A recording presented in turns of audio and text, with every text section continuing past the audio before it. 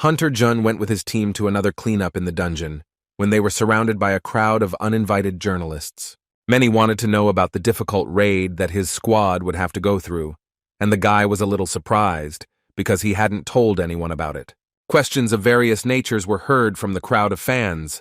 The brunette answered everyone with displeasure that it was important for him to concentrate on the raid now. After these words, everyone suddenly fell silent and looked at the guy with an awkward look, and there was a short pause. This time, June broke the silence first and told the camera that their large team was primarily concerned about the safety of civilians. Having finished speaking, the green-eyed man abruptly turns around and leaves, ignoring all other questions from the people. But the hunter was stopped by one of them, which he heard from the crowd of fans about his attack on the cleaning team. He turned around with a surprised look and saw a young guy looking at him with a small smirk on his face. According to an unknown person, there was an incident where Jun attacked one of the cleaning team members and threw him into the wall. The brunette was clearly shocked that someone knew about this incident, but he didn't say anything in response and continued listening. His fan mentioned that he heard that the victim of the attack was his friend, and that Jun was trying to cover up the incident, which raised many questions from others. Everyone present began to whisper among themselves, and some even recorded this conversation on video as evidence. There was a short pause. The hunter continued to look at the stranger in surprise, but after a moment he turned around and declared that these were just rumors. The strange fan in turn wished him luck, and with slight sarcasm called him #1 in the world, and having laughed at him, left. The entire team of hunters was stunned by what had happened and silently entered the dungeon, and Jun himself was very angry, but without showing it, he ran away from the crowd of journalists. The famous young man works in an organization for the protection of states and citizens, which is briefly called association. The main task that faces them is to protect people from monsters that can crawl out of an uncleaned dungeon, which is what his entire team and others are working on. The facility has 4 task force squads that, under the direction of a chosen leader, conduct practical raids, and their personnel are top-ranking hunters who have a 100% chance of successfully clearing out a monster's lair, like this daring young man. Sitting in the car and looking at the news feed, he noticed that articles had already started to spread around the network about Jun hitting a member of the cleaning team, and he clearly didn't like it. The leader's displeasure was noticed by his secretary, who was traveling with him, and she thought that something had happened during the raid, and that this had caused such a reaction. He had previously asked that information about what happened not be leaked onto the internet, but somehow an ordinary citizen found out about it, and the whole city was in an uproar. Director Lee noted that the victim was the leader of the cleanup team, Park Gyun-tae, and that his son found out about the incident. Jun realizes what a mess he's gotten himself into, and information about past incidents has started to surface online, so the girl asks him to take a vacation. The guy reacted aggressively to this proposal and asked to solve the problem as soon as possible. He is afraid that this will greatly affect his reputation. The blonde promised to take action in the near future. The hunter was also interested in what the chairman of the association thought. The director thinks that the old man is most likely waiting for the situation to calm down, to which the guy laughed and was indignant that he didn't even want to get involved with him. It turns out that the young guy earned a lot for his boss, but he didn't care about these efforts and simply ran away. The mere thought of it made him angry, but the blonde reassured him. She was sure that regardless of public opinion, his reputation would be at its best. Jun was lost in his thoughts and remembered how, after the raid, he saw all the articles that quickly went viral on the internet. He was beside himself. At that moment, the guy was overcome with rage to the point of trembling in his body. He wanted to find the reporter who started this hype, but his colleagues were able to stop him. He loved hearing the fans scream and praise him. It gave him incredible pride and joy. But at the moment, everything was different. Most of all, he is now worried about his reputation because he was able to become the youngest and most popular hunter in the country, achieving results faster than others. But then his thoughts were interrupted by Lee. She wanted to know why the guy did that to that man in the hallway. It turns out, according to him, the cleaner got in his way, which he did not tolerate, deciding to teach a lesson. But still, the girl did not understand the guy's intentions. For some unknown reason, he never liked the people from the cleaning department, and now he confronted them personally, hitting a member of their team. But the thing is that he doesn't even remember the reason for the conflict, why he attacked him. When the two of them arrive at the association, the guy wants to find Park Geun-tae's boss and negotiate with him in order to quietly resolve the conflict. Lady Lee agreed with him, and at that moment the guy, clutching his head, sighed heavily from all the problems that had fallen on him. He was very unhappy with the current situation and could not understand why so many troubles were falling on him. The girl was distracted by him and did not keep track of the controls of the car. Her colleague was the first to notice that a truck was rushing towards them at high speed. They were very scared. During the conversation, no one paid attention to the road and realized too late that they were in danger of getting into an accident. It seems that a collision can no longer be avoided. The cars are literally a few centimeters away from each other. Jun comes to his senses and realizes that he has no choice but to use his power. By activating the skill, he did it. Saved himself and the director from an accident. Everything seems to be over. The guy felt a rush of heat from the thought that if he had been late just a second, everything could have ended terribly. Blonde Lee was also very scared and put her head on the steering wheel of the car to catch her breath. She can't come to her senses for a long time and trembles, staring at one point. Our hero quickly calmed down and realized what had happened. Angry at the careless driver, he got out of the car and seemed to be about to talk to him. After taking a few steps, the ground began to crack under the guy in several places. He ignored it and walked on without attaching much importance to it. Less than 3 seconds passed before iron hands emerged from under the asphalt and headed towards Jun. There were a lot of them. The first one grabbed his hand tightly like a handcuff and limited his ability to move, followed by the next ones. The guy can't take a single step. This is something new for him that could seriously slow down the #1 hunter. He sees something like this for the first time. In a matter of seconds, he was completely shackled by iron hands, and he could barely move his head. But he was still able to notice with his peripheral vision how the same truck was rushing towards him. The brunette wanted to use his skills to avoid the collision, but the handcuffs blocked the use of any force, and attempts to get out were in vain. He twitches his arms and kicks, trying to tear them apart, but it doesn't work, and the long-haired man is exhausted. The car rushes towards him at high speed and crashes right into his back a moment later. Suddenly, another huge truck approaches him from the front. They decided to crush Jun, and in such a terrible way not leave him a chance to get out alive. The director saw how her boss was trapped between them, and such a powerful collision caused an explosion, after which a fire started. Unknown people got out of the cars and watched what happened. It seems they think that such a famous hunter is no more after this, but then they see someone on fire. Coughing through the thick smoke, Jun gets to his feet and laughs. It seems like today really is a terrible day for him. Full of rage, but with a grin, the brunette moves away from the fire and wants to know whose doing this is, who dared to attack him so suddenly and vilely. As soon as he came out, they immediately opened fire on him. Masked men with weapons managed to prepare for the attack while the hunter was coming to his senses. The order was given to start shooting. A lower-ranking superhuman would not survive such a well-planned attack by a large group of people. But our hero is not one of those. Having freed himself from the annoying shackles, he was able to use a special skill and reflect all the bullets in a matter of seconds. The brunette recalls how he had participated in thousands and thousands of more brutal fights with monsters, and was literally on the verge of death more than once. The boy was the strongest of them all, and could handle tasks of any complexity. He couldn't afford to die from some pathetic bullets. He instantly repelled all attacks with his power and took the lives of many enemies. They literally flew in different directions, and the guy was confident of his victory.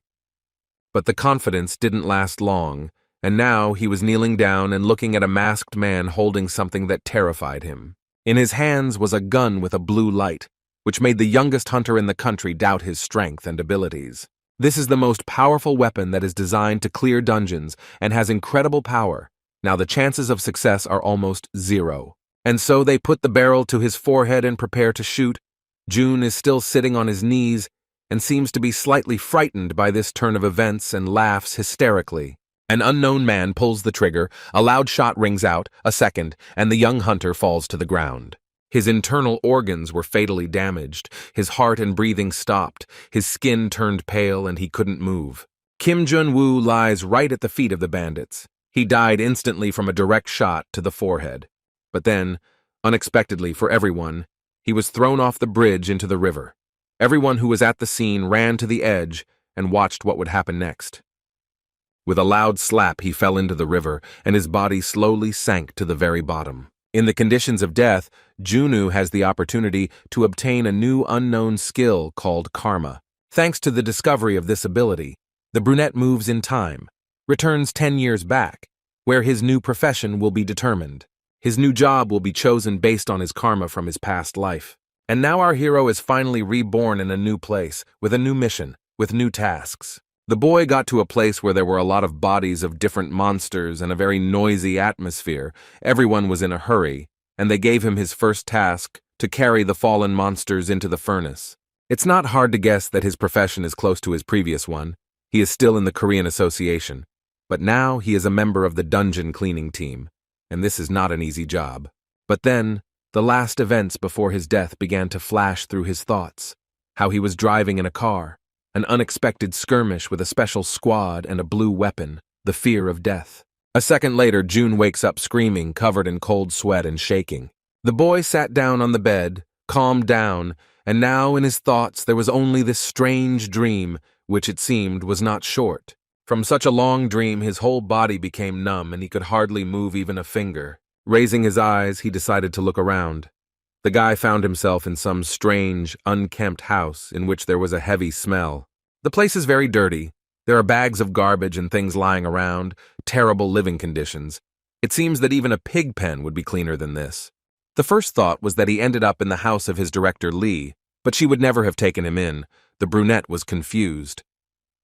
He doesn't understand at all how he ended up here and where he is at all. The house was empty. Only he was alone with his junk. Unexpectedly for June, his system opens up to him, where it is clear that the fact of his death has been confirmed and a new skill has been opened. A memory from his dream about drowning in a river after death immediately pops into his head. The guy doesn't believe that this could be reality. And he really finds it hard to believe.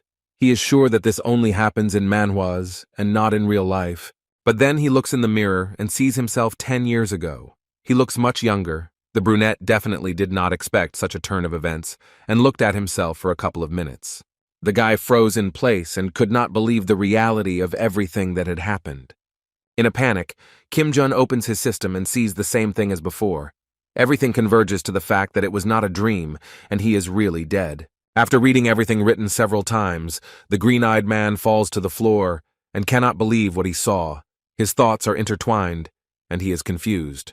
The former hunter realizes that it was true. He remembers everything that happened. He really died and was transported back in time. The guy laughs nervously. The system shows that Jun is now a dungeon cleaner, and he reacted to this with displeasure, because he was always a hunter and despised cleaners. But now, he is one of them. The proud boy can't believe that a rising star like him will now work as a cleaner, cleaning up the rotten bodies of monsters. He learns that there is still a chance to return to life before death if he can become the general secretary in 5 years. The countdown has started right now. But after thinking it over in detail, he decided that this was impossible, because such a position is even higher than the position of the President of the United States. It is impossible to occupy it in such a short time. Sitting on the floor, he thought that maybe it was possible after all, and thought about what could be done, but still it sounded very impossible. Therefore, the former hunter thinks that if he becomes the CEO, he will be able to survive given his skills as a hunter. He could have if these skills had not closed. Gritting his teeth, he checked them again with displeasure, and indeed they were all unavailable. His thoughts were interrupted by a notification in the system about the unexpected discovery of a new skill. He was delighted, and hope appeared in his soul that this would be enough to achieve a new goal. But unfortunately, Jun got a passive skill that called for cleaning, which slightly angered him, and he screamed. And here he is lying on the bed where he woke up early in the morning, in a room full of garbage and thinking again about everything that happened. The boy has great pride and self-esteem, and as a top-ranking hunter, even in a past life, he does not want to connect his life with cleaning. To begin with, the hero wanted to know who killed him, because those who carried out the attack and opened fire were clearly not ordinary warriors.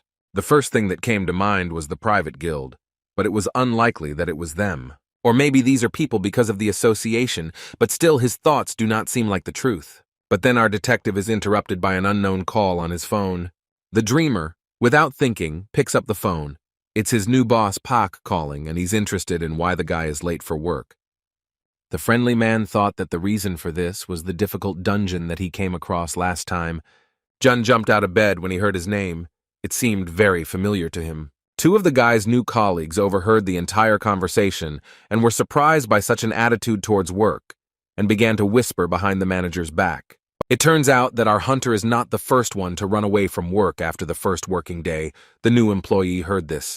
Having listened to all the words addressed to him, the brunette finally realizes that he is truly dead. But he still won't allow some cleaners to humiliate him. He wants to prove his worth. His boss also noticed the young guy's conversation and, after scolding them, ordered them to be understanding of his situation. He also suggested that the new team member take the day off today, but with the request that in the future he at least notify them of his absence with a message. As soon as he said his full name, Park Geun-tae, the guy immediately became wary and asked him again.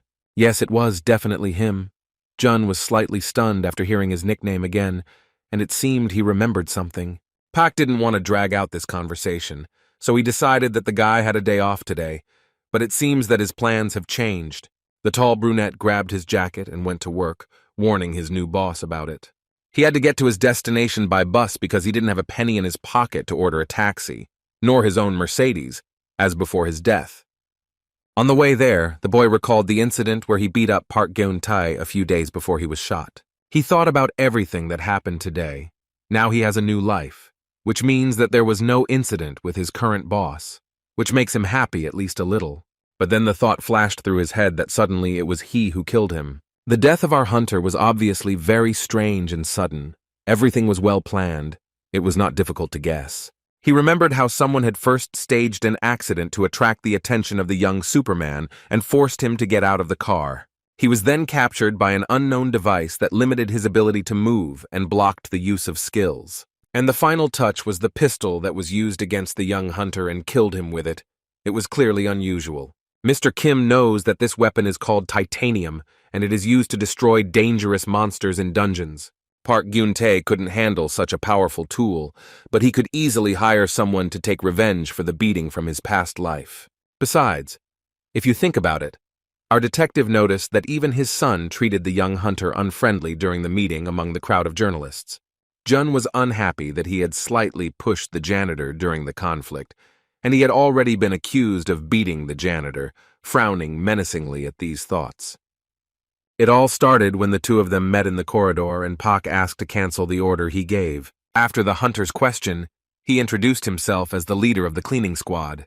He had an important matter to ask the guy, but he didn't immediately understand what it was about and didn't even remember this cleaner among his acquaintances.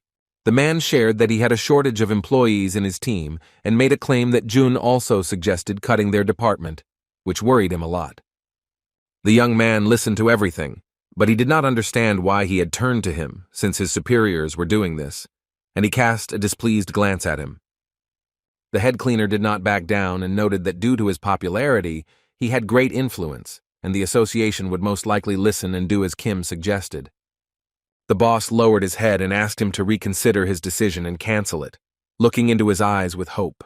Of course, the young brunette guessed that the cleaners would find out about this statement, but he didn't think that he would have to face one of them, and sighed heavily. It was clear from Pak's look that he wouldn't leave him alone so easily, which slightly angered the high-ranking hunter. In response to this situation, he gave the example of a lizard that throws away its tail when in danger, looking intently into the eyes of its interlocutor. He calls this method a last resort for survival and compares it to what is happening in their situation now, grinning slightly. Listening to him, the good-natured man wanted to object, but he was interrupted. The rude man indirectly called him unnecessary. In his soul, his interlocutor felt very unpleasant and offended. The association was facing financial difficulties at the time, and because of this, the management wants to review the hunter's salaries, he said. During the conversation, Pak guesses that Jun is planning to get them fired because of their own salaries.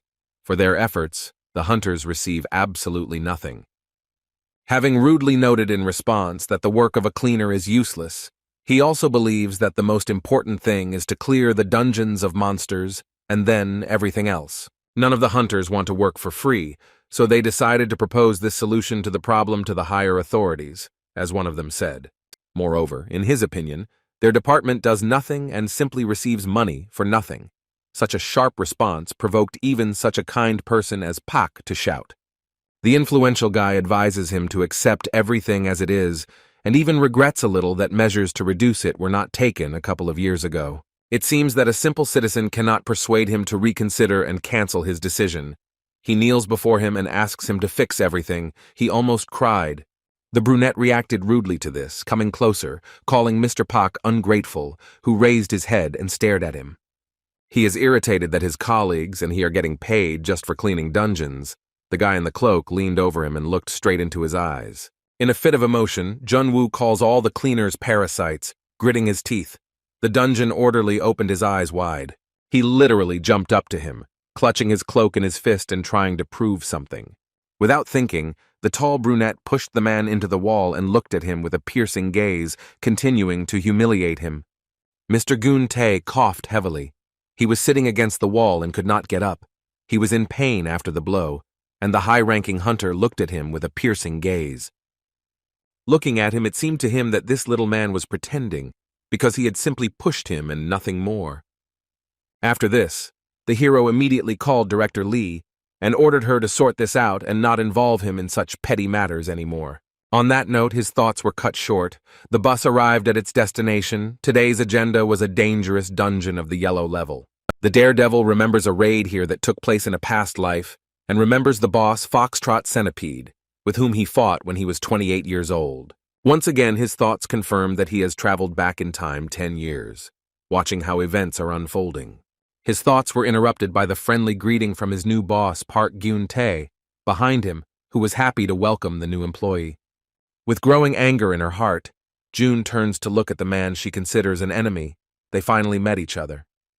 The man smiles amiably and waves at him, seemingly very happy to see his new cleaner assembled. Looking closely at the boss, the former hunter realized that he was not mistaken, and that it was definitely him who was closely watching him. He approached him and asked if he had had breakfast today. It didn't seem like this man was capable of murder. He patted him on the back in a friendly manner and spoke to his colleagues, ready to introduce him. Han Sang-hyuk was the first to express his dissatisfaction with the new employee, rolling his eyes and saying that he wanted to skip work but it didn't work out. And so here he is. Brunette, Im Hee-jan decided to put in his 2 cents and hint that he was also not happy with June's behavior and completely supports his own friend. And the red-eyed moon.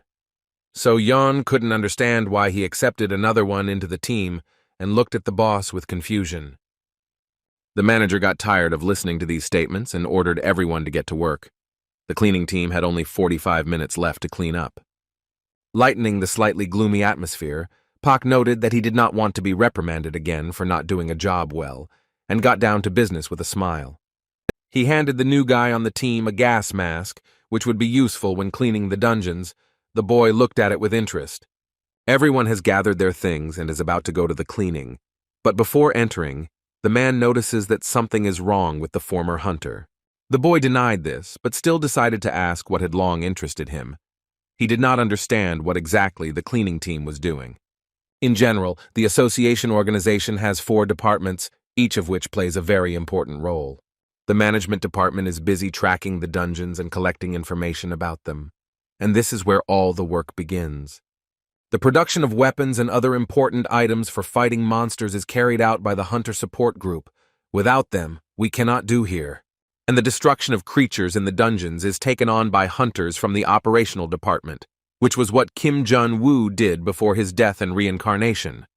The chief decided to demonstrate the cleanup work in action to make it more understandable. The team enters its first destination and quickly gets down to business. Newbie Jun stood to the side and watched his colleagues. He still didn't understand what they were doing. This time the boss was very big, and the cleaners needed to speed up. And then the brunette suddenly turned around and walked into the back of the room, moving further and further away from the team. Pak manages to stop the restless guy. Since they are in a circular type of dungeon, you need to be especially attentive and careful. Everyone's life is important to him. He looked at his boss with bewilderment and said that he wanted to go to the boss's room. But the man objected and knew for sure that he went in the wrong direction. But he was stubborn and was sure that this was not so. Pointing his finger to the right place, he raised an eyebrow and looked at him. A small argument started between them. Jun knew for sure that the boss's lair was exactly in the direction he was originally going. Other workers from their team came to their showdown, watched what was happening with a dissatisfied look, and asked to speed up the pace of work. Everyone looked askance at the new guy, and after a while they went on doing their job, pretending that nothing had happened. Sang Hyuk came up and gave him a map of the dungeon, giving him the opportunity to check the location of what he needed for himself. Having looked at it carefully, the former hunter realized that there was a mistake, and expressing dissatisfaction with the work of the management department, he threw it to the ground without thinking. The dark-haired cleaner looked at him in shock and hinted to his boss that he was not quite right in the head, and the boss asked why the kid was so sure of it. Jun turned around and looked at them sideways, almost letting it slip that in his past life, it was he who cleared this dungeon and fought this monster. The boss asked him about it again, but he didn't hear it completely. But the guy changed the subject and was about to go back to work, waving his hand. The workers whispered and looked at each other, but Pak was worried that the guy might not be feeling well today. Changing the topic, the brunette asked him what it meant that they had 45 minutes left, although he himself knew the answer. It turns out that after clearing the monsters, the dungeon disappears on its own within 2 hours, and you definitely need to have time to invest in it. He seems to be beginning to understand the importance of this time for the cleaners, but he still doesn't understand why he needs to clean it, since it disappears on its own. Laughing good-naturedly, the chief clarified that the cleared dungeon would be sent to the rest area before new monsters appeared there. Our cleaner knew about it, but was not informed of the consequences of leaving it uncleaned, and he becomes sad. He thought it didn't matter much, but as Gyun-tae said, first of all, it would be difficult for hunters to find the right path in an uncleaned dungeon. His leader explained that the reason for this was the gases released during the decomposition of corpses, which were very dangerous for people and limited their actions during raids. Accordingly, this affects the strength of the monsters and the process of clearing itself, which complicates the work. The guy lowered his head and felt embarrassed for his bad attitude towards them in the past. Pak, raising his nose, added that the cleaners help the hunters concentrate on the raid and work calmly, and this is their great pride. Simply put, without their department there would be no task forces, he said in a slightly joking tone. Their main task is to remove corpses and debris inside the dungeon, also to check for hunters, and, if possible, to provide assistance to them. But fortunately, there have not been such cases yet. Jun was surprised when he heard that the cleaner could save them. It seemed absurd to him, but still he no longer thought that their job was not serious. Sang Hyun interrupted his thoughts by reminding him that they seemed to have arrived at their destination and were standing at a huge door. It seemed like there should be a foxtrot centipede there. He approached the entrance and pushed it lightly with his hand, but heard a strange sound. The wall collapsed, and it turned out to be just a block of large stones. There was nothing behind them. And indeed, the map was wrong, and they found something other than what they were looking for. Everyone was very upset and couldn't believe it. The former hunter stood behind everyone and mentioned that he warned that the boss's room was not here. The guys were surprised. The boss was of course upset, but they had no choice but to go back and admit that today was definitely a bad day. The boys had only 22 minutes left to clean the dungeon. The senior cleaner said that this was enough, looking confidently at the workers. The other guys also agreed with him and all unanimously decided to go back where they came from. They were stopped by Jun's indignant and at the same time panicked cry. He was very afraid of staying here forever on his first day. Keeping a positive attitude, Pak reassured him and winked, saying that he and his team were going to see this through to the end and would not give up halfway. But the brunette was seized with panic that the dungeon could close for a week at best, and for a year at worst, and all the cleaners would remain locked there. His eyes darted around. The chief laughed and was confident, without fear or doubt, that they would remain there until the next opening. For him, this did not seem like a problem. For a former hunter, it was simply crazy to risk his life for some cleaning. He looked at them all sideways. The interlocutor took this with humor and told Jun that this was their job and called on all the guys to hurry up to make it in time. It seems that a hunter who has never cleared a dungeon will not understand this. Colleagues went for the boss and he stands there and cannot come to his senses and digest everything in his head. It seems that no one cares whether it works or not. Everyone turned around and went deeper into the dungeon without the new guy. The red-eyed girl from their team came up to him and looked into his eyes, sighing heavily. She turned away and followed the guys further. His colleagues left him completely alone with his thoughts. They went further and further away. Anger was growing inside the guy. He recalled his past experience as a hunter. He had never failed a raid in 15 years and had achieved the highest rank and first place in the world ranking. No one had ever found fault with his work, but now the young guy feels like he is the object of condemnation and that some cleaners do not take him seriously. The thought flashed through his mind that he needed to put them in their place and show them that he mattered. Jun shouted after them and pointed his finger at a small passage in the room. Sang-hyun looked at him with a displeased expression and thought that he was doing something stupid again. The former hunter got tired of all this bullying, and he yelled back at him. Everyone watched his further actions in surprise. The daredevil didn't want to risk his life for some dungeon cleaning, so he decided to reveal all the cards to them where the boss room is. This time he showed his confidence, and in order to reach the destination as quickly as possible, he rushed forward, and everyone ran after him in confusion. 5 minutes later, they arrived at the place. Everyone was barely catching their breath and looking attentively with a slightly puzzled look at the passage. June went first while everyone stood and watched, not daring to take a step. When they went inside, everyone was horrified. It seemed that there really was something in the darkness, and it seemed to be of very large size. A huge foxtrot centipede was lying right in the center of the dungeon. Hyun looked at his new colleague and the huge, amazed creature with confusion, and couldn't believe that the map was actually wrong. After examining the condition of the room, it looks like there was a heated battle here. About 20 people took part in the battle. At least 5 died. But fortunately, brave and smart hunters managed to find the weak spot of this monster. It was the bridge of his nose where someone's sword was sticking out. There was very little time left, and Hyun suggested that they start cleaning faster, but it seemed that Jun was distracted by something. When his colleague came closer to the monster, he stopped him. The disgruntled guy thought that this was the new guy's antics again, and began to get indignant. It seems that it was not in vain that he did this. After a couple of seconds, this giant monster, more than 10 meters long, opens its eyes and hisses loudly. And soon he gets back on his feet and frightens the cleaners with a loud roar. They don't understand how this could have happened. Everyone was horrified and looked at him. The hunters destroyed him. How could he be alive after such a battle? They did not understand. The bravest of them all was Jun, and he wanted to fight him, but without his skills from his past life, it would be difficult. But then the centipede falls to the ground again and seems to have no signs of life. Everything happens so quickly that the other team members do not have time to understand why this happened. Our daredevil thinks that these are convulsions after death, and is very angry at the operational department for poorly checking all the collected data about the dungeon and this creature. Im-hee told the new guy to step back, thinking that it was his first time seeing the boss and he didn't know what to do with him. The boy looked at him askance. It seems the guy's words touched him, and he got angry. He repeated again that he should move away and not interfere with the work. Gritting his teeth, the former hunter glared at his colleague with displeasure, and it seemed that he had hurt his pride. Without thinking twice, the guy takes the knife from the dark-haired man's hands and heads towards the dead monster. It seems he decided to prove that he can do the job no worse than them. He clearly didn't expect such harshness from him, and simply watched his actions with the team, throwing up his hands. Having deftly jumped onto a large centipede, he opened the blade and assumed a stance for cutting up a body, demonstrating how to properly hold a sharp object in your hands. The next step he took was to explain how to make cuts correctly, and with what force. His colleagues watched him and looked at each other.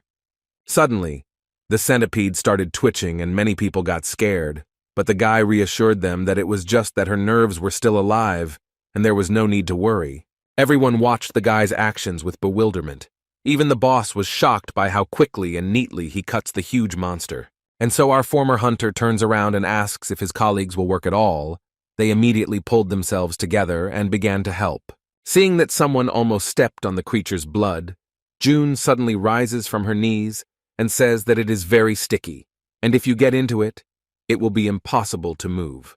Hyun decided to ask the boss if he showed the files of the management department to the newcomer. He looked up and spread his hands in denial. The guy laughed and couldn't believe that he couldn't know such information. But it turns out that this isn't even written down in the documents, and everything looks even more mysterious. Everyone was shocked and looked askance at his quick and easy work with the monster, and wondered in their heads where he got such skills from.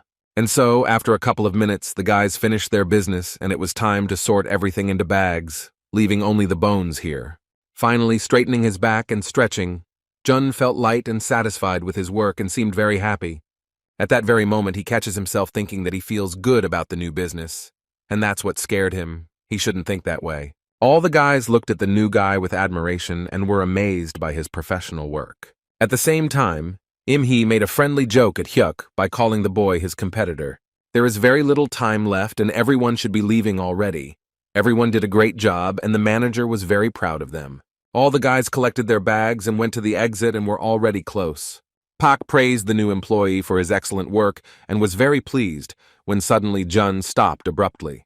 It looks like there was a hole in the bag and the monster's blood flowed right onto the brunette's leg. He can't move. One of the workers yelled at him that he had warned everyone to be careful with this, but he himself had gotten into trouble.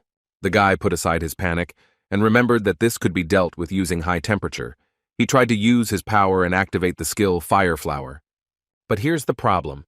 A notification popped up in the system that the skill could not be used. It was sealed after rebirth. The boy realized this only when he continued to stand in place and not move. Mr. Park saw that there was nothing he could do about it and asked his colleague Hee Jang if he had brought a rope with him. Without wasting a second, he quickly tied it around the brunette's waist and asked him to hold on tighter. Together, the whole team grabbed it and pulled with all their might to free the newcomer from the sticky trap. The workers are already running out of time. There is 1 minute left before the dungeon closes, but they can't move Kim Jun from his place. There is a high concentration of gas in the room, but there is nothing left to do but take off the protective suit, which the boss orders to do quickly, although So-yeon was against it. The former hunter is surprised that he was not abandoned. This has never happened to him before. The boss is very angry with him, worrying about the safety of his colleague. He still can't understand what this help is for. He couldn't accept it no matter how much he didn't want to. He got tired of listening to his screams and began to slowly take off his equipment. Park Gyun-tae gives the order for everyone to run outside, and he himself seems to be planning to stay with the new guy inside and help him. Unexpectedly, Hyun suggested staying here himself, to which he received a sharp reaction from the chief. The lives of his employees are very important to him, and he did not want to listen to objections at such a moment. The guys had only 10 seconds left. The group split up. The rest headed for the exit.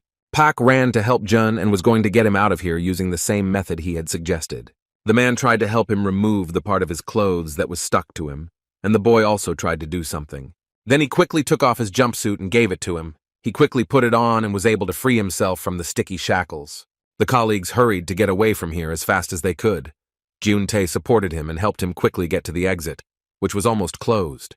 At that time, the other team members managed to run out and looked with excitement at the exit from the dungeon, waiting for our risky guys.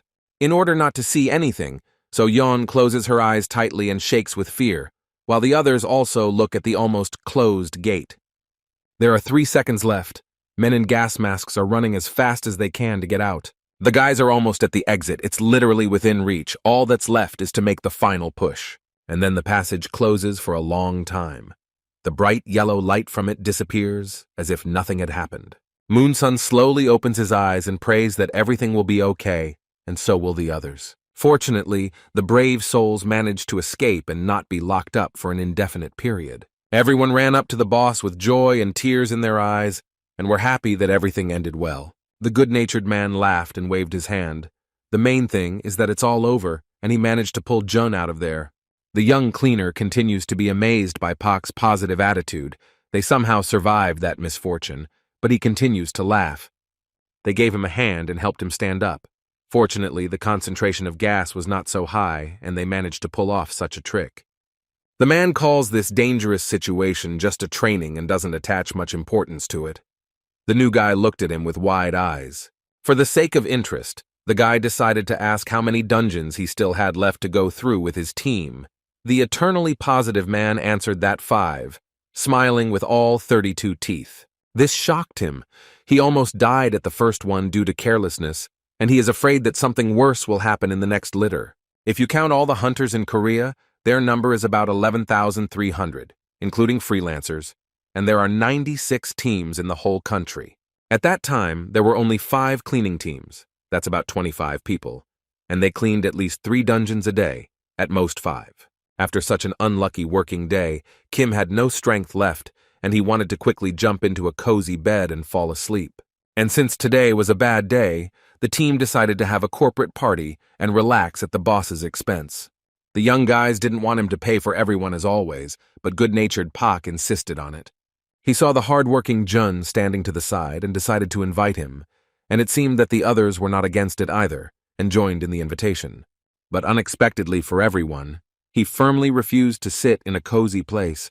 Everyone felt somehow uneasy and even sad, but everyone wanted to get to know him better and chat like comrades. The brunette did not want to get closer and get to know these people better, and decided to avoid the corporate party. Without finishing his sentence, he went on about his business. At parting, the boss praised him for the work he had done today. The guy stopped and was surprised by this. It was so unusual for him. The other team members also waved goodbye to him in a friendly manner. The guy stood there for a moment and thought for a minute, then went home to his home. It was already getting dark outside and the crickets were starting to sing. Entering his room, he immediately lay down on the bed to rest after a hard day. Immersed in thoughts, he decided that it was not Pak who killed him in his past life. He is not a cruel person. He began to remember everyone with whom he had personal hostility and to reconsider all the options. A guy from his team, an ex-girlfriend, a person from the management department. The guy is completely confused and is not sure if it is any of them. As a result, our detective came to the decision to get rid of karma and return to his past life to take revenge on the unknown killer.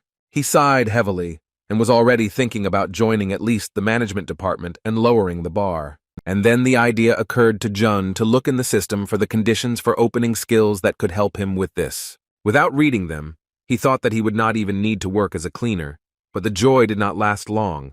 All the conditions are connected with this department. The guy got really angry and didn't want to be here all his life. With the emotions building up, he crushed the bottle in his hand and threw it on the floor with the other trash. The brunette sat down on the sofa and, after taking a couple of deep breaths in and out, decided that now he needed to calm down a little and catch his breath. Seeing all the chaos in the house, his misophobia skill activated and he became even more enraged.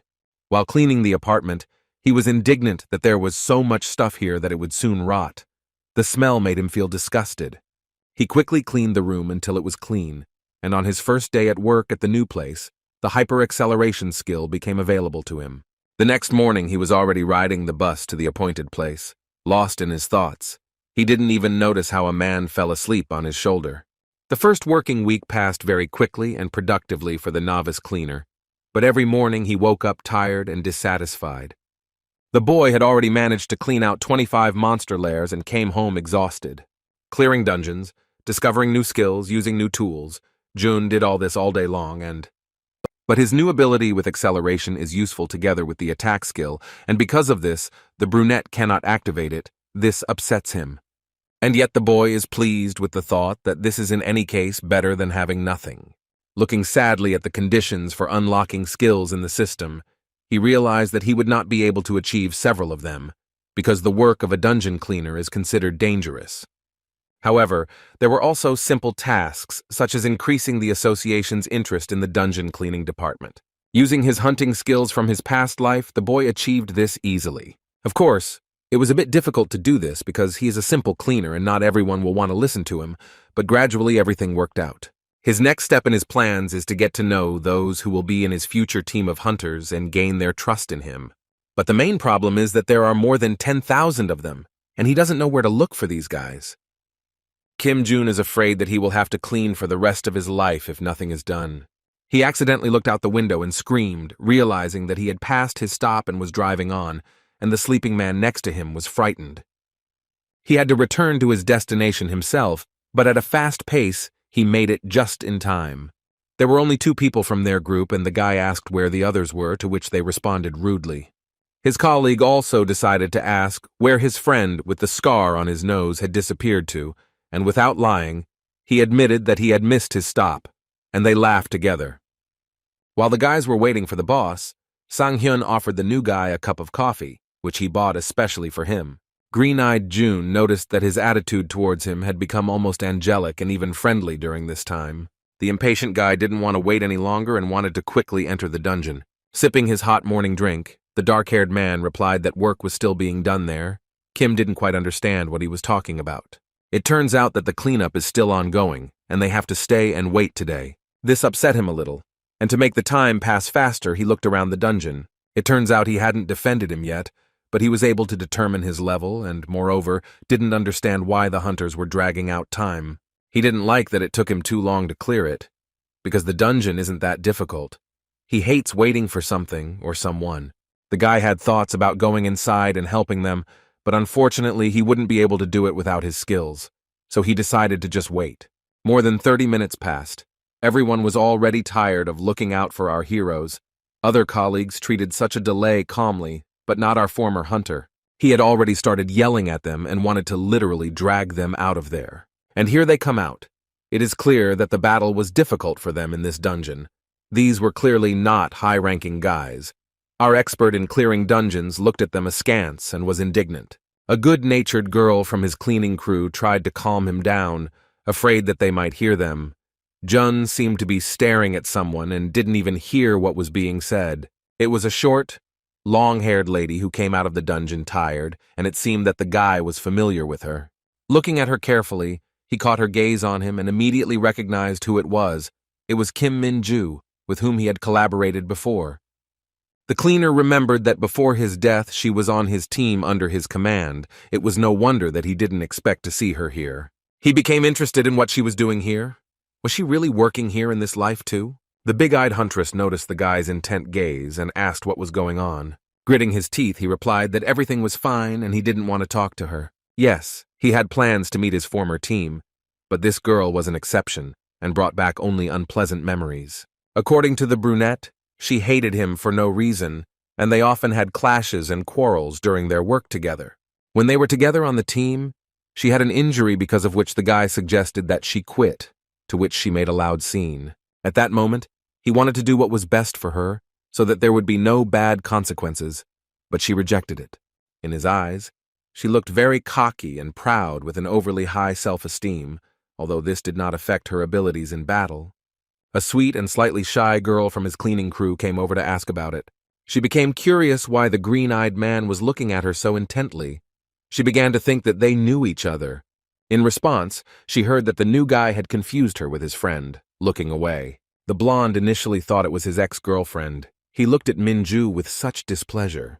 Their cheerful dialogue is interrupted by Chief Pak, who has arrived with all the necessary tools and is ready to get to work. The man noticed that something was wrong here, and his new colleague was standing angry and wanted to ask what happened. Sung Hyun decided to keep up the funny atmosphere and told his boss that Jun had just seen his ex, which clearly made him a little angry, and he yelled at him. With a dissatisfied face, the brunette rushes forward and calls on everyone to quickly start working in the dungeon. There is hard work ahead.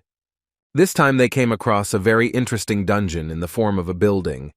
It seems that even an experienced former hunter does not know everything about it.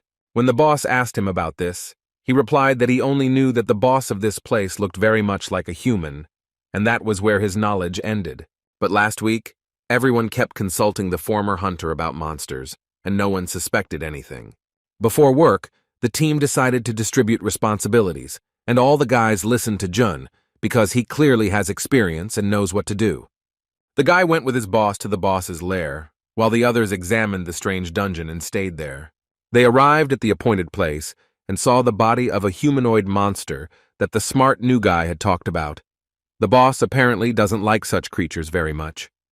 It bears the name Vega, this creature in the form of a girl, about 160 centimeters tall, and it seems to no longer breathe.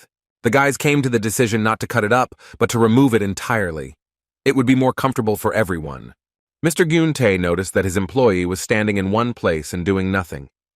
Kim Jun looked closely at Vega and thought something seemed suspicious to him. As far as he remembers, this monster is not that dangerous. You need to be careful and watch her movements. But for some reason, the fight was difficult for Min-ju. The smug girl had a B rank 10 years ago, and this shows that she is quite strong. If not for the injury, her rating would have been higher. She is also quite good with a sword, surpassing even the #1 hunter in this regard, in his opinion. Of course, her character is not the best, but she is a rather capable and purposeful girl. She would not be embarrassed by the boss from the blue dungeon. Something is clearly wrong here. The boss didn't like that June was flying in the clouds of his thoughts, and he called him to work, to help him.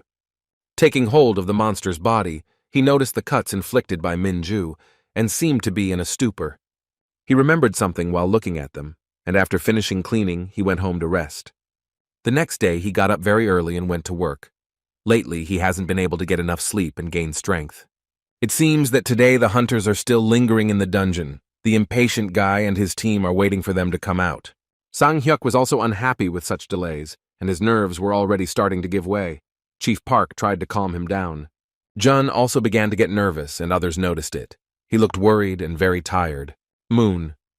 So Yeon came up to him and wanted to ask how he was feeling. He didn't show that he hadn't slept well, and also asked how she was doing.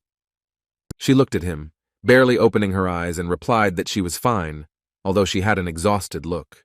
The guy noticed this but didn't go into details and simply looked away from her. After advising them to take more frequent breaks, he continued to look at the dungeon and wait. And so, after an hour and a half, they finally came out, and the new cleaner again notices someone's familiar face. It was Min-ju again. She came out looking a little depressed, and the guy recognized her right away. The boys met each other's eyes and looked at each other for a few seconds. When she walked away, the former hunter wanted to offer to talk to her, but changed his mind, remembering their conflict. Looking after her, he noticed how she was holding her shoulder, and it looked like she was in pain. Thoughts are intertwined in his head, and he cannot decide to have a dialogue with her about this. He does not know what to do right now.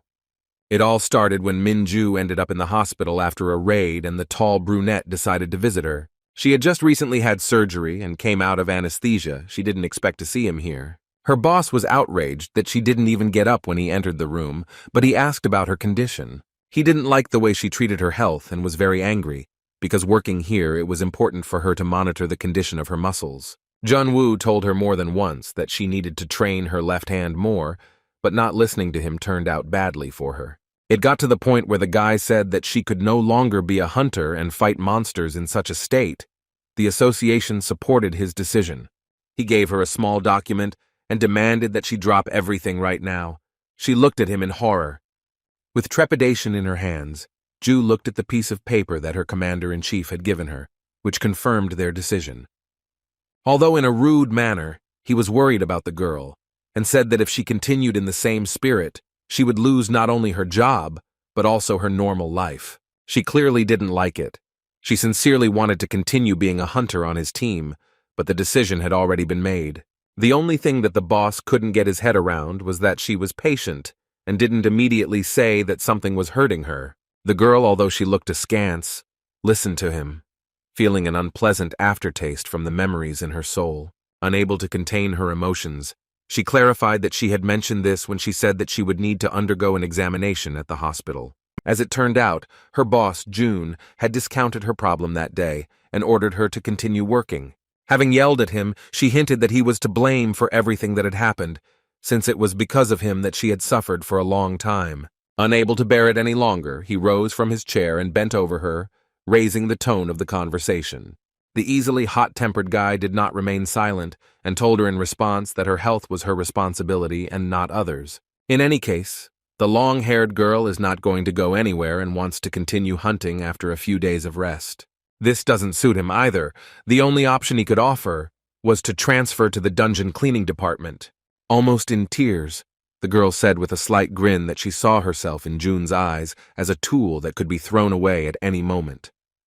This hurt his pride, and he leaned over her and said that he really didn't like her because she didn't take her boss seriously. In response, with tears in her eyes, she admitted that she hated him because of his disregard for people who were below him in status. Unable to restrain herself, she hit him in the face and insulted him without a twinge of conscience. At that moment, she didn't care who he was to her. She wanted this impudent fellow to be born a normal person in the next life, and not like he is now. Remembering this situation again, only now the guy realizes that he was wrong at that moment, and the truth is that the blame for this lies with him. Then he didn't even remember about it. He yelled at her for literally nothing, without thinking. He moved to a time when she had just now begun to develop this disease. Remembering this, the brunette looked after her with a slightly sad look. This situation does not give him peace, and he wants to improve in this life. Minju's former boss finally decides to talk to her about it and calls her. The girl shuddered slightly. Deciding to get straight to the point, Blushing, he gives her an unexpected recommendation to train her left hand more. The huntress looked at him in bewilderment, and he continued, explaining her situation in full. The time traveler explained why this was important.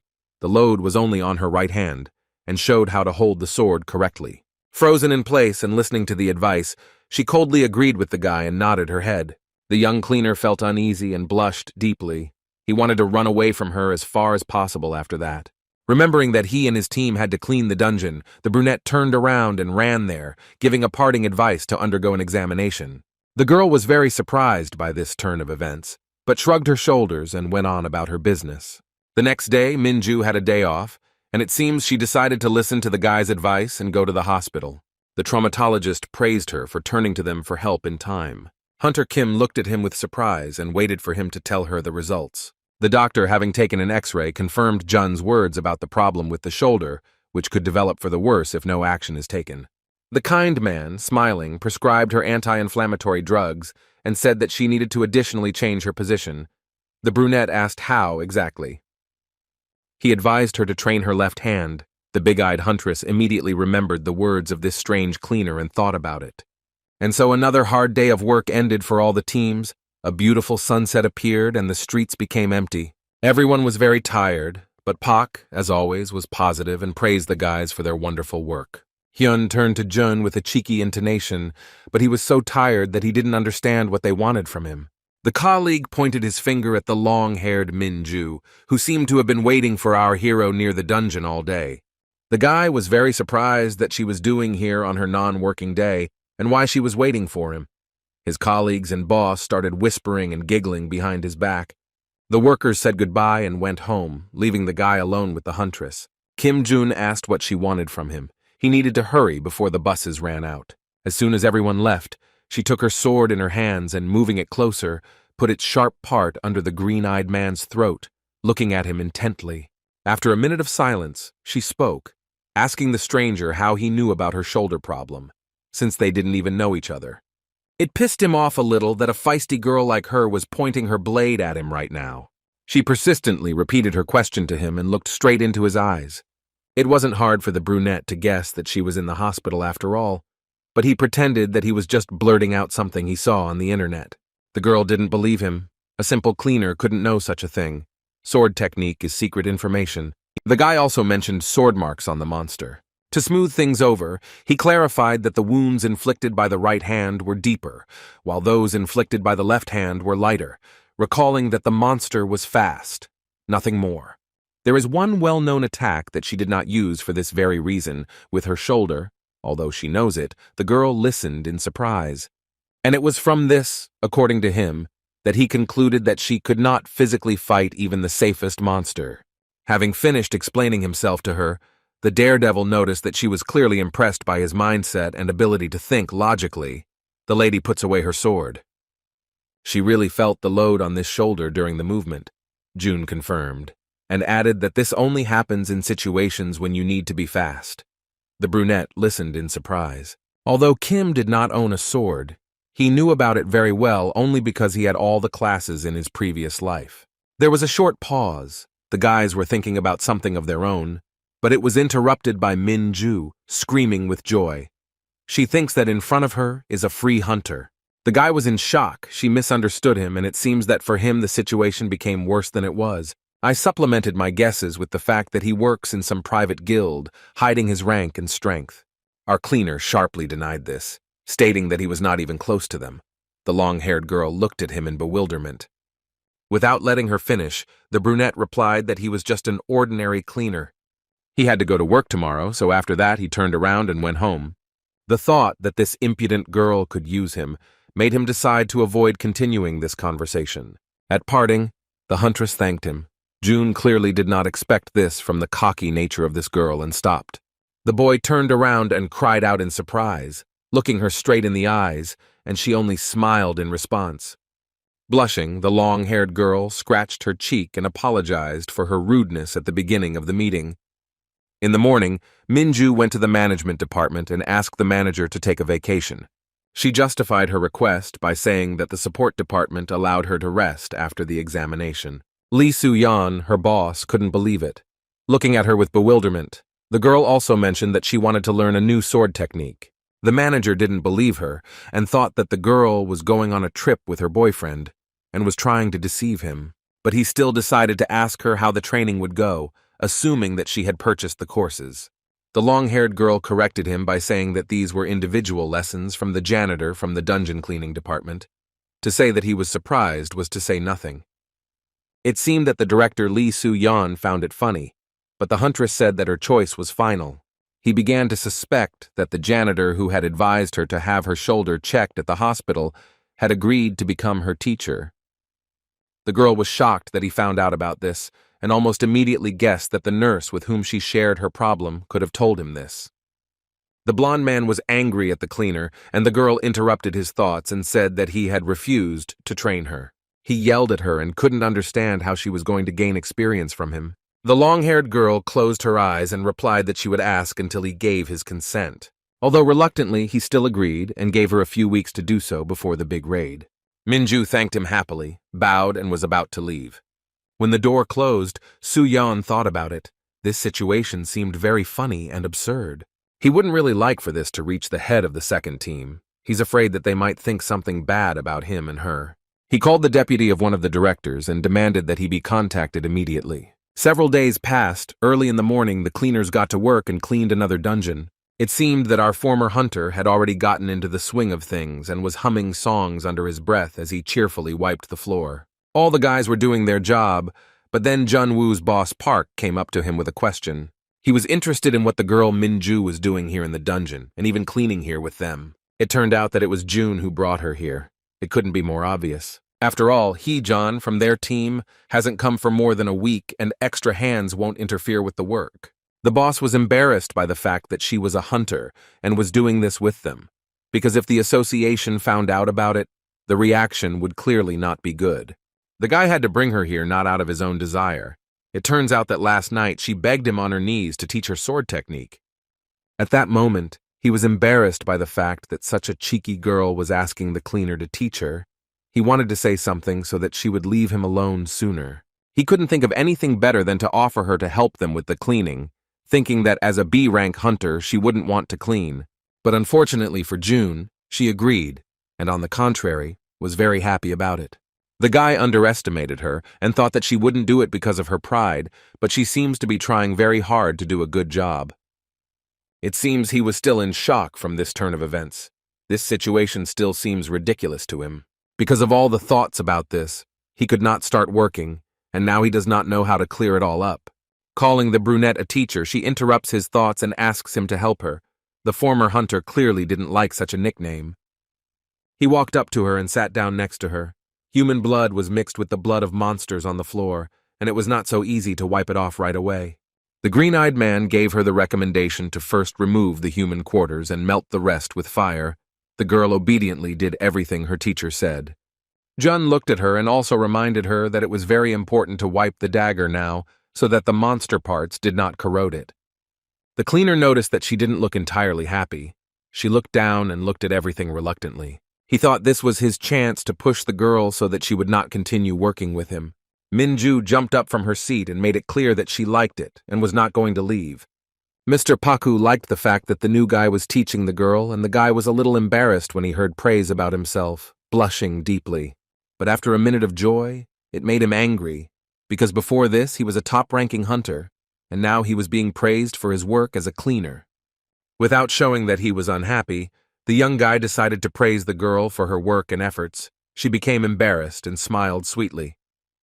So-yeon watched them, and from her side it looked like a conversation between two lovebirds, and it touched her. But still, her work came first. She watched them, and then went to the next monster's body. The long-haired girl finished cleaning the place that June had indicated to her, and she was waiting for further instructions, when a girl from their team offered to help her in another part of the dungeon. The only thing that bothered the boss was that there were a lot of monster bodies there, and he wasn't sure that the two ladies could handle it, but he still let them go to work. San-hek approached the former hunter and also watched them with slight interest. It seemed to him that only one of them would show good results in that room, and he asked his comrade's opinion. Just like his colleague, June was confident that the huntress would do all the work. Meanwhile, the cleaning girl really wanted to talk to Minju, but she was very afraid. She tried to calm herself down a little and catch her breath, to finally get in the mood. Her anxiety did not go unnoticed.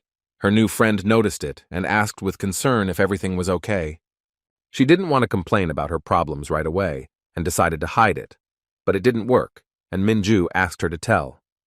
The modest girl decided to share that in recent days she has been having insomnia and feeling unwell. After a moment, she decided to change the subject of the conversation and wanted to know more about her new partner, because it was the first time she was communicating with a person like her. Ju decided to share with the girl that her father was also a hunter, and she followed in his footsteps. She happily assumed that they were working as a pair, but unfortunately this was not the case.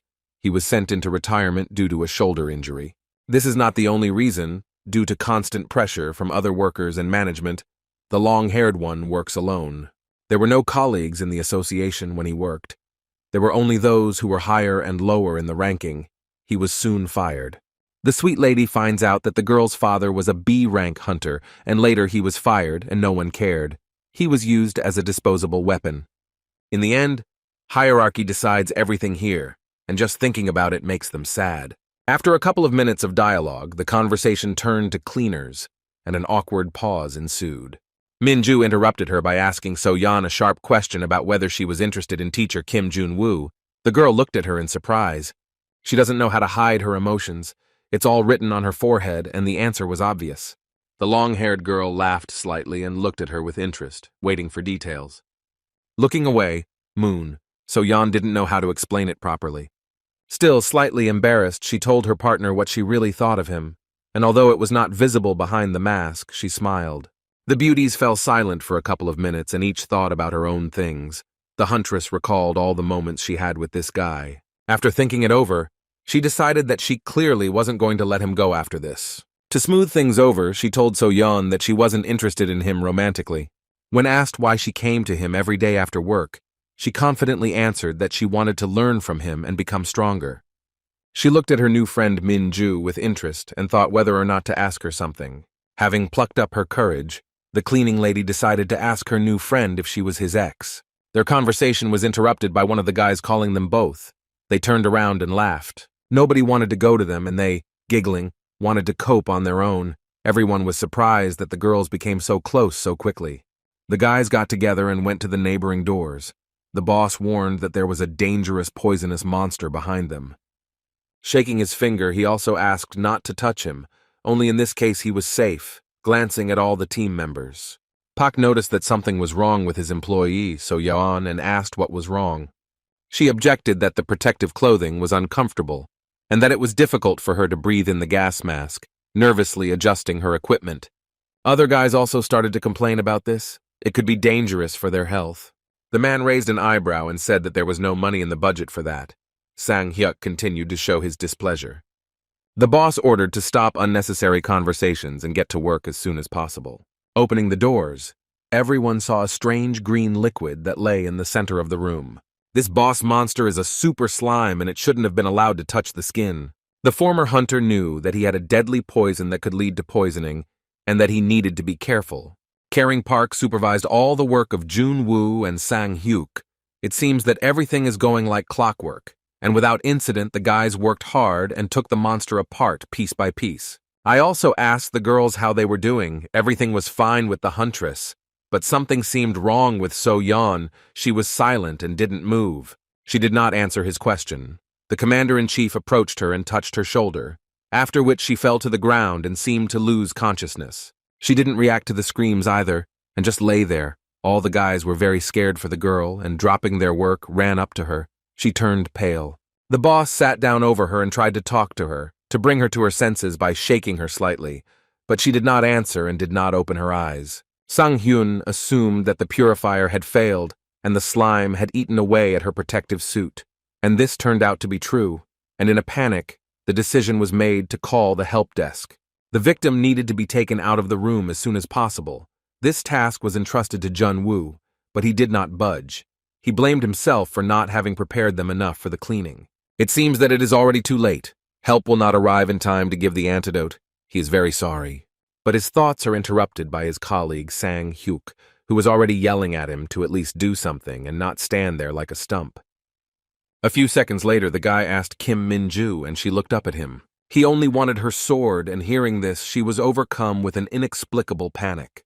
The other guys have already started to seriously swear at him, so Jan's life is at stake and there is no point in dragging it out. He turned to his student and demanded that she quickly do what he says, looking at her with an angry look. He only needs one swing of it. The long-haired girl was scared that he would cut her friend and begged him not to do it and find another way. But he specified that he needed to be cut and asked to fulfill his request quickly. The boss thought that the guy was doing some nonsense and asked him to act faster. Kim Min-ju sighed heavily and was lost in her thoughts, not knowing what to do. She was afraid to trust him with such a dangerous instrument. There is very little time. The girl finally summons her sword and grabs it in her hand. And without listening to his teacher, he activates the skill of cutting dance, closing his eyes and concentrating on it. The former hunter screamed and scolded her. He didn't ask her to use her power right now, but it was too late. He didn't manage to stop her. The guy gets seriously wounded in the chest. In flight, he was mentally outraged that she acted like that without thinking and without listening to him. A second later, he fell back to the ground and scared everyone. All the cleaners watched this and were shocked by such a sudden turn of events. It seemed like Jun was in a lot of pain. The wounded man decides to carry the victim to the support room himself. Pak was surprised by such an abrupt decision. He was worried about his wound. He screamed that it was impossible because of such a bad cut.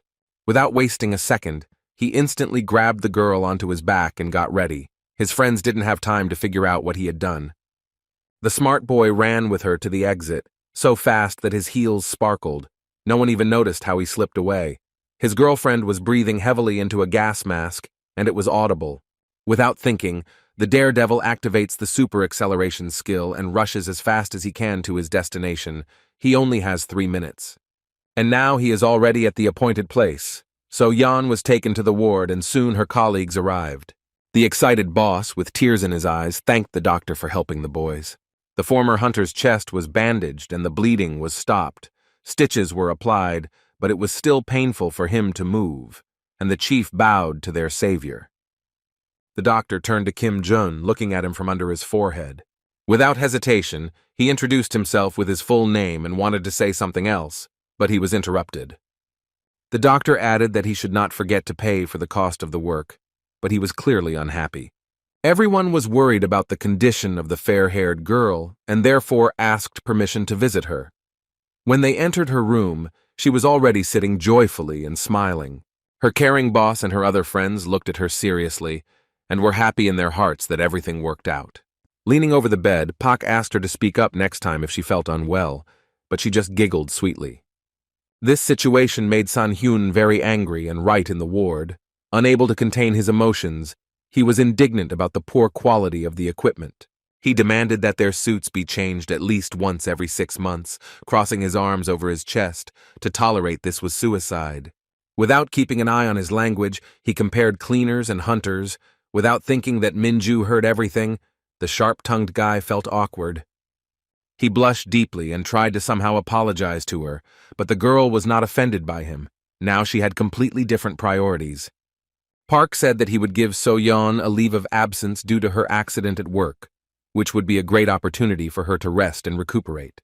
Meanwhile, Jun-woo was thinking about something and soon turned around, preparing to leave the room, saying that he was just going to get some fresh air. He left the ward. Walking down the hospital corridor, he thought about this accident.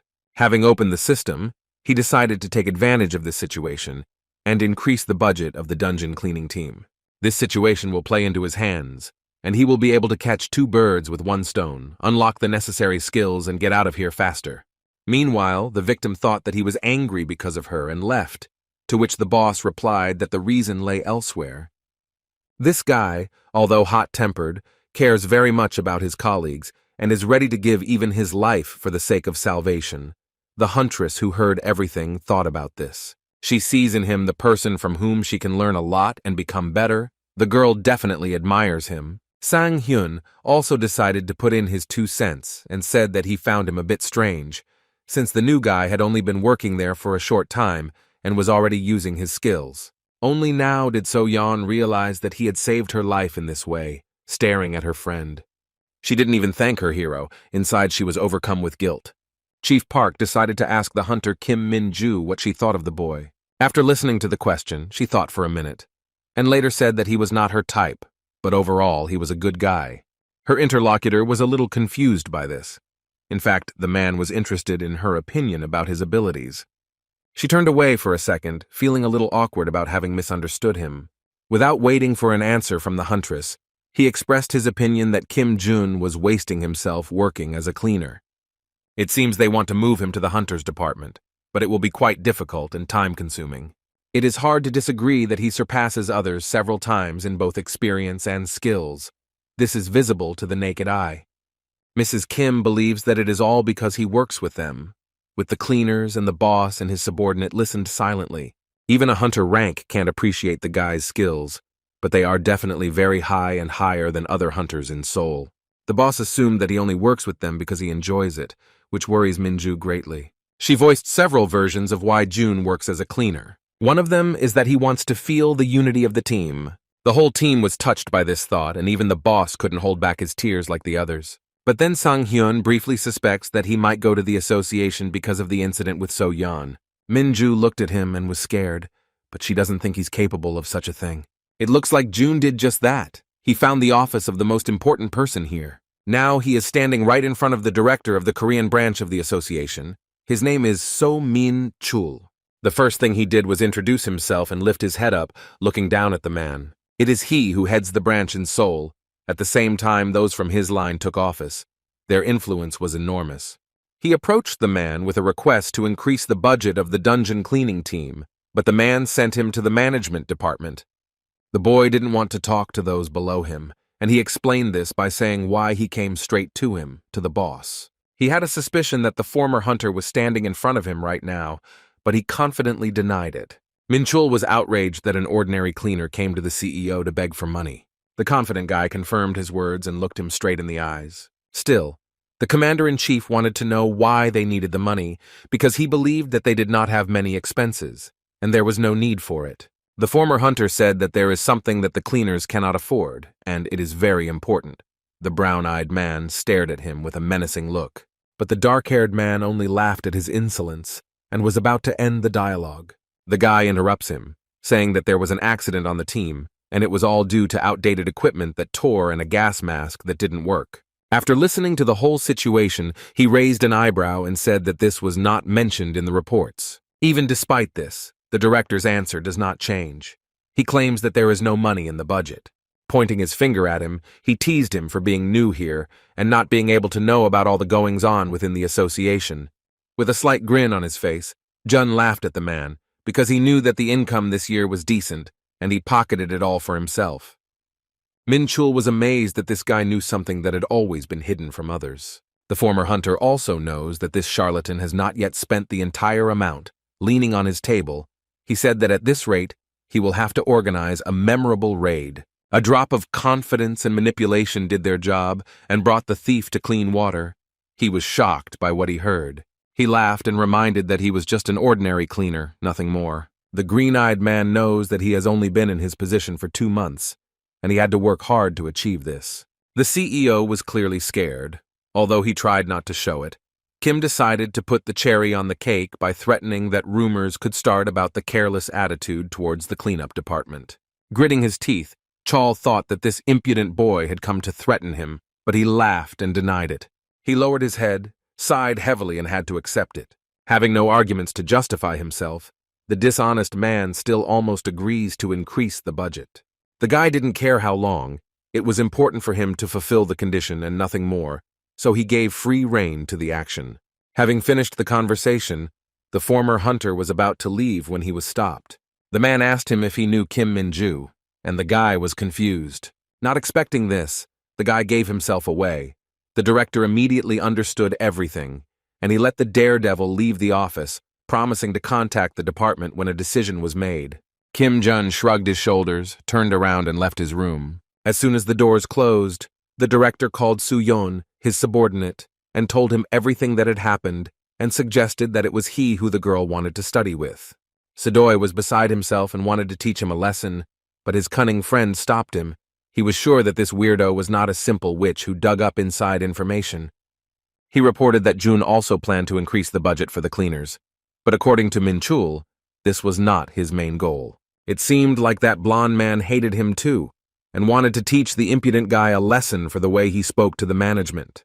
The next day, the guys began to slowly gather at the new dungeon. Before the start of the work shift, the head of the cleaning staff, Mr. Pak, receives a letter with a fine.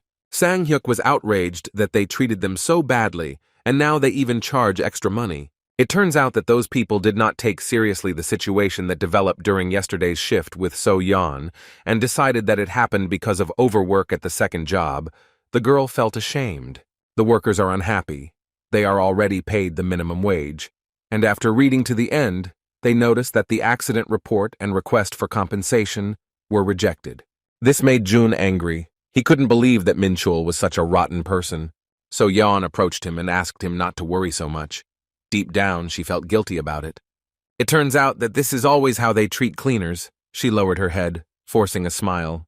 But it seemed like what worried the guy most was that he wouldn't be able to unlock skills. Sang-hyuk was the first to address him, and he folded his arms across his chest and asked him to speak faster and not drag it out. Although nothing worked out, the guys thanked their partner for his efforts. None of them would have thought of going to Min-chul himself and giving him a scolding. He listened to them, gritting his teeth, and could not understand why there was such gratitude and tenderness from everyone at once. It slightly infuriated him. Before starting work, the girl was given a recommendation not to overexert herself today and to monitor her condition. Everyone headed to the dungeon. And yet, the brunette found this very strange, because he did not ask for a lot of money and did not say anything about compensation, but the team was already accused of violating the ban. Min-ju interrupted his thoughts. She felt like all of this happened because of her. The guy didn't understand what she was talking about, and she admitted that she had talked about the cleaning team with the manager. She thought that because of her, he decided to teach her a lesson. Longhair knows perfectly well that he is a man of old views, and most likely this is the reason. Her teacher asked her to tell him the name of this person, looking her straight in the eyes. She said that she was talking about Lee Soo-yeon. He is the leader of the first group of the management department. The guy understood what kind of person he is. He actively takes advantage of his position, even though he is nothing special and has no skills. The brunette turned to Pak, who had almost entered the dungeon and was at the very threshold. Laughing, Kim Jun asked his boss to give him a day off for today, and fortunately, he was allowed. Dressed like an ordinary citizen, the guy went to Samson Station. There are a lot of people here today. There were many couples who wanted to spend this day calmly with a cup of coffee and delicious food in restaurants. Unexpectedly for the locals, an explosion occurs and the dungeon opens. People run away in panic and call the association. Kim Jun breaks out of the crowd and comes closer to him, looking closely. Taking off his medical mask and with a slight grin, he seems about to go inside. At the threshold, he is met by a group of monsters who are about to attack. He finds himself surrounded by 4 creepy creatures who have cornered him in a circle, and it looks like he's going to use only the tools at hand. The hero activates the hyper-acceleration skill and hits everyone at once in an instant. Looking around, he admires the results of his work, smiling slightly.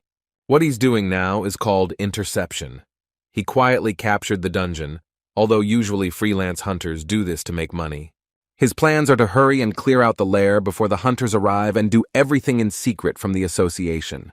He gathers his gear and heads into the boss room, avoiding the fallen monsters that lie beneath his feet. The most important thing is not to get hit. Without the skill of defense, the guy will be killed with one blow. In front of him stands a creature that is called a metal tin. He was very lucky that he could go into the dungeons because he had already been there before, in his past life. By skillfully parrying his attack, he could easily dodge him, even though he was several times taller than him. An experienced fighter jumped on him and was going to attack first, so as not to linger here for long. This creature noticed him. It wanted to grab him with its hand and crush him, but it didn't work. June deftly slips under it and gets closer. While running, he takes out his second tool, which he held behind his back and already knows what to do next. Finally, June got to where he needed to go and, swinging his shovel, was able to resist and strike. It was difficult the first time, and he decided to catch his breath before doing the next one. It's not that easy. But on the second try, it seems, everything worked out for him. The monster explodes with a loud roar, so loud that you have to cover your ears. And now the day is almost over. The experienced fighter calculated that he had gone through 4 dungeons during the day. He had fought with many, with giant ants, ghosts, and others. While another hunter covered the same amount in just a week, he thinks it's a great result when compared, but the profit for it will be small.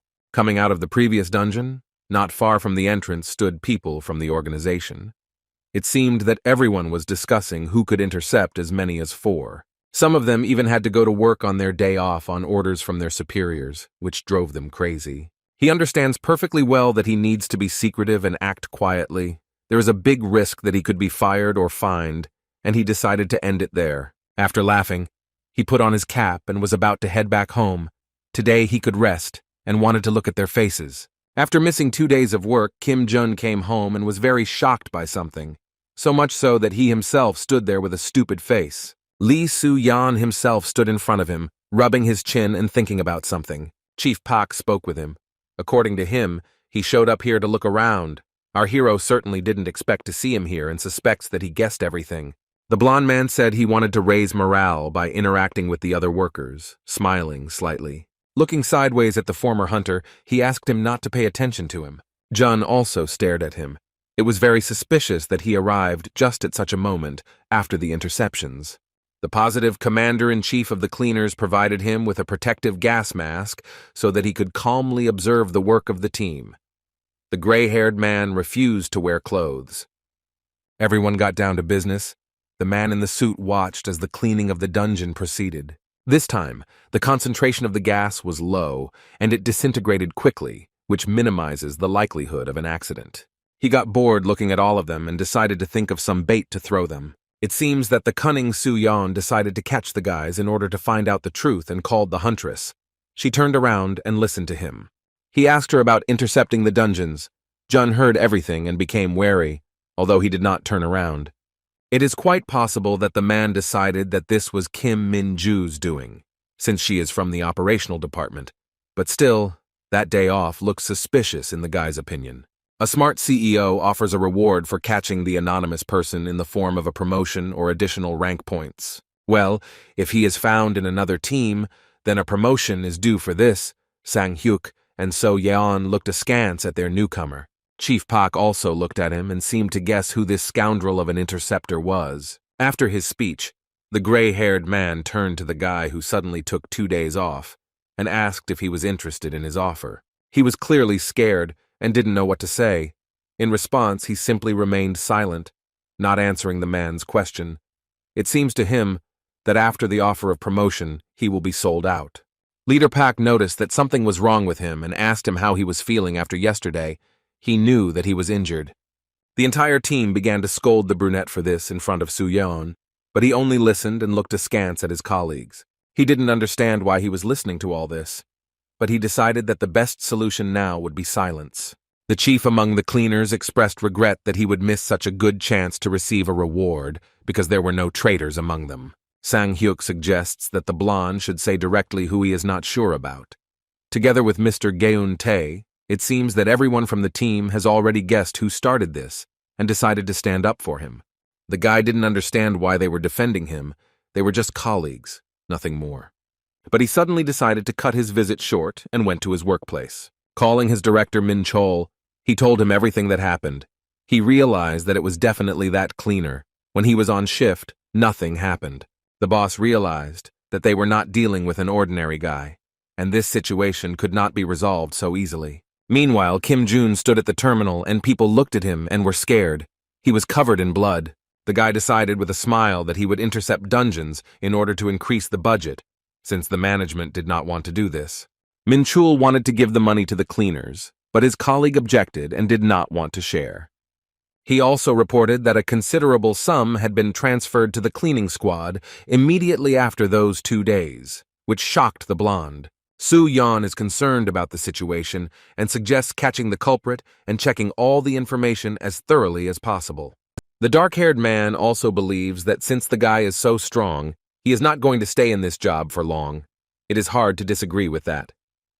But the strangest thing for the CEO was that first of all, that kid showed how well he knew about the internal affairs of the association. During the conversation, they decided that the cleaner was not an easy person and that he had definitely worked here before. Perhaps they have a very influential person in front of them right now, with the chairman himself behind him. Lee Soo-yeon felt like the whole team was lying to him. They felt his support. He grabbed his head. Another painstaking workday for the cleaners ended. The former hunter decided not to engage in interceptions anymore. That was enough. All that was left was to wait for the money. But then he noticed something that really struck him, and he didn't understand what it was. Coming out of the dungeon, the colleagues saw a large mountain of boxes right in front of them. Everyone was surprised and thought that Pak had ordered it. But as it turned out, no. Sang-hyuk decided to open one of them first and see what was there. There were new protective suits and gas masks, as well as many other useful things that are needed for cleaning dungeons. Everything was very neatly and beautifully folded. The guys couldn't believe it. Also hidden in one box was an official letter which their boss took. Jun read it and was very surprised that 200 million won was allocated for the costumes. He couldn't believe his eyes. Sang-hyuk said out loud that the association had rechecked and decided to confirm the accident and update the cleaning staff's equipment. They also increased their budget, and the boss and others opened their mouths in surprise. So Yeon shed tears when compensation of 100 million was paid for the incident. She thanked her colleague, a former hunter, and Hyuk became curious about what he was doing in their office. He tried to prove that it wasn't his doing, but it was useless. Even the manager supported him. This is all wonderful, of course, but it seems that the brunette was worried that the management changed its decision so easily, and moreover, the allocated amount was not small. Everyone was very happy, and that's the main thing, but besides him, the boy understands that not everything is so simple. The friendly cleaning team decided to move all these boxes to the office. There were so many things that they wanted to leave some with Lee. The new guy was surprised that they had it, and the manager scratched his head and said that they don't do anything with it anyway. But it seems that the huntress has something in mind and asks Chief Pak to entrust this matter to her and Jun. She insisted so much that he had to agree, and her teacher already realized that something was fishy here. Everyone went home, and two guys stayed to move all the boxes to the office. Meanwhile, the guy unlocked a new skill thanks to the increase in budget. Having seen the notice, he was very happy about it and hopes to leave here soon. There was silence between the two of them. The girl interrupted it by asking the guy if it was he who intercepted the dungeons. The brunette turned around and looked at his annoying friend. He confirmed this. The long-haired one did not want her friend to have problems, and decided to warn him about possible difficulties in the future because of this. It wasn't hard to guess that the compensation and payments to the department were money for interception, but Kim Jun was very surprised when he heard this. As it turned out, their entire department knew about it but kept their mouths shut. He certainly didn't expect that. The guy was sure that he had thought everything through to the last detail and was acting covertly.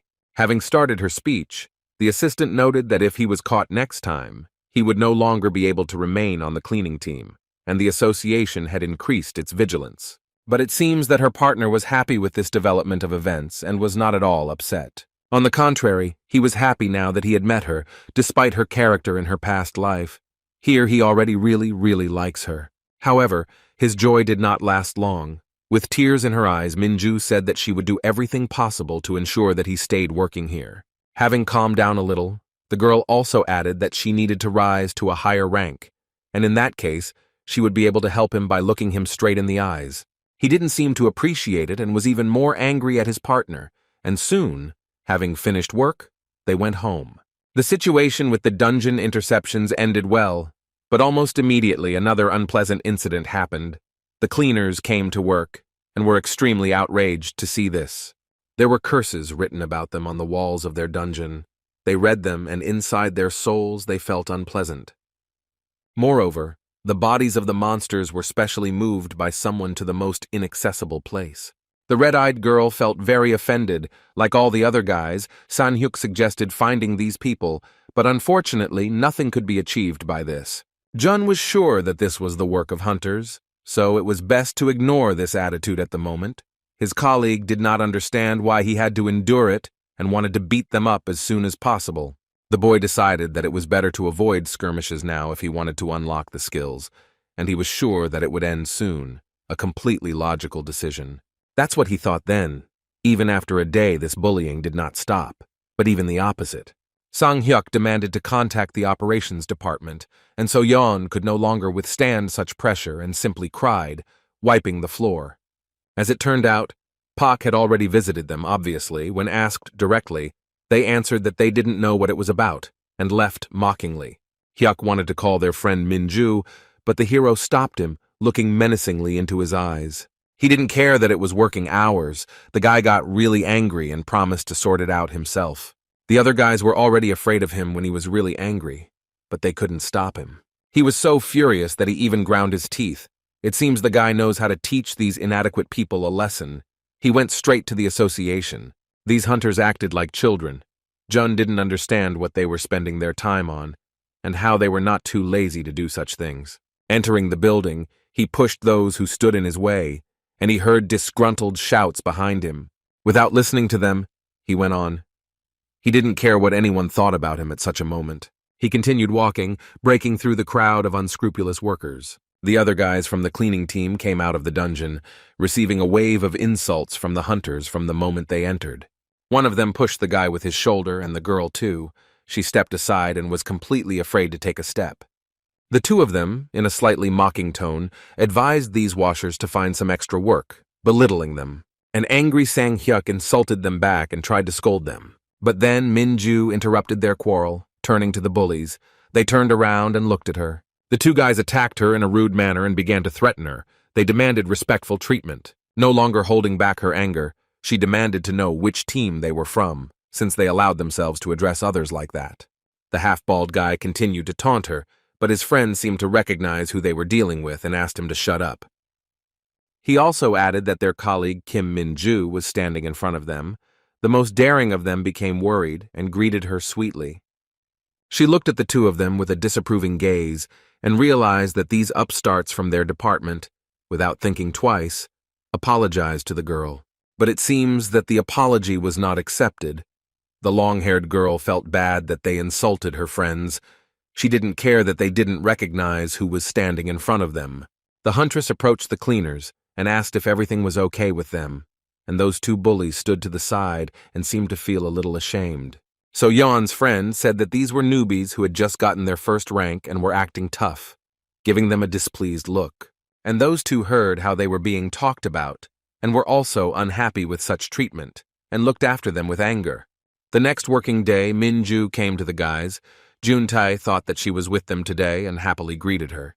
But she wanted to thank everyone for what they taught her during their time working together, looking at everyone with a slightly sad look. When she bowed before them as a sign of respect, the boss was even confused and felt awkward. Always cheerful, Pak expressed his gratitude to her for her help in cleaning. It was time for the girl to return to her duties as a hunter. The brunette was very happy that she now had such good and sweet friends and almost shed a tear when saying goodbye. So Yeon was the saddest of all. The girls became very close and did not want to separate. Her departure touched many, but not Kim Jun-woo, who asked the long-haired girl to leave the cleaning team. Last night, he detained the girl after work and asked her not to go out with them on shift anymore.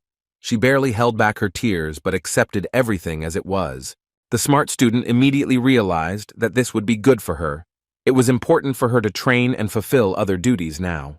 After that, the guys made a plan and schedule for training in sword techniques, and she obediently wrote everything down and remembered it. The main thing for her is to stick to it in order to achieve the rank she planned. This will be possible in 6 months if she maintains discipline.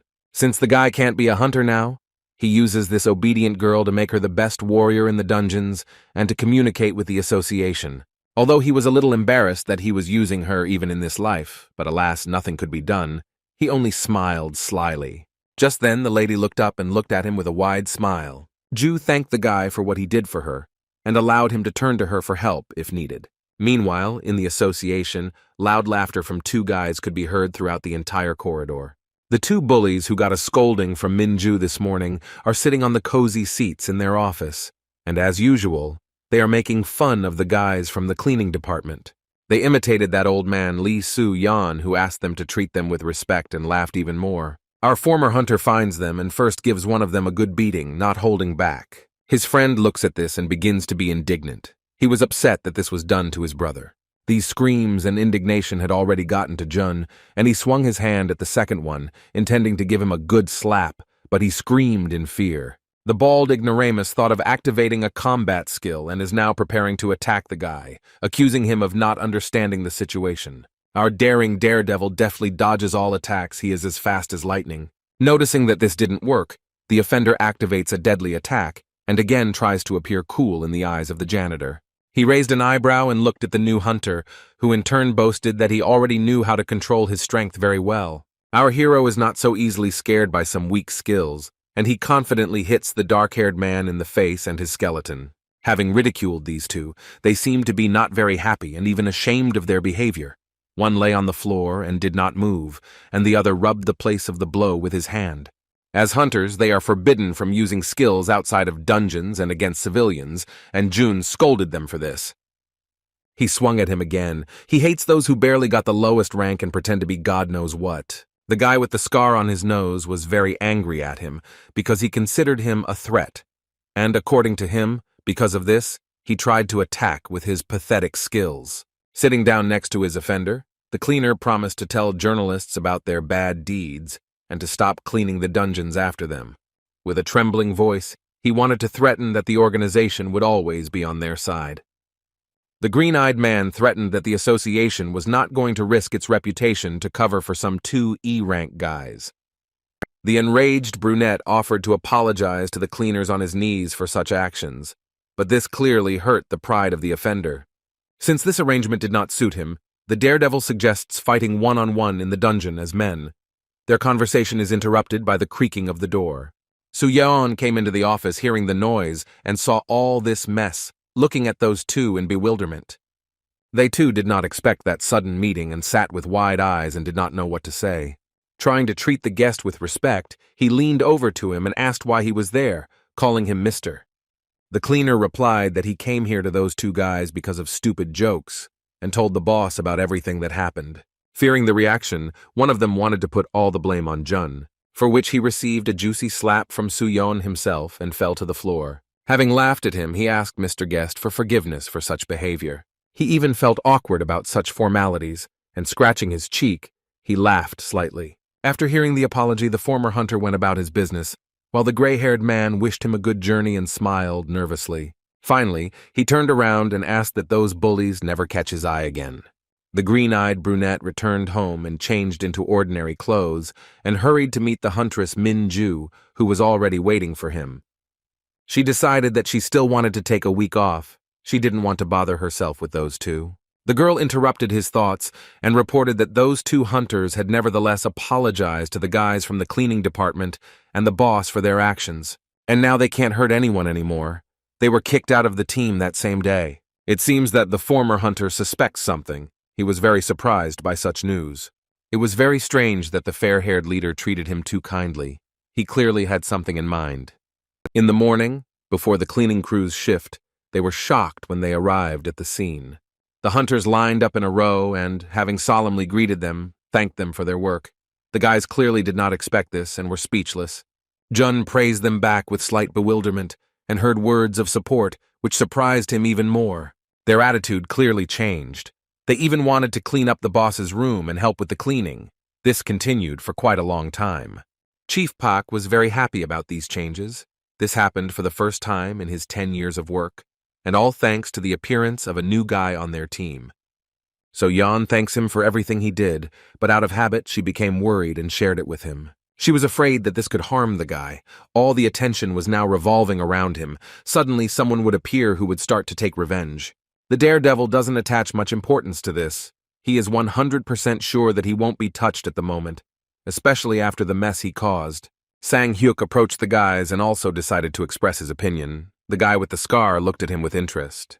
He found it suspicious that he hadn't asked for a budget increase, but considering that the first cleanup team was keeping an eye on them, the brunette still didn't understand what they wanted from him.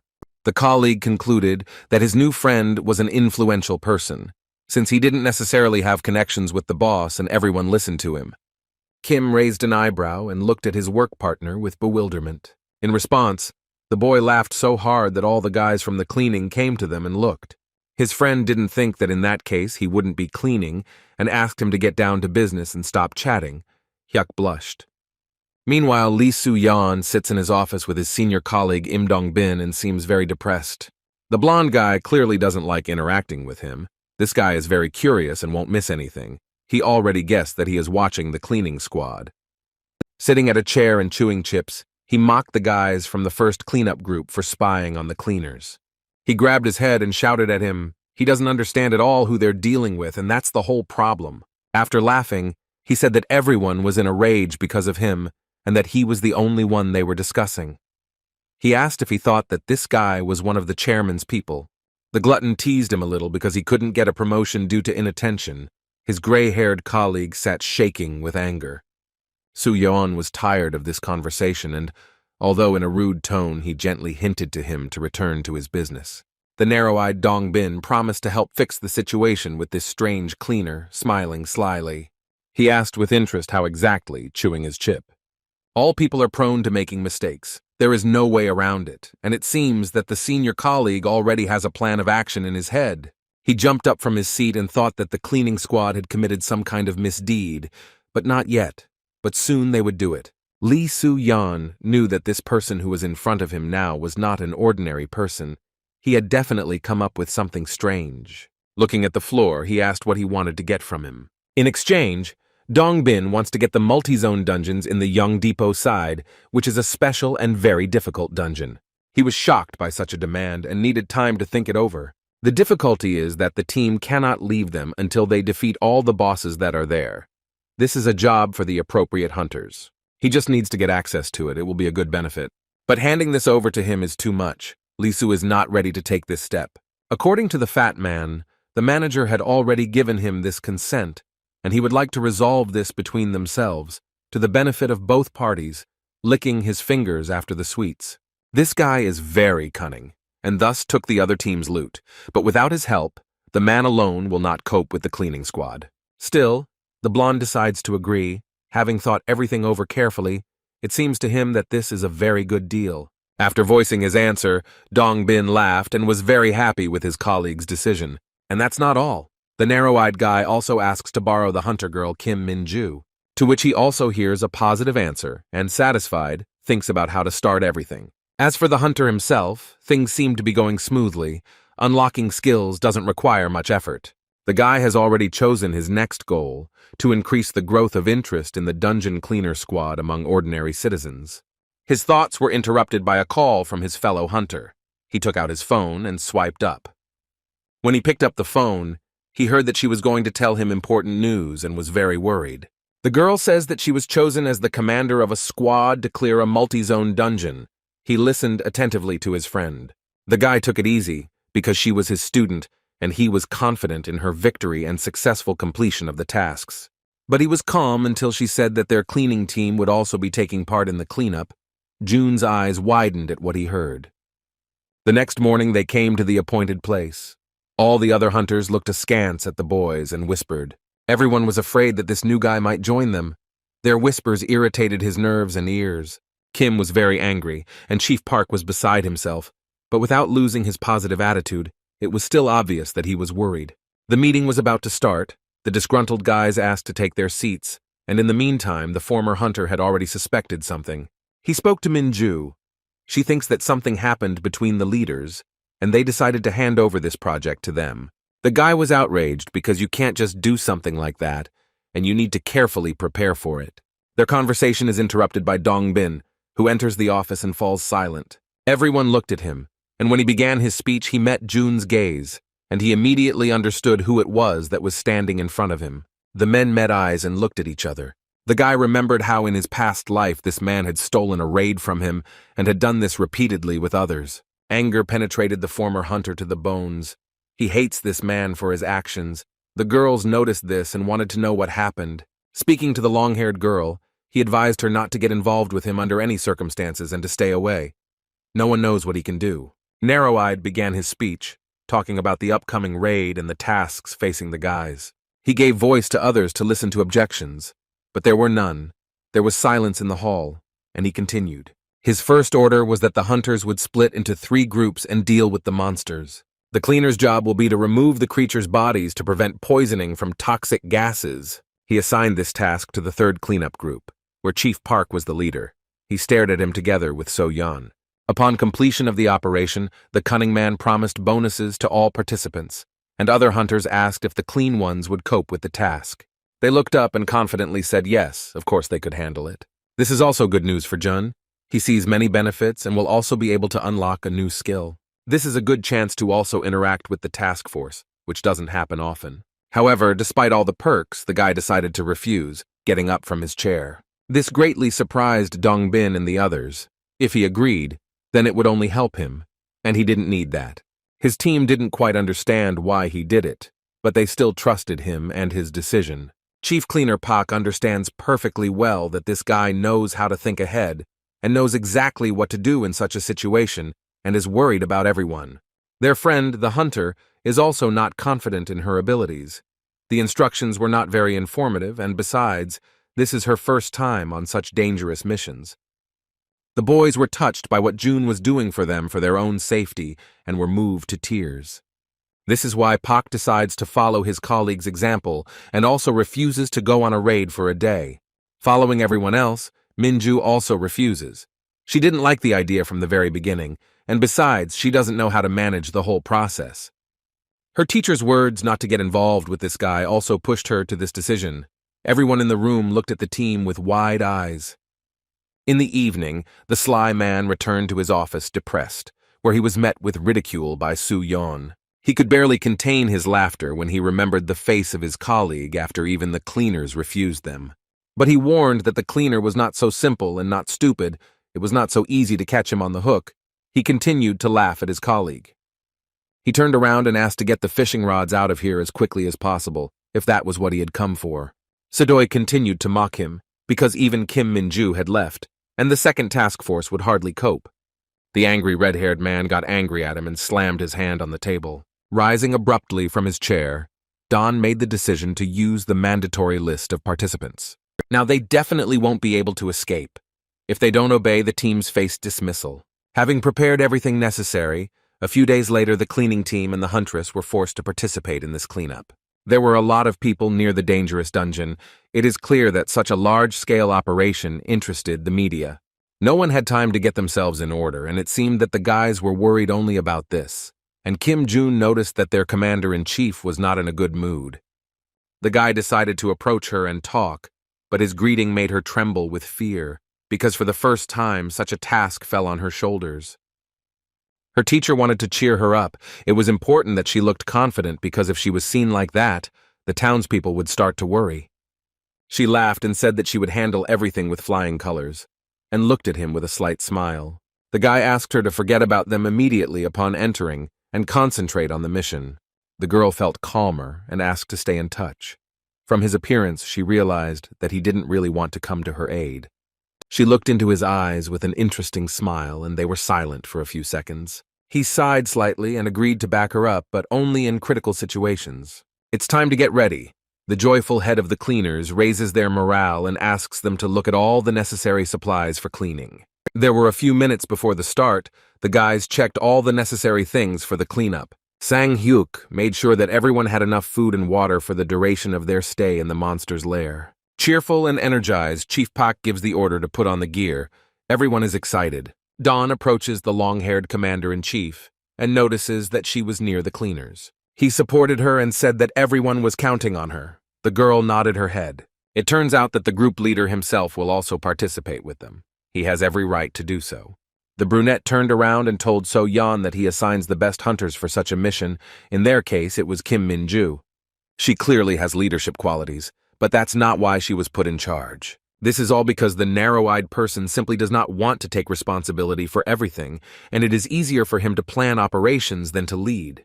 The fat man promised that he would help her when difficulties arose, since this was her first time leading a raid. She bowed her head down and agreed in a sad tone. Dongbin walked away from her. The narrow-eyed man turned to the cleaning crew and reminded them to take care of the cleanliness and safety of everyone present. Kim Jun sighed with displeasure and nodded his head reluctantly. He couldn't stand this man. Im Dong shuddered with anger at such a disrespectful intonation and wanted to scold him, but he held back. Looking at everyone, he grabbed his head and thought that it was time to make an introduction and get down to business. And now, it seems that everything has begun. The girl boldly makes her speech and prepares everyone. The hunters decided that the teams would act in turns. Everyone listened to her attentively. This time, they were accompanied by a cleaning team, and she prepared them for the fact that there was no need to worry about their safety. The guys knew their job. And in case of any unforeseen situations, she allowed us to turn to them for help. Im Dongbin and the other boys looked at her with bewilderment and wanted to laugh at what they heard. Only the fat man couldn't restrain himself, and he thought that she got a little excited and messed up. But she listened to him with bewilderment and rolled her eyes. Minju turned away and, taking out her sword, asked him to repeat the basic information and come in. They were the first to go, and on the threshold they began to fight off the very first monsters. After them, the cleaners were supposed to come in. It was a bit exciting and scary for everyone, but they held on confidently. The first zone has already been cleared out. There will be a lot of work for the cleaning department today. Friends are coping with it. It all started quite calmly. The friendly team gradually gets into the work, and everything is going well. So Yan stopped worrying and vigorously washes the floors like the others. And Sang-hyuk wanted to see how those professional hunters work, but it's possible that they won't even meet them and will work separately. To protect the health and lives of others, the most important thing is to act quickly and correctly. Pak reminds us of the sequence of actions, although many of these tautologies begin to irritate. There were a lot of these monsters, and usually they are burned right on the spot, but because the cleaners are not alone here, this is strictly prohibited. That is why they have to place their bodies in vacuum bags and, most importantly, make sure that they are airtight. Impatient Sang-hyuk was already indignant and tired of constantly doing the same thing and could not wait for it to end. Jun also mentally agreed with him. It seemed that the guys were tired after an hour. There really was a lot of work and everyone wanted to take a break for a snack. But the boss grumbled about such behavior. Sweet So-yeon offers to have a snack. She brought something delicious with her that is impossible to refuse. The girl offered a chocolate bar to Jun, but was afraid that she distracted him from his work. He also decided to take a break and enjoy it. He really loves strawberry ones and asked for exactly that one. He happily opened it and devoured it. Finally, after a long time, he tried them. So-yeon watched him and was touched. He seemed to him like a rabbit. The boss saw the goodies and decided to announce a sweet break to recharge a little energy and good mood. Everything went smoothly, but only in the first 8 hours the situation began to change for the worse for the cleaners. The hunters continued to fight the monsters in the distant rooms and also did not feel in the best shape. Having worked for 10 hours without a break, the guys were falling off their feet from fatigue, and it was difficult to get back into action. 5 hours later, Sang-hyuk injured his shoulder, and there was also a problem with the vacuum bags, which kept bursting. Kim Jun was tired of constantly fixing them. Everyone had fallen far behind the task force. On the 18th hour of work, the hunters call the cleaners and ask them to speed up. The gas level in the dungeon is rising. Mr. Pak apologized and explained their situation. They only cleared out the 5th zone. In response, he heard indignation from one of them. They were already destroying monsters in the 10th. Their strength was running out and they could not work normally. The guy on the other side was yelling at him and demanding that he deal with it immediately, and the other hunters were also unhappy. Kim takes the radio from the chief, asking him to ask the leader to stop the raid, but they refused. He yelled at them for such an attitude towards their feelings. The other guys were not even able to stop him and just listened to them, barely breathing. It seemed that their proud allies didn't care at all what would happen to them and were ready to let things slide. The guy demands that those who are currently on vacation be sent so that they can be helped in such a case. But they resist because of their pride and do not want to take on such dirty work. The former hunter got tired of arguing with them and shouted to send the head of the raid here. As a result, the enraged cleaner came to the hunters and Don Bin, who began to scold him for his poor work. Now this gas is visible even to the naked eye. He yelled at him that he was doing some kind of nonsense. Although he could be cleaning up the bodies now instead of chatting, the brunette walks towards him with a very angry look. He demands to invite Kim Min-ju to them right now, looking the fat man straight in the eyes, and the same one, chewing a candy, said that she was busy. Brunette insists that the leader be called. Everyone has worked for 18 hours without a break and cannot physically continue to remove the bodies. Without letting him finish, the sweet tooth was shocked by what he said, almost letting the lollipop out of his mouth. A cold-blooded man yells at him, and it seems he doesn't care at all about the team's fatigue. The main thing for him is that after this everyone will have problems. Im Dong-bin praises the hunters for their hard work, looking at them all with special respect. He attacked the cleaners again, saying that they were refusing to do their job at such a crucial moment. Looking menacingly into Jun's eyes, he reminded him that there would be no concessions, despite the fact that this was his first large-scale operation. He pretended to be unhappy about having to take command right now, but the guy interrupted him. He couldn't help but laugh at the narrow-eyed man's statements. The brunette only now realized that they had been specially added to the mandatory list of participants. Stopping smiling, he admitted that it had been a very good idea to humiliate them and punish them for something. By belittling him as a leader, he was shocked by the janitor's audacity and could not control his anger. He was found out. Green-eyed threatened that they could refuse to work at all, but because of this, the threat to the lives of his beloved hunters, whom he cherishes so much, is growing. The gas is getting bigger, there is no time for thinking and arguing, Don calls the leader Minju. Right now she was fighting a monster, and it was a little awkward for her to speak, but she still had to. The sly man informed her that the dungeon cleaning squad had refused to work. She was surprised by this, and it seemed to her that she had not heard him. Summing up, he said that from that time on the girl would be removed from her post as the leader of the raid, but she did not understand what that meant. He started shouting and demanded that she hand over command to him, citing the fact that she couldn't handle it. Kim Jun stood to the side and heard everything. He found it very funny how this man was behaving. She turned to her teacher. She wanted to be sure that the words of this sly man were true and then make a decision. Her friend made it clear that this was a complete lie. He could not allow mass poisoning in such a complex dungeon. The girl stands still and does not move, abruptly falling to her knees. Dong-bin was outraged that she was silent and dragging her feet. He demanded for the umpteenth time that she hand over the leadership to him. Hearing this tone, she got angry and thought for literally a couple of seconds about what to do. Without thinking twice, the long-haired swordswoman hands over the rights of the leader, and a wide smile appears on the fat man's face. But it was not him, but Kim Jun-woo, who immediately felt a charge of strength and confidence. She repeated that now the most important person in this raid was this guy from the cleanup department. He felt a charge of strength and confidence in that moment. All the hunters who were there, and the former commander-in-chief himself, stared at him. The boy remembered how he had previously held a similar position, and his soul felt much lighter. After such a sudden turn, a deathly silence fell in the dungeon room. From that moment on, he now leads the operation, which made the plump Dong-bin laugh. He is not going to give up command, and still considers himself the most important one here, even despite the fact that all powers have been transferred to the brunette. He decided to deceive the guy about his official position, but our hero is no slouch, and he knows exactly who is responsible for everything. It is definitely not this man. The inexperienced cleaner was again suspected of being a hunter, but the boy carefully denied everything. The men began to sort things out about who would be better suited to the new role of managing the raid. Dong-bin promised that he would turn a blind eye to everything and would not punish if he was allowed. But it seemed like the boy with the scar on his nose didn't give a damn about it. Remembering how this dishonest person had hurt Jun in the past, he became even more angry at him and looked straight into his eyes. The brunette didn't like that someone like him was getting his rating raised while he was sitting in his office and chewing candy. He laughed nervously and didn't understand what he was talking about. The other hunters were also frightened by the angry appearance of the young cleaner, and after everything that had happened, he decided to remove Dong-bin. It seems that the sly man did not expect such a turn of events. He really did come across an unusual newcomer, and his jaw almost dropped. This is the highest level of disciplinary punishment.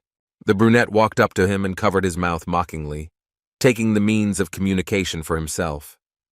Having contacted everyone by radio, the new leader of the raid told them about the whole situation with this man. He urges everyone to do everything to achieve the main goal.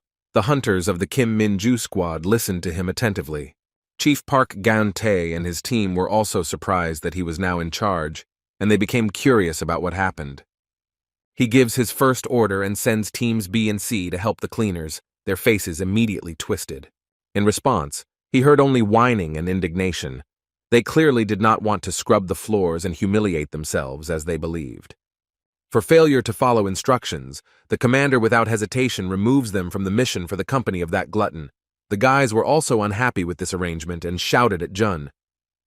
He turned to his student and waited for her answer about this. Team A is ready to take on the job, but it will be much more difficult now that the other participants have been eliminated. Right now they're fighting in Zone 11 with a big bear that's immune to physical damage. The guy gives recommendations on how to defeat him. It's not so easy to deal with this Winnie the Pooh, but thanks to his knowledge, the guys will cope. It was not for nothing that the long-haired swordswoman had been practicing her left-hand strikes. She was completely ready to begin. The friends heard everything, the whole plan of action, and on Kim Min-ju's orders they began to attack the beast. They worked as a team, covering for each other and supporting each other. Shaggy swung one paw and attacked the girl from their squad, but she was able to hold him off until help arrived. The swordswoman knocked him away from her friend, and he retreated with a roar. And now the last touch remains, the use of the counterattack skill, which she will do, and put an end to the battle. Swinging her blade, she delivers a crushing blow to the bear's stomach. The monster turned around and growled and fell to the ground, not having time to look at its opponent again. The long-haired girl turned to look at the results of her work, and the danger was already behind her. This help from the new leader was very helpful to the guys. They completed the task in no time, which made Kim Jun very happy. He smiled sweetly. The other hunters who didn't want to listen to him stood nearby and were shocked at how well he was able to demonstrate his leadership qualities. He praised the girls and boys, giving them 50 minutes to clear the remaining zones. And in the next place, the boss was a ghost, which is not so easy to defeat. The magicians had to use the strongest skills and, after the attacks, they will start to have hallucinations that will need to be cleared. And the most important thing is not to get close to them and attack from a distance. The same hunters who were removed looked and thought that in front of them stood not a simple cleaner and whispered among themselves. Lying on the floor, he explained everything in order and without water, but the guys were unable to carry out the last assignment. Due to overwork, their skills are not activated. The boy sighed heavily and grabbed his head. Some of them are weak hunters. Jun-woo gets up from his seat and goes to help them. Sighing with displeasure, the same guys looked after him. Meanwhile, Min-ju fights a very strange monster for her, which stands out for its speed and durability. She noticed this and began to doubt her abilities. During the entire battle with him, she was unable to cause him any damage. The monster was full of strength and was holding up well. And then this stone giant grabs her by the leg. She can't get out no matter how hard she tries. He swings and throws the girl to the ground, causing a loud crash. The girl lies on the uneven floor, exhausted and unable to get up, breathing heavily, trying to somehow come to her senses after such a beating. The commander arrives just in time and finds his student among the large boulders. Jun extended his hand to her with a serious look, and she looked him straight in the eyes. The girl was confused and didn't know what to say. She couldn't think of anything, and just started apologizing to him that she couldn't cope with the mission, and gave him her hand in return. It turns out that he only wanted his weapon, and upon hearing this, the lady became slightly upset but gave him what he asked for. Taking the girl's sword, he was about to defeat this ogre. This creature was clearly of high rank, and her fellow hunter approached Min-ju and helped her to her feet. The former dungeon clearer was amazed that he could be here in such a place, but he still had to be defeated. He activates his power and has already thought out the attack tactics in his head. This huge creature swings its fist at him and prepares to slam the boy into the ground. The brunette easily dodges, crouching underneath him thanks to hyper-acceleration. Swinging his sword, he finally found a weak spot and is preparing to put an end to it. With the blunt end of the blade, he strikes him, and in response he hears a loud scream. He has destroyed his main source of power. The stone monster stands still and does not move, looking around. And then, a moment later, it falls on its belly to the ground and doesn't understand what to do next. Suddenly, his new opponent Kim Jun-woo appears, and before he could blink, he noticed the young guy. Using the fire skill that the brunette received during the joint raid, he was able to inflict considerable damage. By adding 2 more abilities to the attack, he delivers crushing blows to the same point and wins. There is a loud explosion, and the monster lets out its last roar before falling asleep forever. The other hunters no longer believe that he is a simple cleaner. They said that he clearly should be in the task force. The girl Min-ju admired the fact that he was not interested in fame, money, and other things. He was rising higher in her eyes every day. At this time, he was shaking off the dirt from himself thanks to his passive skill and was very angry. After the raid was over, Dongbin was taken to Min-chul, who was immediately given a good scolding for the news that was circulating on the internet. The commander-in-chief was furious that his subordinate, The group leader himself was removed from the raid.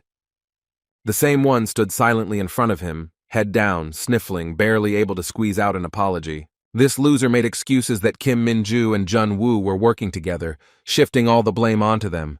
But his boss didn't care at all. He was very angry. Now everyone knows that he tried to use this girl for his own purposes. Even at such a moment, Dong-bin continued to object, because they had made a list of conditions together and had taken everything into account.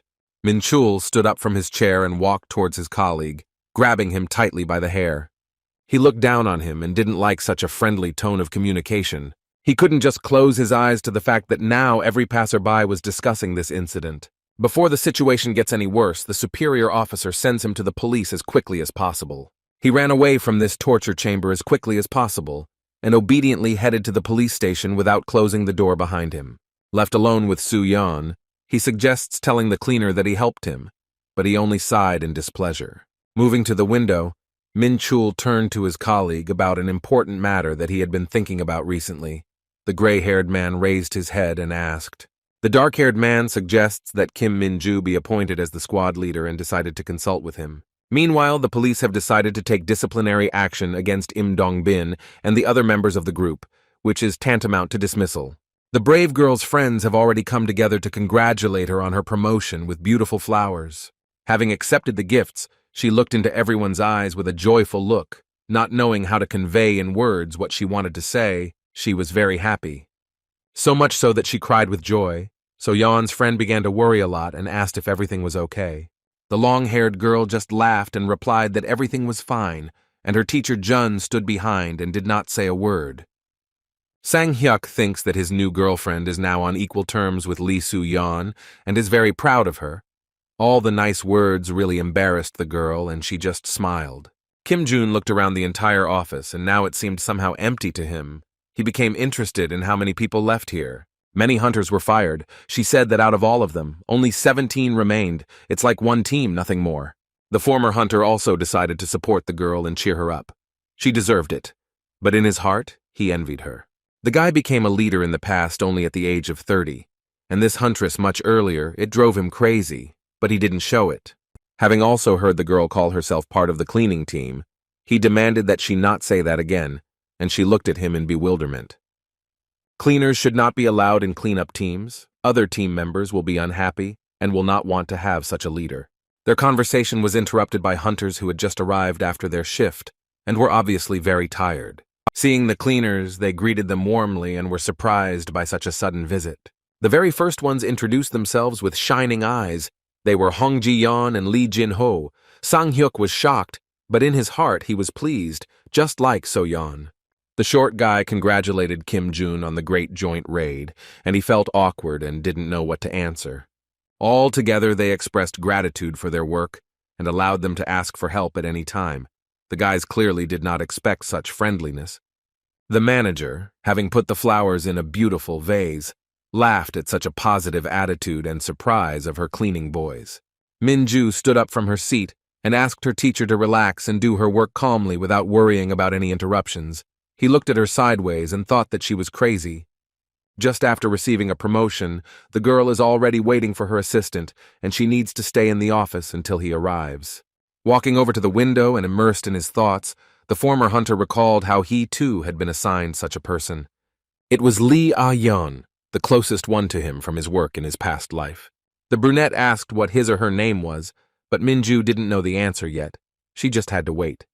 And it seems the guy was worried that his friend would be assigned this particular one, even though they weren't yet acquainted in the new reality.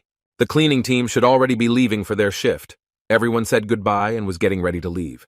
The boy was the first to approach the door and lowered the handle. He didn't like these tendernesses and wanted to run away as quickly as possible. Leaving the office, the brunette bumped into a short girl with a bob haircut who seemed to be about to enter. Her name is Song Hai-yeon. She is from the support squad and will be an assistant in Kim Min-ju's affairs. She confused him with her leader. He looked at her with a slightly angry look and said that this name belonged to a girl. From the timbre of his voice, the shorty shuddered. It turns out that the girl was recently accepted into the association, and she is a little confused. This was clearly not Director Juna, and the guy was very happy about this. At Pak's request, he went with him to work shift. He walked out with an odd gait. Minju wished him an easy transition with a wide smile on her face. Evening was approaching. Almost all the organization's workers had finished work and were getting ready to go home. Ha Young stood in her office. The newcomer was outraged that she was made an assistant almost immediately after being hired. Lee Ayan approached her. She already knows who her leader is and how the last raid almost failed. The girl with glasses was worried that she had most likely been appointed to such a position without the knowledge of the CEO, but the blonde did not see anything critical in this.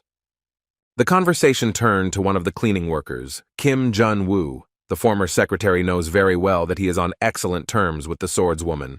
But despite this, the new girl did not have the best impression of him. She considers him arrogant. The blonde listened to all the negativity directed at him and could only smile.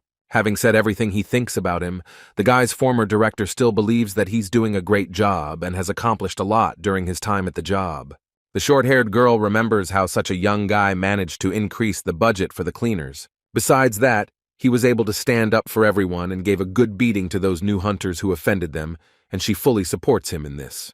Correct Hyo-yeon believes that this behavior on his part is damaging the image of the entire team and promises to solve the problem.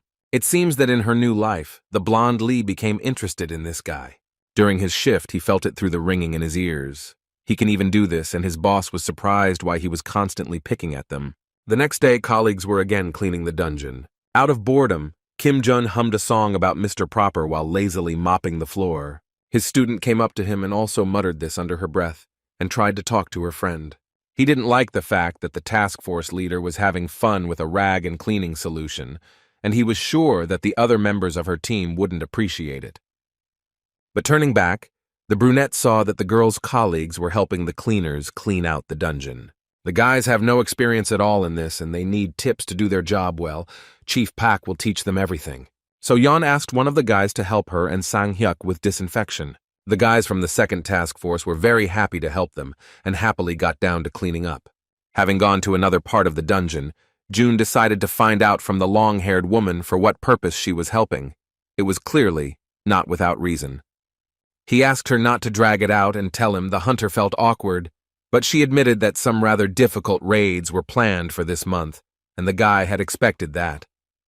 As it turned out, the main problem in the cleanup is the lack of people in the team.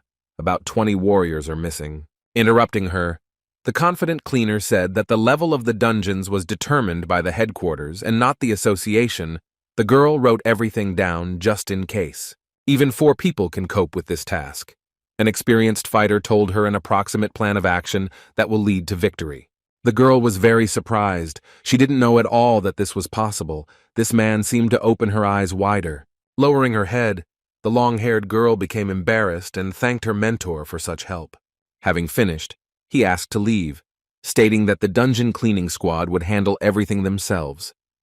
The interlocutor looked up and was afraid that she was disturbing him. Luckily for her, those words were not addressed to her, but to Ha Young, who was peeking out from around the corner and watching them. The swordswoman stood on tiptoe and whispered to him if they knew each other, but he had seen her for the first time yesterday. To ease the tension, the swordswoman joked that her assistant could very well become his girlfriend, but Minju clearly didn't appreciate the humor. The brown-eyed woman came with the goal of inviting the manager to a meeting and having lunch with the cleaners before it. Having lied to her about the fact that it was forbidden to use phones in this place, the long-haired girl wanted to talk to her teacher alone. Lowering her tone, one asked if he knew anyone from the support department.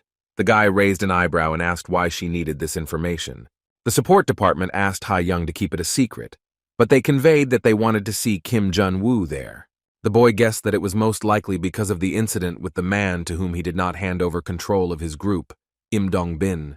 He didn't want to be late, so he asked to tell them that he wouldn't hide and would come to them himself. Thanks to the efficient work of the cleaners and hunters, the boys finished early and can all go to lunch together. The next day, a new dungeon opened, and as always, it was necessary to clean it thoroughly. But no one noticed that the little boy had lost his brother and was looking for him where it was dark and almost impossible to see where to go.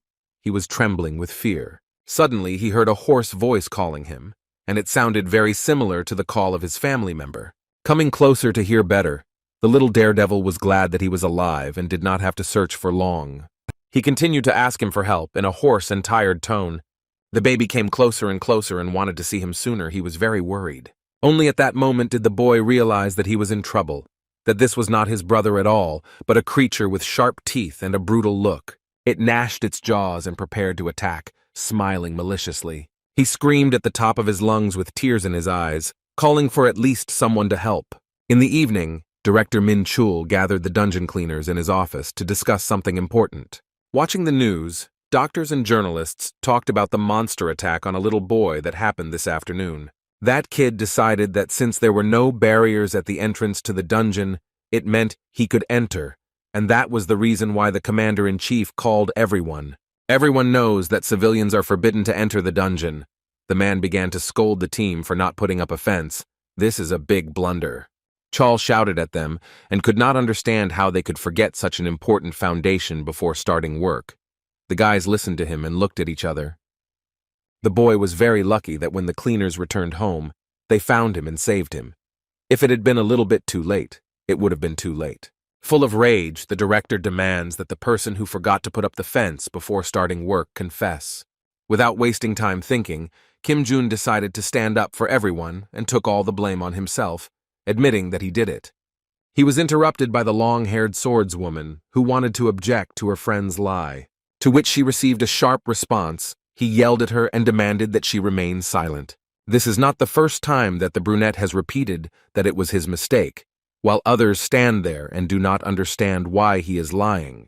A brave guy approaches the director with a request to release him from work tomorrow so that he can personally appear before the management and tell them about his mistake. He has a meeting scheduled for tomorrow at 9 in the morning, but in this situation nothing can save him from punishment. This is a very serious offense. With a heavy sigh, Chal let everyone go. He needed to prepare for other important matters. After leaving the office, the guys stood quietly for several minutes, while the swordswoman was shaking with anger. Minju confronted the guy and accused him of lying to the CEO. She saw with her own eyes how the teacher put up the fence and could not believe that he decided to tell such a lie. It's all very obvious that it was a setup. After the hunters cleared the dungeon, there was no way a monster could have appeared there, but it was there. In response to such a presentation, he simply threw up his hands and looked at her with incomprehension. The guy wasn't stupid. He understood all this perfectly well. But unfortunately, the guys don't have a single chance to catch this man and bring him to justice, so they had to lie. He asked not to get involved in this matter. There was little time until the morning, and no one would have time to find out anything. The long-haired one just stood there and did not know what to answer. The baby was attacked by Vega, and it's clear as day that this was done on purpose, because this creature does not live in dungeons of this level. It was let in on purpose. Then, the thought occurs to him that he can turn this situation to his advantage and discover a new skill, increasing the interest of civilians and cleaners. After dispersing, the leader of the hunters reflected on this situation in her office. She couldn't figure out how the fence could have been removed, and also how a baby could have gotten in there half an hour before closing. Besides this, there was also a monster there. The task force could not miss it and leave it there. A complete cleanup was carried out. The anonymous people's goal was definitely to frame the squad and the former hunter. All things considered, it was most likely started by one of the association members, in her opinion. Min Ju was very worried. All the thoughts were giving her a headache.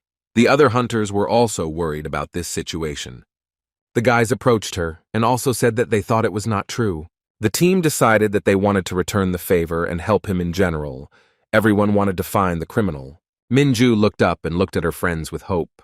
The girl gives the order to stop work on all planned projects. They have a new goal: to find and catch the real criminal. There seemed to be no objections. Everyone was ready to begin with wide smiles on their faces. Interrupting their conversation, Lee Ah-yeon, the deputy head of the support department, entered the office and addressed the long-haired girl. After greeting me warmly, she introduced herself and would like to talk. A few hours ago, she was talking to her assistant about Kim Jun. The blonde was surprised by such a stupid mistake on his part. However, upon hearing that the guy had been set up, his former director was surprised by such humanity, and she began to hope that something could still be changed in their system. Even despite all the connections, he remains himself and cares about others. She really likes that. As a result of the meeting, the girls decided to keep it all a secret from the other groups and help the guys. That's why she came to Minju. She of course didn't expect this, but she was pleased. She felt awkward, but the responsible hunter revealed her first step. She wanted to review all the recordings from the surveillance cameras. It would be useless, and without the police they would have no access to them. But Lee suggests a better way. Check the dash cam in a car that was near the scene of the incident and recording everything. Hai Young remembered his number and is persistently trying to find it in the car, and then things will go like clockwork. She showed her the document that everything needed to be verified with, but did not give it to her colleague. Of course, they are helping with the investigation for a reason, but Min-ju feels like she has nothing to offer her. In return, crossing her arms over her chest, the blonde asks him to tell her more about the cleaner Kim Jun, since they are so close. By sharing the rumors that are circulating throughout the headquarters, she greatly surprises the new manager, who really knows nothing about it. It was the first time she heard that they were already building theories that her teacher was a spy, a protege of the chairman, and much more. The blonde laughed slightly, and the other hunters felt sorry for her. The girl had no friends here at all. The boys were silent and looked at her with slight embarrassment and sadness in their eyes. Covering her mouth, she again barely held back her laughter. It seemed strange to her not to know such events. Lee kept thinking how people like them could be here in this rotten place and still worry about each other. With a slight smile, the good lady changed her mind. It would be enough for her to be introduced to that guy. Meanwhile, he bought himself new clothes for the press conference, and then his colleague So-yeon called him. She was very worried about Min-ju and asked if she was okay, but he didn't know. The long-haired one doesn't get in touch, and she's not even at work, and that's what worries her. Before that, she wrote a message asking to dissuade Jun from admitting guilt for the staged incident. He began to worry. The brunette said goodbye to his friend and called this restless lady, nervously waiting for an answer. She answered after a couple of seconds. The green-eyed man asked what she was doing now, tugging at her jacket. The girl said that she was going to the city of Daejeon right now with her group, for which she received a scolding. She should be at work at this time. It turned out that the swordswoman decided to do this in order to find evidence of her teacher's innocence and explained the whole situation. It seemed that she had found him in a bad mood. If she had done nothing, he would have been able to acquire a new skill that would be useful to him. A certain plan matured in his head on how to prevent the girl from finding evidence. The brunette asks to send a photo of that car. She obediently agreed.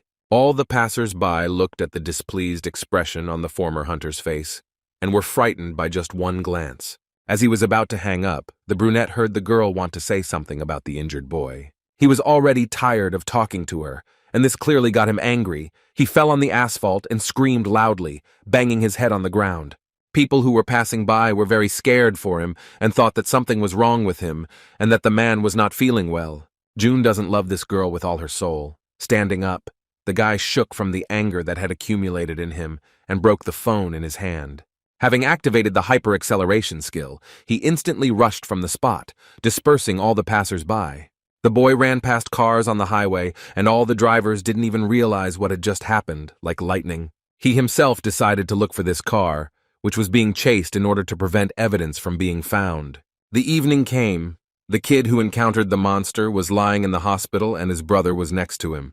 The fair-haired Lee came to them with important news and first of all introduced herself. The blonde asked if he was a relative of the injured boy, but the man just stood there and remained silent. After listening to her, the bully turned away and did not want to continue the dialogue with her. Despite this, she spoke about tomorrow's press conference regarding the accident. The investigation is not yet over and the good-natured lady does not want an innocent person to suffer, but it seems that the child's relative does not think so. He turned to her with a wide smile on his face and declared that he wanted to see that janitor get what he deserved. At that time, John had already arrived at the Daejeon City parking lot and was looking for the car where all the evidence was captured. A minute later, he found a vehicle and, approaching it, politely knocked on the window. The guy's appearance made the driver feel hot and scared, and he thought he had met a zombie. The worker from the association introduced himself, which calmed the blonde stranger down a bit, and he asked for help. The cleaner put his hand in his car and broke his dash cam. The blonde man yelled at him. The deed was done. Jun was about to run away, promising that the operational department would pay for the damages. There was no more evidence. Before his colleagues arrived, he hit his head on the ground again. The driver sat in shock and shouted after him. The daredevil activates the hyper-acceleration skill and flees the scene. And just in time, a few seconds later, Min-ju and her team of hunters arrived. The assistant saw this man who still could not come to his senses.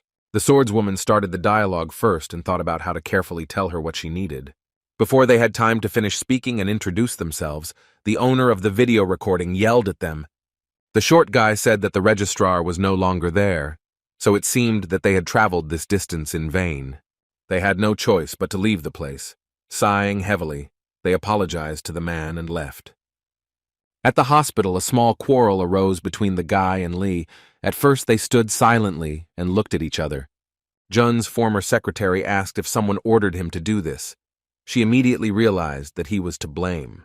It turns out that it all started after the day when the cleaner was trying to straighten him out, after which Lee Soo-yeon literally threw him out the door. The girl tried to talk to him and solve this problem, but he was against it and yelled at her. She even flinched. Other patients heard their dialogue and began to whisper. The girl decides that it is better to stop this conversation. There are too many extra ears. He went to his baby and slammed the door, sighing heavily. When he entered the room, he continued to be indignant and was very angry at the association and its employees. The short-haired guy heard that the little boy did not want to stay in the hospital for long. He wanted to go home sooner. Roughly taking him by the shoulders, his brother promised the little boy that everything would be fine tomorrow. He was very frightened by the boy's angry look and almost cried. They were distracted by a familiar voice that sounded from the street. The two of them stared in that direction. Unexpectedly for both of them, Kim Jun-woo bursts into the ward through the window, and immediately everything falls into place in his head. This cocky former hunter removed the barrier and moved the monster to the cleared dungeon. The child listened to everything and became scared, remembering that day. Our hero easily understood that he, using his younger brother, wanted to take revenge on him, but did not admit it openly. The boy, meanwhile, was thinking and could not understand why the elder was taking revenge on the man who saved him from a terrible outcome of the situation. The guys started arguing with each other. It turns out that the brothers don't even have parents, and now, because of the scolding in the office, he lost his job. An enraged Kim Jun reminds that all this did not start because of him, swinging his hand at the rude interlocutor. However, despite everything that happened, he forgives the scoundrel, clapping him on the shoulder, which shocks the guy. The brunette made this decision because tomorrow he would learn a new skill, and there was no point in messing around with this person anymore. Without chatting too much, the cleaner said goodbye to the boys and went to the window. He remembered what he wanted to say and turned around. The insidious avenger trembled. The boy finally ordered the elder not to take revenge and to treat the younger well, otherwise everything would end badly. After the brunette left, the cocky guy felt very ashamed of everything he had done. He couldn't get up from his knees, thinking about everything that had happened. The next day, there were many journalists and reporters at the association headquarters in Seoul, preparing for an important press conference from Kim Jun. And now it's already 9 in the morning, everyone has taken their seats, a guy in a formal suit has come out on stage and is getting ready to perform.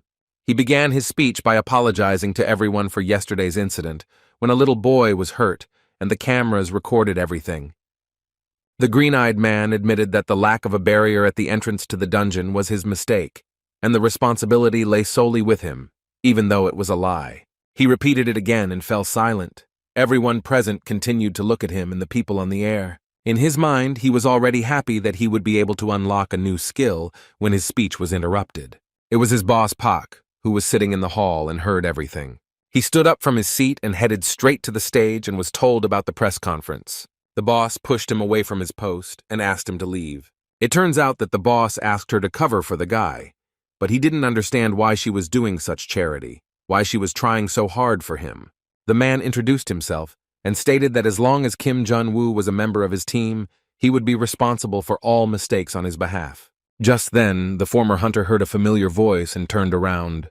The guy's colleagues also came onto the stage and said that they would also take responsibility for the incident. The brunette was overcome with rage and shouted at them. So Yeon and Sang-hyuk continued to speak one after the other and tried to take everything on themselves.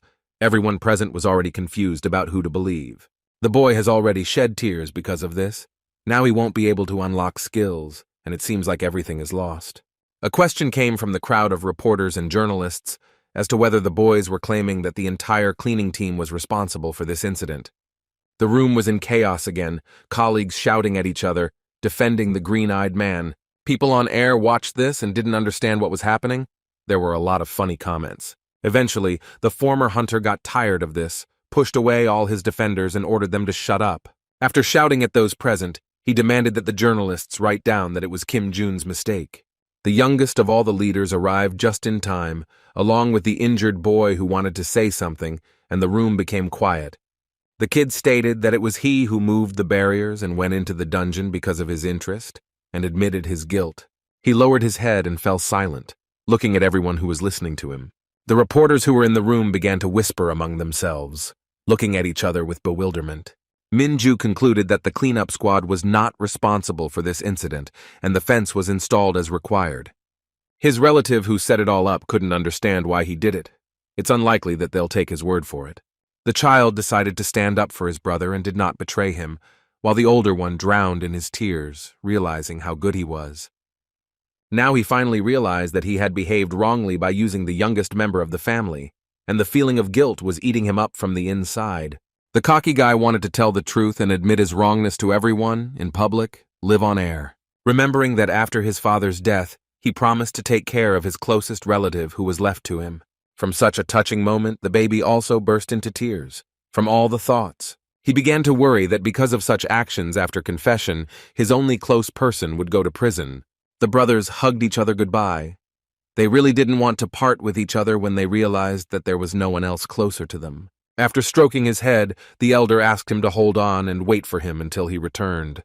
They couldn't tear themselves away from each other and said goodbye for a long time. What a pity that he began to appreciate his little brother only now. The child, without stopping crying, promised to behave well and take care of himself, and wished his friend the same. Meanwhile, Jun thought that he had failed the task that was supposed to open up a new skill for him, and he was depressed. Standing in the elevator, he counted how many he had available, at the moment only 4. But suddenly, a new skill, polymorph, became available to him. During the performance, the brunette was sure that due to the team's rebellion, nothing would work out. However, this confusion attracted even more people to the live broadcast and made many people interested in the incident. Viewers had their eyes on the cute So Yan, and there were people who wanted to become part of their team and collaborate. He couldn't believe that everything turned out to be much simpler than he expected. People's interest increased thanks to all the fuss that was going on. His thoughts were interrupted by the elevator stopping. It was time to get out, and he went to meet the young cleaner, who was greeted by the head of the hunters, whom he dislikes. It was time for the guy to meet Lee Ah-yeon, his former director. She had been waiting for this day for a long time. With a wide smile, the girl extended her hand to him and introduced herself, while he stood in a slight stupor. He immediately remembered how in his past life she was always with him and even witnessed his death. The blonde laughed and asked if he wanted to say hello in return. It was hard to hold his hand in that position. Surprisingly, the deputy head of the support department was much more cheerful and energetic than in the past. It was hard to believe. This girl saw the former hunter being attacked and is also a suspect. The cleaner should be very careful. After thinking for a moment, he shook her hand in response, looking down at the floor. It seems that he quickly found a common language with the blonde. The lady praised him for his interesting performance at the press conference. She admitted that she had imagined a more charismatic man, but laughed and said that she just wanted to talk. Without further ado, she decided to ask him directly how high he was going to climb, looking him straight in the eyes. The girl had in mind, on the career ladder, what position to take, which made the guy think. The good-natured Lee offers the boy her help, for example, to overthrow Min Chul from his post and hand him over to her new friend. After all, her goal is to change the association from within. This must be done in any case, and these are not just her inventions and whims. At headquarters, they are considered lower caste, and she doesn't like it. But then Kim Jun appeared and, according to her, turned everything upside down.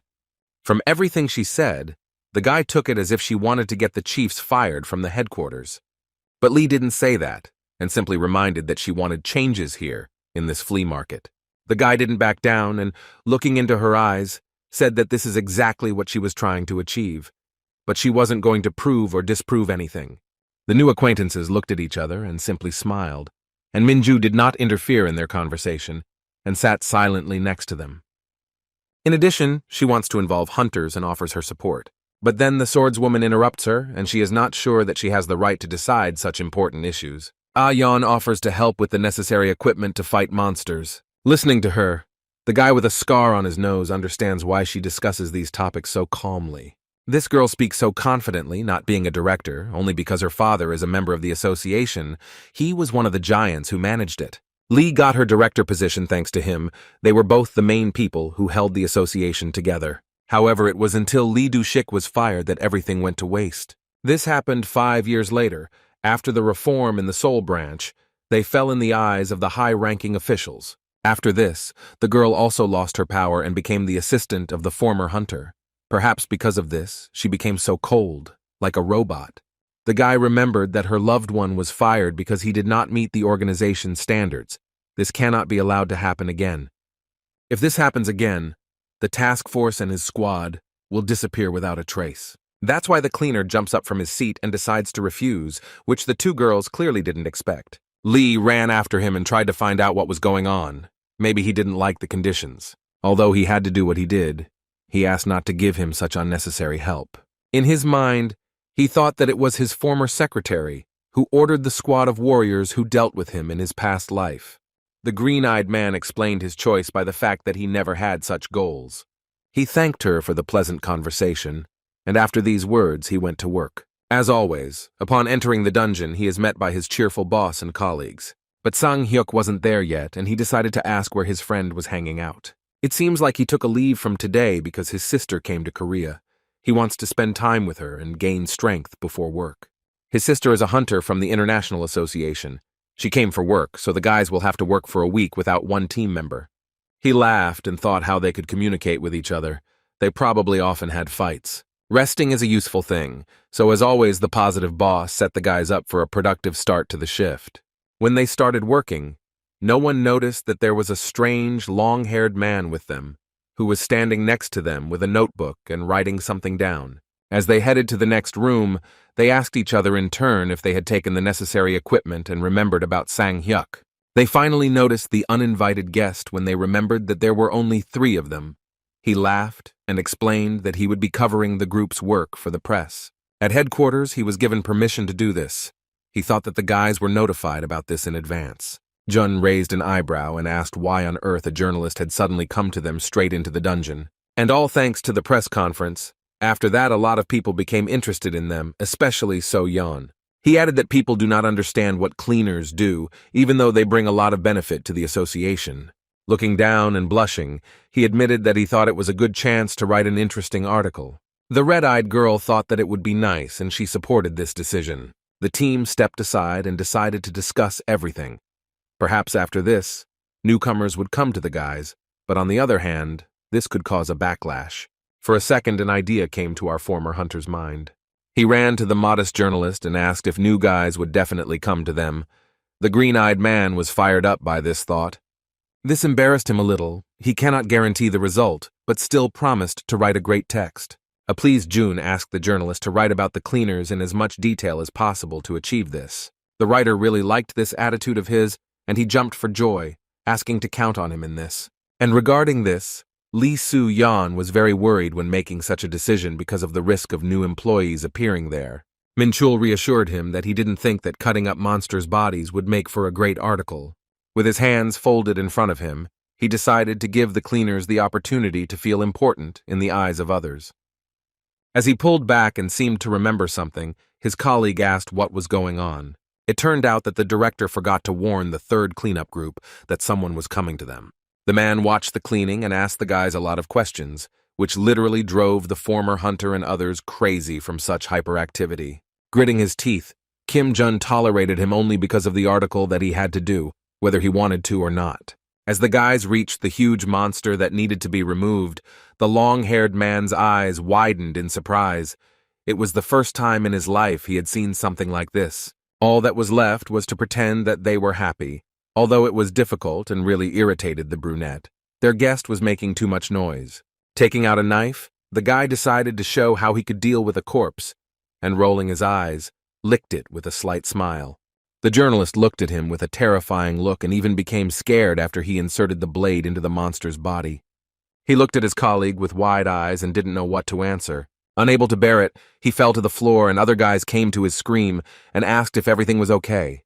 Others joined in June's show, and the long-haired man watched them in surprise as they held the monster's entrails in their hands. It seems that the team went a little overboard with the demonstration of the work and scared their guest. He fainted. While they were anxiously bringing him to his senses, the former hunter laughed at this, and was glad that such terrible views that they revealed to their friend would not be put on public display. To sum it up, it was noticeable that there was very little pleasant information, and he reread it all with disappointment.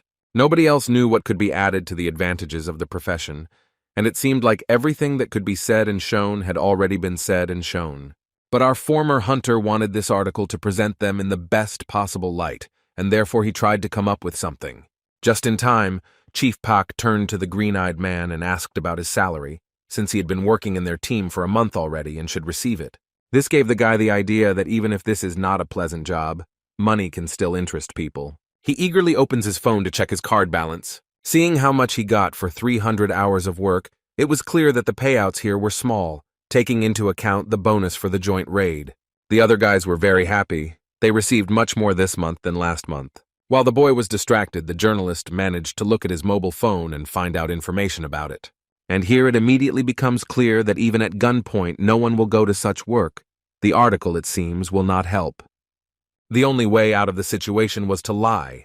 Without losing his head, Jun said that the squad's salary was received twice a month, and that was not even half. His colleagues did not expect this. His new colleague laughed and said that he had such guesses. The long-haired weirdo decided to clarify whether he understood correctly that this was the payment for their work. He nodded his head uncertainly. Fearing that this might only make things worse, they asked the guy to admit that it was a joke. But he confidently stated that he had told the pure truth and had not lied at all. The boss and the girl looked at him sideways and were beside themselves. Meanwhile, in Min Chul's office, there was a telephone conversation with Lee Soo-yeon. They were discussing Kim Jun. The director doesn't consider him a problem and asks not to worry about him. He's just an ordinary cleaner. They agreed to stay away from the former hunter and avoid meeting him in person. When he bursts into their door, the director is very upset and understands that since he is here, it is clearly not a good sign. The man crossed his arms over his chest and asked why he had come to see him this time. The guy arrived demanding a pay raise, to which he sighed in displeasure in response.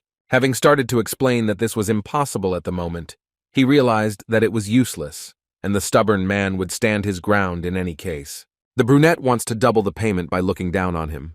Chol looked at him from under his forehead with displeasure and seemed to be angry. The boy said that he believed that even taking into account the bonus, the pay did not correspond to the work done. But that's not all. The green-eyed one asks for a promotion to all members of the squad, after which So-min gritted his teeth in displeasure and was ready to hit the table with his fist, but he held back. Such demands are unacceptable even in ordinary companies, let alone the association. He tried to convey this idea to him, laughing nervously.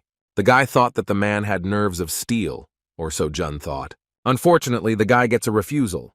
This issue is decided by the board of directors, and he cannot decide this alone. It looks like he was in a hurry to unlock the skills. You need to wait some time, and later the guy will still get his. Their conversation is interrupted by Mr. Lee, who enters the office with an important question about the completion of the task. The bearded man noticed that he had a guest and wanted to wait in the corridor as a sign of respect. Without greeting the fair-haired CEO, the young cleaner was about to leave and wanted to leave them alone. Min Chul didn't like the mop man's behavior. As soon as his former director's father stops the guy, the hero turns around and asks what's going on. He suddenly comes up to him and takes a selfie with him as a keepsake, which he clearly didn't expect. The old man immediately recognized that it was Kim Jun-woo from the cleanup department. He was a big fan of his and was incredibly happy about such a sudden meeting.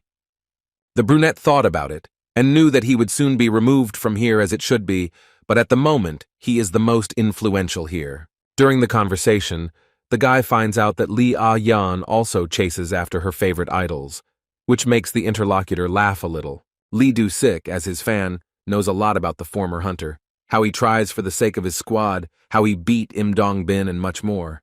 Without hesitation, he even shared rumors that they were saying about him that he wanted to take over the entire headquarters. Jun raised an eyebrow and looked at him with confusion. It turned out that the CEO overheard a conversation with Min Chul about a salary increase and agreed that the cleaners were paid very little, offering to help. This will also be a bit problematic. It is very risky to raise this issue at the board of directors. However, it wasn't all for nothing. It was immediately clear that he wanted something in return. According to him, the first task force was allocated 100 dungeons. There is a risk that his colleague Min Chul will hand it all over to Lee Soo-yeon. Looking up, he asked if he worked with them. Scratching the back of his head, the boy reminded that he was an ordinary cleaner. But that's not so important right now. That bearded man, clapping her on the shoulder, asks that the boy, together with the second group, overtake her in results. Considering that the daredevil was one of those who led the joint raid, the man was confident of a successful outcome. Now, the brunette has a task. If everything goes well, then Dusik will be able to help and raise his salary. This proposal made the guy think he is asked to show what he is capable of. After a couple of working days, June assembled a team of cleaners in the office. Everyone arrived on time. Likewise, Minju's squad, in order to discuss an important proposal, the guys were assembled. The manager sat down opposite him and asked why he had gathered everyone here, and he asked a counter question about the workload this month. As it turned out, the first group was being helped by So Min Chul, the third was given funding, and the second was given nothing, which made the commander-in-chief feel awkward in front of her teacher. Having heard that preparations for the work are not going very well, the former hunter offers to join forces and help fulfill the monthly plan that has been planned. The hunters raised their heads and stared at him, listening attentively to his speech. Having looked at everyone present, he asked if the guys were ready to show who was the main bear in the den. Minju looked at him with shining eyes and was ready to jump for joy. She agreed. Everyone was delighted with this offer. They had no reason to refuse, and the guys promised that they would do everything in their power. But it's not that simple. You need to make a detailed plan, because the duties of cleaners have not been cancelled either. The guys decide to work together again and together. Minju wanted to start already. Mrs. Lee comes into the office, and the guy decided to ask her for a favor, and he felt a little awkward. She definitely didn't like the fact that the brunette didn't immediately agree to her help, and for this he received a reprimand. However, she did not refuse him this time. If it had been another person, she would not have lifted a finger in his direction. It's time to get started. Even though he's trying to get on the departing bus, a yawn turns a blind eye to it. The chances of coping on his own were negligible, so Kim decided to ask her for a favor anyway. The lady smiled and asked to put this question off until later. The most important thing was to move on to the main part. The young man explained his team's intentions and asked to equip them with weapons, high-grade materials, and equipment. The girl was shocked by such requests that never ended. She didn't understand why they needed so much equipment, since they could do without it. In fact, his real intention is to destroy the leader who believes that the number of workers decides everything. The guys looked at him with wide eyes. He promised to become the very first in such a mini-rating and overtake everyone. He was interrupted by his former secretary, who remembered that the task force had been given too much important information, but it seemed that this would not be a hindrance. Looking at her wristwatch, Jun thought that a new dungeon would appear very soon. Lee looked at him with a raised eyebrow. Their negotiations were interrupted by a long-haired journalist who had come to the guys' shift earlier. He overheard their conversation and asked if it was true that the cleaners would be leading the raid. The friends pretended to be lost in thought and did not answer him. Suddenly, an explosion is heard outside the window. It seems that a new dungeon has opened, as the newcomer's intuition had previously suggested. Without further ado, it's time for the guys to go there and start implementing the previously drawn-up plan.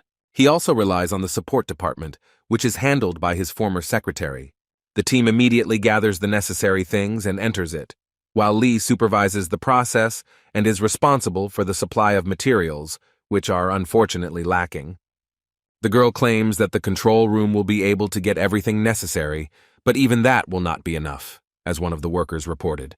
She was very excited and in extreme cases allowed stealing. Assistant Minju is worried that the first task force might find out about this, and the girl snorted in response. She didn't care about it. Taking full responsibility upon herself, she orders everyone to obey her. It is important for her to achieve her goals. Meanwhile, in the dungeon, the hunters and Kim Jun fight an army of skeletons that are not so easy to defeat. The long-haired girl tries her best to repel their attacks and fight, but somehow everything is going very weakly. These are not simple knuckles, they are metal. An experienced guy orders to use skills. It is also very important to attack from behind, at their weak points, and take on the biggest opponents. Minju led her squad and looked for opportune moments to attack. At her command, the warriors began to act according to plan, and in an instant they were unable to defeat many, striking immediately where they were told. A girl from her team puts out her hands to help the leader jump higher, and she runs towards her as fast as she can. They were able to throw her as high as possible. She already knows what to do next. The mage blinded the largest skeleton with his attack, and Minju almost flew towards him with her sword. Others also supported her from below and attacked the monster. The girl has almost reached him and is ready to deliver the decisive blow. Using the skill, she swings her sword hard and attacks without holding back. Everyone is coping with the task at hand. Thanks to the command of the former hunter, it seems that everything is going smoothly. Kim Minju has grown greatly in her combat training as a swordswoman, something her mentor noticed in how she deftly cut off the head of a large skeleton. While the guy was staring at her, another giant took advantage of this and turned around at the very last moment. Without holding back his strength, he attacked him with a loud roar. The earth in the room shook. The girl saw everything and was very scared. She was already about to rush to help. But then from the cloud of dust, she sees his silhouette. Everything is fine with him, and this is the most important thing. An unexpected surprise was slipped to him. With just one foot, he threw the sword that was lying next to him towards himself and already knows how to deal with it now. Having activated the discipline and hyper-acceleration skills, the daredevil prepares to attack. The metal skeleton is also not sleeping and is going to use its power on him. Thanks to his skills, he throws the blade upward at high speed. The blade flew so fast that it was able to knock the skull off the monster's shoulders and end the battle. Having dealt with him, the guy called his boss Pak about an important matter. Now it was their turn to sort things out and quickly remove their bodies into bags. But the manager came to his room in an unusual form, or rather, flew in on a drone. Besides this, new equipment arrived, and Guntai literally fell in love with the cutters that gave him away. He couldn't stop admiring them and wanted to keep them for himself. But unfortunately, they are unlikely to give permission for this. June knows that they are brought from abroad. Lady Lee contacted them and relayed information about the appearance of the next dungeon in the Socho area, where a group of hunters had already gone. And the guys were happy with the work they had done with the skeletons, and if they continued in the same spirit, first place would be guaranteed. After some time, Director Min Chul was given statistics on the raids. He studied it and saw that the second group had every chance of winning. His subordinate also confirmed this, looking at the document and asked him to see it with his own eyes. This made him really angry. He guesses that the cleaner Kim Jun-woo did this because he didn't raise his salary. The first group is in a much worse situation. They fight in dungeons, and it's very hard for them. Under the leadership of Lee Soo-yeon, the guys are unable to overtake their contender for victory. The cleaners on their team are very tired and physically unable to clean up the monsters' bodies, almost falling off their feet. The team, which is under the command of the former hunter and the support of Minju, is more grouped and copes well with the tasks set. They deftly jump onto a large toothy lizard and instantly defeat it. Thanks to the professional's order, the guys even have time to rest. In any case, they will be able to finish an hour earlier. Freelancers also don't sleep and work hard to move up in the rankings. Based on the results of the third day, the second task force moves forward and comes out on top, which does not please Soo-yeon and Min Chul at all. Their colleague reported that the hunters and cleaners had united and were working under the cover of the support department. It wasn't hard to guess that Lee Do-sik and his daughter started it all. The director knows, like everyone else, that such a team will be able to break into the lead without any problems, and this worries him. He turns to the head of the department, Byun Chang-hyun, and demands that their oxygen be cut off. He looked at him slightly surprised, but still agreed to follow his plan. The man also orders that the hunters of the second group be prohibited from clearing the dungeons and the cleaners who are helping them along with them. No one expected such a decision. Meanwhile, the guys have cleared the fifth for the day and are very happy with their work. At the end, they plan to give it their all and show what they are capable of. The head of the operation asked his long-haired fan what he thought of their work. He reminded that the cutter and drones are best friends in cleaning and easy to get along with. He raised an eyebrow and realized that this was all planned. June got into a conversation with the journalist and eventually admitted that they needed help finding new workers. He couldn't understand at all why he remained silent for so long and didn't speak about it directly, but despite this, he agreed to make an effort. Their conversation was interrupted by Lee, who called him on the radio with urgent news. It turns out that the first task force received permission for all the dungeons. This was undoubtedly done on purpose. Another problem also arose. The number of hunters on the same team was increased several times. However, because of this, the cleaners there cannot cope with all the work. But even so, they were overtaken. Their squad also has to clear the monsters' lairs of bodies, which is also a big problem. The guy is confused, just like all the other members of the operation. Too much is at stake, and it is important to be the first, no matter what happens. He doesn't know what to answer Miss Lee, how to quickly change his plan of action. Brunette understands perfectly well that the first group will soon reach its limit, and, in principle, they have a chance to catch up with them and break ahead.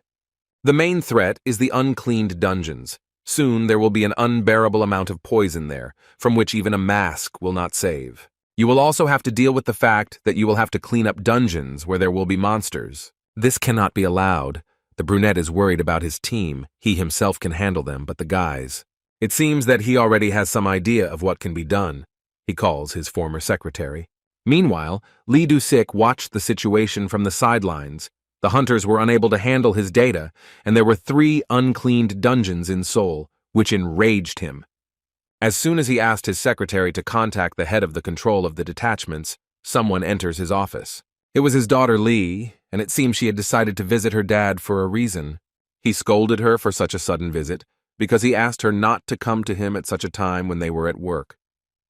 The lady reassured him by saying that she had come here on important business. The man didn't like how Yeon didn't observe manners during her shift and even spoke to him informally, but as always she decided to joke about it.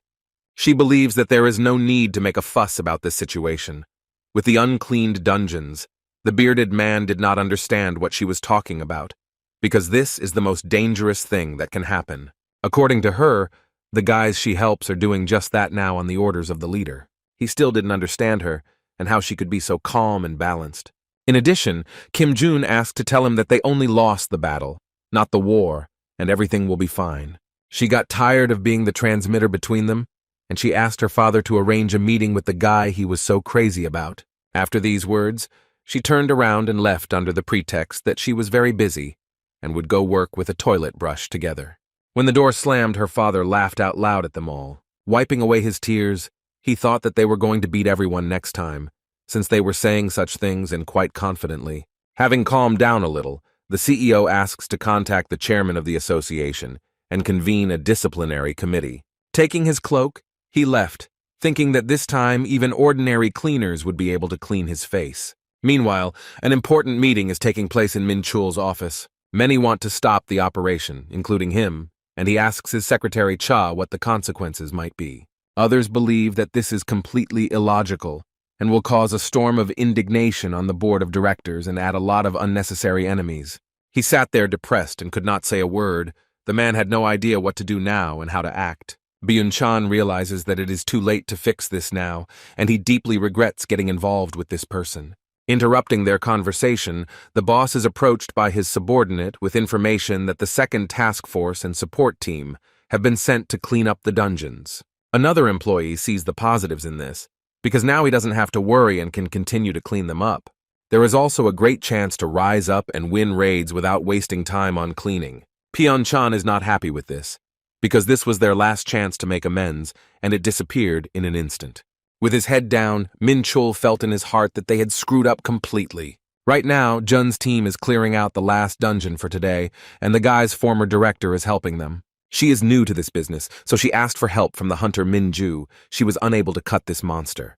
The swordswoman didn't have much time, but she still showed in which places it would be correct to do this. The lady took the blade and tried to do it herself, and for the first time she did very well. Looking into her eyes, a yawn asked how she could know so much if she was just a hunter. The girl told her that she used to help the cleaners and had to study. The blonde was a little upset that all this happened without her. She was ashamed that others were coping much better than her. Her new friend tried to calm and encourage Lee Du-sik's daughter, but she just joked and laughed in response. The leader interrupted their pleasant conversation with a request to quickly deal with all the monsters, because the dungeon would soon close, and it was time to leave. After a couple of minutes, the guys finished. Today was a difficult day, and they had to sweat a lot. Everyone praised each other for their productive work. The long-haired girl noticed that her teacher was upset, although he tried not to show it. After a minute of silence, he admitted that he had promised first place, but had made all the hunters puff, and that was now tormenting him. The first time she noticed that he was really worried, she said it, made the guy blush, because he hides his feelings very often. But thanks to him, everyone was even happy with such work. The brunette gave them hope, and their faces immediately shone. Even Minju's assistant worked with them, and she was pretty exhausted but also happy. And Jun's sweet words made him even more embarrassed. But this is not the end. The guys understand that they have to work several times harder, and they are 100% ready for this. The friends only have 3 weeks to sort it all out, and even his former secretary is willing to work the night shift to help. The former hunter didn't know how to comment on everything and just walked with a wide smile. He felt very pleased in his soul from this. The friendly team was planning their time leaving the dungeon when CEO Dusik appeared to them. He needed to break the news that they wouldn't get first place. The guys' group was hot on their heels. The squads listened to him attentively. As it turned out, the control group had revoked all the bans on the cleanup. His friend looked at him with wide eyes upon hearing about this. They are also currently in second place in the rankings, the bearded man said with a smile. The brunette didn't like it.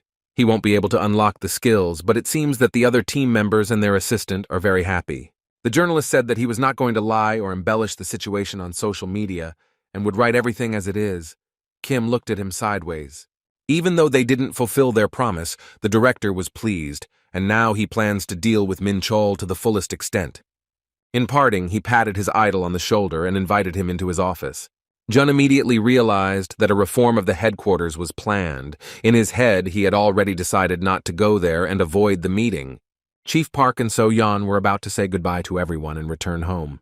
But this time, good-natured Lee suggested throwing a festive dinner and invited everyone. Well, as always, colleagues persuade the new guy to go with them, but he is stubborn. Although he doesn't like this time he decided to agree to relax with his colleagues. Everyone was having fun, but not the former hunter and the blonde Lee. They didn't like such a noisy corporate party. Shortly after the incident, a disciplinary committee was convened at headquarters. Lee Soo-yeon was the luckiest of all. In response to his acquittal, he only received a warning for the first time. While Min Chul was left with a salary cut, despite this, the CEO showed no compassion, and he even reprimanded the head of control for this, after which he decided to apologize personally to the former hunter. After that, Dusik's daughter called Jun into her office, and they chatted while drinking tea. Relaxing, the boy asked why she had called him. The lady asked for a reward for their work together, looking him straight in the eyes. But he, it seems, is not going to do this and jokingly called her mercenary, to which she became very angry and yelled back. The brunette then asked why they helped him. He suspects that it was because of her father. Lee shakes her head and denies it, and it turns out she had her own personal reasons for doing so. Nothing more. She froze for a second and did not understand how he knew that he was her father. Kim Jun laughed awkwardly and said that he accidentally heard it in the restaurant. After clearing her throat, the former secretary began her speech, and she believes that after what happened, the employees will not be left without attention. Although they had already interfered in the fight between the hunters without permission, he believes that it was all worth it. Getting closer to the point, the girl says that the monster cleansing squad has become the object of envy. She believes that second place is an excellent result, and if those stupid restrictions had not been imposed, they could have made it to the top. The most important thing here is that they managed to unite and seriously engage in cleaning, which was then in first place, and therefore everyone in the association was shocked by this. But even if this is so, the guy doesn't understand how this is connected with their agreement. He looks at his former secretary with confusion. Realizing their importance, the association is going to hire another such team, and preparations for this are in full swing, which makes Juna happy. And now she thought it was high time to return to her reward. Lady Lee asks him to select people for a new squad of cleaners. He began to worry that he had no authority, but it turned out that thanks to the efforts of the young guy, he was promoted to the position of manager. The green-eyed man looked at her and could not find a word to express what he felt, and he continued listening to her. The brunette asked how he was able to get up so quickly, since he hadn't been working here for very long. The girl just laughed. And she also reported that Chief Pak, after the innovations, becomes a cleaning manager, which surprised him greatly, because even hunters do not have such a status. Initially, the girl thought that this position should have been given to June, but she changed her mind and he himself was against such an honor. This new status will be very useful for the boy in the future.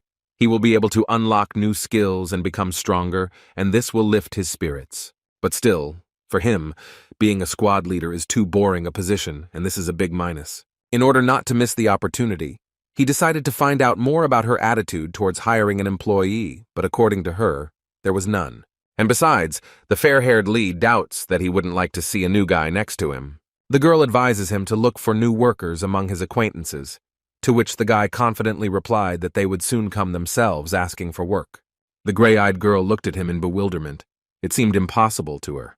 He mentioned a journalist who promised to write an article about the cleaners, and the green-eyed guy is sure that this will increase the influx of new people into the team. But it turned out that the article had already been published, and that long-haired man forgot to notify the former hunter about it. The guy decided to read it right then and there and took his phone out of his pocket. Having opened the necessary site, the young man was shocked when he saw what was written about their team and posted on the internet. The writer spoke about the team in a not very good light, naming many shortcomings of the work, which certainly none of the newcomers would want to do. This made Jun lose his temper. It was mentioned there that the job of a cleaner involves not only sorting out the pieces of monsters' bodies, but also other things. Due to the hunters being very busy, it was written that Kim Jun was in charge of the joint work with other departments. He called their team the backbone of the association. The guys help ensure efficiency and safety, along with the quality of work in the dungeons. He called the planning team their hope, and explained that this was why they needed the most capable workers. He also mentioned the low salary, but there are no disadvantages in them. After these lines, the guy's teeth began to grind. Even the fact that the journalist called the guy a leader and the life of the party did not lift his spirits, and he was furious. He decided to write to him right away and scold him for such an essay, but he only sent him a hardened response. Ayon noticed that he had finished reading and asked his opinion, while the former hunter sniffled discontentedly. But despite such a terrible story, people's reaction in the comments was wonderful, and interest in the cleaners grew every day. Even so, there have been no applications yet, according to Lee. This is all because the article says that the worker must have skills, but the salary will be low. This was clearly not what the former hunter wanted to see. He became very angry, and with his scream frightened not only Lee, but also those who were outside the walls. At this time, two high-ranking people, Min Chul and Su Yeon, were talking on the balcony, as usual, discussing the guy from the cleaning staff. It immediately became clear that only CEO Lee Du-sik could promote and introduce a new position. They understand that now the real power will be with Kim Jun-woo. In addition, they created the 6th cleansing group. This is really a big problem for them. Min Chul also doesn't approve of his decision to create a 6th cleansing squad. The men come up with a plan of action to increase their influence and look for new people to join their team who will be on their side. It is very important to take from among your own those who will obey and benefit only them. The director is surprised that this young guy was able to even take Kim Min-ju to his side, which is why he needs to act as soon as possible. The gray-haired Lee Soo-yeon is more concerned about the fact that they were ordered not to mess with the cleaners, while his scheming colleague is less interested. And besides, Song Chul-sik and Go Eun-young are aiming for leadership positions, and are doing their best to find talented guys from the guilds. He is also haunted by the thought that no one needed such a vacancy before. But then suddenly everything changed dramatically. If nothing is done, their enemies could become a separate division and have great influence, which cannot be allowed. They also think that if they can unite with the new cleaning squad, they will restore their position in the association. And that's why it's important to put the right person in the leadership role, and only then will they be able to change the course of the game. The dark-haired man asks his colleague to find one of the hunters of Gyeonggi-do, which he will also do. Even in their opinion, there is no need to add any special criteria. The main thing is to have experience working with dungeons. They set a goal to find a worthy candidate. Min Chul will not allow himself to lose under any circumstances. Now it's time to go our separate ways. Everyone knows what needs to be done to achieve the goal. Turning around, Soo-yeon noticed that all the disturbing events had pushed him back to his old bad habit. Their rival is now in the office with Min-ju, drinking tea, and their conversation turned to recruiting new employees. Lying on the couch, Kim Jun recalled how they had fun earlier during the raid marathon, bringing back memories. The girl found it a little strange to hear this. It seemed like her friend had no friends at all. And yet he was slightly unhappy with becoming a leader. He believed that others would not accept him, while his student thought completely differently and was proud of him. She asked how things were going with the search for workers. June rose from the sofa with a heavy sigh. Slightly embarrassed, the guy said that he wouldn't do it. It turns out that he has almost no one in mind, and the girl felt sad that he was so lonely. But in fact, the brunette is very tired from the marathon and just wants to rest, believing that others can cope with this task perfectly well without him. Out of curiosity, the swordswoman asked him which one he would like to take, and he thought about it. The ideal colleague for him is someone who will work for him and treat him kindly. The long-haired girl clearly didn't expect this, and looked at him with slight surprise, while the former hunter asked about her. The huntress prefers fair people and those who will stand up for their colleagues, like her interlocutor.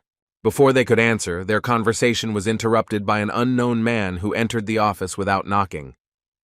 This is Byun Chang-hyun, Min-chul's co-worker who was recently reprimanded by him for no reason. He wanted to discuss something important, and it seemed he didn't know how to properly start a dialogue about it. After a minute of thought, he literally pounced on Jun with a request to help find people for the 6th dungeon clearing group, which scared the girl and him. After revealing the intentions of his colleagues, Seo Min-chul, Go Eun-young, and Sung Chul-sik, the man in the suit stated that they were gathering a group of their own. He also now does not want to cooperate with them and has a desire to help the guy in any way he can. He was surprised. Since the group has not yet been created, everyone will try to get their hands on it. The loud worker looked at them excitedly. Payan was sure that now everyone was ready to tear each other's throats out over the leadership position in the new squad, while the cleaner listened to him with his eyebrow raised. Judging from everything, the brunette concluded that those rats most likely wanted to drive him into a corner by doing such nonsense. Chang-hyun has prepared well and brought large lists of the best hunters and asks the green-eyed man to review them and choose the best ones. He turned up his nose in response and didn't want to do it at all and didn't understand why there was such a hurry. Mr. tried to persuade him because the new squad could become a serious threat, but he only sighed in response. And the young guy did not understand why this man was so concerned about the fate of the cleaners and looked at him with displeasure. He only snorted in response, believing that some Min-chul was not posing a threat to him. The tall man was upset and did not know how to persuade the stubborn man and tried to make him think about his team members, how they would react. But suddenly the brunette realizes that he shouldn't refuse something like this. He looked at it, thought it over, and thought it was a very tempting offer. The new assistant was overjoyed that he had finally managed to persuade such a stubborn man. He almost jumped for joy and firmly shook his new ally's hand. He agreed to this only because it was a great opportunity to open up skills. Of course, he would never miss this and asks the man to give him the list that has already been prepared. Just in time, Sang-hyuk's sister arrived and calmly settled down on the sofa. When he came home, he almost lost consciousness from the terrible smell that was in the room. She managed to turn the house into a dump after leaving the hunters. She did nothing and really scared her relative. Her brother saw this trash and asked her to go out and get some fresh air and not sit locked up for days, but she just silently listened to his indignation. The girl said that she came across an article on the internet that the journalist was writing, and it clearly interested her. The guy was very surprised when he saw this and couldn't say a word. He was afraid that she might decide to get a job with them and collaborate, and he looked at her as she stretched after sitting in one place for a long time. The blonde Ha-yu Bin decided that she wanted to join the cleaners and work with them even though she was a hunter, so she got ready and went to the association. Kim Jun was thinking about how to complete the next task. Increasing job satisfaction would be quite difficult, but these are the conditions for unlocking the skill. He understands perfectly well that motivation to work depends primarily on their salary and good working conditions. And the biggest problem is that the job of a cleaner offers none of this at all, and his task progress is only at 18%. The new team definitely needs a pleasant atmosphere. This will increase work efficiency, and in general, it will be much more pleasant to work. They have this thanks to their boss, Pak, and friendly colleagues, who always understand each other's desires and needs. And it is precisely such a person that the brunette must find. Without him, it is impossible to move forward in a good direction. In front of him now sits one of the candidates with whom he is going to talk. Thinking about what they were trying to do, he rolled his eyes in displeasure and said that he might consider that option. He took it as an invitation, but while sipping a cup of hot coffee, Jun denied it. He wasn't asking to join right away. The guy is now talking to a former guild member to ask him for advice. The other guy's expression immediately changed.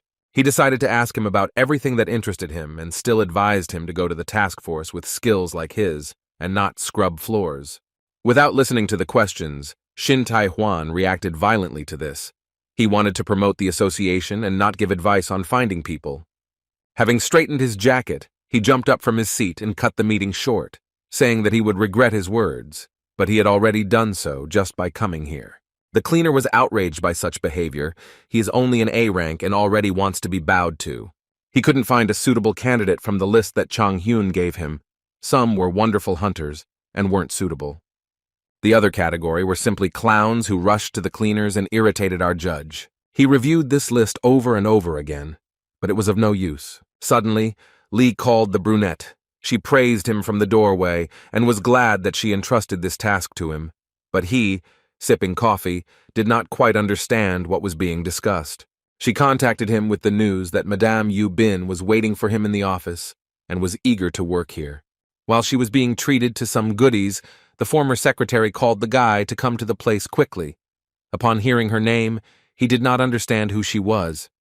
He arrived quickly, and the first thing the red-haired slob did was introduce herself. He looked at her and expected some kind of greater dialogue than a banal greeting. Lee bent down and asked how he managed to drag her here, but he had nothing to do with it. June invited her to an interview to see if she was right for him, and from the first minutes of their meeting, he no longer liked the girl. She is from the International Hunters Association. The guy did not understand why she decided to apply for the cleaning squad with her experience. Sang Hyun's sister was stripped of her hunting license. The brunette remained silent and listened further. And according to her, she has nowhere else to go except here, because she can no longer work in her old position. Even though the guys were looking for people to join them, the guy still needed to know if she understood anything about this. But the girl was most interested in why he only needed this, and how she lost her license did not attract his attention. She pouted and said that in the US, cleaners polished dungeons until they shone, and that was her area of expertise. It became clear that she was getting a little into this topic. He tried to say something, but she interrupted him. Jumping up on the table with her foot, it became immediately clear that she had read the article, and that was the reason why this girl was here. Seeing such uncultured behavior, the green-eyed man began to get the impression that she was not all there. He asked her if she had looked at what his journalist had written on the internet, and she nodded her head confidently. With a wave of his hand, he decided to disappoint her. They are the same simple cleaners as in America. There is nothing special about them. The redhead chuckled and said that she had been told the same thing in her country. In her case, it was a trick to weed out unnecessary people. The guy listened to it and already had a headache. Kim picked up her resume with data and studied it. The girl is clearly a bit of a slob, but she has a lot of experience. Yu Bin had the highest status of berserker and also worked in the International Association. She is an ideal hunter, but these skills will not help her in clearing dungeons after monsters. If you think about it, she is no different from other candidates. She has high self-esteem and abilities. Plus, the girl has no idea what exactly the cleanup department does. In a word, she's not suitable. After a minute of thought, the guy remembered that she was his colleague's sister. Who would have thought? He decided to ask directly about Sang Hyuk. The shorty jumped up from her seat and asked him not to tell him that she came here. After her words, he was convinced that he was not mistaken. She was definitely the hunter he had spoken about recently. This left Jun even more confused. He doesn't know whether to hire the girl for a job where her brother will also be. On the other hand, these two can only quarrel and make fun of each other even more. Well, or the guy might be unhappy that she came to work for him, and that will cause more problems. Thoughts were spinning in his head about whether to accept her or send her off to find another occupation, a difficult choice. The next day of the interview, the guy arrived at work very early. There were only 3 people present here. Everyone was waiting for the others to arrive. He met with the HR manager, who was reading some documents and preparing. He didn't forget to talk to Director Min Chol, who had to sit next to him. The man and the cleaner exchanged glances. He sighed heavily. Everyone was waiting for the new arrivals. Green-Eyed thinks that he doesn't belong here, but Lee Ah-yeon persistently asked him about it, because without the employee himself, it is impossible to hire someone, and he had to go. He didn't understand why she thought it would be difficult to hire someone for this position. We need to choose between highly qualified specialists. For example, Shin, who is the former head of the task force. Yes, the same shorty Yu Bin, who used to work in the International Association. In any case, he didn't really like this girl, and it would be better to choose a guy than her. Although he seemed strange to him, if you compare him with the redhead, you wouldn't even know it. So finally, the interview began. The manager declared it open and asked everyone to take their seats. They must answer questions that the judges will ask. The first question was about actions in a battle with a monster that cannot be defeated with one blow. The young blonde man nominated by Go Yun Young, Kang Woo Hyuk, believes that it is important to reconsider the strategy and temporarily retreat to avoid meaningless casualties. But So Min argues that abandoning the strategy will result in financial losses, and the best way out of the situation is to ask for help. The cheeky Shin Tae-hwan said that they could pause the raid and meet with the other team, and there was silence. The interviewees thought for a moment, while Min Chul looked at everyone around him and smiled. Only the former hunter Yu Bin remained. Everyone was interested in what this eccentric girl would say. Looking into her eyes, the man immediately recognized that she was Kim Jun's candidate. The manager remembers her as a former hunter with berserker powers. The brunette was silent and waited for her to answer this question, looking at her intently. Her answer was that the cleaners are the last to enter the dungeon. If there are still monsters there, then that's a completely different story. It's clear as day that this was an initial mistake by the task force. All the candidates were staring at the little one. But in any case, she would just go fight the monster, which is not surprising. There was silence in the spacious hall. The lady was clearly eccentric, and her candidacy was very interesting. Her eccentric character made the head cleaner sit and barely hold back his laughter. Meanwhile, Lee and So-yeon had gathered in Minju's office. It had been a long time since the girls had sat in one place over a cup of tea and a pleasant business conversation. They were discussing interesting candidates, former hunters, and it was unclear why they were hanging around here. Lee Do-sik's daughter says that they want to find a replacement for their friend from the dungeon cleaning squad. His student cheerfully declares that it is impossible to find a copy of him here, so Yeon only smiles in response. The blonde girl lays out that it is the management's fun to look for an exact copy of someone popular, and the cleaners don't care about it. And judging by all those people presented as candidates, it just becomes funny to her. Such a department will look like just an unnecessary toy.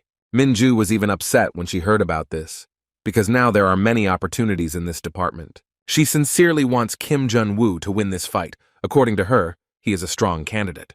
Her friends thought about the same thing for a moment. The girls became curious about this little man and asked him to tell them more, but she didn't want to answer, and said in a slightly awkward tone that she didn't know anything.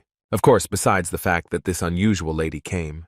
Her answers at the meeting showed that she is an American. She does not want to follow the rules, because in any case, people's lives are more important. She doesn't understand them, because she doesn't need permission to attack the monster.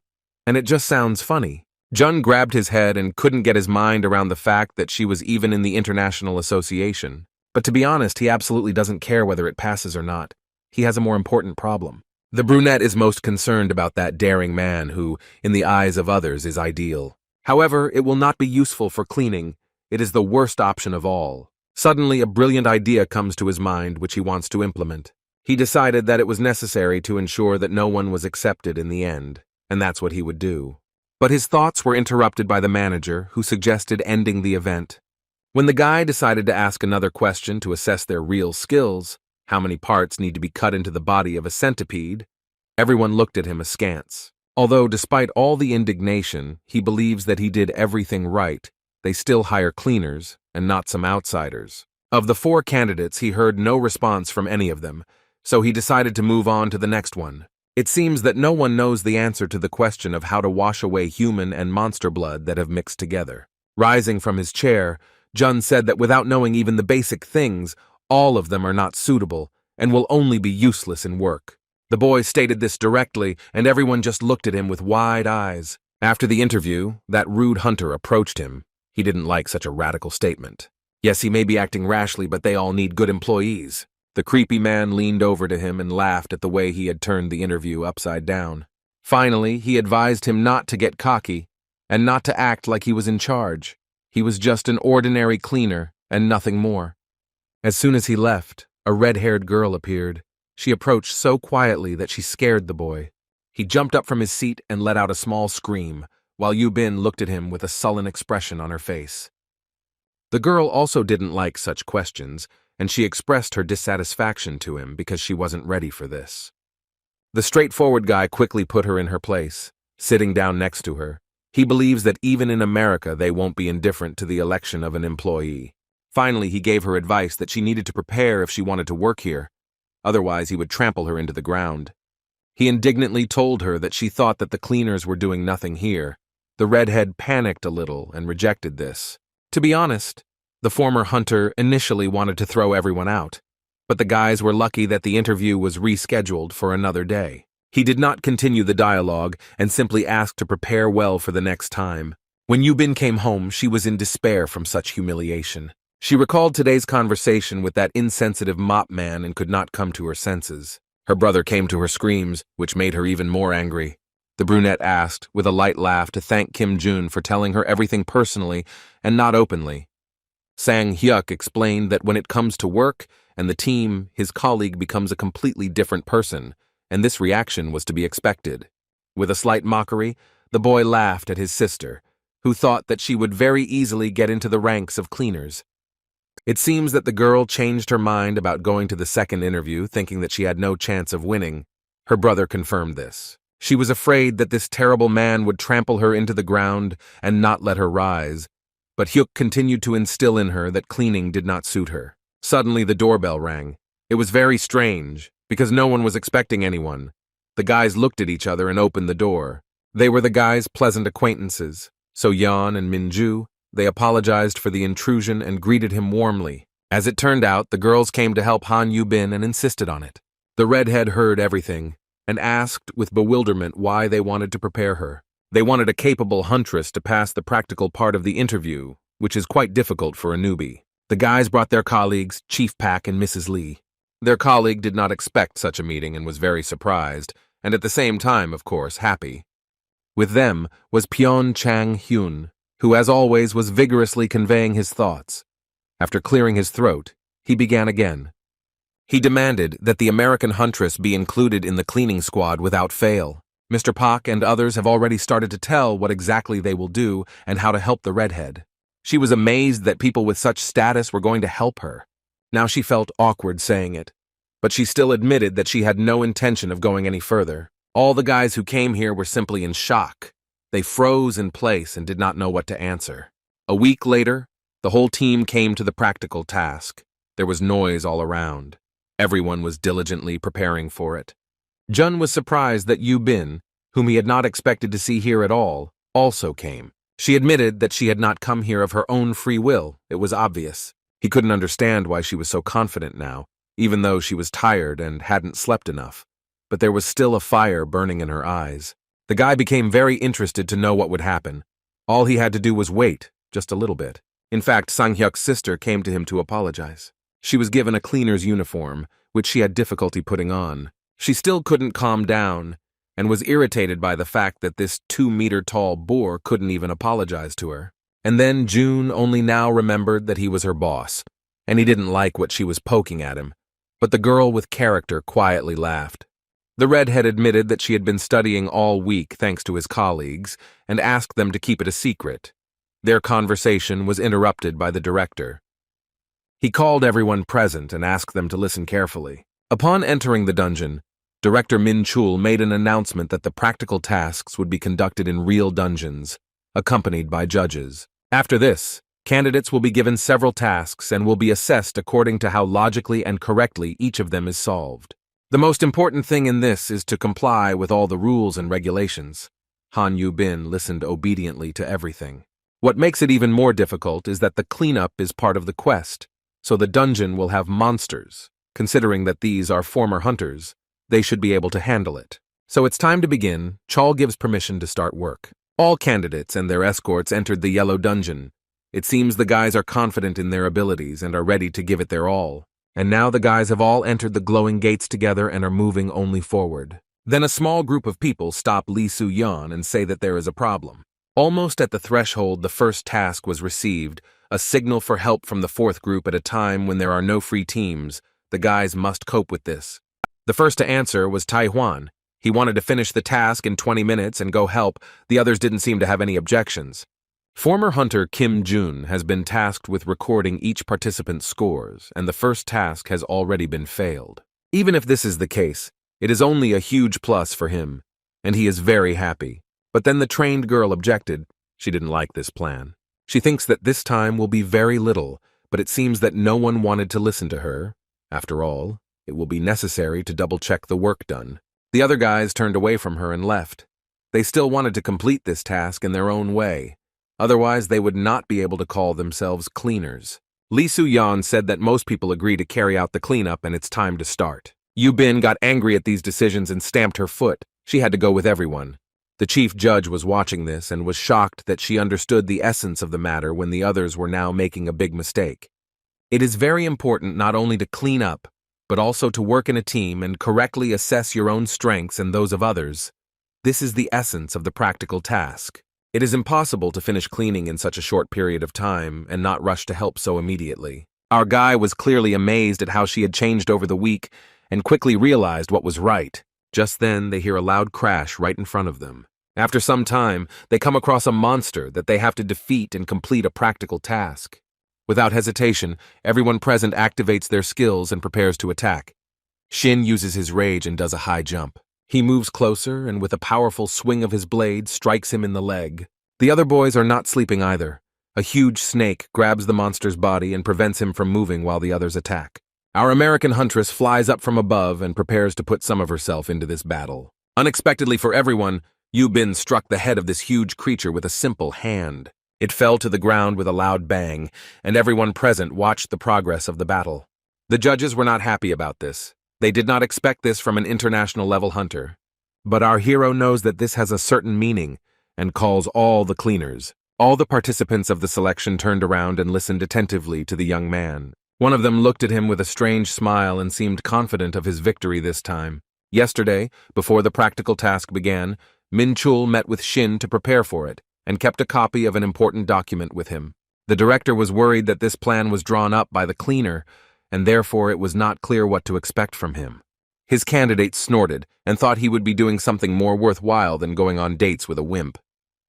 Chol promised to give him what he asked for, but only after he passed the required entrance exams. He gave him a list of tasks prepared by Kim Jun, where everything was completely written down to the smallest detail.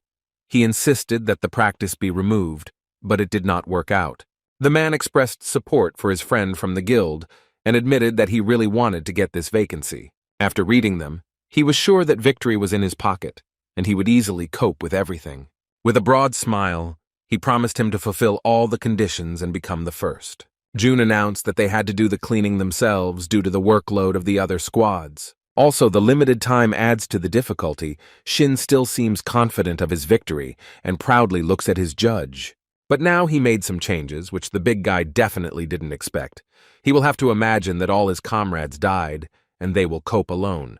The other guys also began to doubt their winnings and looked at each other with surprised eyes. Taehwan was scared and now stands there in confusion, something that wasn't mentioned in the plan. Plus, before that, time is limited. Only 20 minutes are allotted for this task, and the countdown starts right now. Everyone looked at him in horror. No one was confident in their abilities after this, except for Han Yu Bin. She didn't seem to care. The guy made things more complicated because he was sure that someone had definitely read that assignment sheet and apparently left it out in plain sight on purpose. The first participant's time to complete the mission is running out, and the brunette begins the countdown. The blonde tries to clean up harder, hoping to manage to do at least something, but unfortunately, he didn't manage to. This atmosphere begins to irritate him greatly. He can't stand it and throws a piece of cloth on the floor. And so, Kang Woo-hyuk becomes the first one to fail the test. He didn't even know what to do with the rag. Next up will be Shin Tae-hwan, who already sees that he can't handle it, which is what the loser told him. The guy from the guild couldn't understand how he had ended up in such humiliation. He used to be a hunter, but now he would be crawling around on the floor with a mop. There is very little time for him, even though he has all the necessary means at hand. These thoughts did not give him peace. He couldn't stand it and shouted at everyone that this was unrealistic, while others looked at him with their arms folded across their chests. The poor guy had not been warned about this turn of events, and he was very angry at Min-chul, who was afraid that now everyone would understand that he was helping him. He and Lee Soo-yeon lowered their heads and just remained silent, along with the female manager. So he decided to do nothing and refused to carry out the tasks. In other words, he gave up and the American woman got tired of listening to him and accused him of whining. The confident Yu Bin laughed at him, and that creepy guy looked at her with displeasure. The judge asked her if she would participate, but she remained silent and did not answer the question. June was going to cross her off the list too, thinking that she wouldn't dare to complete the task either. But then, unexpectedly for everyone, she jumped up and still wanted to try to cope with everything. She already knows how quickly she can cope and immediately gets down to business. The American sprays chemicals on the monster's body first. She cuts them in the air, which is very reasonable and will make the work go much faster. Everyone present is watching carefully. While all the packages with the required substance are in action, she prepares for the next step. All the chemicals used to stop the poison and blood from the monster's body settle on it completely. Besides this, the girl cuts the creature itself and does everything very quickly, so quickly that no one can keep up with her. This is the level of a professional cleaner. The judges clearly did not expect such a turn of events from an ordinary girl hunter. Jun guessed that she didn't want to talk about it because those guys who helped her were her colleagues. Now everything falls into place. Before they could figure out where the big ropes came from, they could already see Yu Bin about to end it there. With her hook, she grabs several pieces of the monster's cut body. She is so fast that the guy does not have time to follow her. She deftly collects all the parts of the monster in parallel with other tasks. And then the little girl from America throws them up and puts them in one pile. Mr. Kim looks at her and his eyes pop out of his head from what he sees. He can't believe that this lazy woman takes cleaning so seriously. Green-Eyed wanted everyone to fail, but it looks like at this rate this girl will pass this test. A scary guy with a scar on his lip looks at her work and admires such a perfect cleaning, a perfectionist's paradise. That boor Shin is now convinced that everything was a setup and the judge warned her what to expect. Their argument was interrupted by a capable new girl who had already finished cleaning and did a wonderful job. Yu Bin had already managed to sort everything into large bags and was just standing there looking at them. Surprisingly, she wasn't even tired. Shin didn't like the way she addressed him, and he responded to her just as rudely, looking down on the short girl, and Kim was surprised that she allowed herself to behave like that. She humiliated the impudent guy because cleaning is beyond his capabilities, and he is clearly not the smartest of them all. Even she was able to learn everything in a week. A quarrel broke out between them. Each wanted to show that he was capable of much in cleaning and had a higher status. She admitted that she expected much more from the man from the guild, since he had defended himself so much on that day of the interview. The rude American woman laughed at the fact that this was precisely why he was thrown out of the guild as its leader. Shin stood and clenched his fists in anger.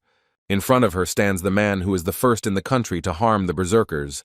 He activates his skill and heads straight towards the red-haired girl. She made fun of him again. He doesn't even know why she was kicked out of the International Association. Yu Bin is ranked 152nd on the same scale. She personally broke the jaws of the scoundrels for such behavior. Two enraged berserkers activated their abilities and were ready to fight right during the test. The man from the guild underestimated her and gritted his teeth, but there was no turning back now. At that moment, he is about to attack the shorty first, screaming loudly in flight. But June stopped them. He grabbed the cleaning lady by the hand and looked menacingly into her eyes. He tripped up the boy who likes to brag using hyper-acceleration. He looked at both of them with anger, putting Shin on the ground and holding back the unruly girl. Kim was outraged by such behavior right during the practical task and demanded that they calm down. Shin looked at him and demanded that he take his foot off of him, and he finds it highly suspicious that a mere cleaner could be so fast.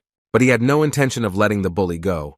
As a form of self-defense, it was this coolest hunter in the country who started all the fuss. The green-eyed man hit him harder on the ground, and he only screamed in response from pain. Yu Bin asked them to put down their weapons and stop these games. She looked at him, then at his palm, and just stood there like a pillar. Squeezing her wrist tighter, he was surprised that it was very easy for her to hold him in one hand. The redhead just sighed, and although she was not happy with this, she had to retreat. Our hero was surprised by the principled nature of these guys. After this incident, the green-eyed man declared the test over. There was no point in continuing it any longer. The manager and director with Lee Soo-yan only looked on in surprise. It was already evening. Everyone came out of the testing dungeon. June apologized to the American for his rude treatment, which surprised her. She couldn't believe that this cocky boor had the conscience to do this. Apart from today's outburst of anger, she showed incredible cleaning skills today, and the guy admired her. Looking away, she admitted that his colleagues had been helping her all the time and had prepared her for this event. But it doesn't matter now. The most important thing is that she did everything in the best possible way, and all her friends will be proud of her, as June said. The always positive girl accepted the apology, because she still thinks that she will never meet him again. She only showed up for the test to apologize, and she's not particularly interested in the new position. It's always like that with her. She gave up and lost her desire for such a difficult job as the one she was offered. Still, without dragging out the dialogue, she said goodbye and asked the guy never to cross paths again. He clenched his teeth and became completely confused. The redhead couldn't decide what she needed, and it was very annoying. The next morning, right after the exam, something unexpected happened. At Sang-hyuk's house, the American huntress lay and thought about yesterday, and was glad that she had received an apology. She was only interested in who this man was. He immediately seemed strange to her. The girl was tormented by thoughts about why this simple cleaner managed to block the berserker's skill with just one move. She couldn't believe that some ordinary cleaner was capable of such a thing. Yubin was indignant why he still sat in that position if he could rise much higher, although now it didn't matter. The girl's thoughts were interrupted by a notification that came to her phone. Getting up from the sofa, she saw that she had been accepted to work in the 6th group of the cleansing department. She clearly did not like this decision. She was so indignant that she almost threw her mobile phone at the wall and screamed so loudly that people on the street heard it from the top floor. Meanwhile, in New York, USA, where this girl used to work, things were unsettled. There was a misunderstanding between colleagues in the office, and they could be heard even through the wall. The commander-in-chief was angry that the file he ordered to be gotten rid of was saved. The task force most likely had a copy. The biggest fear for Jason, the head of the control department of the International Association of Hunters, was that this file would fall into the hands of journalists. The leader of the support group, Chloe, listened to him and did not know what to answer. Sighing heavily, she lowered her head. The fair-haired man guessed that this was the work of Han Yu-bin, who had worked with them before. A couple of months ago, an unpleasant incident occurred in which this girl played the main role. That day, she and her partner Angel fought together against a large monster in a dungeon. While helping her redhead to escape, she received a serious injury to her hands. The huge creature did not calm down and continued to attack the two girls. The powerful hunter wanted to stop the monster to save the life of the wounded one. The blonde, barely catching her breath, looked at her partner and, feeling that this was the end, decided to do the last thing she wanted. The victim threw away a necklace that she always kept with her during the battle. The redhead looked at it and realized that it was a parting gift. She ran up to her and said that she had to survive this brutal fight. Activating the skill, the brave lady threw the girl away from the monster. Everything was so fast that the redhead did not immediately realize what had happened. The shorty was in a stupor and simply could not answer her, and only realized everything too late. Yubin burst into tears and asked her to hold on as long as possible while she called the others. Angel just smiled and looked after her, saying goodbye forever. The wild girl ran into the next room of the dungeon and found a walkie-talkie on her person. Introducing herself as the leader of the 3rd group, she asked to send reinforcements. Her strength was running out and the guys couldn't cope on their own. To which she was told that all support units were busy and would not be able to arrive. The rebel was furious and demanded that at least one person be sent. But even such a minimal request was refused. The red-haired girl was drowning in tears and did not know what to do. After this, the manager was outraged that they had to send people to an unprofitable dungeon and spend the entire budget on it. Considering that Angel died anyway and other circumstances, he thought it was a waste of money. The management didn't care. She was registered in the system as an accident victim. They needed to fake the report. After that, Yu-bin seemed to go crazy, attacking Jason. This was a good reason to kick her out of the association, which he did. The mustachioed cockroach thought that everything went smoothly and in the best possible way, but that was not the case. In response to this, the girl took with her a flash drive with important documents. It also contains evidence of theft and corruption, which he is afraid to expose to public view. The man wants to return the flash drive by any means necessary, but it won't be that easy. Given her character, she won't negotiate so easily. He asked his assistant where this girl was hanging out right now. Chloe reported that the redhead had returned to Korea and was working for the organization again. But now, in her new position as a cleaner, without a license, she would not have been able to get a job in her old position. Yu-bin's former colleague laughed at her for thinking of fiddling around with a mop on her knees after all that. During the conversation, Jason recalled a joint operation with the Korean association called Loop Dungeon. The persistent man gives the order to do everything to ensure the operation takes place and to urgently contact those people. It seems like Usak has already come up with a cunning plan to get to this problem girl. Meanwhile, Kim Jun was going according to plan. Han Yu-bin had been working with them for a week already, and he now had a new position. So Yeon and Sang Hyuk were outraged that Mr. Big Boss was now running away from work. These nitpicking infuriated him. He rolled his eyes and confronted him for such behavior, but the brunette remained silent and calmly rested. The red-haired girl's brother, in a more rude tone, demanded that they get down to business and not relax, for which he was scolded in response. The green-eyed man just walked around the dungeon with a sweet drink and grumbled. Suddenly, Byun Chang-hyun called him, and the other guys were giggling behind his back. He wanted to contact the news that a new dungeon had appeared in Namtaeon City and was asking the hunters and cleaners to unite, but was refused. In a sad voice, the guy replied that they would still have to send 2 task forces to the scene, and after laughing, the proud Kim Jun promised to sort everything out. A business guy calls a colleague who has been working with them for a week and gives her this new assignment just before her lunch. The girl's eyes started twitching from what she heard, and her nerves gave out. Han Yu-bin was very angry. He always gives her the most difficult cleanups and seems to perceive her as a horse. Jun listened to her indignation and with a slight mockery hinted that she would not be able to cope with it. The girl from America doesn't want to be underestimated by some mop man, and that's why she kept quiet. After a couple of seconds, she yelled at him and still agreed to sacrifice her snack. The guy just grinned and always assigned her the most difficult dungeons. Because there are no overtime shifts at all now, and everyone works the same. Everyone thinks it's good. Jun feels like she doesn't have to work anymore due to her position, and so she just wants to spend this time unlocking skills. In the morning before work, Chief Pak has to go on shift. He woke up and leaving the room met his little son, who as always brought work clothes. The man took it in his hands and began to examine it, remembering how he wore it. His overalls were very shabby after wearing them for so long. After thanking his little boy, he happily announced that he had been promoted and that the janitor's uniform was no longer necessary.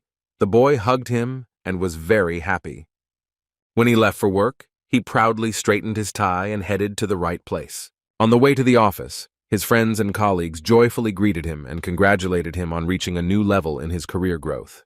At the association, a meeting of the management and planning department began to discuss important issues. All the hunter leaders gathered. The team held discussions and clarified various aspects of the branch's internal affairs. The girl with character was the most active in all the disputes. The leader of the 5th group believes that the priority now is to destroy the monsters. The 4th squad's commander-in-chief was unhappy with Kim Jun-woo being appointed as the head of the 3rd cleaning team, and productivity began to decline. The girls were also outraged for Byun-chan. He was afraid to admit that he had gone over to this guy's side and lied. Everyone was outraged that they had to adjust to some cleaners and coordinate their schedule with them. The swordswoman sat sadly. Nobody likes to compare the schedule with some cleaners, and everyone was against it. There was noise and confusion in the hall. One of them blames Jun for all the problems, and the other guys agree with him, and then the swordswoman interrupts them. Kim Min-ju got tired of hearing these nasty things about her teacher, and she presented that they didn't even look at the reports and made conclusions. The short-haired huntress was outraged that their colleague did not support their opinion. She believes that she should agree with them since everyone is in the same boat. The number of dungeons cleared actually increased by almost half. This is an incredible result and something that has never happened before. And besides, everyone completely forgot about emergency situations. There weren't any after this guy appeared. Su Yeon also got involved in the conversation and yelled at the girl. She was bothered by the fact that productivity, work efficiency, and other indicators were increasing, but they did not pay attention to this. The defender directly called all her colleagues not the kindest words in response to their swearing without reason. Kim tried to persuade them to change their attitude towards the guy and looked at everyone present with hope. Although she made a strong case, no one wanted to accommodate the cleaner. The hunters did not consider their work important. Before she can say a word in response, her colleagues abandon the girl and tell her to deal with the monsters alone. Others picked up on their decision and, with mockery, also slowly got up from their chairs. The leader of the 4th squad supported everyone else and demanded that they clear the next dungeon on their own, without them. The fifth and eighth also rose from their seats and openly refused to work together. Everyone was about to leave, except for the humiliated Minju and Mr. Pyung. They sat in shock from such an unfriendly group. In parting, the short-haired huntress wished her luck with a mocking smile and was about to go to the door, when Assistant Manager Huang Dong-hui burst into the office to announce important news. Everyone stopped and looked at him carefully. The organization received a call from the American branch and looked at everyone with a serious expression. The guy who switched to Kim Jun's side was surprised no less than the others. They were getting calls from the states themselves. Confused, Chang Hyun replied that he would send the director's contact information, and everyone was surprised by such a sudden call. The hunters standing nearby simply silently watched everything, and this situation also interested them. It turns out that they called to ask permission to carry out a cleanup together with them, but everyone refused to participate in the raid, so only the second squad is responsible for it. Hearing this, the other leaders became very angry, and it was obvious to the naked eye. Chan laughed and teased them that they seemed ready to adapt to the cleaners. They even felt embarrassed, but still entrusted this matter to the second group. The most difficult thing is that this dungeon is not so easy to figure out. Lee Soo-yeon wants to appoint someone in charge of planning the cleanup and offers his candidacy with bold hints. Payeon didn't understand this and wants that person to be the unloved Kim Jun-woo. And all the hunters except Min-ju grimaced. At this point, the meeting was declared over. Meanwhile, he was supervising the work of the newcomer Han Yu-bin and was dissatisfied with her slowness this time. She was already exhausted along with her work partner and could not even stand on her feet, looking at him indignantly. The cocky boss rolled his eyes and demanded that next time he use the berserker to turn everything into mincemeat. The redhead yelled back, because after something like this it would take several times longer to clean up. However, such an answer is only suitable for the exam and not for real work. Just as unexpectedly for her, the guy believes that the cleanup comes first in any case, and despite this, he simply does his job without taking anyone's side. Yu-bin thought about it. She always thought that he was fighting for the interests of his department, but that was not the case. He even asked if she and her group had lunch. The commander-in-chief gives the order to finish cleaning here and then go to lunch. The girl was very tired and wanted to quarrel with the guy. He was distracted by an unknown phone call. It was not from Korea, while the guys were holding back the wild girl. The head of the association in the USA called from the American branch and politely introduced himself. Although he promised to help the guys, the plans changed, and now it is very important for him to talk to this person. The red-haired girl did not like this, as did the other guys. The guy ran away from the new worker under this pretext and ordered them to finish cleaning themselves. Yu-bin activated Berserker and wanted to teach him a lesson. Finally, our hero hid from her in the farthest room and could have a calm conversation. Usagi didn't delay and said that they knew that a new lair of monsters had appeared in the Korean city. Jason suggested to the guy to conduct a joint raid in a loop dungeon that recently appeared in Seoul, citing a lack of experience. In a past life, the former hunter encountered this. In order to subdue him, he cleared him out at least 100 times. If it is damaged, it will automatically return to its original position, and so on ad infinitum. In it, the cleansing may never end, and this is a great risk. Such a test can only be compared with hell. But it was precisely for this reason that they asked to carry out a joint cleanup, but it is not that simple. He didn't like that these Yankees were always meddling in things that weren't their business. This situation made him a little nervous. The brunette remembered how, in the past, he had worked together with them, and under the same pretext, they asked to go on a joint raid. And it was this same organization that stole the time stone, for which he got a pretty good rap on the head. At the same time, headquarters was responsible for planning the operation and all control, and yet all the dogs were let loose on the hunters. June promises to think about it. He believes that they have enough strength for this task. The mustachioed cockroach tries to smooth things over and expressed understanding that such a proposal could cause mild fright or even shock. This time, he offers cash payment, which was not the case last time and seems a bit strange. He laughed slightly but didn't answer. The boy wasn't that easy to buy for a handful of money. How then he is offered $1 million in exchange for it on his account, which confuses him. It's about $1.25 billion won, and now he's really thinking about it and doesn't know whether to agree. As he took the phone away from his ear, he noticed a message from Minju. She told him about what happened at the meeting and how they were all boycotted. The hero has no choice but to agree to Jason's proposal to conduct a joint raid. The The prudent man also asked to take the cleaning squad with him, hoping that he would come across the squad with Han Yu-bin. Luckily for him, he was not refused, and June already has one in mind. Jason smiled wickedly, thanked him, and wished him a speedy meeting. Having finished his conversation with the American Association, he thought about how to change his schedule, wandering along the stone floor in the dungeon. He immediately realized that these were former colleagues of this red-haired girl. After that, he doesn't really want her to be present at the operation. A week later, on this day of joint work with the USA, there was a cold rain. Hunters from the Korean branch have already met at the dungeon, and also their distant colleagues from America. They were actively talking about something. They negotiated for a very long time. For more than an hour, they agreed on the structure of such a complex raid. The red-eyed cleaning lady was amazed by such hard work, and together with the children, continued to examine all the necessary things for cleaning. Jun had already scared his employee So-yeon that there was a risk of staying there forever, and she even trembled with fear. There are no guarantees in this raid, and after these words the girl froze and could not even move. Others noticed this. Sang-hyun scolded the straightforward guy for this. After this, anyone's work productivity would suffer, and besides, they have their allies next to them. This is precisely where the whole problem lies. The Americans may be playing a double game.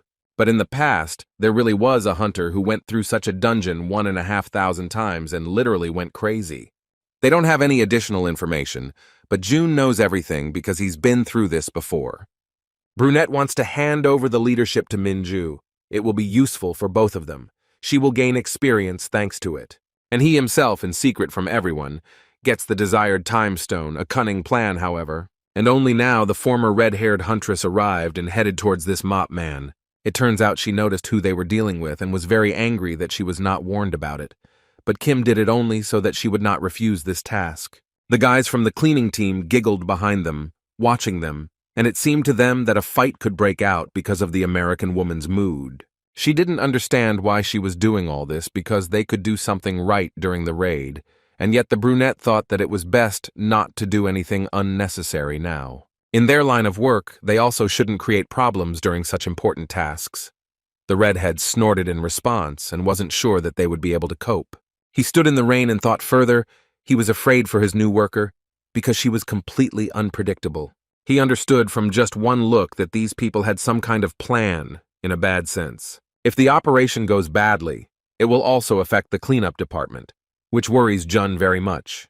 If you think about it, it would be a shame to lose everything in one moment that he had been huffing and puffing for so long. He approached the head of the American Association and his assistant. They noticed the leader and introduced themselves to each other and greeted each other. The first thing the mustachioed cockroach wanted to do was start flattering, praising his colleague. Jason didn't ignore his former colleague Yu-bin either.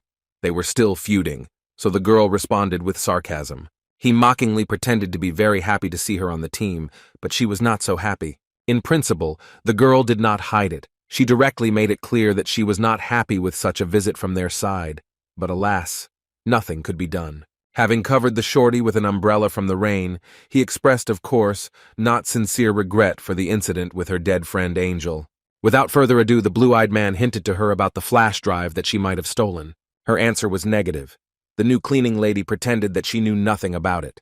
There was no time for conversation, and the guys put off this dialogue for later. Now it would be more important to focus on the important task that had to be completed. The Americans step aside and the leader hopes for excellent cooperation. And it looks like June has a rival. Jason orders Chloe to find that very time stone by any means necessary. And the mustachioed cockroach himself will be busy with the data that his former employee stole. Before starting work, Kim Min-ju, as the leader, holds a briefing and explains in more detail the tasks that need to be completed. She asks to work together to avoid problems in this loop dungeon. Everyone listens attentively, even her teacher. Due to the unknown, it is also very important to save strength and energy. There is a risk of staying there for a long time, and everyone understands this. In addition, it is necessary to clean everything according to the demands of the United States, which they discussed recently. All the guys listened attentively. It's time to begin. Everyone enters the dungeon and gets to work. And as always, the first monsters were already at the door, followed by a detachment from America. A brave swordswoman fights a stone giant using a unique skill. She deftly approaches the boss and makes a big jump upwards. He doesn't even have time to understand where she went. Minju draws his sword and prepares to deliver the finishing blow. Thanks to 1,000 hands, the girl deftly destroys the first boss by cutting him in half. After reporting this to her teacher, she receives orders to help the second subgroup and not to touch the small monsters. The guy praised his student and asked Sang-hyuk how things were going with the cleaning. Everything seemed to be going well. The guys finished clearing the large and one of the small rooms, monitoring the number of loops and the time. The commander instructs Mila So-yeon to check the number of people and their status at each new loop. In order not to waste time, it was also necessary to simply burn small monsters, and it was very important not to lag behind the task force. Everyone nodded obediently. The red-haired cleaning lady was given the task of making a map of the dungeon. In other words, he dumped his work on the girl. She objected, because she knew for sure that this was the manager's job and not the newbie cleaner's, and yet she lost the argument. He came across a very smart girl, and he tried to stay away from her. Right now, under the command of Minju, the hunters are busy cleaning up. New colleagues from America took over the rear and helped there, and the cleaners are responsible for cleanliness and order. The duties are distributed equally. The raid seems to be going smoothly and without complications. Everyone is doing their job well, but mustachioed Jason is really annoying June. It was easy to notice that he was watching his every step. There was definitely something else involved here, and not just the time stone. But even if that were the case, thanks to the former hunter's past experience, they would never get what they came here for. Kim Min-ju's squad reported that they checked all the other rooms except one. It seems the boss is here. The girl asked the guys to be careful and watch everything that moves. It was time to get started. One of the guys dared to open the door first and see what was there. The other hunters confidently entered the room, but there was no one in it. It was suspiciously quiet and no one was attacking. Everyone was on alert and kept their ears open, monitoring the situation around them. The caring swordswoman asks her boys not to lose their vigilance and attentiveness in such a suspicious situation. Suddenly, something sharp and gigantic in size flew at the boys from above. It was difficult to make out what it was. The leader screamed as loudly as she could and asked her friends to hide. The team reacted in time and deftly dodged the unexpected attack. One of the hunters raised his head and immediately understood what was going on. Looking around, they saw a huge stone monster that had incredibly large spears. When the dust in the air cleared, the commander lowered her head and saw something that shocked her. At the sharp end of that weapon was someone's hand, which would never return to its owner. A huge ogre stood in front of them, waving these sticks as if giggling. Minju couldn't move. At the same time, outside the door, Jason was also unhappy with the intense gaze of his new business partner. It was bothering him. The guy watched his every step and didn't let him out of his sight, even when he was talking to other guys. The brunette literally devoured him with his brutal appearance, and it got on his nerves. June contacts the girl on the radio to find out the situation. At that moment, there was a loud crash outside the door, such that it seemed that right now they would be carried to the other side of the room. The cleanup was complete, his student reported it. But then he heard the screams of one of his colleagues. He felt hot. It seemed that something had happened. The guy ordered to return to them and check if everything was okay and look towards the exit. Entering the room, the brunette saw a huge monster and panicking guys. Looking down, he realized what was going on. Together with the staff, they noticed the undead bodies of their partners lying on the ground. It was clear that the guys were killed by this huge creature, and even the Americans were horrified by what they saw. The girl who was responsible for the entire work process couldn't even move, and yet a minute later she turned around with tears in her eyes and looked at June. Minju turned to the teacher, ran up, pressed herself against his chest and cried. And the cleaner understands that this happened because of him. He did not analyze the strength of the enemy and the skills of the guys. How does the system display a warning that the dungeon conquest has failed? A refund will be made for failure to comply with the conditions. Everyone watched in surprise. The injured hunters also looked on, rubbing the places they had hit. And it seemed like it had all started. Minju stopped crying and watched what would happen next. The entire room lit up an even brighter blue. When the timer ran out, the guys returned to the very beginning, and the first thing they did was cover the bodies of their dead friends with a sheet. The girl found it difficult to accept the loss like the others, kneeling before them, tears streaming down her face. June noted how the Americans were shocked by this turn of events at the very beginning, organizing an emergency meeting among themselves. This situation knocked everyone out of action. It is very difficult to survive the death of comrades that happened so unexpectedly. The guy understands everything. But this should not continue. Even the task force was the most reeling from the tragic situation that befell their comrades. He needed to quickly bring everyone to their senses, and he needed to start with his student. As the commander, she would have the hardest time going through this. He sighed heavily, knelt down next to the girl, and seemed to be about to cheer up the commander-in-chief a little. But she didn't let him finish. Having stopped crying, she interrupted her friend. He asked what happened. The lady looks at him and asks for advice on how to deal with this monster, her eyes showing a thirst for revenge and rage. She was even glad that she was in a loop dungeon. Sooner or later, she would cope with this block of stones. Giving her a light flick, the guy reminds her that the priority now is not to let off steam and anger, but to clean up this place. If she continues to act like this, she will put all the boys in danger. Even though Minju is going through a hard time like everyone else, she needs to pull herself together and assess the situation soberly. Her teacher reminded her of this. Jun said that there were 2 golem bosses here, the first one emitting blue light and the second one red. They don't have any special features. After the former hunter defeated them, the first one fell and glowed blue, and the second one glowed red. The girl listened to him attentively and nodded her head. The swordswoman guessed that in order to complete the task, she had to defeat them simultaneously. Patting her on the shoulder, the guy praised the smart student and smiled.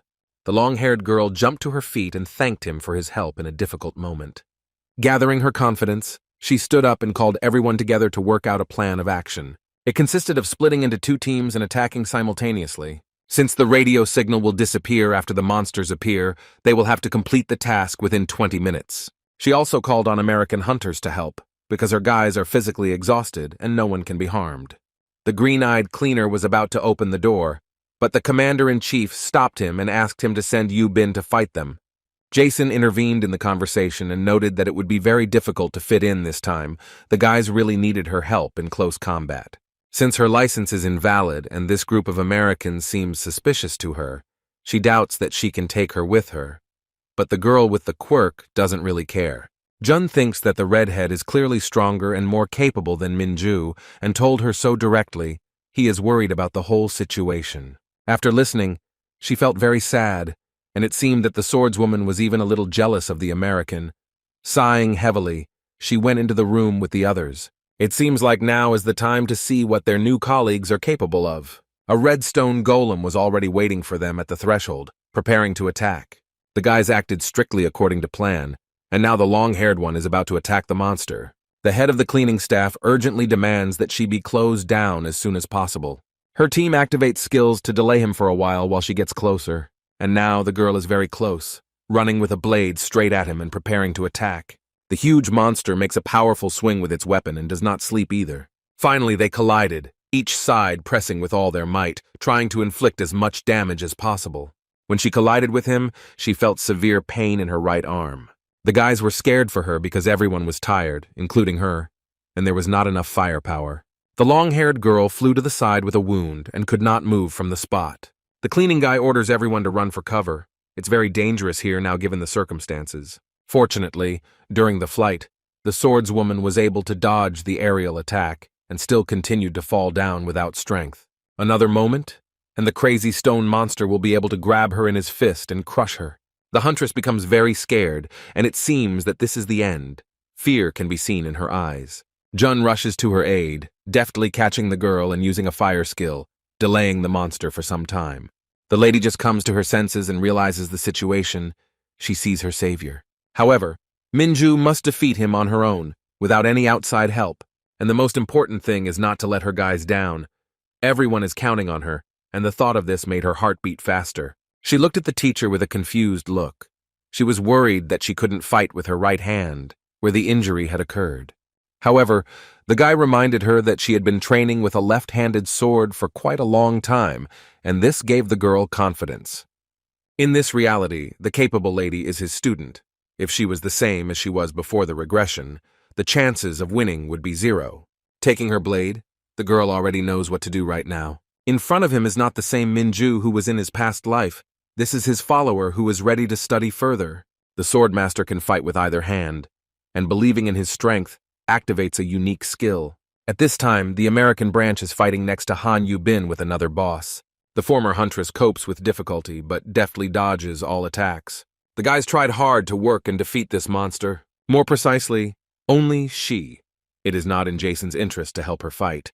All the work was dumped on her under the pretext that the team was tired.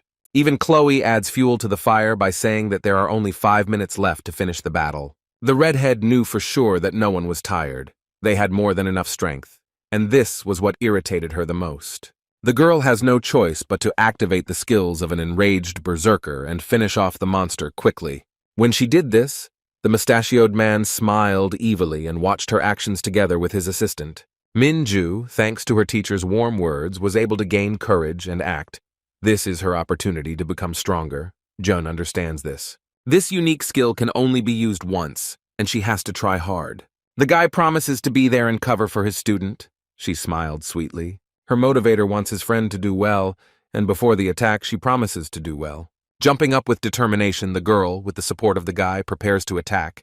He activates the flame skill. Almost reaching him, the girl uses her special sword skill and prepares to end it all. The brute released many of his iron weapons from above upon seeing her hurrying towards him. As June promised, he ensures her by burning everything that flies straight at her. Removing his hand, he found her in the middle of the fire and, supporting her, asked her to push harder. The leader of the second squad has already gotten close to the stone giant and is ready to strike. It looked at her with horror and screamed so loudly that it was possible to lose one's hearing. And so, full of confidence and the desire to win, Minju swings her left hand and looks straight at him. Long hair easily deals damage and defeats the golem. It glowed bright blue and, having solemnly lost, fell to the ground with a loud crash. The task was completed. The guys killed the bosses at the same time. The former hunter ran up to the swordswoman and hugged her slightly. The Americans did the same, working decisively and confidently, or rather only Han Yubin. The rest just watched. Junwoo was very worried about his student and couldn't help but ask how she was feeling. The girl just smiled sweetly and replied that everything was fine. Deep down, she was pleased that they were worried about her. Other guys who were also worried about her ran up to the leader. Meanwhile, the guy contacted the control group to find out about the situation. They said that they would finish cleaning and go after them. This answer seemed very suspicious to all members of the team. Everything immediately became clear. The brunette laughed and already understood what was going on. Without delay, the head cleaner decided to check if everything was okay with them. Meanwhile, Jason took advantage of the moment and attacked So-yeon and Sang-hyuk's allies, who were unconscious.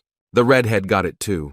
She rubbed her shoulder, promising that people like them wouldn't get away with this. This is madness. Attacking allies is unacceptable. He stood like a pillar and listened to the indignation of his former employee. He didn't care what fate awaited them. He began to slowly approach Han Yubin. Coming up close, the blue-eyed American grabbed her by the neck and held a knife to her. His goal was to find out about the files that had disappeared. Only now did the redhead realize that this sly fellow was waiting for the moment when she would use her skill. The cold-blooded man was about to finish her off.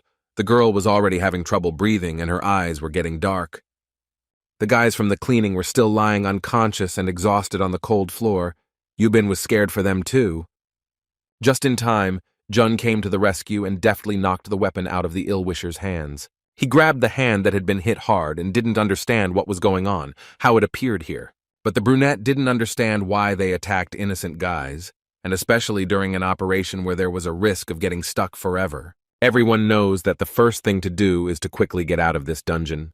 The guy wanted to talk to them, but the Americans activated their skills and were ready to attack, pointing their guns. Mr. Kim looked at this with a dissatisfied and lazy look. He did not want to use force, but it seemed he would have to. Jason gives the order to open fire and destroy the guys. Attacking allies is beyond any bounds, and they will regret it. The huge necromancer pointed a gun at them like the other guys and prepared to shoot. And so, in order not to delay, they immediately released an explosive substance on them. After the force was used, the man was approached by a member of his team. He was worried about the consequences, but the director does not want to leave witnesses alive. Suddenly, from the fire, they heard the voice of the cleaner and were very surprised that he was still alive, despite such a powerful attack. Indeed, he was safe and sound and was extremely dissatisfied with such behavior on their part. The guy noted their good teamwork, but for some reason they worked at a distance and did not come close to him. He provoked the Americans, which was what Yubin was most afraid of. She doesn't want the protector to fight alone against everyone. The brunette was already tired of listening to her statements, and he asked the girl not to get involved in their squabbles.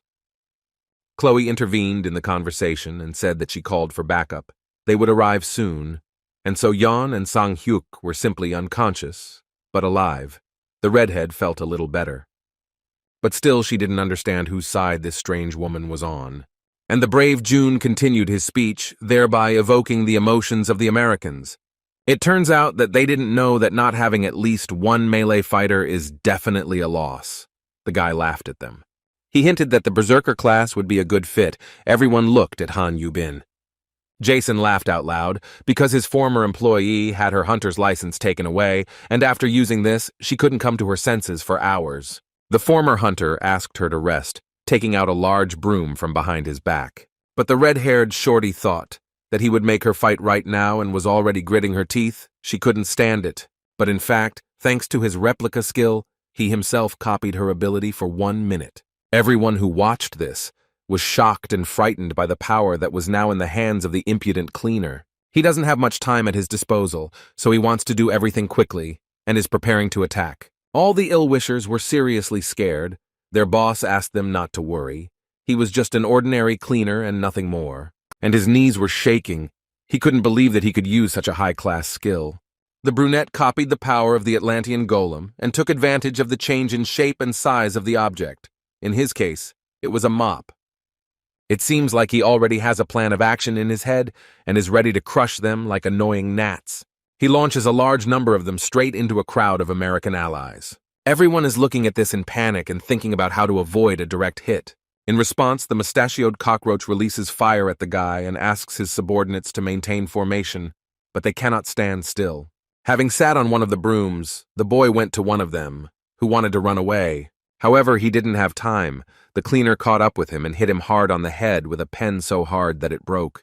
The boy with a scar on his nose jumped down to the others, who became wary and didn't know what to do with themselves. Before they flew into the air, they only saw his sinister gaze. He already has a plan in his head. He is going to make a lightning-fast jump upward. And now the very first blonde guy got hit in the face with a juicy fist. He only managed to cough. The mustachioed cockroach's second subordinate also had a hard time. Using 3 skills at once, thanks to hyper-acceleration, Junwoo deals with everyone at once in a matter of seconds and gives each one a good slap on the wrist. And now the guy has already reached Jason and is preparing to attack much stronger than the others who fell from the air. The green-eyed man swings his fist and is ready to teach him a lesson right here and now. The man was frightened when he saw what a simple cleaner was capable of and suggested resolving the issue peacefully. But that's not how things are done. You have to answer for your words and actions. He mercilessly hits the offender in the face so hard that the floor cracks under him. Everything happened so fast that Chloe and Yu-bin didn't have time to react. They watched what was happening with their eyes wide open. Just in time, the daredevil dealt with everyone. The berserker's effect ended, silence fell. Everyone in the rowdy grandfather's eyes lay on the ground, just like him. Having cleared his throat, the brunette stretched his hands and was surprised at how talkative this weirdo was. The red-haired cleaning lady looked at the guy and was shocked by his skills.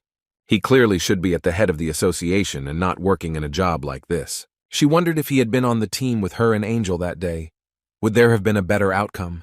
The mustachioed man coughed from such a severe scolding and tried to come to his senses. Meanwhile, the rowdy boy took the sharp end of the mop and was about to finish off Jason, who threatened the janitor with a bad reaction from the international organization. But no one will even know why this happened. As a result of a fight with a monster or from someone's hand, Jun intends to act. Then Han Yu-bin stops him and asks him not to get involved with them. It could be dangerous. Looking askance at the girl, the guy swung his leg and hit the red-haired man on the knee, who shouted something incoherently and got scared. The redhead screamed even louder, asking him to stop. He is the head of the International Association. But the brunette didn't care about it anyway. He couldn't feel sorry for a person who breaks the rules. It seems that it is time to end. The soldiers from America still haven't come to their senses, as has their leader. The janitor approached Chloe and demanded that she return the stolen time stone. She pretended not to know anything, but he knew that the woman had already managed to get it and hide it. And as a parting shot, he promised Jason to talk to his former employee about the files she might have stolen. The victim of the violent cleaner could not respond to this and muttered something under his breath, sitting on the floor. Chloe sighed heavily and reached into her inside jacket pocket. The blonde woman returns what he asked for, no matter how much she doesn't want to give it to him. Clutching the important item in his hand, the boy Kim happily declared that this was now all over. Everyone came out of the dungeon, the American was taken to the hospital, and our fighter and Yu Bin discussed the flash drive that the mustachioed man was talking about. He remembered that there was an incident in her country with her friend, and the girl was interested in how he knew about it. The former hunter was told about this by his student. Sang-hyuk's sister considers her a great friend who takes care of her guys from the team. Without thinking for long and getting into details, the red-haired girl gives back what she stole and always carried with her. The guy looked at her, and it turns out that the shorty had already tried to contact the media before, but it was problematic, and her attempts were unsuccessful. Looking at the portrait of her friend, she said that the file contained facts about corruption and other evidence that they did not want to post on the internet. June already knows how to take revenge on that man for his actions. He hinted to the girl about the long-haired journalist who was writing the article. The Americans will have to answer for such a knife in the back, and he will arrange everything. The new cleaning lady looked into his eyes with interest. They called each other, and it seemed that San-chan was very surprised by such a find. The writer was very happy with this assignment, but at the same time he was afraid of the possible consequences. After this, the results of Han Yu-bin's raid were soon revised. In addition, all the cards about corruption and other crimes were revealed, for which Jason was sentenced to a long prison term. The guys from his team were stripped of their hunting license, after which a meeting of branches in all countries will be held. The rebel cleaner even felt better after such news, finally minus one problem. Jun decided to visit the injured Minju and find out how she was doing. When he entered her room, she had already woken up after the operation. Memories of how he did it before came to mind. This is the second time he comes to her. When the girl saw him, she was very happy that he was worried about her and came to visit. Everything went well. She asked how the hearing went and listened attentively to the teacher. That day, his behavior was assessed as self-defense, and he did not suffer any punishment. Fortunately, it did not come to the point that he did not cut short their lives in self-defense. It seemed to him that the support department had made an effort to let the guy go. In any case, he was very happy with the outcome of the situation. However, they still couldn't get rid of the International Association. They held an important conference in the morning and publicly apologized, trying to avoid consequences. In addition, the leaders of other task forces tried to harm him, which is why the guy should always be on guard. The guy wanted to know how her recovery would go, but he didn't want her to work during it. The girl didn't have time to finish speaking before the cleaner gave her some kind of envelope. Raising an eyebrow, she took it.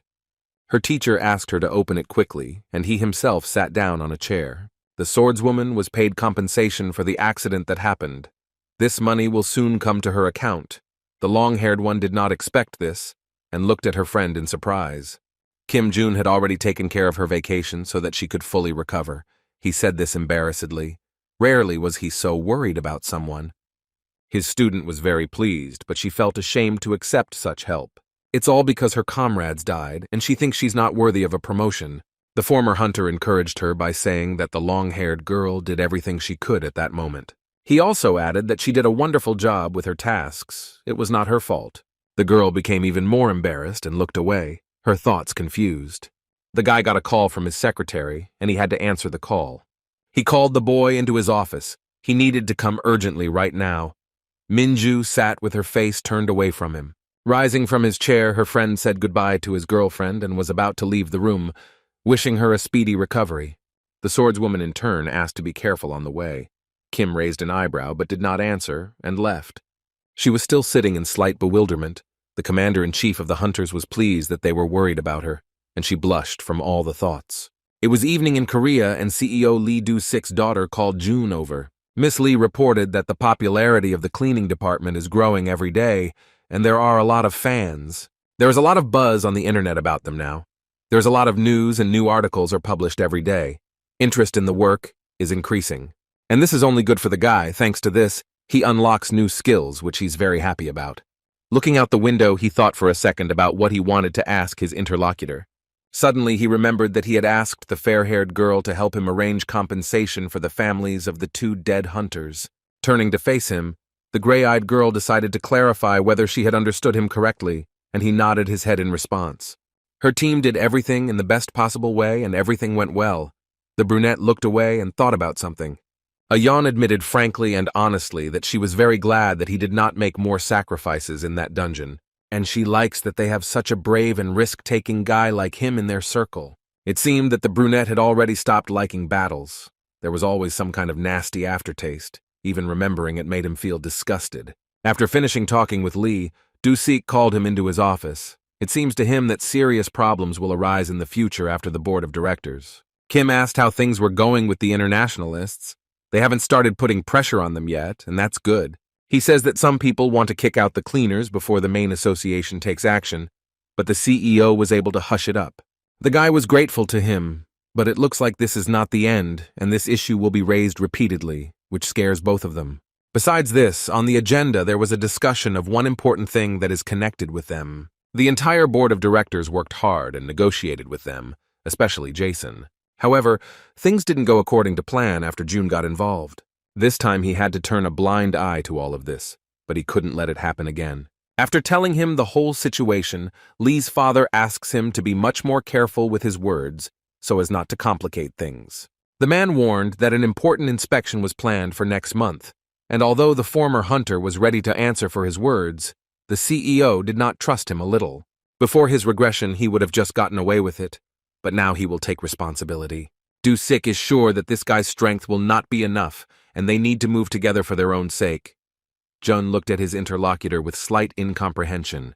Unexpectedly for the guy, Lee's father asks him for help, which is very much needed. In connection with all the circumstances, he offers cooperation, which made him think. The man is afraid that his friend might one day get into trouble, given that he has made a lot of enemies. He is now the main target until the end of the board of directors. The former hunter listened to him attentively. With a heavy sigh, the popular cleaner asked what exactly help was needed with, and looked questioningly at the CEO. The bearded man's request was for Kim Jun to convince the association chairman, who had been in hiding for 3 years, to return. After listening to him, the boy did not understand why he was assigned this task and did not know what to answer. He decided to ask his friend about it directly. He only raised an eyebrow. He is considered to be the closest to this secretive old man, which amazed him even more. Lost in his thoughts, he guesses that it is most likely because Lee Soo-yeon and Seo Min-chul began to think that a certain cleaner is connected to the chairman. The young man stated this openly, which shocked Lee Du-sik, who was sure that this was not true at all. This statement really upset the CEO because now he wouldn't be able to ask the influential guy for help. He sighed heavily and looked down at the floor. However, he was glad that no one else knew about it, and they didn't need to know. The next day, early in the morning, all the hunters gathered to discuss something important. They were deciding how the upcoming operation in the dungeon would proceed, and entrusted command to Kim Jun-woo. Although everyone looked at the presenter with disapproval, they agreed to it. It was hard not to notice the expression on their faces. The 5th and 8th groups also did not object to this. Surprisingly, Lee Soo-yeon himself, like everyone else, accepted it. Byun Chang-hyun watched everyone, and after hearing their answers, he declared the meeting over. As everyone began to disperse, a colleague approached him. He gave his boss a glass of hot, invigorating drink and he thanked him. He was interested in why everyone treated the cleaner that way, to which he replied that after the major incidents that had happened, everyone began to fear him. Even though everything went well, the board of directors is unhappy with the current situation. Everyone is talking about this unpredictable guy. Dong-hui and Byung-chan are worried that they might become accomplices. The bespectacled man thinks that nothing terrible will happen, since this young man can somehow be connected with the chairman. What his friend doubts is that it is most likely not true. During the last operation, Chang-hyun spoke with some of the members of the chairman, and no one even knows about this guy. But it was clearly a lie. Byung-chan knows that Go Yun-young and Song Cheol-sik are next after Lee Du-sik, and they clearly know about a person like Kim Jun-woo. On the other hand, they wouldn't have started talking about this guy just like that. They hadn't even crossed paths in any way. Before they could finish their guess, the colleagues noticed that they were being eavesdropped on by Lee Soo-yeon, who had quietly made his way into the office. When they turned around, the curious colleague got scared and started sweating in a second. He had to come up with a reason why he was there. The man pretended to have forgotten his documents here, took what he needed, ran out and slammed the door, and there was an awkward pause. The friends looked towards the exit and simply exchanged glances. These two really didn't notice how long this sneak stood there and listened to their conversation. They were afraid that he understood everything. They lowered their tone and continued their discussion, this time on their guard. But Su Yan unfortunately heard everything and ran to Director Min Chul and reported everything while he was taking off his outerwear. Having learned that this kid had no connection with the chairman, a thirst for revenge and putting him in his place was mixed in his soul. The director did not know what to do with this impudent little fellow and consulted with his assistant. To discuss this in more detail, the man invited his subordinate to his office. The boss asked for more information. He didn't understand why he was so confident. Sadoy put all the evidence on the table. He checked it all, and there was something there that directly indicated that his words were true. He repeatedly reviewed everything he had written again and again to make sure that the words he was saying now were true. So Min looked at his information that was on a separate sheet of paper and also thought about it. If that weren't the case, the gray-haired man thought that the chairman would have already appeared, which made sense, and made Chal think. Leaning back in his chair, he agreed. Memories of how he treated them also came into his head. Gritting his teeth, he became angry when he realized that this guy was just playing with them like toys. He recalled that at the General Assembly just a month ago, the leader of the detachment did not understand what was being discussed. There was a discussion about the International Association buying out the Korean branch. Lee Soo-yeon didn't know about it and was surprised.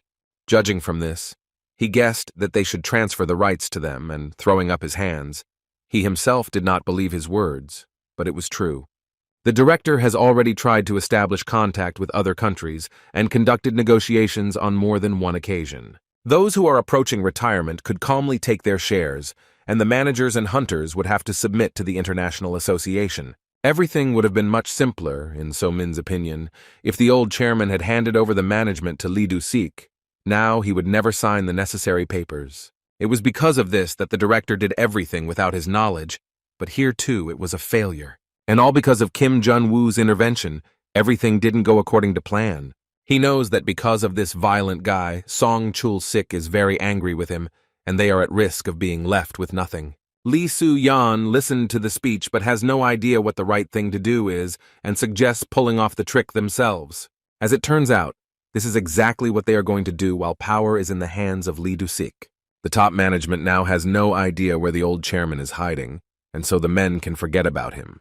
After summing up the small meeting, Chal gathers the courage to act and teach the cunning cleaner a lesson. Finding his phone among a pile of documents, he calls Mr. Sun and asks him to move up the audit schedule. The director told about everything that happened. He has a plan on how to eliminate this young bastard. He was overjoyed and asked to try for this.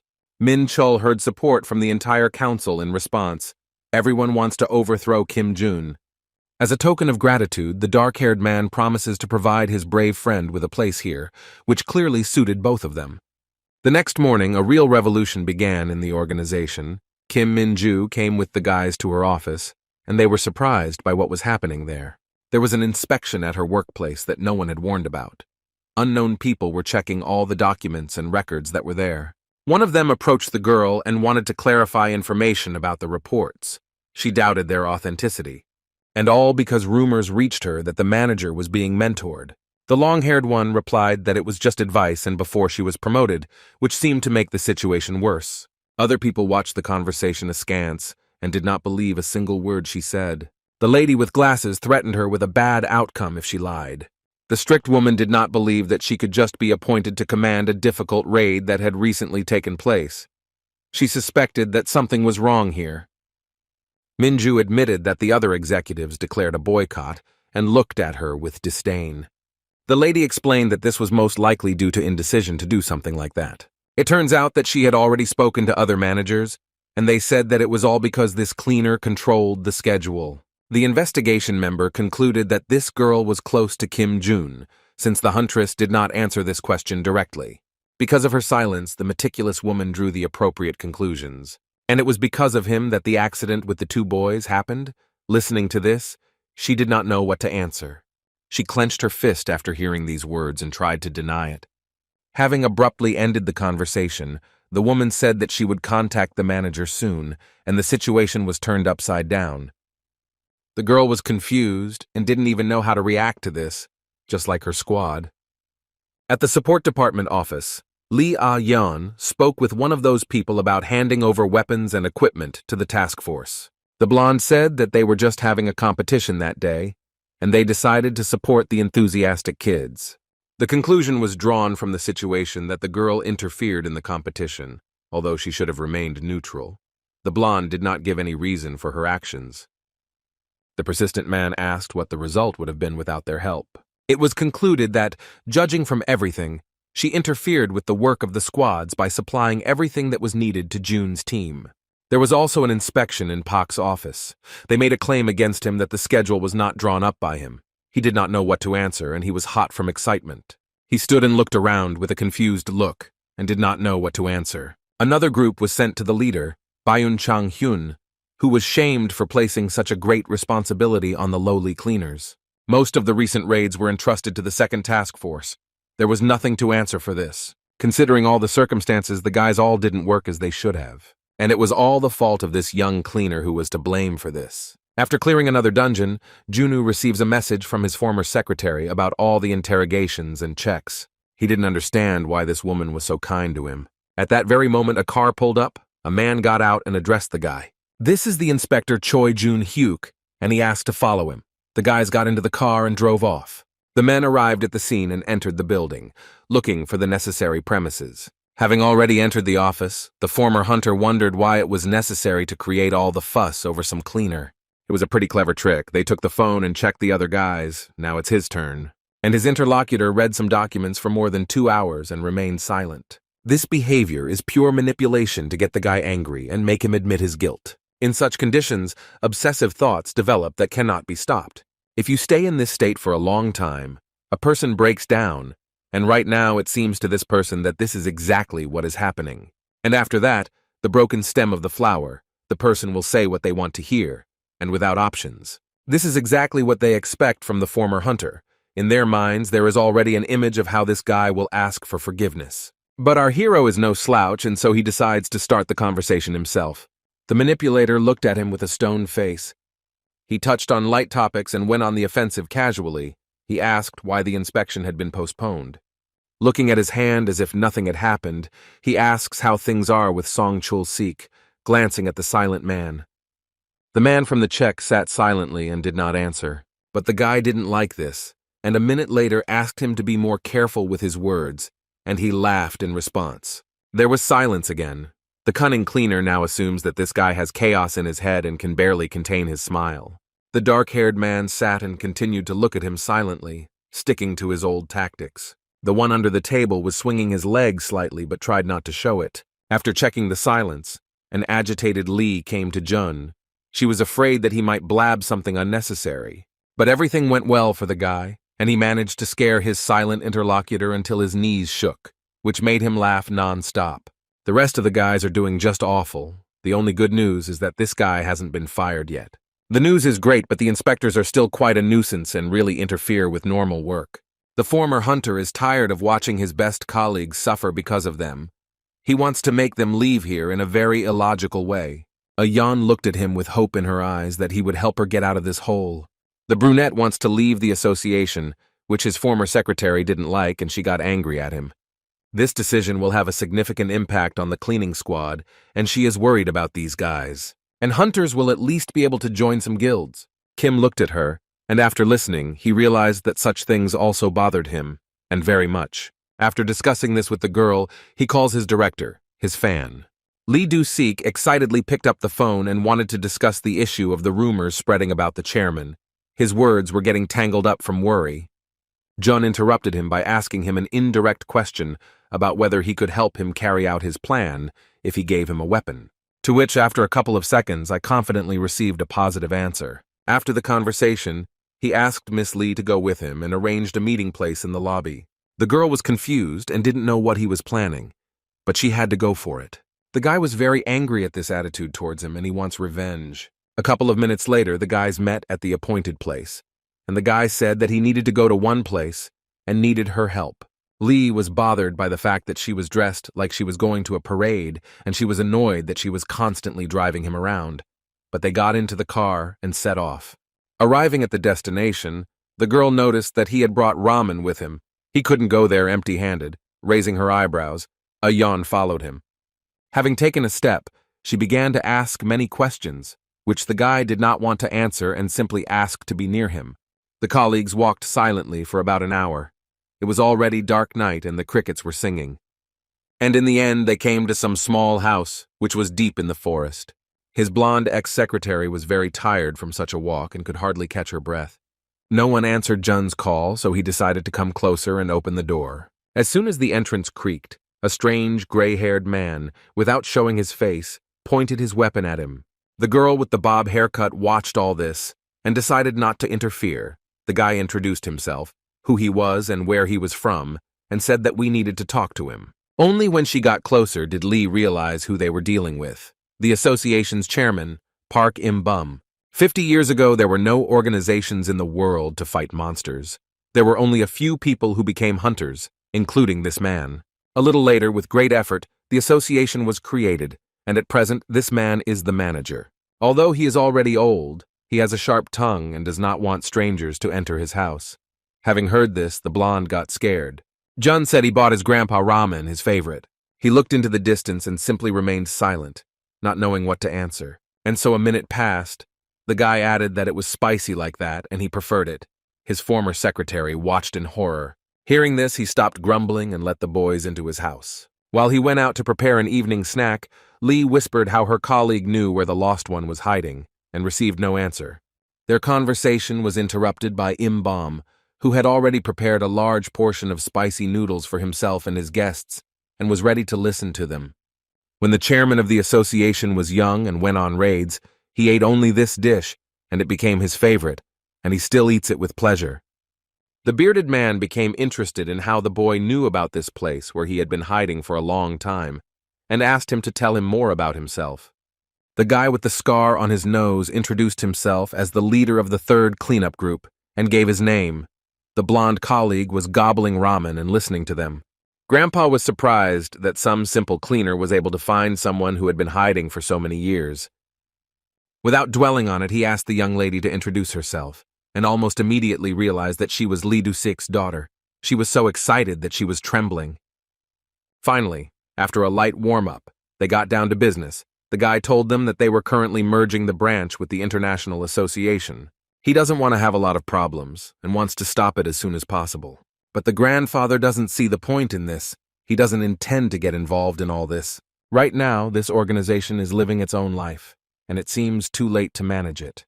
According to him, a lot has changed in 50 years, and the war is not for humanity, but for status and money. The old man continued to speak while stirring his ramen. Having eaten his fill of the spicy dish, he no longer wants to continue the conversation and asks the guests to leave. Jun felt that this was equivalent to Park Im-bum being ready to step down as chairman, and these words clearly hurt the old man. The straightforward young man does not understand why he has not resigned from his post if he no longer cares about the association. Lee's former secretary is afraid of the way this cheeky cleaner speaks to him and asks him to leave quickly. Bom doesn't like this behavior, and he is very surprised how he was taken as the leader of the squad. Arnishka has clearly gone crazy. But the stubborn guy is not going to back down so easily, and gives strong arguments why it is important to fix everything now. There are people in high positions who don't belong there, and they get what they need by any means necessary. And then it becomes clear who is the craziest person in this story. The brunette looks at him intently. Tall Kim rises from his chair and directly asks him to resign his post, since he does not intend to return. And if his answer is not changed, then the brunette will leave here and will not return. But he knows what he is doing. The old man clearly cares about the association and does not want to leave his position in the hope that he still has a chance to return. After Jun's speech, he said that he was actually afraid that the board of directors wanted to remove him. He didn't trust anyone. The guy reminded him of Lee Du-sik. There had always been trust between them, and in his opinion, it would be nice to hand over his position to him. Im-bum raised his head and looked into his eyes.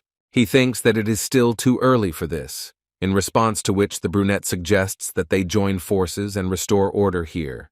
Grandfather really trusts him, but not the cleaner who figured out where the chairman lives and came to him. With a heavy sigh, the green-eyed man admitted that he was planning to leave the association soon. Lee looked at him questioningly, but didn't say a word. The guy did not give a clear answer, confirming only that the reason was not only the board of directors as he thought, and was already about to leave. Imbam asked why this was so, without even hearing the answer to the question he had asked earlier, but Jun made it clear that he already knew everything. The old man was puzzled as to how a simple cleaner knew him and read him like an open book, and looked thoughtfully after him. Leaving the chairman's house, his fair-haired companion ran after him. It was already cold. Lee asked to borrow a jacket. Having put it on, the girl began to be indignant about her colleague's decision to leave the association. She had become very attached to him and did not want this to happen. It seems that he didn't care about the future of his cleaner friends. The guy stands firm in his decision and is not going to change his mind. Gray-eyed Lee didn't know what else to say, so she almost burst into tears and admitted that without him, her life would be empty, and she would be lonely. After the doors slammed shut, the old man found the newspapers that had news about this guy and looked at them carefully. In all his time, he had never met such a strong and intelligent cleaner. It seemed that there was no one like him anywhere in the world. If he had met him earlier, he would have kept him to himself. There is no one like him. Looking at a photograph of himself in his youth, he became sad and sighed heavily. Associations were created to help people, not to behave like this. He was tired of looking at all the internal politics, and that is why he hid for so long. He remembered his guys who were on his team and decided to return. There was plenty of time to rest. The next morning, there was a meeting of hunters at the Korean Association to discuss a joint operation with the Cheonam branch, which was being carried out by Byun-chan. When asked who wanted to take part in this raid, he heard laughter in response. The fourth group had a tight schedule, according to the commander, as did the fifth. The seventh and the others also came up with all sorts of excuses not to agree to this. All the troops except Kim Min-ju mockingly refused to take part and looked at the girl sideways. She was depressed. The bullies also remembered her teacher, who had not been in touch for quite a long time, and laughed even more. The commanders-in-chief scoffed at the fact that they entrusted the drawing up of the plan and schedule to some cleaner. They hung their heads. Everyone got ready and left without saying goodbye. The long-haired one and the leader of the meeting stayed and did not move from their place. Everything in the organization went topsy-turvy. Meanwhile, Min Chul, Lee Soo-yeon, and Mr. Song gathered at a small banquet and discussed the results of their plan. They think that Kim Jun has gone into hiding due to the situation that happened, and now no one respects him here. The director's colleague was very happy that he had done everything as it should be. All that was left was to continue the process of merging the branches. The men thanked each other for the work done. There's only one problem left, Lee Dusik, who can interfere with everything. But it seems that the long-haired man has a cunning plan, namely to remove him from his position. As far as he knows, a good reason would be his term of office, which will soon expire. And since Chairman Imbam is not there, everything goes to the board of directors until he returns. He smiled slyly. The old man has not been in touch for more than 36 months, and this is also an argument. He knows that since he has been gone for so long, he can vote to remove Lee's father from office along with the elderly founder of the organization. This is exactly the way they can remove the chairman from his post. Together with his friend, Lee's father, they want to send him on indefinite leave. But Chol has a doubt that many do not want to see other people in this position. He looked at his friend. And it turns out that he has already taken care of this, and the director only needs to do what he did before. When the question of candidates was raised, the long-haired man asked for a few ideas. So Min nominated his subordinate Lee Soo-yeon, who felt a little awkward. Laughing loudly, colleague Song Sol agreed after hearing about his advantages. Everyone is very happy that they finally dealt with the annoying cleaner who didn't let them live in peace. Now everyone is on the verge of being fired. The chairman, this smart guy, and his support group. And in that case, Sun Sol-sik will take the place of the association leader. Kim Jun arrived at the association at this time to visit Min-ju and find out how things were going. When he walked down the corridor, everyone avoided him and giggled. One of them wanted to speak to the guy, but he was pushed aside. Under the pretense that they had a lot of other work, they took the boy in the opposite direction and ordered him not to talk to this cleaner. Even the hunting parties that were friendly with him now avoid him, and this clearly does not cause the most pleasant feelings. Sighing heavily, he went on. When he came to see his student, he saw her behind a pile of papers and documents. She looked tired. It was obvious that she had not slept for several nights. But she was glad to see the guy. Inspectors came to her again and made a mess in her office. He asked how she was feeling, looking at her listless appearance. The The girl was a little angry about this whole situation, and she felt offended for her teacher. After talking to her, deep down he felt a little better that at least this girl was not against him, and was holding a grudge against others. Previously, all everyone did was pray to June, but as soon as the inspection came, everything turned upside down. He didn't understand why she was saying this, and since when they suddenly started elevating him. The long-haired girl again began to blame herself for all the problems, and these thoughts literally ate her up from the inside. But the guy interrupted her and asked her not to do this. He handed the girl a small briefcase. She better do this or sleep. There was a table of contents with brief information about high-level dungeons and strategy. She instantly smiled and became happy. However, Minju's joy didn't last long. When Jun said that it was a parting gift, her expression immediately changed. She guessed that her friend was going to leave this place and could not believe her ears. Finally, he asked his student to concentrate on her work and forget about him. Before he could leave, his former secretary bursts through the door indignantly. Such a sudden appearance really frightened the cleaner and his girlfriend. Lee didn't just come. She reported that the board of directors was going to fire the founder of the association. The guys looked at her in surprise and couldn't believe what was happening in this place. It wasn't hard to guess that since they were going to throw out the old man, that meant her father too. It was all Song Chul-sik's business. During the meeting, it was decided to do this due to Im Bum not fulfilling his duties for 3 years already, and also the CEO. As a result, it was concluded that the old man does not intend and does not want to fulfill his duties. The host was the chairman of the department, Jang Dae-hyun, who was ready to announce the results of the vote. The father of the former secretary of the janitor immediately realized that the long-haired man was involved. Lee Do-shik is also here and saw Sung Cheol laughing and knows that there is a high chance that he will be the next one to take over. At this rate, the entire top brass will soon change, and it will be terrible. His thoughts were interrupted by his colleague Chief Pak, who came to cheer up the good-natured man. Having learned about his situation, he offered to become the head of the cleaning team, as this position would soon be vacant. After these words, he was overcome with heat and anger, so Min Chul was to blame for everything and he hated him. The preparation time was over. The host was ready to announce the results of the voting. Dae-hyun is interrupted by Do-sik, who with a slight grin asked what would happen if the current one did not want to leave the post. He looked at the man in confusion. He replied that he would not have been removed, but it was too late and all the decisions had been made, and he had to accept what was. Other directors supported the man and were outraged by Im Bum's irresponsible attitude towards work.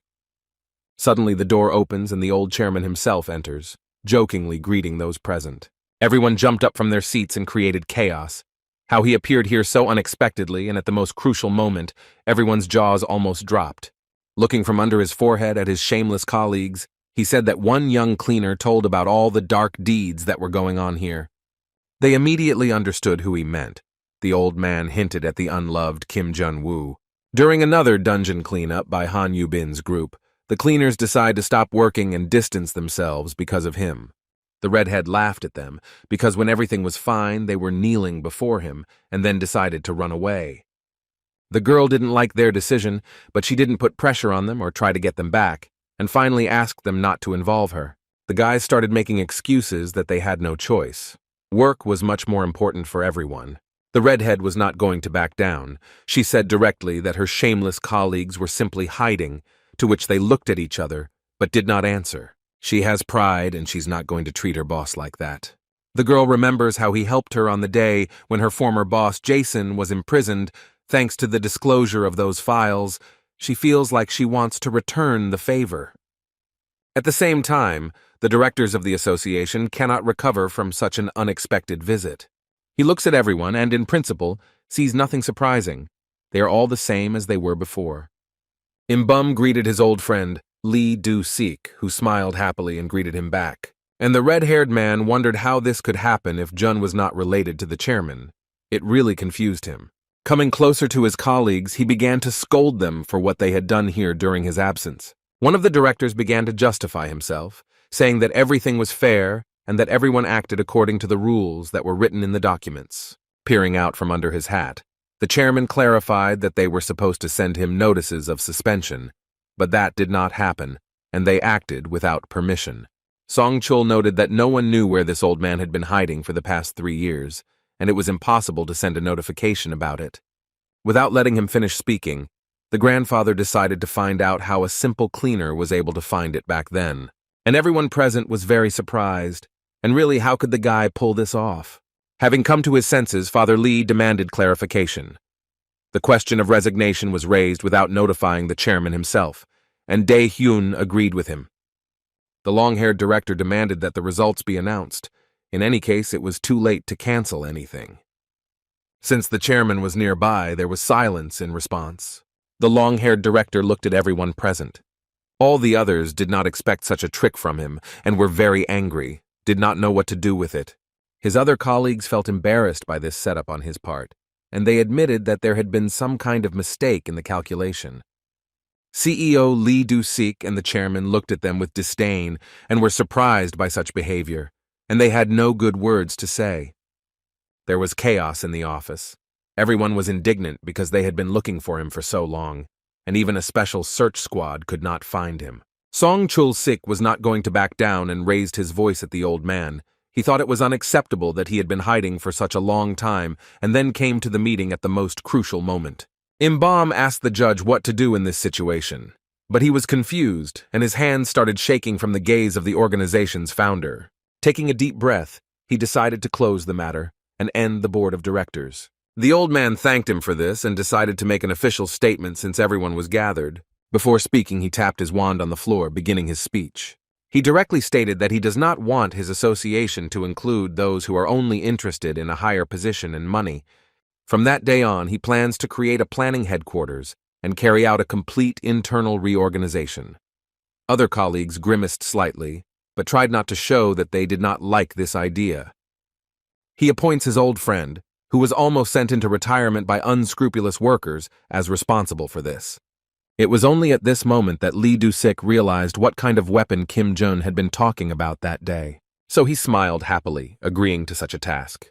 He rose slowly from his chair, slammed his hands on the table and thought. Looking up, he said directly that he was taking responsibility for the reorganization. In the cafeteria, after a difficult raid, the cleaners along with Kim Jun wanted to rest and have lunch, to which they were rebuffed.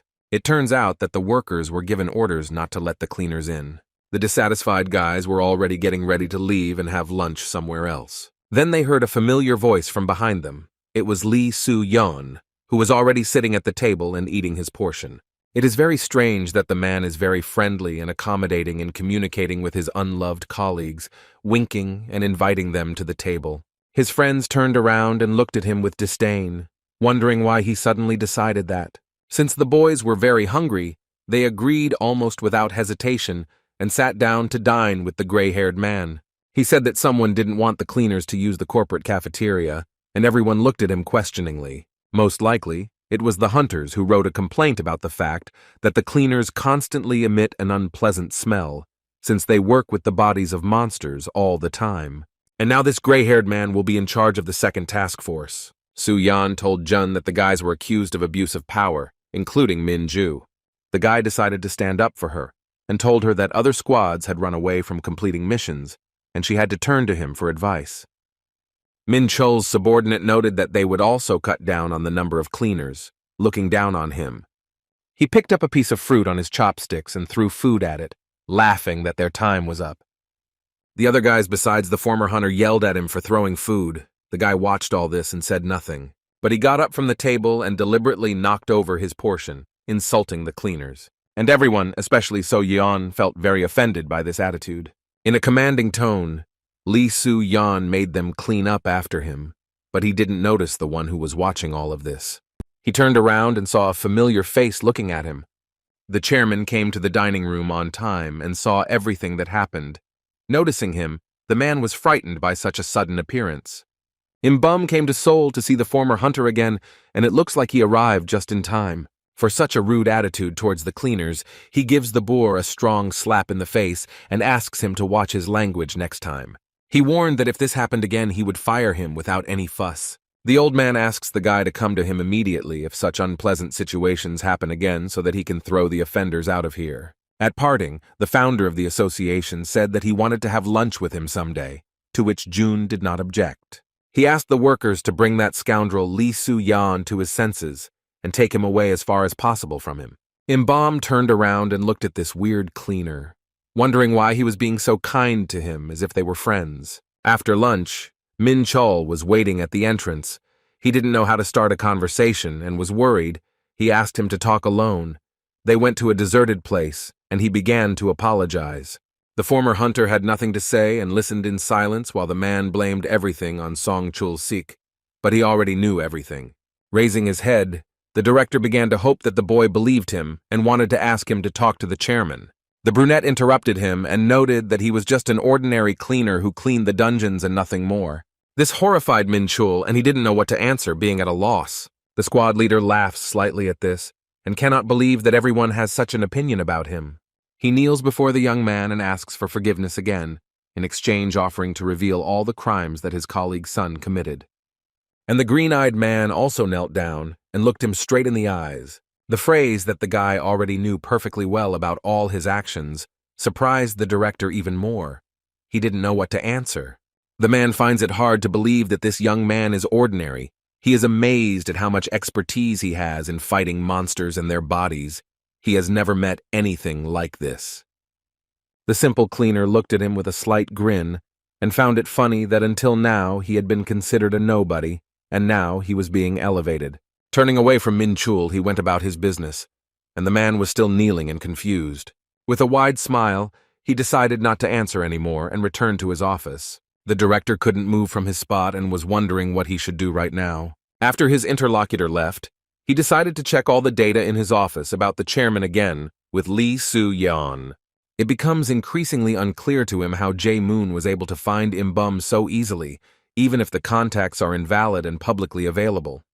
The hot-tempered worker was furious, and his mind became even more confused, especially the fact that the old man had come when he was not bothered by the association.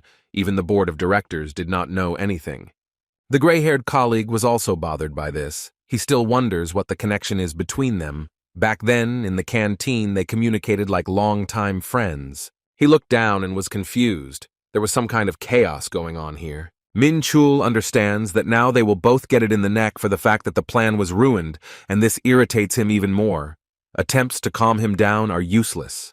But he still finds a phone among the documents and calls his colleague Song Chul-sik, and before he could say hello, he already received a portion of screams. He yells at him because he hoped that everything would work out. He said that Kim Jun would take care of everything, but then it was a bummer. He was going to put all the blame on Soo-yeon, but the evil colleague didn't care about that. He was more concerned about how he would clean up all this. The entire board of directors is dissatisfied and furious about this incident, and the entire burden falls on his shoulders. A quarrel broke out between them. Min Chul's subordinate stood quietly and was afraid to put in his 2 cents into the dialogue, while he was raging because all the blame was placed on him. His furious director was not happy with this conversation. He did not like being yelled at like that. Longhair knows very well how he profited from dungeon raids, and in this situation, the loser should not even open his mouth. He was about to hang up, and as he was leaving, he threatened to scalp him if he continued in the same spirit. Clutching his head, he sat down at the table and told everything to his gray-haired friend, who could not understand why they were to blame again. Chol turned away from him and calmly asked him to leave, but he began to mutter something under his breath. Now he was completely angry.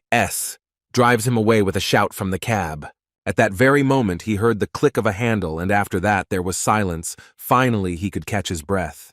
Behind the door, the man wondered who this cleaner had paid to find out such information about the chairman. It looks like he is preparing revenge on his boss for such an attitude and already knows how to do it. However, this is just a sketch, and you need to think carefully before you bite it. The next day, the guys gathered in the office and all listened to the broadcast on TV together. The prosecutor's office launched an investigation into the association, which was broadcast on news around the world. The hunters and cleaners watched this program together, and now all 14 directors have been held accountable. It became known to the whole world that Song Chul-sik spent huge amounts of money on illegal purchases, and you can see how worried he was in front of the camera. And the director of the Korean branch, So Min Chul, was declassified, and now everyone knows that he illegally bought and sold dungeons, for which he publicly apologized. Thanks to an anonymous, or not so anonymous informant, Lee Soo-yeon, the whole world learned about their deeds, and he continues to uncover the crimes of the association. All the watching cleaners and hunters immediately realized that this was the leader of the first group. Lee Du-sik, at this time, promises to create a new and prosperous association. Looking at this, Jun remembered that before his regression, this man was the main corrupt official. But now everything is different. Since all the crimes have been solved, he can no longer be accused of anything and fired. The very same director whom this young man had eliminated on his own in his past life is now succeeding in reforming the association. At that time, he was walking over heads and removing everyone from his path to reach the highest rank, and this man fell under his hand. He had nothing in common with those he knows now, but now everything has changed completely. The guy was stuck in his thoughts, but he was interrupted by Lee and her father, who entered the guy's office. A man with a wide smile on his face suggests that everyone and the chairman go to dinner. He didn't understand why he suddenly suggested this, and he asked his kind colleague. It turned out that Im-bom himself was inviting the young cleaner, who just wanted to meet him and without thinking twice, accepted the offer. The three men gathered and met at the appointed time in a cozy restaurant. As always, June ordered kaltaban. The old man was amazed that he ordered this particular dish so confidently. It seemed to him that the boy had been here before and knew this place well. In fact, this was true. In their past life, they ate together here very often, and it brought back some memories. Without further ado, the guy asked why the old man had called him here. He raised his eyes and coughed slightly and began his speech. Jun listened to him attentively. He wanted to talk about this skirmish between the directors. It turns out that Song Chul-sik was fired almost immediately after all the cards were revealed, and his colleague Min Chul is going to Ulongdo to escape from here. But he doesn't know what to do with his subordinate, who told the media about everything. Also, the merger with the International Association is cancelled, but she has not said anything about it yet. It's quite possible that they don't really care about it, as Lee Du-sik said, but perhaps that's for the best. Now he has a lot of work. Laughing slightly, he claims that he hasn't seen his wife for several days. But even if this is the case, the man is very grateful to Kim Jun for everything he did for him. Im-bom announced that he was setting the organization up for reform, and unexpectedly for the young janitor, he asked him for advice. He looked up and asked why the chairman himself was asking him, and the old man waited for an answer. Best advice for the association is to do nothing at the moment, so as not to cause discontent among others, and it is best not to disturb the hunters at all. The chairman caught his thought and understood that they needed to show that they were trying to do something without stirring up conflict within. Jun nodded affirmatively. After that, Im-bom looked at him and whispered to continue the conversation where there would be no prying ears. It was important for him to know what the guy wanted in return. The former hunter did not hesitate to answer and said that he only wanted the cleaner's wages to be raised, nothing more, nothing less. To which the old man laughed. If he had known that he would want only this, he would have returned to the association earlier. But then one thought came to his mind. The boss of bosses asked if the young guy would like to try to take on the role of manager, to which he received a sharp refusal. After asking for forgiveness, Kim Jun waited for the right moment and decided to do it now. Reaching into his pocket, Lee Du-sik watches him with confusion. The boy took out an envelope containing a letter of resignation from the association, and said that he no longer wanted to work there. The two men looked at him in surprise and fell silent for a minute. Jan's father didn't want to let him go and asked him to tell him what was bothering him so he could help sort it out. He looked them both in the eye and said that he had his own personal reasons for this now. It turns out that the former hunter simply didn't want to stay in the Korean branch, because he wouldn't be able to get to the international one, but he didn't reveal this reason to his colleagues. Now it is important for him to start preparing to definitely get into the International Association. This is his big new goal. With a heavy sigh, the chairman accepted his decision and took the envelope. The guy sighed with relief, and his fan Lee Du-sik was depressed. But before he finally leaves, the cleaner must work hard for the remaining month of work, eating the dish. He agreed. A moment later, realizing that it wouldn't happen that quickly, Jun didn't like it. Laughing at the young man's reaction, Im-bom said that it was a violation of the labor code if he left immediately after submitting his application, which made him even more angry. Interrupting their business conversation, Father Lee also decided to announce his request under the cover of the noise. He invites him to meet in the evening regarding a very important matter. Meanwhile, in the Paris branch of the association, in the Perfect Corporation, Balance had an important meeting in the evening. The leader was the head of the coordination squad, Mark. He was outraged that the merger of the International and Korean Association had failed, and the commander-in-chief of the raid control, Kane, was very angry at Jason, who was sitting next to him. Because of him, they lost everything. He had nothing to say. The mustachioed man lowered his head and could not utter a word. He simply remained silent and no longer made excuses, as before. Mark turned to Chloe, interested in how she managed to miss the time stone during a joint operation, looking at her with disdain. The girl did not hide anything, and told everything as it was, that one of those people suspected something, and in order not to reveal the plan, she had to retreat and return the stone. The bearded man became curious about who this sage was who tried to put a spoke in their wheel and hinder them, looking angrily at her, and demanded an answer. The short-haired blonde told about this man, a cleaner from the headquarters in Seoul, and even showed his face in the system. He grinned. After laughing a little, he couldn't believe that some dungeon clearer could ruin the mission, while his colleague wanted to clarify why the merger didn't take place. The fair-haired girl said that just at the most crucial moment, the chairman, who had been missing for a long time, showed up, clarifying that this was also Jun's doing. Mark was outraged that some commoner was able to turn everything upside down and all the work done was done in vain. Jason's colleague reported that this janitor was also most likely appointed to the post of chief of the operational headquarters. The men were surprised by this turn of events, and they feel that it is not true and that they are being lied to, and the real reason for this decision is unknown. But they can say for sure that this guy is the one who most hunters go through in battles. He has incredible fighting power. The leader of the coordination squad was surprised. No one had ever heard of such a thing. He shared the thought that he could easily be in the ranking system. But Chloe refuted his words. But Mark still doesn't understand how this can be. Someone from the back rows suggested that this guy is not standard. The bearded man turned around and looked back sideways. The mustachioed cockroach Kane also wanted to know who it was, and there was silence in the room. The long-haired girl from the audience asked how the team planned to deal with this and looked closely at everyone. The only thing that was clear now was that this problem could not be solved in a more or less legal way. Everyone agreed with this, hanging their heads. Blue-Eyed decided that they would use the spatial stone. It would be useful in the work, and she looked confidently at her colleague. The insidious man thought, she is sure that they would have taken action immediately if they knew about the existence of the time stone. Now she needs information about the Korean Association after the reforms. Chloe wanted to answer something, but she was interrupted at just the wrong time. The evil leader orders the hunter Yang Min-ho to go with Chloe to retrieve the time stone. A tall, thin boy with a couple of skulls next to him emerged from the darkness and walked confidently towards them. This freelance hunter is the official number 1. He has accepted the task and is ready to start carrying it out at any moment. His master also asked him to remove these skulls that were next to this guy. They seemed a little creepy to her.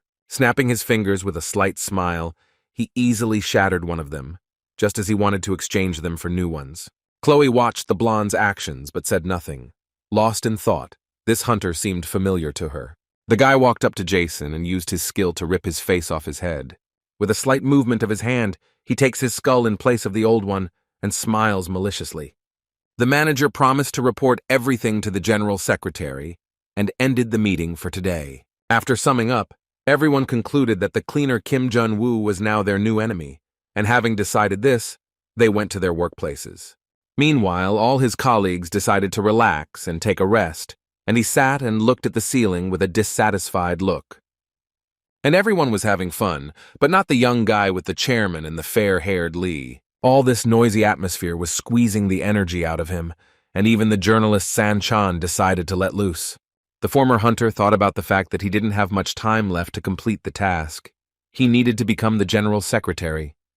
During his time working as a cleaner, he tried to find other suspects in his death. The brunette is sure that it was clearly not Park Gyun-tae. He is completely incapable of such a thing. Others couldn't do it either because they lacked the same motives and, most importantly, skills as his boss. He concludes that someone very influential is involved, and if this mission fails, then Hunter Kim Jun will actually die.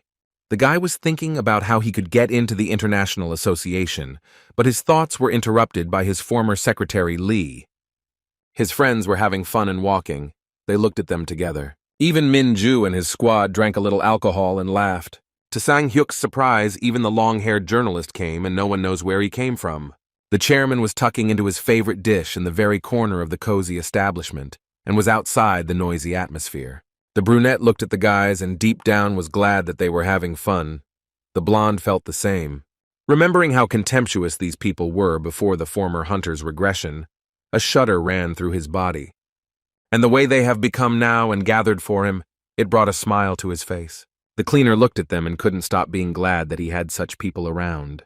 Throwing aside all his worries, cares, and unnecessary thoughts, the quiet guy decided to join the fun and not sit on the sidelines. After some time, an underwater dungeon suddenly appeared in the city of Incheon, which will soon close in half an hour. The hunters contacted headquarters urgently due to rising water levels and cannot continue clearing.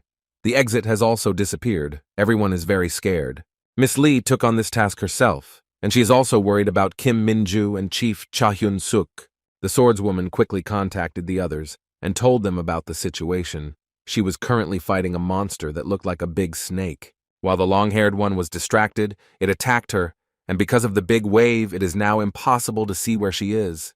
The guys from her squad began to worry about her, but no one dared to come closer, and they just waited. The enraged snake caught Minju by the hand, and she cannot move. Her sword flew to the side, and she cannot use it. The swordswoman can do nothing, and she can only accept what will happen. The dungeon monster is preparing to attack. The other hunters shouted into the radio that because of the order to stay put and wait for an exit, they could not go to her aid. Lee Ah-yeon was very upset and didn't know what to do. She needed to quickly come up with something to help the guys and the girl. Her thoughts are interrupted by a familiar male voice from the radio. It's Kim Jun-woo. She got scared and quickly reported the situation. The guy was already in the car at this time and was heading to the scene of the incident to help the guys. This was all started by an international association. This raid cannot be failed. He presses the gas harder and drives at the highest speed. There was a fire of anger and a desire to teach them a lesson for what they had done in his eyes. At the last moment, he noticed that a car was rushing towards him. He wouldn't have time to react. He realized it was a truck again, and memories from the past immediately came to his mind. Jun was unable to avoid the collision, and the large van crashed into him. The truck pinned the guy's car to the wall, but luckily the airbag deployed. They tried to contact him again, but did not hear a response. The brunette remained silent. And then an unknown man approaches the scene of the accident, gets out of the car, and after examining the scene, smiles slightly. With a snap of his fingers, an anonymous assailant blows up a truck, and worried Lee can't get in touch with her boyfriend, as he doesn't answer her. Not long before this incident, an incident occurred in Seoul, 2 weeks after Operation Association Gate. Jun then became the head of the operational headquarters and was up to his ears in papers and important documents. The former janitor sat and muttered under his breath how he hated this job. After this operation, a lot changed. Min Chul and his subordinate were kicked out of the company. His student Kim Min-ju was appointed as the leader of the newly formed First Task Force, which is considered the most elite. 10 cleaning teams were created, and his friends So-yeon and Sang-hyuk resigned from their positions as leaders. His new girlfriend, American hunter Han Yu-bin, has given her appearance a makeover by dyeing her hair red. As a result of the defeat of the support squad, all power was transferred to his former secretary, Lee Ah-young. The brunette didn't understand why he was put in charge of the headquarters for only a month before being fired. This irritated him the most. Before this, he asked his friend, the chairman, whether he would definitely be able to leave work, to which he received a grinning answer that if everything went without incident. Distracted from his work, the guy thought, he really wants everything to go smoothly, and he wants to calmly leave here and move on. However, he sees a big plus in his new position. He has discovered new skills, and this makes him a little happy. There is one unique skill that he wants to unlock, but Jun understands that it will be very difficult and with a slight sadness, refuses it. Unexpectedly for himself, the former cleaner thought about registering for a rank level. Initially, he wanted to open skills and become a hunter. The thought that he is still not in his element upsets him a little, and the brunette wants to get back into action as soon as possible. Then his gloomy thoughts were interrupted by a knock on the door. The guy didn't expect it, but invited his colleague to come in. The assistant manager, Shin Soo-ji, came to him and held a large stack of documents in her hands. This was the plan for the raids next month. The guy had to pay all the bills by the end of the day, and when he saw this huge pile of sheets, his eye started twitching. Anger washed over him, and the chief of staff signed everything without reading it. The girl was frightened by such a sharp reaction. Suji also came with the news that there was a proposal to do more research. The support department wants to study the time stone. Everything would be fine, but they lack equipment. According to rough estimates, a fairly large sum would be required, almost the entire budget of the headquarters. Coolly and calmly, Jun ordered to allocate this money, even though they would have nothing left. The brunette was shocked by such an abrupt decision. The guy also didn't forget about his good friends and asked to increase the budget for cleaners and provide them with the latest equipment. He also reminded me about the equipment in the management department. It also needs to be replaced.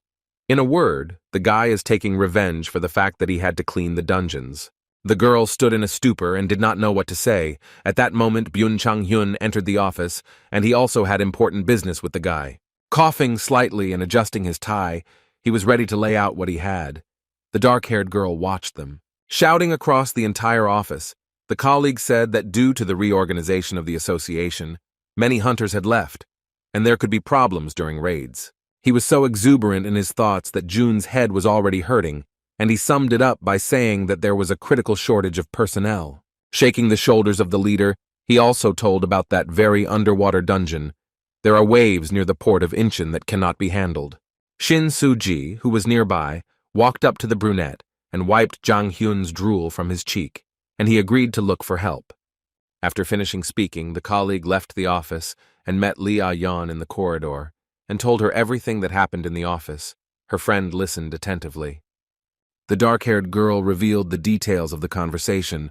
Her interlocutor laughed slightly, covering her mouth with her hand. The manager's assistant asked what was funny about it, since the situation was quite serious, and there was nothing to laugh about. Lee Do-sik's daughter remembered the situations that had happened with this guy before. It was hard to understand him, but he never did anything without thinking. This made Suji think that this guy was a genius, and she asked the girl, looking at her intently. It is clear that the blonde clearly admires this former cleaner. She thinks that he is on a completely different level. Her colleague listened attentively. When he was a cleaner, he was very worried and cared about his colleagues who could die. Looking at her reflection, the girl smiled as she remembered Kim Jun. It was very noticeable that she considered him an incredible man. The manager's assistant suspects that Lee is in love with him, so she decides to ask him directly. A wide smile spread across her face, which she couldn't contain. Turning to her, Lee Do-sik's daughter confirms that this is true, but loves him as a person and as a colleague. In short, the blonde is very happy that they will be given money for research. She can't wait to start studying the time stone. And indeed, everyone is waiting for this and wants to thoroughly examine this object. The girls are staring at it. Meanwhile, Jun had already arrived at the destination city. He thought about this dungeon, sitting in the car with a sullen face. And it is really problematic to complete raids there, considering that there are very few hunters with the underwater breathing skill. In addition, it is difficult to clean such a place, and you always need to carefully plan with your team. Sitting in the car, the guy remembered that they only found out about this dungeon recently. It looks pretty strange, but he already had to go. Finally, the brunette arrived at the right place. Leaving the salon, he went to the Hunters Guild heirs. Having climbed to the right floor and entered the office, a small meeting began. The guy introduced himself and his new colleagues greeted him. The first one to greet was Cha Seok-hyun, the vice leader of the guild and the number 4 hunter in Korea. He was happy to meet them. Kim Jun was also approached by the leader Chon Yul himself. He is the second monster killer in the country. The guy with a stitch on his nose asked how he managed to rise to the head of the operational headquarters so quickly. The former janitor didn't pay any attention to this and wanted to move away from the topic. But this guy is pretty smart and immediately guessed that he wanted to take their hunters for himself. The brunette immediately noted his sharp mind and good intelligence and looked him in the eyes. Leaning forward, he confirmed this, admitting that after the reorganization there was a severe shortage of people. Chang Yul did not attach much importance to this. Jun spoke about the discovery of a new underwater dungeon and conveyed the need to prepare in advance. Staring at him, the guild leader became curious as to why they chose them. The guy clarified that he considered them the best of all. Not taking this flattery seriously, the former cleaner was reminded of the very same conflict that had previously occurred with Shin Tae-hwan. The brunette immediately remembered this, but he believed that it was not worth confusing personal work relationships. Nodding his head, the guy with the scar agreed with him. The green-eyed man from the association hands over the contract and claims that the deal will be very beneficial for everyone.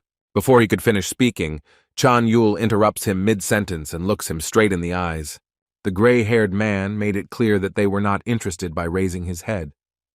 He tears up the document, thus showing that the guild clearly does not want to cooperate with them and with the association as a whole. Slightly angry, June doesn't understand why this happened and looks at the men in bewilderment. It's really very strange because such offers don't come every day. According to him, it is not about money at all, but the root of the problem is much deeper. The gray-haired guy asked if a spare guild had been found for the top hunters, to which I received a negative answer. According to my interlocutor, everything did not go according to plan. Based on this, it will be even more difficult to accept their proposal. The head of the headquarters does not understand anything at all.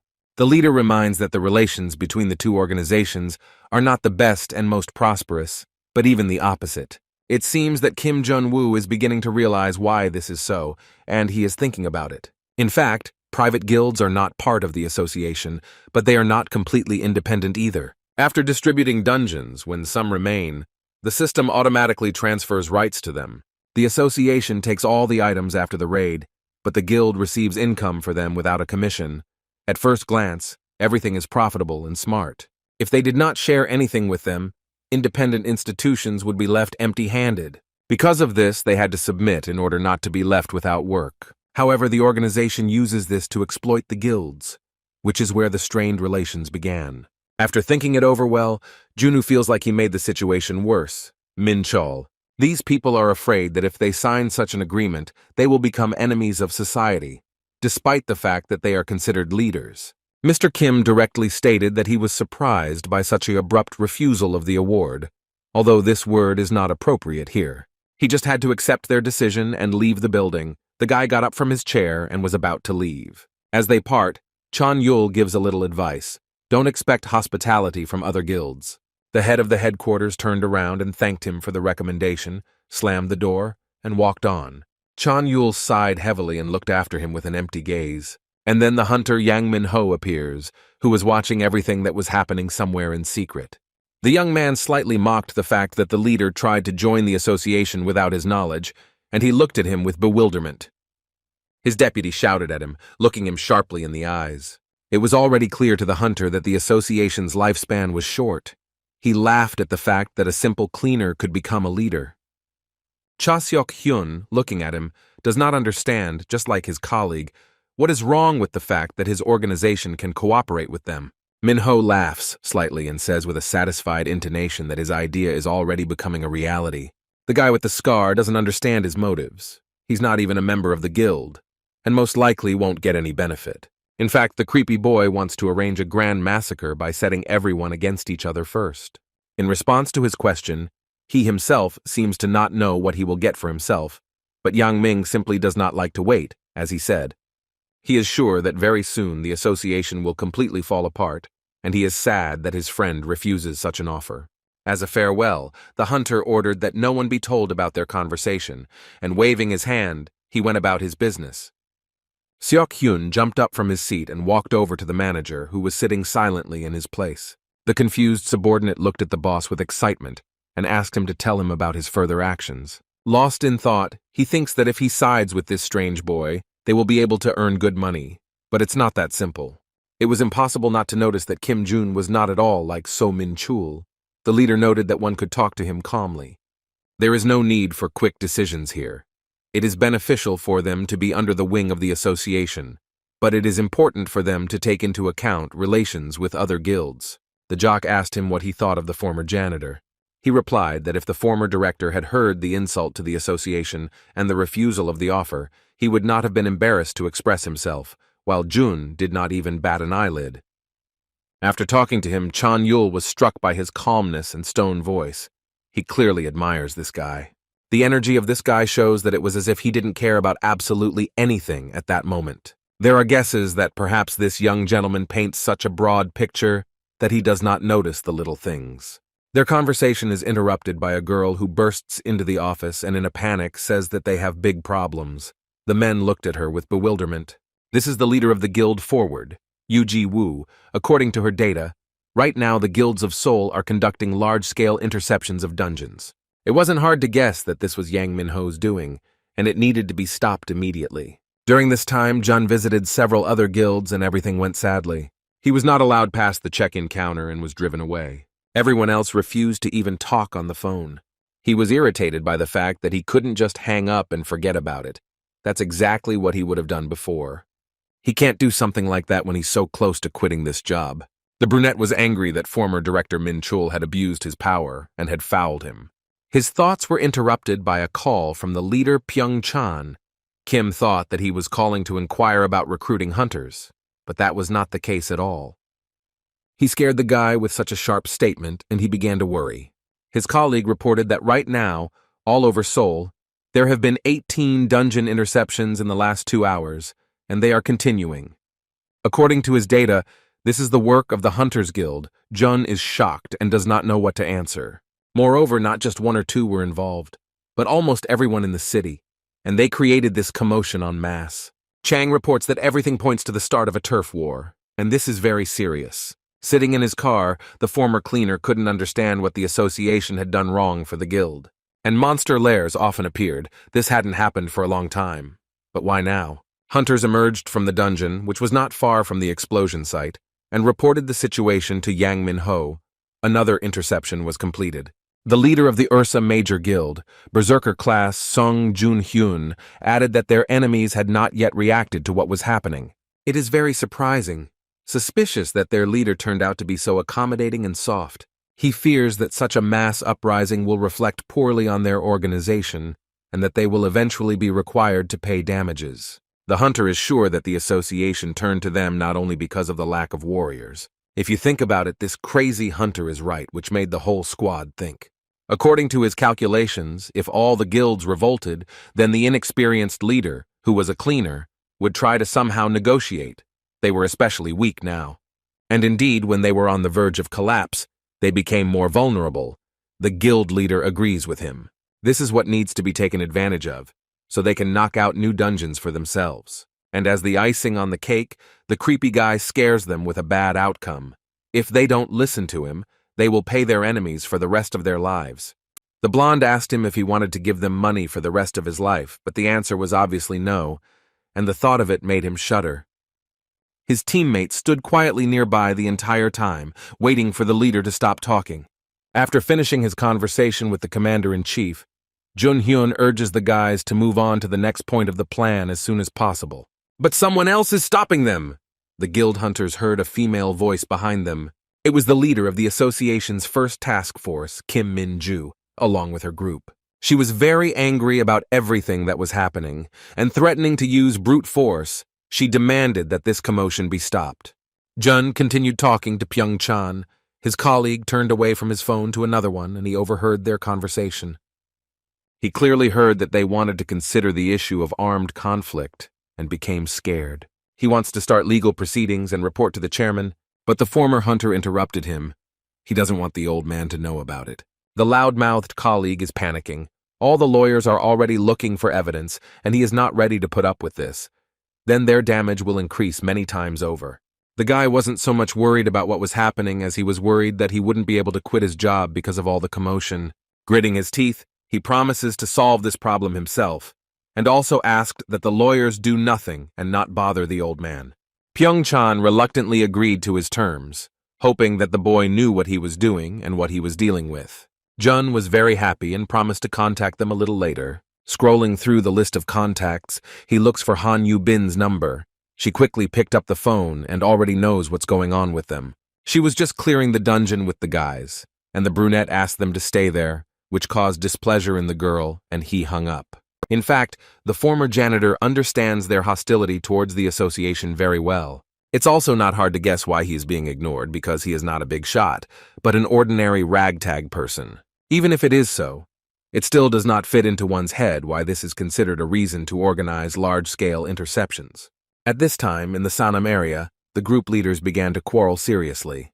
Jun-hyun, with a slight mockery, wanted to clarify the fact that Kim Min-ju's squad was ready to use force against the civilian guild.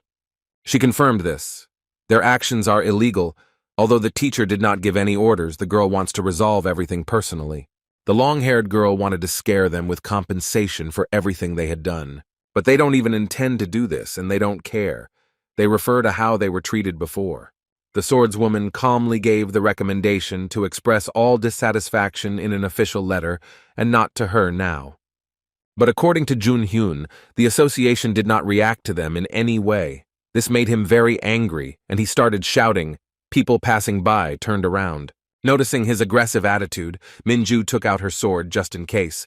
Her hunters were also at the ready. In any case, she asked to go with her to the right place and find out everything. The enraged guild leader uses the unique skill, transform into a beast, and directly refuses to go with her. The other guys on his team also took out their swords and prepared to attack, and the girl did the same. Activating her skill, the girl gives a final warning, looking the aggressor in the eyes. She also stubbornly received a refusal again. It seems that a fight cannot be avoided. The beast takes a step forward and attacks. Jun's student easily repels her opponent's attacks, while the others watch and do not interfere. The leaders came face to face and looked into each other's eyes. No one wants to give in to anyone. The hunters are also going to take part and are not sleeping, preparing to attack those who are free. At this time, the girl's teacher went to the Ares Guild to have a serious talk. Surprisingly, the leader accepted them in a friendly manner even after refusing to cooperate. With a heavy sigh, Chan Yul admitted that he had his suspicions, but they didn't expect there to be mass interceptions. The brunette couldn't believe that they and the Aphrodite Guild didn't know about this. The man with the scar on his nose confirmed it. It seems very strange that they were not notified, because the interceptors could use their help, as the head of the headquarters thinks. Jun had a suspicion that this might be due to the problematic relationship with other guilds. He looked questioningly at the leader. However, he denied this. Everything was fine between them, and if such a large attack had been planned, then they would have found out in the first rows. In the guy's eyes, this situation now looks even stranger. To manage 1,000 hunters, a strong leader is definitely needed. Yul noticed how he thought, which made him think that the brunette doubted them. But this was not at all the case. The boy trusted them 100%, without any unnecessary doubts, and he fell silent. The former hunter decided to think out loud, and already guessed that the person who was in charge of everything was definitely not from the guild. His interlocutor knows whose doing this is, but he was ordered to remain silent and forget about their conversation. He cannot reveal the secret. Pretending not to know anything, he excitedly wanted to know what to do next.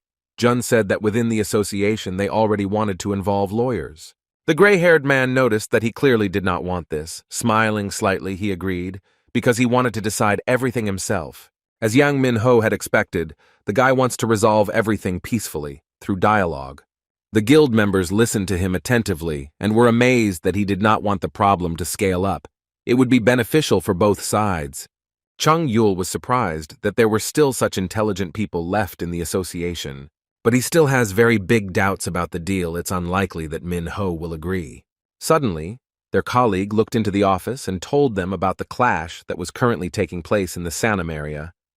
Jun was afraid that this could affect his dismissal, and he felt hot. He ran out of the office and immediately rushed to the scene of the incident. The guy needed to stop this urgently. The guild leader looked at him and thought, "It seems that this guy is really not bad." Turning to Seok-hyun, he decided which side he would choose. As he exited the building, he activated his hyper-acceleration skill and ran as fast as he could to find those rebels. Meanwhile, Min-ju and her opponent Jun-hyun continued to fight on the street. Finally, the former hunter finds them and heads towards them. He jumps very high and swings his leg. Using his new ability, he kicks the asphalt, causing a small explosion, and the wave throws all the guys to the sides. Like a father, he began to scold the hunters for such reckless behavior. Everyone stopped fighting and looked at him. After taking a quick look at everyone, the guy introduced himself and asked to talk to him if any misunderstandings arose. Jun looked at Min-ju and realized that she had not wasted her time and had decided to restore order on her own. Having praised her for her work, he asked her to pass this task on to him. The girl, hearing the praise, blushed slightly, and looking away, smiled. Their conversation was interrupted by the leader Hyun, who addressed the former hunter with mockery.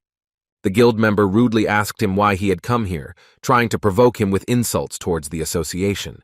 The head of the headquarters suggested that they talk calmly like men, but it seems he won't be able to reach an agreement with this man. The others watched them from the sidelines. Jun Hyun fell to the ground and continued to provoke him into a fight. This farce was already starting to piss the guy off. He looked at him with clenched teeth and was already really thinking about getting into a fight. And then Minju was contacted by radio. An important notification was received that there was a problem in the Jamsil area due to interception. They came across a very strong monster. The hunters can't cope and really ask for help. Hearing this conversation, the violent leader rises from the ground. After those words, he suddenly screamed in panic, which scared some of the guys. According to him, it is in this dungeon that his wife's guild is currently located. The girl asks to tell her more about the situation, but June takes the radio away from her, not letting her finish. He gives the order to gather all operational teams and prepare people for the rescue operation. In the Jamsil area, meanwhile, there was a big explosion that the whole city heard. All the people were running away from the orange dungeon, from which a monster's claw was sticking out terrifyingly.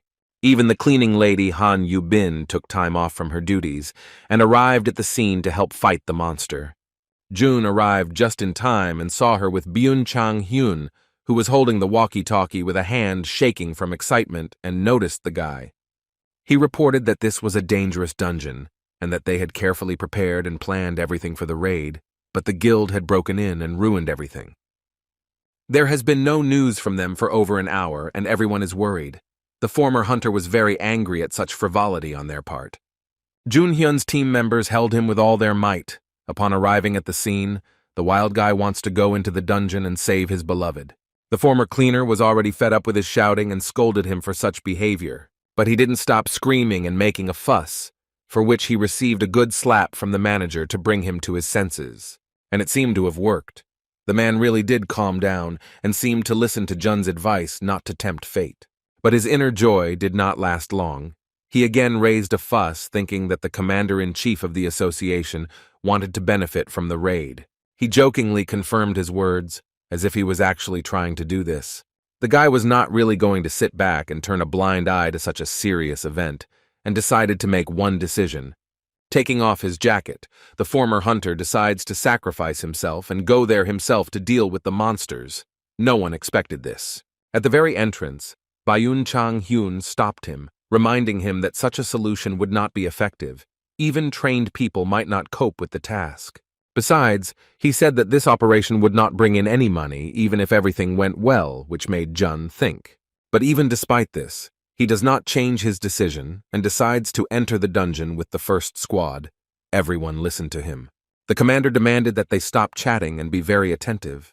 At this time, Chloe was watching all their actions. She knows everything in detail that happened and reported it to the boss. She immediately realized that someone had deliberately given them false information. Minho laughed as he sipped the sweet drink in his glass. It was clear that this was his plan. He wanted the guilds to quarrel with the association, and the key to this was mass murder. It's quite logical, but the blonde thinks that it's a terrible idea. At this rate, her evil partner will be caught red-handed. She said that a rescue operation was underway, led by Kim Jun-woo, but this did not frighten him, because before this boy was just a cleaner. And besides, he believes that the association is pursuing its own interests, and it is unlikely that they will help the guild. After listening to him, the employee said that he had greatly underestimated his opponent, and that he would clearly have to use a stone here. Hearing about it, the blonde Minho smirked slightly and thought about it. The whole situation seemed very pointless to him. He became interested in what this man was like and what his goal was. And he is already in the dungeon, fighting monsters thanks to the acquired skill Destruction, and now everything is going well. He swings and deftly hits the monster in the jaw, sending it flying off to the side. They contacted him by radio. Presumably the guys are now near the boss's room and are ready to enter. The team was given information that the creature was called a black tiger con, and June suggested that the creature could fly. It was important to look around and only then enter. Everyone was waiting for the commander's order. After his permission, without delay, the guys entered the passage and are ready to meet him. There is no other information about him, and it is quite dangerous. Going deeper and deeper, it became darker with every step. Visibility was limited. The commander-in-chief gave the order to inspect the premises. Minju was the first to find the first weapon. It was covered in a strange, sticky slime, most likely the belongings of the guild members. She turned to her teacher and decided to make a guess that it belonged to a monster, and she also didn't notice what was hiding behind her back. Luckily, the guy saw the huge paw and warned the girl about the danger in time. His girlfriend deftly dodged the attack, and our gentleman used the fire skill. The monster retracted its claw. The brunette helped the girl to stand up, and they turned around and froze in place from what they saw. From the darkness, it descended down the wall towards the boys, and from the darkness they could clearly see that it was a huge spider with cocoons hanging above it. Through the darkness, Jun saw that the guys from the guild were in these cocoons. The web was squeezing them. It was hard for them to breathe, but they were alive, and that was the main thing. Having assessed the situation, the former hunter gives the order to first save the people, and only later will it be necessary to start cleaning up when there is more information about this creature. They both know what to do. Minju activates the Iron Meteor skill and prepares for the rescue operation. The girl deftly cuts all the enemy's strong threads and successfully completes her part of the job. Using hyper-acceleration, the former janitor, pushing off the walls, caught all the victims and provided them with a soft landing. Seeing this, the big spider was clearly unhappy and was about to attack our hero. The guy easily dodged the attack and jumped on her leg and wants to go down to the guys. But Minju sees that this is not all. There is someone above him and warned him of danger. Jun raised his head and saw another huge, identical monster that had already released its slime on him. He won't have time to react in time. This creature was noticed late, and it is impossible to dodge the attack. This slimy substance fell on him and literally pinned the young man to the ground. The other members of the rescue operation watched all this, and having already freed the other hunters, they began to worry about the commander-in-chief. And this guy is no slouch.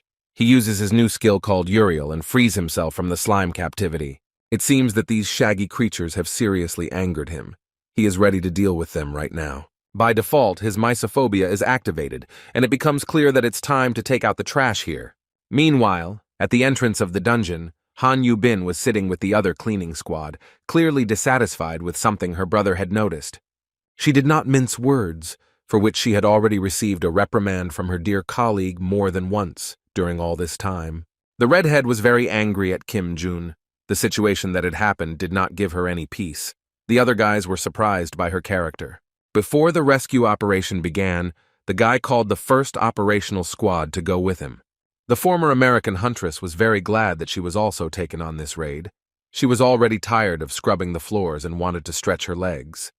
However, the joy did not last long. The brunette ordered her to stay outside and not stick her nose in here, which made her very angry. During a small argument between the brother and sister, Byun Chang-hyun came and decided to clear up their misunderstanding and explain everything again from scratch. The man said that an incredible amount of the budget is spent on this, and if something goes wrong, everything will go to the manager. But even despite such risks, he decided to lead a raid to save human lives. The guys stared at him and listened in surprise. The loud colleague thinks this guy is the best, and scolded the guys for scolding him behind his back. He clearly doesn't want to hear that. He really hopes that everything will be fine with the guys, and especially with the object of his adoration, he wants to follow him. And with great hope and a sparkle in his eyes, he mentally asked them to return alive and unharmed, looking at such a responsible task. Meanwhile, in the dungeon, having met one-on-one with two huge spiders, the gentleman gives orders to Minju to take the hunters away as quickly as possible. It seemed like he had lost his head a little due to rage, and she reminded him that the most important thing now was to save the guys from the guild. Snorting loudly, the brunette repeated in a rude tone to get out of here. The plans in his head had changed. The girl was a little upset that she was yelled at, but now the most important thing is to listen to his orders and follow the new plan. All members of the rescue operation quickly listened to him, took the victims, and ran to the exit. Along the way, everyone admired their leader. He worries about them and doesn't want there to be casualties. Jun activates the destroyer skill and prepares to attack the first monster that is closest to him. The monster looks at him with horror and doesn't have time to realize how a bright beam flies into his face. Having dealt devastating damage, the huge spider falls to the ground with a loud roar. It seems that the guy was able to defeat the first of them, and was already slightly happy in his soul about his small victory.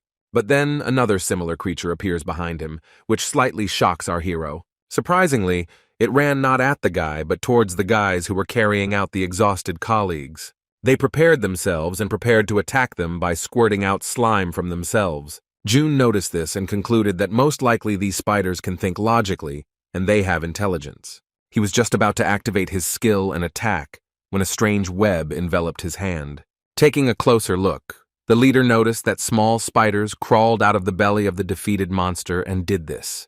They were several times smaller than their mother and also very noisy. He felt disgusted when he saw all this, especially in the slime, but he couldn't get out.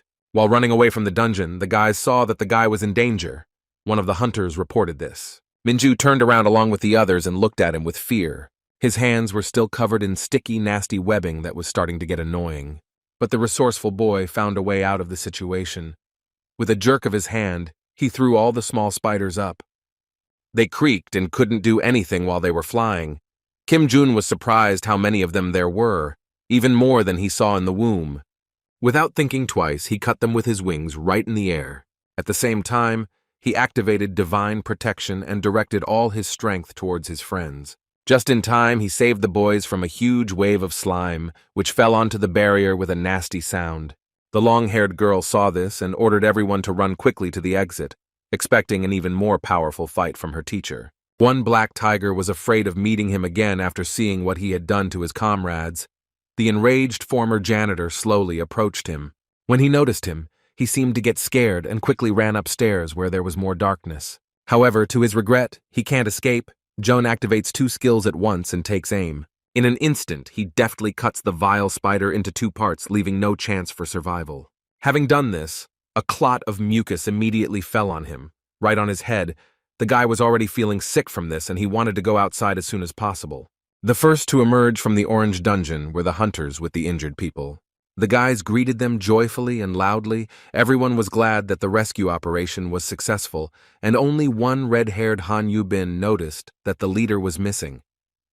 Minju calmed her friend down and said that the teacher would come out soon and that he was fine, while the leader Jun Hyun approached his beloved wife. After the girl's words, the main fighter came out of the dungeon. Everyone was glad to see him appear safe and sound. While everyone was rejoicing and hugging, he was very angry about this disgusting slime, shaking it off himself, and gave orders to others to help the victims. Wiping the disgusting liquid from his face, the boss spoke to Yu Bin, who quickly responded.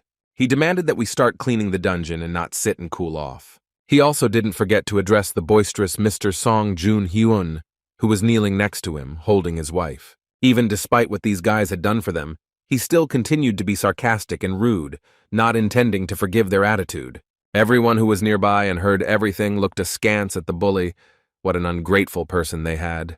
But deep down, he knew he looked stupid, but he didn't want to allow the compensation to be paid. For such words, he immediately got a hit on the head from his colleague with a scar on his nose, who also came to the scene. On behalf of all the guilds, Chan Yul offered his deepest apologies to Kim Jun-woo and his guys. He was truly amazed by such courage and strength, but the leader looked at him with slight bewilderment after all the incidents. The man was amazed by the courage and strength of the young guys who rushed to protect civilians and made it a priority. The former cleaner continued to listen to him silently and did not understand why such formalities were needed at such a moment. The members of the Wild Hunters Guild also listened to this with their mouths open along with their leader. The guy with the stitch on his nose is confident that his team's actions under his leadership will serve as a great example, and Jun's friends smiled back. His words of support and respect were picked up by other hunters. Many of the guys were impressed by their decisive actions. They could not even imagine that an ordinary cleaner was capable of such a thing. The guys asked him to remain in the leadership position for life and did not want to let him go anywhere. From all these compliments, Jun already had a headache, although deep down he felt pleased. Bowing deeply, the gray-haired man expressed his gratitude for what his team had done for them, and yet he cannot help but agree that he sees their intentions anyway. But even despite this, he still hadn't forgotten what the association had done, in a bad way, which had already started to piss the guy off. The former hunter looked at him angrily, literally devouring him with his gaze.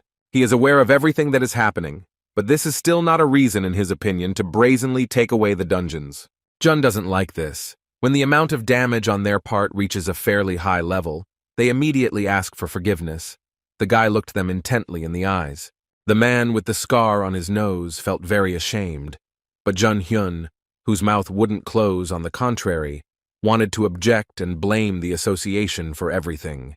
The brunette interrupted him, and he knows that he is not going to make any concessions to them. He does not feel sorry for them at all. But in reality, the guy doesn't care at all about the reason why the dungeon interception started, because he wants to quit as soon as possible and raise the bar. It would be wise to think ahead. There is no guarantee that clashes will not happen again in the future. 2 members of the guild felt ashamed and hung their heads. At that time, an ambulance team had already arrived, and the hunter's injured wife and her colleagues were taken to the hospital. If they are unable to compensate for the damage financially, Jun offers to pay in kind and takes back the documents that Byung-chan gave him. Namely, according to the agreement, they are obliged to join the association for a certain period of time. A good reaction to this was clearly not to be expected. The guild members had already begun to get indignant and look at him askance, although the commander-in-chief had not yet finished speaking. He added that they have the opportunity to work continuously on condition of paying interest. This caused mixed feelings in Chan Yul. He is confused. The guild leaders couldn't believe that they were guaranteed dungeons. All the guys didn't expect this and stood with their eyes wide open. No one expected such a tempting offer, which is really hard to refuse, but the hunters can't be left without work either. From excitement, the man with the scar even began to sweat and turned slightly pale. He was worried about what others would say about this. But as long as the young guy is in charge of the operational headquarters, they won't have any problems. Everyone seemed to like the idea, with some hunters jumping for joy at the prospect of being able to continue working in their positions. The man was amazed that Mr. Kim suggested solving the problem in a way that would be good for both parties. After that, he had something to say. He approaches Kim Jun and politely asks to take a break for just a minute and discuss everything that happened. He nodded his head slightly in agreement and asked Kim Min-ju to remain in charge and asked the red-haired girl to do the cleaning, while he himself followed the man. Han Yu-bin hated being bossed around and was dissatisfied, but the long-haired girl agreed to help and accepted the task from her teacher. Stepping away from everyone, Chan Yul admitted that he knew who was behind all the dungeon interceptions. His interlocutor asked who this hero was. Indirectly answering the question, the gray-haired man said the name Yang Min-ho, and memories of the past immediately came to the former cleaner's mind. In his previous life, Jun was the best hunter in the country, and this man was hot on his heels, the one who makes all the wrong decisions. At first he belonged to the class of magicians, but after some time he managed to discover forbidden skills. And this is what turned him into a warlock, cruel, crazy, and cold-blooded. Remembering this, it immediately becomes clear that this time it will not be easy to deal with him. Gritting his teeth, he continued to listen to his interlocutor. The colleague revealed all his cards about Min-ho's goal to intensify the conflict between the association and the guilds, and he looked the guy in the eyes. There was a fire of anger burning in him, and a thirst for revenge. The former janitor wants to know where this sneak is now. It is very difficult to catch him. He has calculated everything and constantly changes his hiding places, however. The leader Chan knows the place where he visits periodically. In the evening, the main events were shown on television, and the news of the successful rescue operation led by the chief of staff spread throughout Korea. On the street, many guys discussed this, and their opinion of the association became much better. Everyone wanted this young man to remain the leader. His new enemy, Yang Min-ho, also found out about this and is going to go to Chloe to plan the next step with her. But then he is stopped by someone's unfamiliar voice. It was Kim Jun who found his location. The crazy kid smiled broadly and asked if they knew each other. As he walked down the steps towards him, the boy insulted him as a hunter for taking people's lives, poking his finger into his chest. He vowed to deal with him at the first opportunity, if he ever got in his way again. Removing his hand and laughing slightly, he hinted that he did not consider him a threat, because he was just a simple cleaner. He couldn't understand where the man with the scar on his nose, who in his opinion was nothing, got so much confidence from. The brunette got tired of listening to his ridicule and was going to punch the annoying guy in the face. But he was interrupted by 2 girls who caught them fighting and wanted to call the police. The guys turned around and looked at them. Kim was displeased and indignant that they were interrupted, but still removed his fist from his face. The friends watched them and were afraid to say anything to them and trembled with fear. They heard Jun threatening Min-ho to deal with him next time. Chan Yul was also about to go home. On the way, his child called him and was very upset that his father would be late. The baby was in a good mood when her daddy came home with her favorite sweets, and his wife was also waiting. having prepared a delicious dinner. He laughed sweetly and asked his girl to go to bed in a warm bed. Distracted by the conversation, he noticed at the last moment a little girl sitting on the asphalt and became very scared. A man with a scar on his nose had to make a sharp turn and swerve his car to avoid an accident. He turns off the path in the hope that he was able to avoid an accident. But only at the last moment did he realize that he could crash. The car went over the edge of the bridge and fell. Upon impact with the ground, a fire broke out. Chan barely managed to escape the fire, and again saw the same girl, who was lying a few meters away from him. He was completely confused and did not understand what was happening. He approached her and wanted to ask what happened to her and offer help. She turned around, and it turned out to be his evil colleague Min Ho's deceptive ability, causing him to fall into a trap.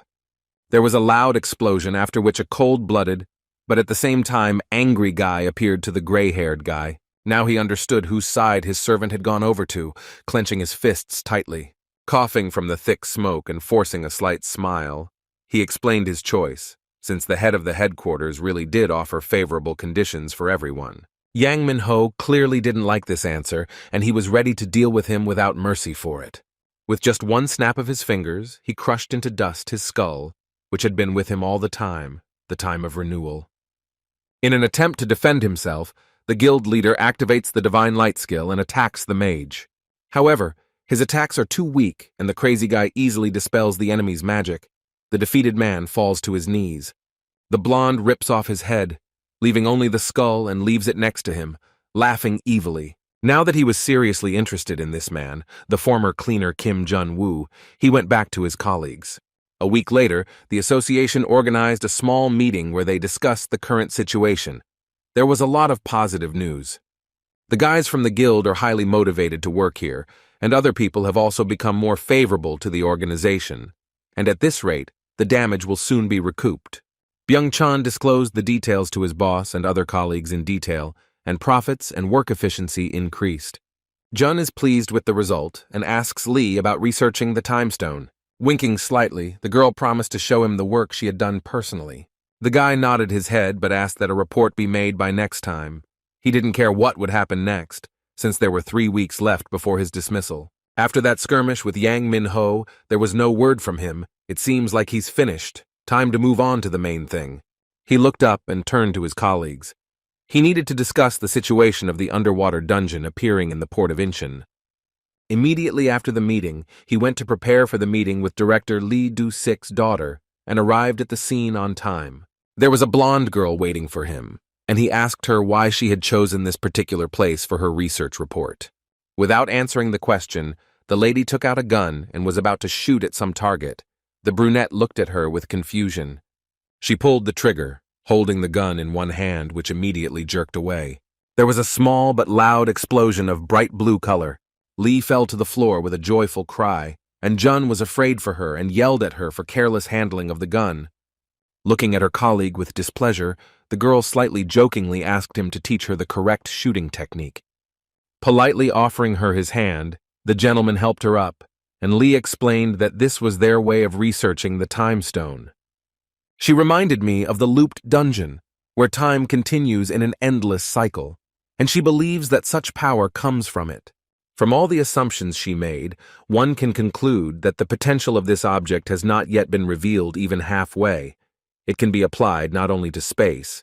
Logically, if you use it correctly, it is possible to travel through time. June looked at the gun with interest and thought, it seems entirely possible to him that the titanium that shot him contained this power. And if you think about it, at that time, such technology was only available in the International Association.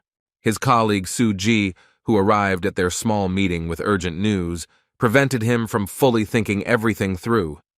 The guys looked at her with confusion. After catching her breath, she said that she had information about the leader of the Ares Guild. Jun and Lee didn't understand what was going on, and the dark-haired girl asked them to come with her. A funeral was organized for Mr. Chang-yul. Many acquaintances came and looked at his photograph with tears. His little daughter was also present here. She didn't understand at all what was happening and looked at everyone around. The girl asked her mother when her beloved father would return to them, choking in tears. She cannot tell the little girl the truth. Behind them stood Jun and Peon, sighing heavily. The man reported to the chief that his friend had crashed on the way home. His assistant Huang Donghui immediately went to the scene. According to his data, this happened immediately after the raid and was declared an accident. However, for an experienced hunter, this immediately seemed suspicious. This could not be. He watched his loved ones suffer behind him, his daughter, his beloved wife, his subordinates from work, and he also became sad. It was a great pity that such a person had passed away in such a strange way. With a heavy sigh, the brunette looked at his portrait again and thought about it. Neither before nor after the regression did he communicate with Chan Yul. He couldn't die like that. The guy takes a flower and puts it with the others. His thoughts are interrupted by a man he knows who turns to June. After introducing himself, Cha Xiaohyun asked for permission to step aside and give him some important information, and slowly nodding his head, the former hunter agreed. The commander-in-chief of the headquarters was struck by the calmness of his new acquaintance at such a mournful moment. He had lost many during this time. He reminded the former janitor about the request for support for the dungeon at Incheon Port, and wanted to express his condition. Without further ado, the man asked to catch the killer who did this to Chan Yul late at night. His body was shaking with anger and hatred towards this cold-blooded warlock. He had to find evidence and catch him before it was too late. It seemed like June realized who was behind all of this, and he agreed to carry out a raid in the near future. Seok-hyun smiled slightly at him. He had hopes that this Min-ho would lay low and not do anything, but he was allowing himself too much. The former cleaner immediately remembered the conversation with the deceased Chan Yul. He had suspicions that someone was covering for him. This gray-haired man was also confident that he could not have carried out such large-scale interceptions alone. From the very first day, this blonde guy was constantly on the phone and most likely received instructions from someone. This man with a scar on his nose was sure that it could be someone stronger than the association. After thinking about all his words and coincidences, it all adds up to his gang using a powerful dimension stone. If you think logically, then in order to use it, you need to have access to a special storage facility, which is only available in the International Association. Their main goal is to subjugate the Korean branch, that's for sure. Well, June realizes that in this case it would be smart to hire the best hunter in the country. He comes back to his colleagues and everyone looks at him with serious expressions. The leader gives the order to begin preparations for the next raid. Meanwhile, at the port of Incheon, 2 workers observed a strange phenomenon. There was a slight turbulence in the sea, reminiscent of a small whirlpool. Suddenly there was an explosion, and water from the reservoir scattered in all directions. A new dungeon appeared at the bottom. The men were very scared. Chloe and other workers were also hit by a strong earthquake, but they still managed to stay on their feet. It turns out that they used the stone and created it. This is the red level of the dungeon, the most dangerous and will last about a week according to the girl's data. She handed over all the data to the long-haired leader, but she didn't understand how their plan was connected to it. The first point in the plan is to wait for the moment when the association starts a raid in it. The commander-in-chief thought that it was to steal another stone, but it was not so. The blue-eyed girl's plan is much more cunning. Their goal is to use the created dungeon as bait to merge associations. The boss smiled maliciously. The woman in the white suit is frightened by her subordinate's attitude, but at the same time she likes it. She is also worried about her boyfriend Kim Jun. He is too unpredictable but not afraid to go out in public. The long-haired girl gives the order to destroy him in advance, so that he does not become a hindrance to them in the future. Soon, early in the morning, the teams began preparing for the raid. Everyone was actively working.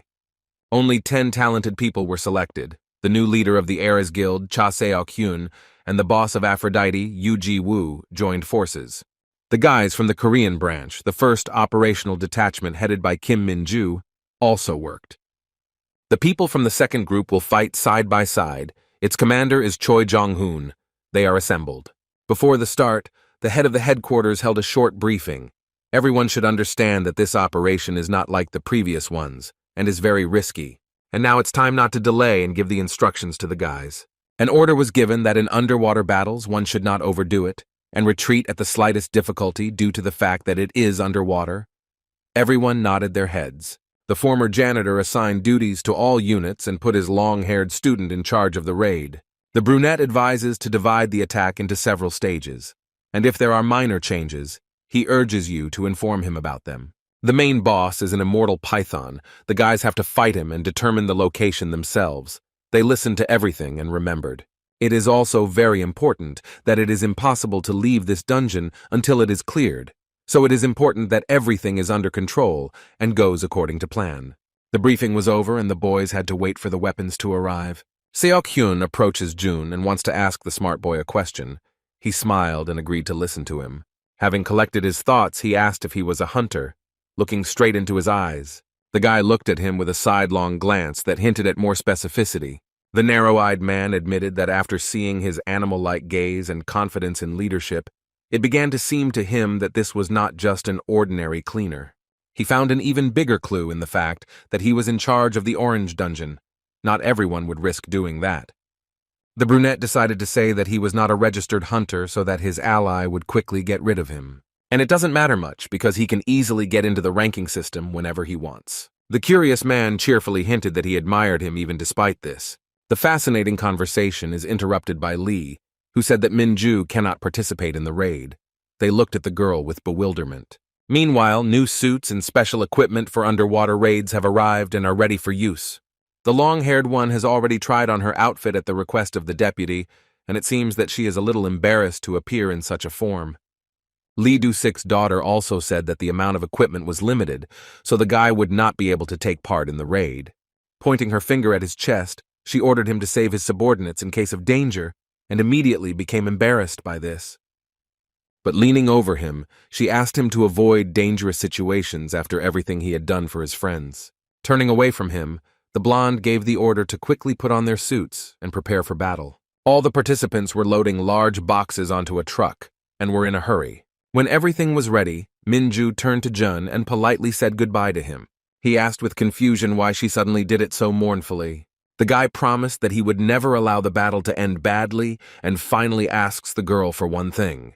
Looking into her eyes, he told her to fight to the end, even if it seemed like there was no way out.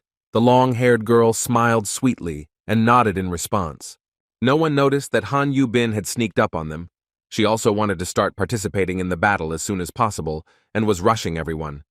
However, the manager spoiled her expectations. Because cleaners are not allowed to participate in the raid, he took the red-haired girl from the car and said goodbye to the guys.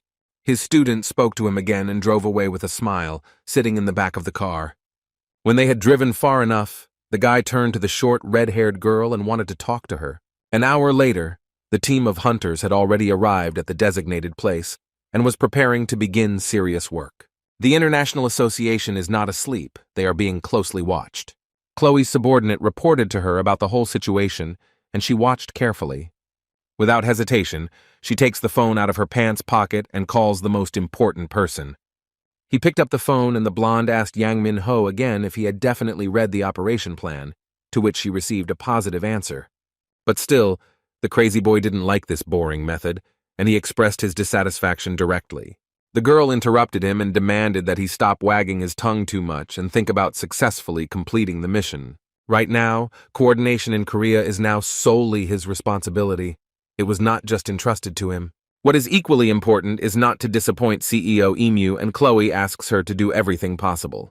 Their team is a secret organization of an international association, headed by Mark. All other people are his subordinates who are around him. It all started with the fact that recently people with superpowers began to appear very often along with strange dungeons. Soon, ability controls appeared in the name of order in the world. Their duty is to eliminate such characters. They are all over the world. Coordination units are everywhere, opened by a subsidiary organization, and all this is necessary to maintain balance. Yang Min-ho uses this to his advantage as an excuse to unlock new skills by destroying superhumans. Now he found a certain meaning in Chloe's words and was not ashamed to admit it, even though he did not like her. Smiling evilly, the blonde can't wait for the moment when he can personally deal with Kim Jun and take his skull for his collection. He said this to himself suddenly, but even so it seems like a great idea to him. Their telephone conversation was interrupted by a man who reported that the enemy was ready to enter the dungeon they had created. The blonde American ordered to stop his work after getting there and leave the team without a chance to get out alive. The boys used boats to get to a place in the reservoir where a bright red light was burning. The powerful cleanup team reported to the leader about their arrival at the destination. He told them to report on the situation once they were inside. Putting on oxygen masks, Everyone dives under the water and swims to where they need to go. Fortunately, the bottom was not deep, and after 2 minutes they could already be there. Jun's student is blinded by a bright light. They are already close. The whole squad sees that the hottest part is about to begin. The first people have entered the portal. Entering the dungeon, Kim Min-ju informed her teacher about this. Everything started off well enough. His team was watching them remotely. But as soon as the swordswoman wanted to say something, strong interference appeared on the monitors and she could not be heard. The leader jumped up and ordered everyone to immediately check the equipment and try to establish communication. Unfortunately, everything was in vain. Thanks to the dark deeds of Min-ho and his colleagues, contact with the squad was completely lost. And when the team arrived at the scene and took off their masks, they reported this to Jun and other assistants. The girl managed to say that she would start creating a map of the dungeon, but she did not hear an answer. The radio began to make a lot of noise.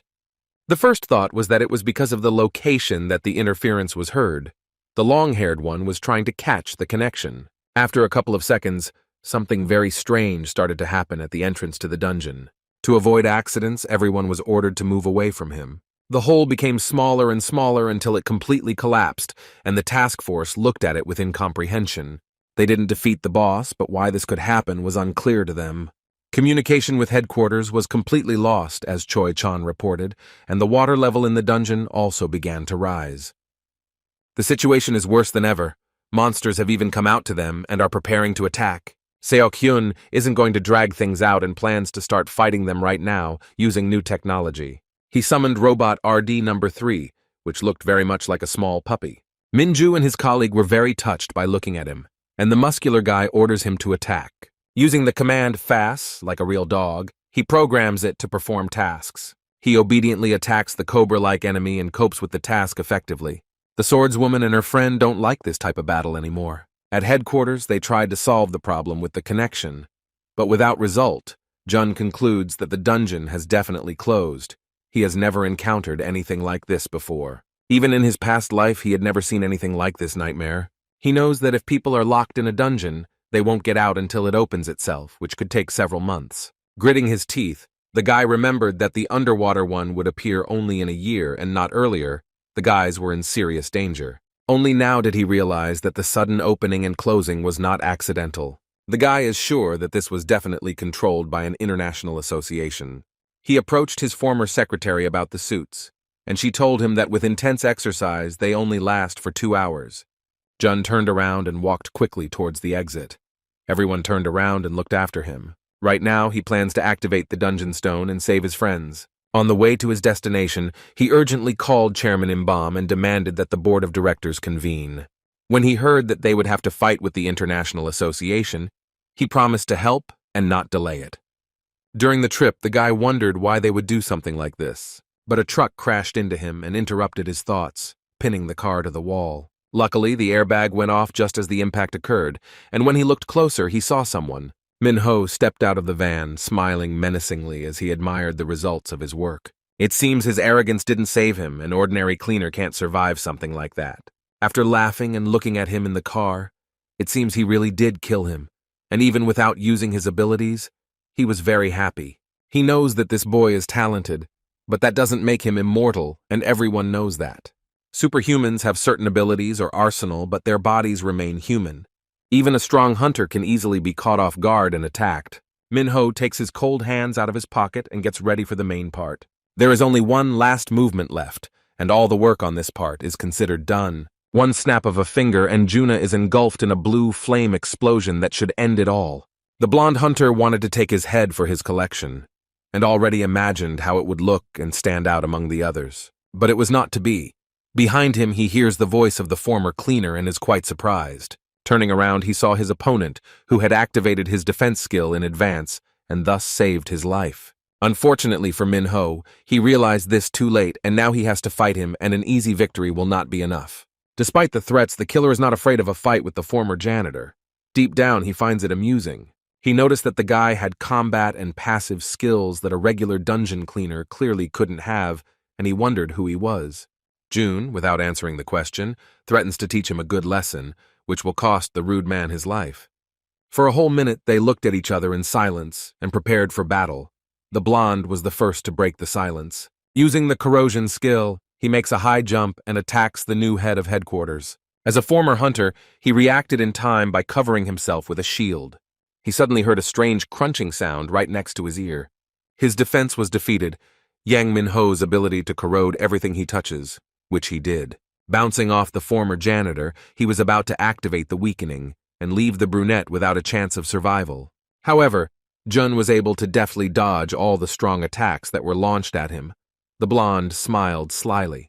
A moment later, he jumped straight towards the chief of staff and prepared to steal his head with his ability. The guy noticed this in time and did a backflip, which the number 1 hunter certainly didn't expect. Standing on his feet, the brunette looked at him and waited for further action. Yang Min-ho laughed, thinking that his opponent wanted to run away from the battlefield, but he wanted to ask the only question that interested him. Jun looked at the skulls that were next to this bad guy, and one seemed very familiar to him. He asked whose it was. The blonde smiled broadly and looked from under his forehead at the former janitor, who continued to look at him. Raising his head, the hunter confirmed the guesses that had been floating around in his enemy's head. Its owner was Chan Yul, whom he had killed with his own hands that day. A moment later, this very skull glowed bright blue and attacked the brunette on the orders of its new owner. The guy deftly jumped to the side. A plan for attacking the bully had already formed in his head. Running back, he decided to try to strike from behind, activating the hyper-acceleration skill, and deftly flew up to the villain. Already near him, he uses the sword mastery skill and prepares to attack the enemy. However, his plan failed. Juna was thrown back by a water barrier, which the hunter had managed to activate. He deftly gets away and does a backflip, landing nearby. The guys fight for quite a long time, and the former janitor noticed it. He clearly doesn't like it and wants to get to the main task as soon as possible. Jumping onto the large cargo containers that were standing nearby, he said goodbye to Yang Min-ho, hoping to continue the fight later. But he smiled and said that right now he was also fighting with him. It was not difficult for the head of the headquarters to guess that they had ordered his assassination and wanted to kill him. He looked questioningly at the killer. The blonde guy laughed and asked to talk less. His main task is not to talk. Activating 2 acquired skills, the brunette is going to finish him off quickly, remembering the times when he was a cleaner, equating the opponent with garbage. Looking him straight in the eyes, the crazy man replied that he was also partly him and that a serious fight was brewing. In an instant, huge containers take off behind the chief of staff and head towards the enemy. Meanwhile, in the dungeon, the guys fight underwater snake monsters. Kim Min-ju uses his skills to deal with them very easily, leaving them no chance to hurt the guys. However, she resorts to using them too often and it takes all her strength. The girl is very tired. She looks at the crowd of monsters and regrets that she did not save her strength for the boss. And these sharp-tongued creatures were climbing in a crowd, and the next wave was already ready. The other members of the team wouldn't mind a rest either, but there are too many of these creatures, and there is no end to them. The swordswoman's awakening skills require high concentration and physical effort. It will not be possible to save strength until the meeting with the boss. This slightly frightens the leader. The space here is very narrow and you can't move around much, which makes the task more difficult. The entire task force is already sitting on the ground, unable to continue the fight, while the water in the locked dungeon continues to rise. In addition, there is very little oxygen here, and some people find it difficult to breathe. If we continue like this, then in an hour there is a high probability that all the raid participants will die. Jun's student became afraid for the lives of everyone else, given the conditions in which they were fighting, and somehow she found the strength to get up from her knees. Proudly declaring to the whole team, she decided to go to the boss. Everyone looked at her in surprise. The head of the second task force objected. This cannot be done in this situation, when there is no way out. She asks everyone to stay here, and when an exit appears, run, sighing heavily. The long-haired one got ready to go. But this guy stopped her and demanded that she go to the boss together. There was almost no chance of surviving alone. The other guys also agreed with this. Minju is afraid to risk all the guys at once and therefore demands to let her go alone. Their conversation was interrupted by friends from the guild, who heard everything. They want to fight side by side with the leader. In any case, there is nothing to lose, and it is worth the risk, for everyone's sake. The swordswoman, forcing a smile, agrees to go together and try to open the exit. She has no chance of convincing these people. The rest of the guys will have to fight monsters without leaders, which they agreed to without any problems. There is no more time to waste. Everyone's lives are at stake. Seok-hyun has summoned a large robot dog and is ready to go to fight. He and the girls jumped on it, and at great speed they rushed to the main room where the boss was. A small team jumped into the passage that leads to a room with a huge snake, which was already waiting for them there. Hearing the knock, the toothy python hissed and prepared for battle. While they went on an important mission, Jun continued to fight with Min-ho. This guy easily dissolves everything he touches. He laughed and realized that it was not so easy to take this stubborn man and he had to try hard.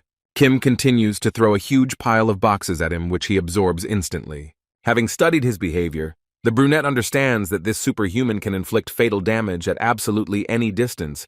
He wants to weaken the guy. It seems that a good plan has already matured in his head. Throwing several containers at once, he jumps high into the air. Hunter number 1 noticed his attack out of the corner of his eye. He was able to reflect it in time and began to mock such a stupid and also weak move.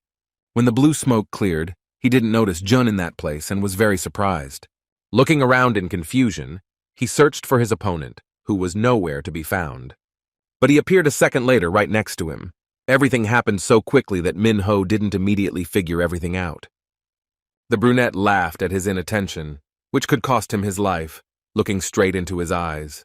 The crazy guy appreciated his resourceful character and guessed that Jun, thanks to his skills, managed to hide in the container that was under his nose. Using the destroyer, the brunette attacks the killer at the speed of light while the raven is counting. He hits his back against the fake wall with a loud bang.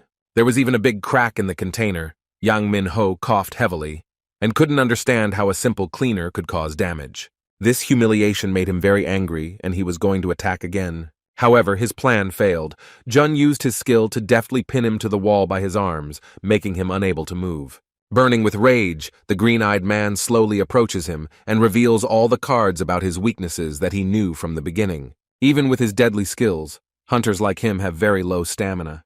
He asked if this arrogant fellow belonged to the class of magicians. He coughed slightly and could not understand how he knew. The former janitor advises him to go to the hall. He couldn't even dodge the attack well. After belittling him, he laughed that he could become second in the country for holding up well even now. Min-ho raised his eyes and looked at him. The proud hunter yelled at him because he was the first on the list and would not tolerate such bullying. Now he is no longer number 1 in Korea, but his opponent is Kim Jun-woo. While both teams are engaged in tough battles, Chief Pak and his fellow cleaners are having lunch together. He felt a little sad that he couldn't join them and eat. So Yeon, sighing heavily, shared that he was currently on an important raid. And Sang-hyuk, it seems, is a little envious of him that he was able to rise to the level of the head of headquarters. As always, the good-natured Park noticed that his new colleague Han Yu-bin was dejectedly chewing on a sandwich. Her brother said that it was because she was not taken into the dungeon. The day June asked her to stay and talk after everyone had left, something happened. He spoke about the assumptions that the International Association was to blame for Chan Yul's death. Addressing her as their former employee, he asked if there had been any cases of reprisals against those who stood in her way, looking intently into her eyes. Reluctantly, she confirmed that this had happened more than once, without attaching much importance to it. Among the members of the association, there was talk of killing everyone who posed a threat and of sparing unregistered hunters, which made him think. Jun concluded that he would most likely be next and that he should be on guard. Yubin told this story to her new colleagues, and also remembered that now he and his entourage would be closely watched. After hearing this story, all his friends started to worry about him. No one wants things to end badly. Meanwhile, the head of the headquarters has increased his attack with the skill several times and continues to beat the arrogant hunter. He asked to stop it, but his words only made it worse and he received another powerful fist in the face. It seems that even the skulls that he carries with him saw everything and were shocked by such strength of the young guy. It seemed that their owner was exhausted and they fell to the ground, losing the ability to hover in the air. Yang Min-ho couldn't understand how he could be defeated by a simple cleaner, and to humiliate himself in front of him like that was shameful. Jun's opponent seemed to be unable to even stand on his feet and fell to his knees in front of him. He had wasted too much time on some hunter. He needed to hurry. Finally, he found his phone, which was lying far away, and asked his enemy to call the customer. He answered with a trembling voice, as if he did not understand what the chief of staff was talking about. For pretending, he received a good blow to the face, which was still sore from the previous ones. Even after this, he does not want to give up his guys and says that it is pointless. Before he could finish speaking, Minho also gets kicked in the head, and Jun demands that he call them in front of him. Still, he had to listen to his enemy and do as he wanted. Taking his mobile, he called his boss Chloe. The girl immediately picked up the phone and asked how the work was going, and whether his part of the plan had been completed. However, it was not her subordinate who answered her, but Kim Jun-woo, who confirmed that the job was done. She immediately recognized his voice and became frightened. When I asked her why they were starting all this for me, she remained silent and did not answer. The guy activated the skill Blood Screw and stabbed it into Yang Minho's leg. He screamed so loudly that it could be heard through the phone. Chloe remained silent, so that the manager would not have time for these games, and he had to continue to use the harsh method. He decided to tell her that he knew their intentions, that they were manipulating the dungeon, and their main goal was the time stone. The girl listened in surprise. Summing up, the former cleaner concluded that they did this in order to destroy as many of his hunters as possible. The blonde realized that they had been exposed, and with a trembling voice she tried to refute everything he said. However, hearing the cries of pain from her subordinate, she felt a flush of heat, and her hands began to shake. But even despite this, Chloe did not want to reveal all her cards and listen to him. The enraged guy gave them only 10 minutes to reconsider their decision, and then promised to find them personally. The blonde was afraid that the shocked hunter might tell his enemies something about the involvement of the RV Corporation and made a drastic decision. She ordered her other subordinate to immediately activate the spatial stone. Others were given orders that Kim Jun was now their main target, and this information was to be passed on to the coordination squad. A big commotion began. It was necessary to urgently prevent the enemies from determining the location, reset all the data, and throw away the SIM cards. Everyone was running around in panic. Meanwhile, the former janitor called his colleague Lee Ah-yeon and asked her to call hunters to the location he sent her in a message. Yang Min-ho had already started to mock him, saying that now not only he but also everyone around him was in danger. The brunette walked up to him and grabbed him by the hair. He wanted to finish what he started and avenge Chan Yul's death right now. However, his opponent tried to use his last trump card, turning his head into a skull. After this, there was a very powerful explosion. It seems the whole city heard it. Unexpectedly for Jun, he finds himself in a protective circle. He did not create it. Looking at the system that appeared near him, everything became clear to him. It was the skill of the deceased Chang Yul that worked at the right moment. It can only protect its ally once, even after the owner's death. The guy is very happy that his new acquaintance was able to help him even after death. While the defense was in effect, Yang Min-ho managed to take advantage of the moment and escape. Even if he has now escaped the hands of the chief of staff, they will meet again in any case, and then he will not be spared. Meanwhile, in the dungeon, Minju and the others fight the boss, a giant snake. The girl used too many awakening skills, and now her power is limited. She can't hit hard. And then the monster hits her right in the face with its tail and throws her aside. The guys from her team were very scared and wanted to run to help her. The long-haired one was okay, but she hit her back hard and it was quite painful. It seems that defeating the red-level boss with 3 people is impossible, but still, there is no way out, and all that remains is to hope for a good outcome and act. The situation that the guys are in now is hopeless. Everyone is running out of strength, and in addition, there is no information about this toothy creature. But it seems that leader Kim has come up with a plan to try to overcome him. The girl asks to immobilize this creature for 5 seconds and not let it move. She uses all the strength that remains. It seems crazy. Her partner, Seok-hyun, was amazed by her determination and summoned a large robot, ordering it to attack the monster.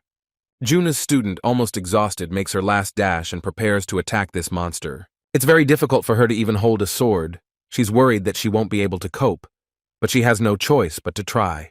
The guys hold the huge snake as tightly as they can. It suddenly bites the iron robot. Its owner cannot hold it for long. The girl with the bob cuts her hair and fires a powerful rifle straight into his face, and it seems like she hit the mark. The monster threw its head back with a piercing scream and became even more angry. The guys supported her and covered her, hoping that she would be able to finish what she started. Python growled at everyone, and although he had let go of the robot, was furious and preparing to attack. He easily broke our mechanic's huge robot and it turned into a pile of scrap metal. Minju had already gotten close to his head and was preparing to hit him right there with her sword. The guys watched with fear to see what would happen next. Her hands are shaking very badly and her body is extremely weak. She is praying that everything will work out and she will be able to hit this underwater crawler. But despite her persistence, the girl was unable to inflict damage. The sword fell from her hands, and she finally lost her strength. She feels ashamed that she couldn't show her strongest side to her teacher, but the swordswoman is too weak now. All her thoughts make her want to cry. She doesn't know how she will look him in the eyes. Suddenly, a loud cry was heard from this huge snake, and the sword still hit the back of its head, causing good damage. It seems that someone helped the guys at the most crucial moment in the battle. This man was able to cut this giant in half, and was eventually able to win. The savior turned out to be their leader Kim Jun, who arrived just in time and saved everyone and caught the weakened Minju on Summer. It was already evening outside, and the Korean Association had been unable to contact him for more than 2 hours. Everyone is outraged that he ordered a meeting of the board of directors, but then made everyone wait without thinking about their other affairs. Just as he entered the chairman's office, he asked for forgiveness and said that there were important and urgent matters. Lee Do-sik yelled at him from the doorway. But besides this, Father Ayon was interested in why the commander-in-chief came to the meeting completely soaking wet. The guy said that he had to swim a little to successfully deal with the boss in the raid. He also reported to all the directors that there was an injured girl. Fortunately, she was not seriously injured, and her condition was stable. Do-sik sighed with relief. The short warm-up was over, and the chairman decided to begin discussing the main topic of their meeting, the problems with the International Association. Jun reported that during the operation in the Red Dungeon, his friends were attacked by her. Im-bum was shocked and could not believe his ears. He told what happened. It looked like they were trying to carry out a hostile takeover against the Korean Association. All the directors listened to him in horror. But, according to the head of the headquarters, fortunately their attack failed this time, but it is possible that they will make more attempts. The old man had doubts and demanded clarification as to whether this was really their doing, but unfortunately, there was no evidence. In any case, they will be under fire as long as they have the time stone, as the brunette thought. Besides, since their goal is already known, it is necessary to give a serious rebuff.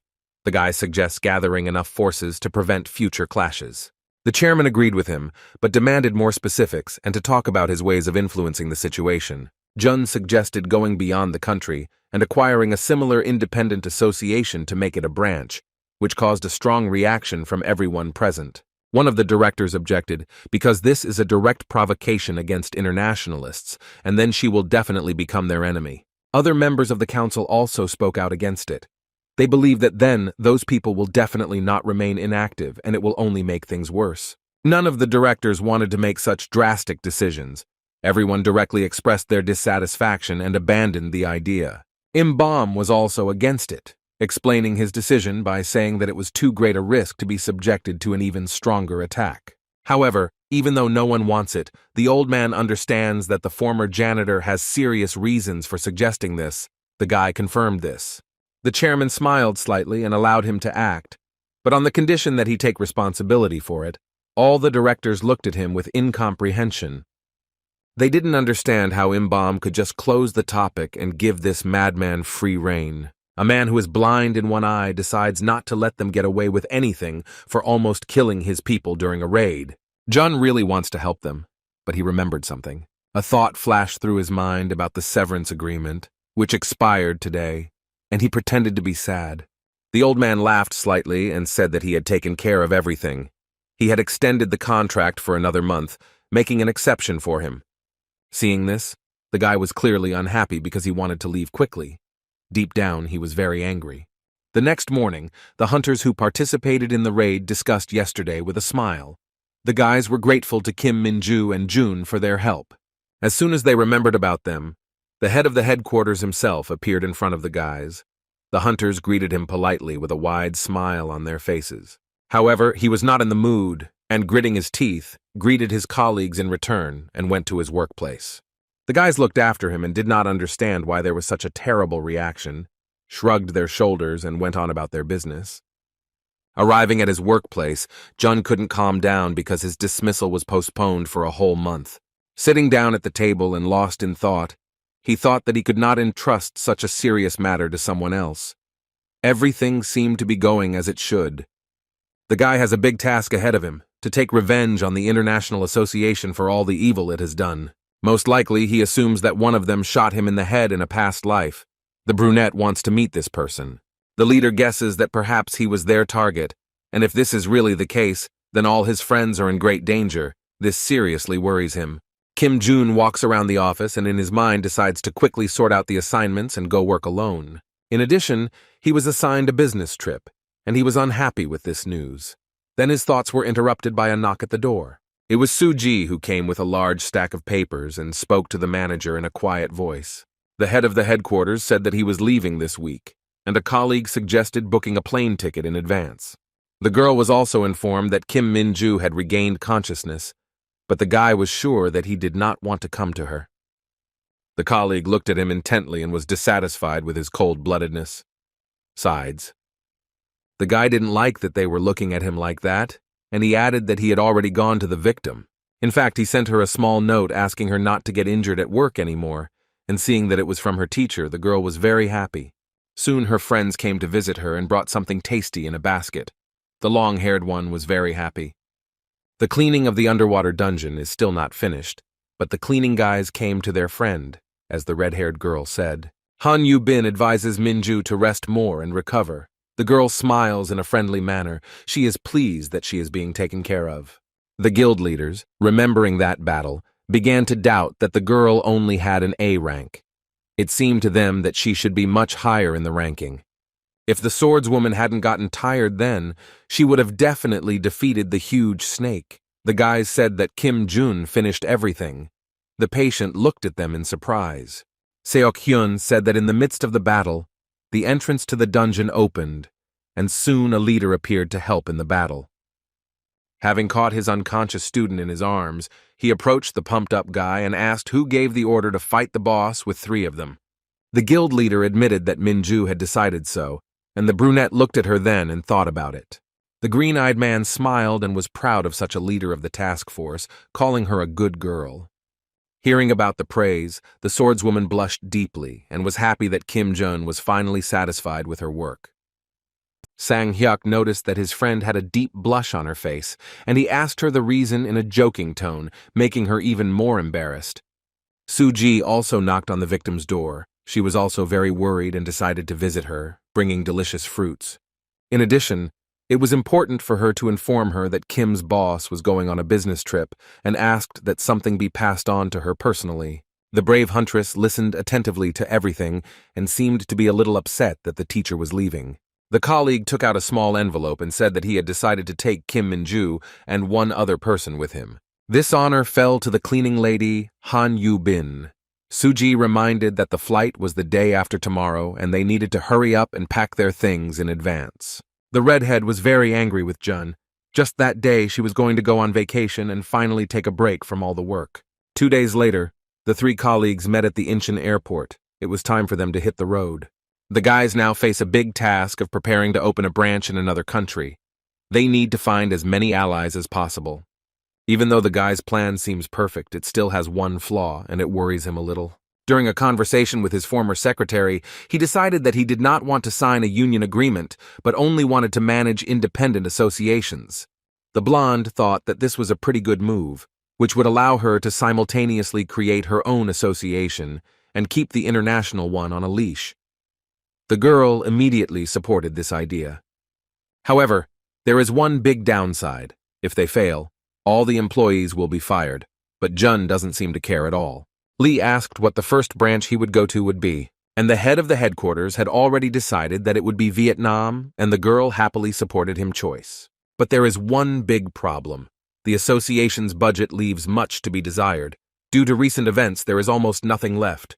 The girl's eyes started twitching.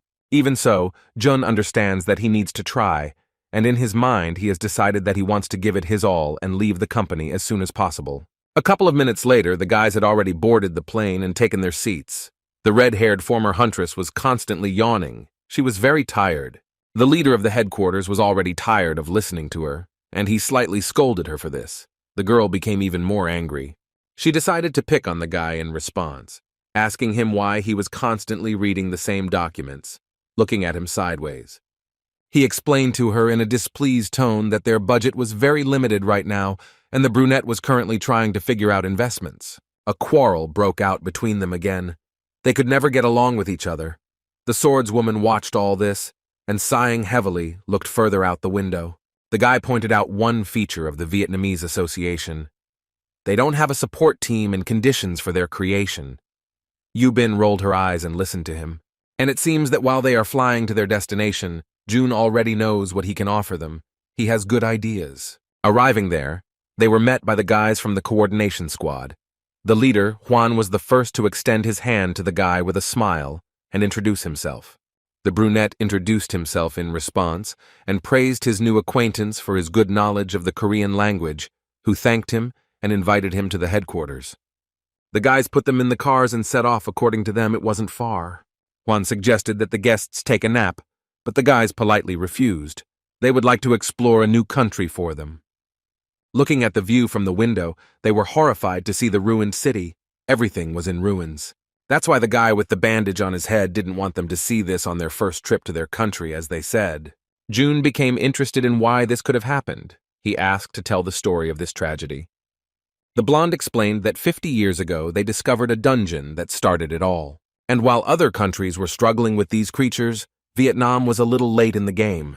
According to him, they had people with skills, but they also had problems finding these dungeons. The guys seem to have found a common language. This guy knows that their country is smaller, but the advantage is that the information industry is more developed. And this is precisely what allowed the Koreans to build the infrastructure, because they had the ability to quickly determine where the dungeons were. In addition, efficiency in work played a significant role, which is also very important and affects the result.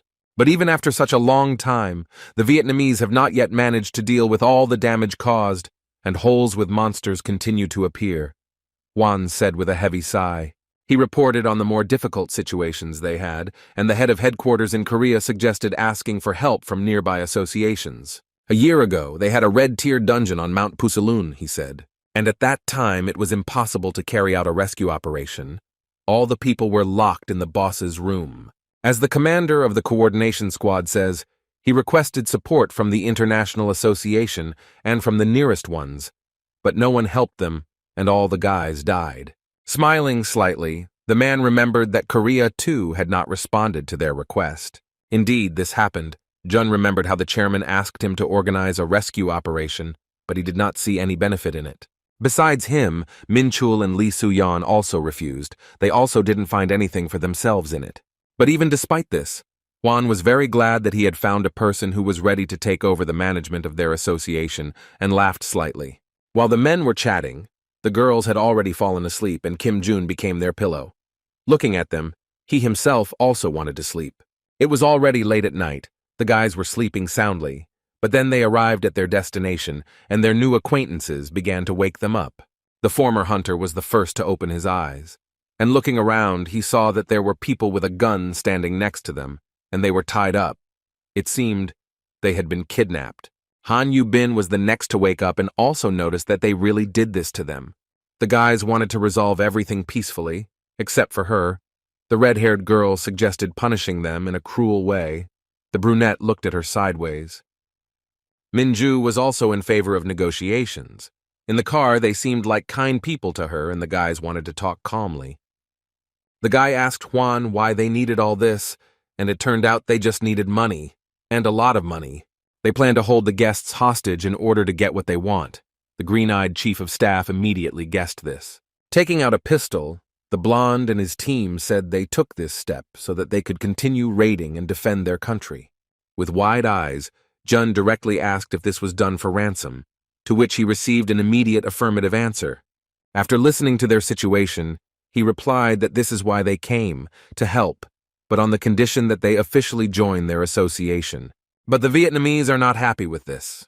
They are afraid that these people will capture them, and besides, their organization has already been disbanded. The former cleaner raised an eyebrow and looked at him with bewilderment.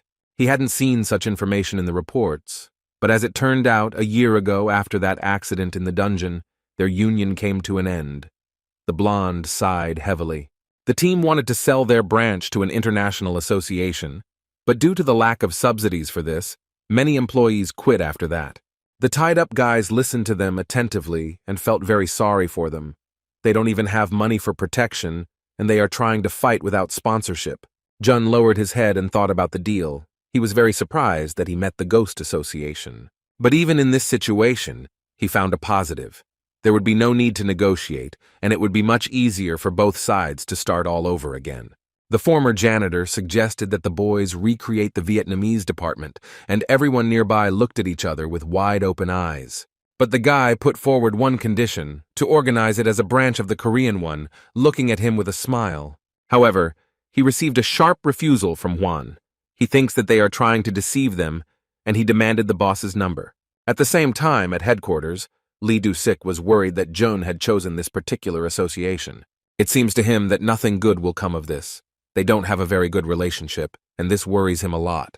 The chairman is also a little worried, but then their conversation is interrupted by a phone call from an unfamiliar number.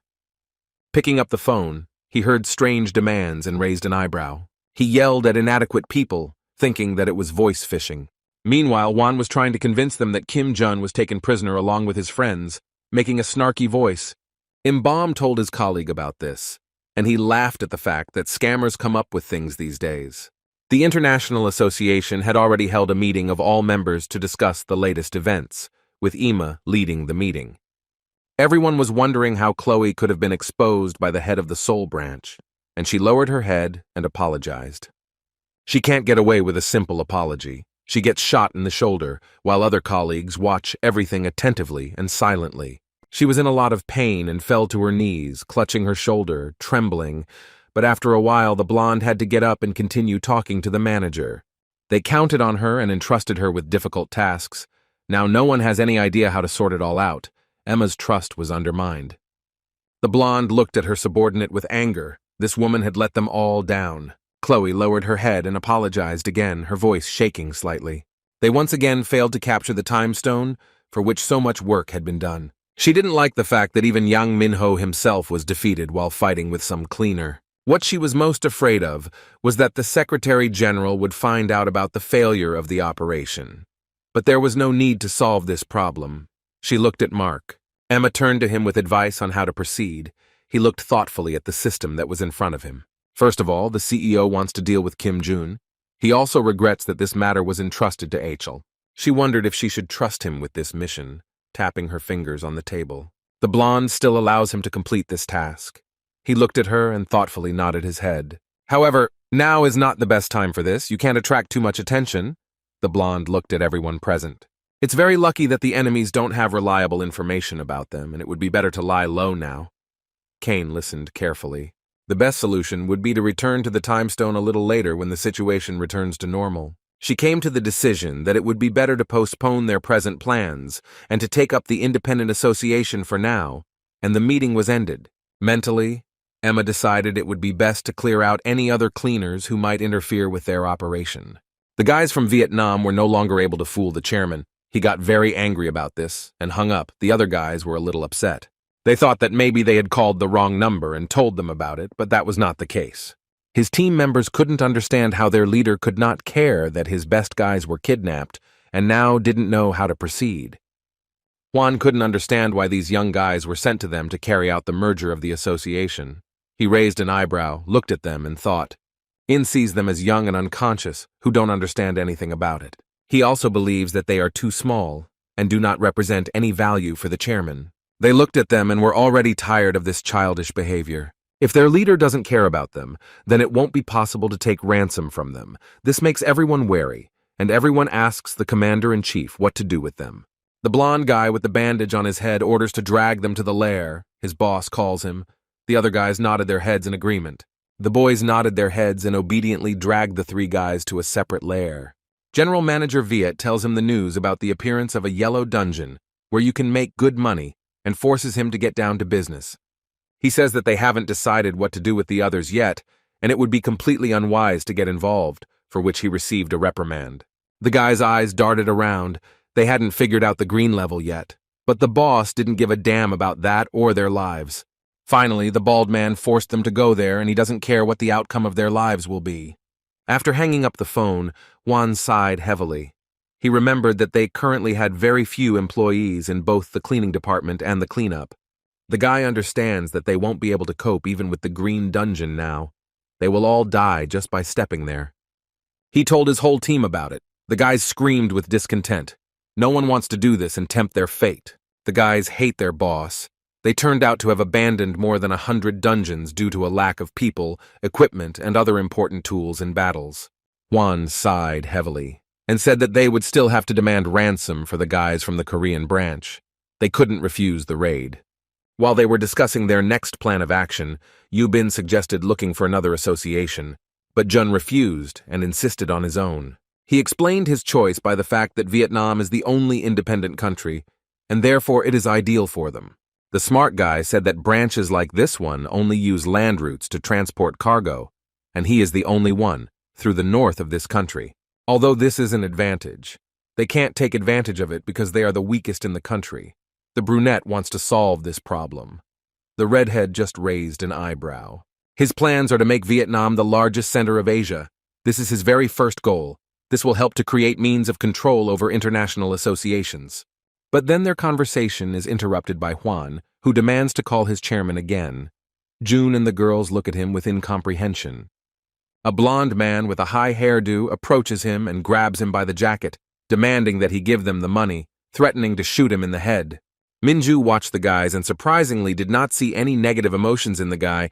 She was amazed by his calmness and ability to maintain control. And then she suddenly screamed, asking to let them go, and agreed to ask for a ransom.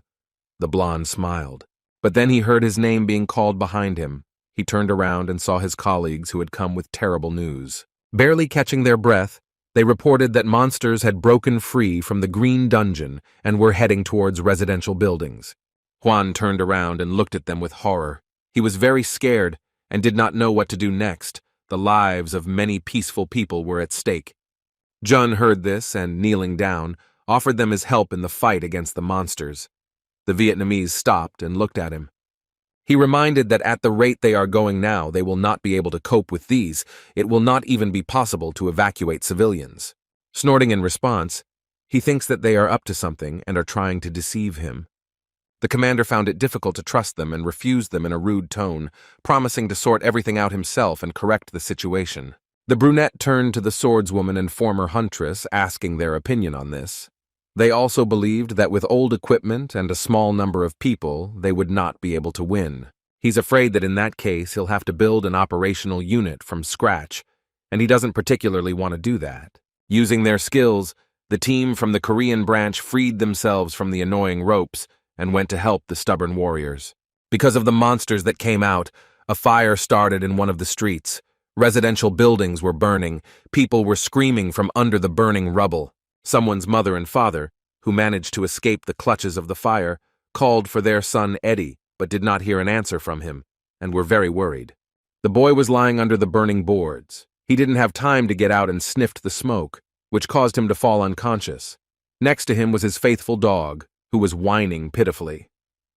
8 hunters from Juan's team came to the scene without equipment, with only weak weapons and hope in their hearts for victory. They want to ask civilians for help. Then they hear a strange sound. The blonde jerked and panicked a little. It seems that it is a monster. But everything looks strange. The detector does not react, considering that it is old. Relying on it was not the best idea. Feeling the shaking of the ground beneath them, all the boys became alert, and a moment later, a huge scorpion crawled out towards them and escaped from the dungeon. On the orders of the commander, they opened fire on him from old machine guns. Although the guys are trying, it seems that it will not work against him. A minute later, he was again going to dig the ground under himself and stay there, but Juan did not want to allow this and asked him to continue attacking. The huge creature around raised a huge cloud of dust and dug under itself with a terrible grinding sound. But no matter how hard they tried, with their ineffective weapons, they could not cope with the monsters of even the easiest dungeon, and the huge scorpion disappeared underground. One of the subordinates suggested that they temporarily retreat and unite with the second detachment, but the commander did not agree. Everyone was afraid for their lives, while the leader was worried not only for himself, but also for the civilians. He also remembers how he saved an entire family. Without them, everything here would fall apart. The commander decides to fight to the last and not retreat at any cost. Juan ordered everyone to be ready and attack. Looking around and under themselves, the hunters waited for the appearance of this huge monster. Immediately after his words, he emerged from underground, and everyone was ready to open fire on him. However, before they even had time to take aim, it instantly went underground again. The guys looked at each other and shrugged their shoulders.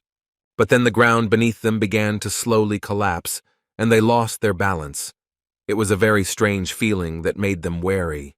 As soon as one of the hunters took a step, two boys fell down with a loud cry and barely managed to grab the edge. Out of the darkness, this huge scorpion appeared and was about to attack the guys. They asked Juan for help, panicking. He asked them to hold on tighter. Turning to those who remained, the commander-in-chief asked them for help. They stood and, looking back, froze in place and turned pale. A scorpion appeared behind them. They had almost no chance of winning. They looked at the boss with horror, waiting for orders. The blonde was also horrified when he saw this huge creature. He doesn't know what to do. Their strength is very small as well as the chances of winning. He screamed, asking for help. Just at the right moment, Jun ran up behind the monster and led the boys away from it, and Minju attacked it using a skill. When the guy put his friend on the ground, the stubborn Juan looked at his savior with incomprehension and did not understand how he could free himself. Looking up, he noticed Han Yu Bin, who had saved the others from the monster's clutches, but it still tried to grab them. What he saw made the chief start screaming in panic. He didn't want to allow more deaths in his beloved country. By activating the omnipotent skill, they easily defeat the monster, piercing it through with a huge blade. All the Vietnamese hunters were shocked as they watched the battle, and with their mouths wide open, they watched the duel and couldn't even answer Jun's question. For such a high risk with their lives, the guy gave them a good reprimand, while the girls stood nearby and looked at them sideways. Kneeling down, Juan wanted to cry from helplessness in such situations. They don't even have the ability to protect people. The former hunter listened to him and was understanding, but still asked him not to risk his lives like that. He believes that their boss is completely incapable of handling anyone, and calls him a loser, because he only knows how to command and nothing more. Hearing such support, the boys raised their eyes and looked at him intently and listened attentively. Some of the boys lowered their heads and cried at these words. Jun looked at them and thought, they did not accept help because of despair in the affairs of the association. It seemed to them that there was no way out and they were hanging on the brink of grief. Their heartfelt conversation was interrupted by a roar. It was a monster that crawled out from under the ground. Leader Kim ordered to fight and not run away. The brunette orders to hit the ground so that the huge scorpion will completely crawl out of there. The guy with a bandage on his head looked at him in surprise. Jun doesn't like to repeat himself, so he asked to act quickly without unnecessary questions. There was no time for reflection or argument. Juan ordered his squad to shoot at the ground, and they immediately opened fire. Eventually, the monster emerged completely from its hiding place with a loud roar. Green-Eyed says that they did this in order to find his weak points. He orders to pick a moment and aim for the head. Everyone stands at the ready. But the leader of the hunting team could not wait, and gaining confidence, rushed forward with a sword straight towards the monster. However, he, waving his claws, wounded him in the forehead. Pulling off the bandage, the guy screamed in pain but did not retreat. Juan will fight to the last this time. He knows what to do. The blonde guy swings his sword, and this time it hits the target, killing the monster. His subordinates were very happy for him.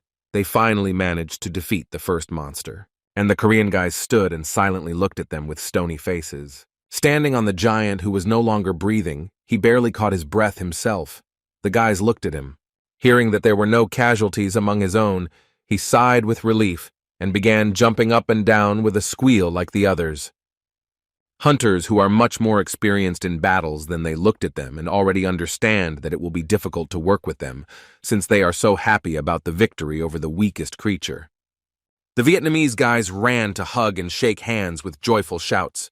They were beside themselves and could not believe what had happened. Their celebration was interrupted by Jun, who was still interested in the leader's final answer regarding his proposal. He reiterated all the terms of the deal and looked at him with a smile. The blonde looked him straight in the eyes and thought about it seriously. He thought about everything that had happened during this time. He raised an eyebrow and looked questioningly at the guy. He was not sure that they would agree to build the entire system for them from scratch, but the guys were ready for it.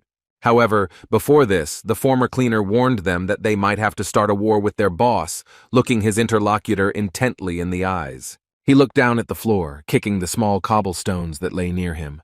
The blond guy looked at the monster that he was able to easily defeat for the first time thanks to him.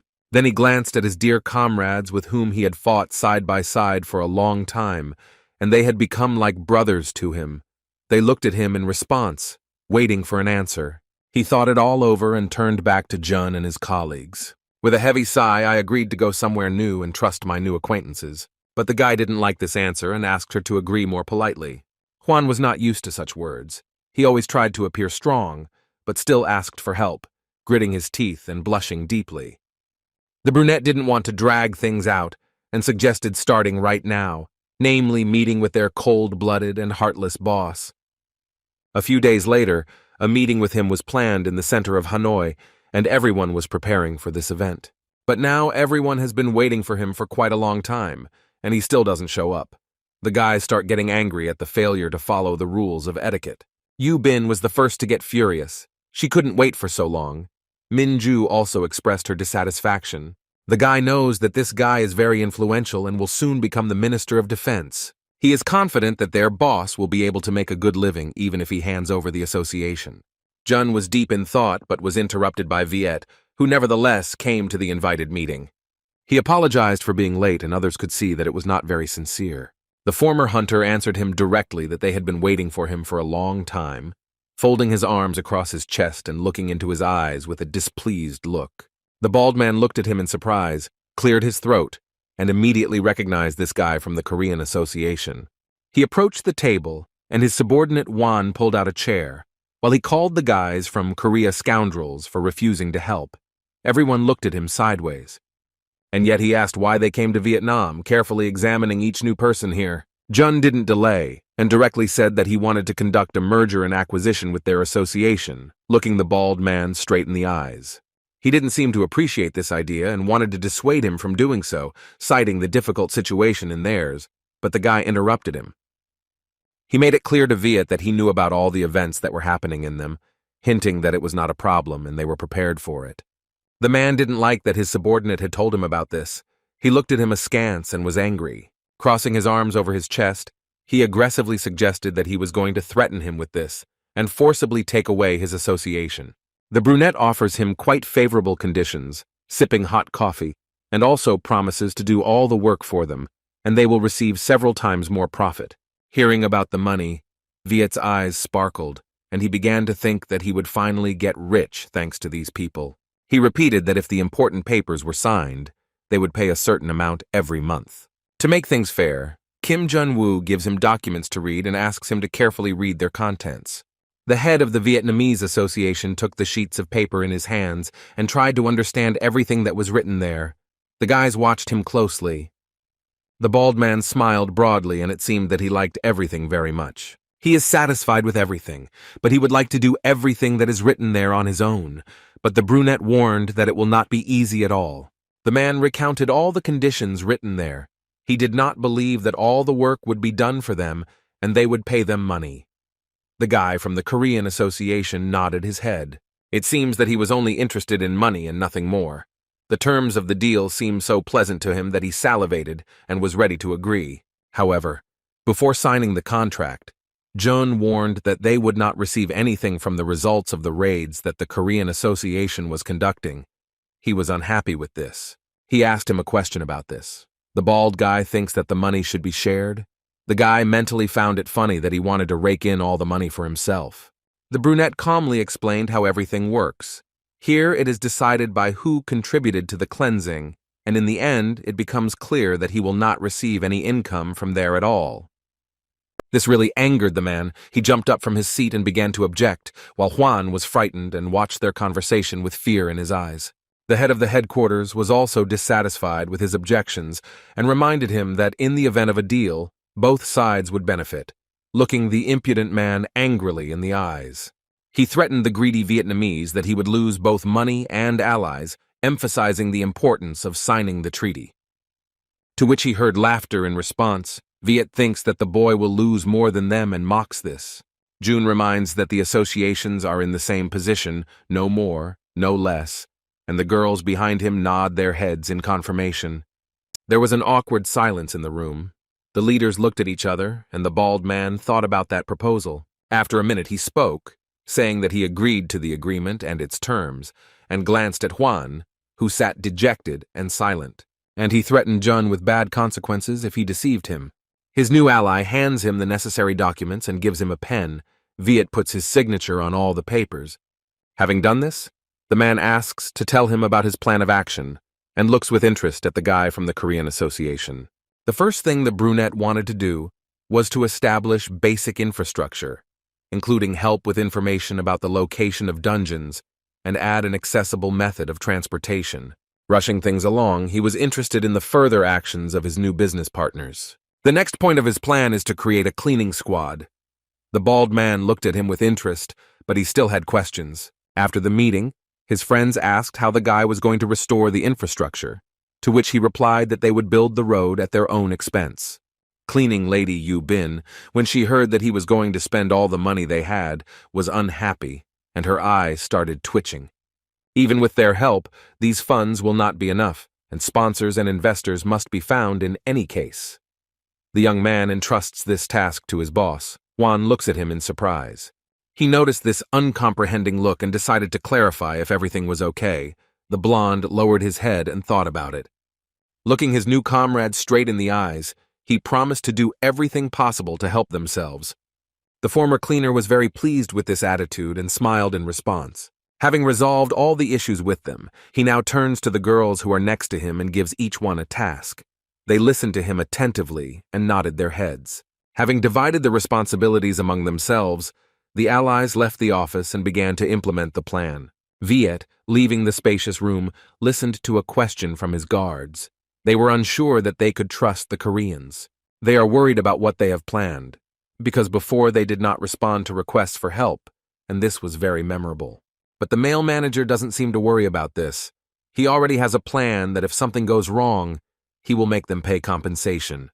Their conversation is interrupted by a man who burst into the building and fell to his knees in front of him and began asking for help. The stranger was afraid that if he took the plot away from him, his family would die of hunger, and begged on his knees to reconsider his decision. Viet rolled his eyes, looked at him coolly, and ordered his soldiers to put him in jail. A week later, a major coup began in Vietnam, and they began to restore the road infrastructure throughout the country. Our June personally supervised the work process and recorded everything. We also set up an application that notifies you of new dungeons at any time and in any place, which makes your work much easier. His student Kim Min-ju trained hunters and went on raids with them, showing them how to fight monsters. The red-haired Han Yu-bin was appointed as the head of the cleaning squad and helped them do their job more efficiently. It was also possible to attract new investors to the project. The income increased more than 15 times, which made all members of the operation very happy. The next thing the chief of staff did was to spend the money on creating a support department, asking the Korean Association for everything they needed. The result of the work was an increase in the number of operational units, and raids and cleanups were carried out more effectively than before. A month later, the Allies created a Vietnamese branch of the Korean Association and a headquarters in Hanoi. Now it is possible to work throughout the country, according to the swordswoman. The guys were happy with their work, and the redhead was glad that she could finally rest after several days of lack of sleep. The long-haired girl thanked her teacher for his work. She is very proud of him. She reported that a logistics center is currently under construction, and Juan is negotiating with associations. The brunette was glad. Now was the time to use paid options so that no one would think that he was controlling them. The girl listened to him attentively. Also now, after establishing a branch in Vietnam, they have a weapon that can be used against the International Association. And Miss Lee Ae-yeon had already returned to Korea to her workplace. Kim Jun was unhappy that she had not warned him about this. It turns out that his former secretary hinted at this, but he didn't pay attention to her, and she was very offended. Before that, she hinted to him to go with him to a restaurant in Vietnam, but he coldly rejected her while reading the papers. She also asked me to tell him that she was very angry with him. He thinks she is acting like a child. Rolling his eyes, he asked to contact Mr. Viet so that he could provide a contract and an invoice for the transfer of funds. That's all. The Koreans will soon have to fly back home, and one of the hunters came to the head of the coordination squad and asked to make changes to the plan of operations for the next week. Juan looks at the list carefully and corrects it a little, also asking about the cleaners, looking up at him. His colleague replied that everything was fine. After a week of these operations, they could take the next ones as they had planned. The blonde threw his head back and leaned back in his chair and thought he still couldn't believe how they were able to restore the association in just a month. He shared that from the very beginning this proposal seemed disadvantageous and very strange to him, but he did everything clearly and thoughtfully. He could not even suspect that the efficiency of work and all other indicators would increase thanks to a competent strategy. In addition, they taught us how to use weapons and saved many lives. Everything changed completely with their arrival. It seemed to the guy that the Korean sent just an ordinary employee, but in the end he came to save the tree that helped them and his country. Leader Juan remembered the situation when they demanded ransom for them. The guys laughed loudly. The curly-haired hunter became interested in who would head the branch. He looked at his colleague with interest and slight curiosity. He sighed heavily and replied that it was definitely not Kim Jun-woo. He himself did not want it. The guy then asked his manager who it would be. A soft blush appeared on his cheeks, and he pointed his finger at himself without saying a word. His kind colleague ran up to him and patted him on the shoulder and was very happy that it would be him. Their cheerful, friendly conversation is interrupted by Viet, who burst into the office with his security guards without knocking. The friends both stared at him, and the new leader asked why he was there. The greedy man took advantage of the moment when the guys from the Korean branch were away and came to talk to the two of them. The guys looked at each other but didn't say anything in response. They had to accept this challenge and endure it. The bald man sits down at the table directly opposite him, and having cleared his throat, is ready to speak. Without saying anything, he hands over some kind of incomprehensible envelope. Juan, raising an eyebrow, asked what it was. It seems he himself doesn't know, but he admitted that he stole it from the office of their new ally, Kim Jun. Such impudent behavior seriously angered the blonde, and he directly called him greedy and was rude. Looking into his eyes, the man seemed to understand that his colleague was refusing, but with an evil smile on his face, he sarcastically said that it wouldn't get any worse. The guy wanted to object to something, but he interrupted him, reminding him that he was the boss here, and no one could ignore his words by looking down on him. He threatens the young man that as long as he lives in this country, he will not stop serving him and forces him to obey his orders. Rising from his seat, Viet added that if he listened to him, he promised not to take away from him the position he had recently received. After that, he left the office and got into the car. His security guard spoke to him. He doubts that his master is doing the right thing. June had previously told him that annual profits of $100 million were expected, approximately $8 million a month. The security guard in glasses reminded him that this Korean had promised him half of this profit, which was still a lot of money. But it seems that this is still not enough for the bald man, and he wants to take absolutely everything for himself. He is only not satisfied with half.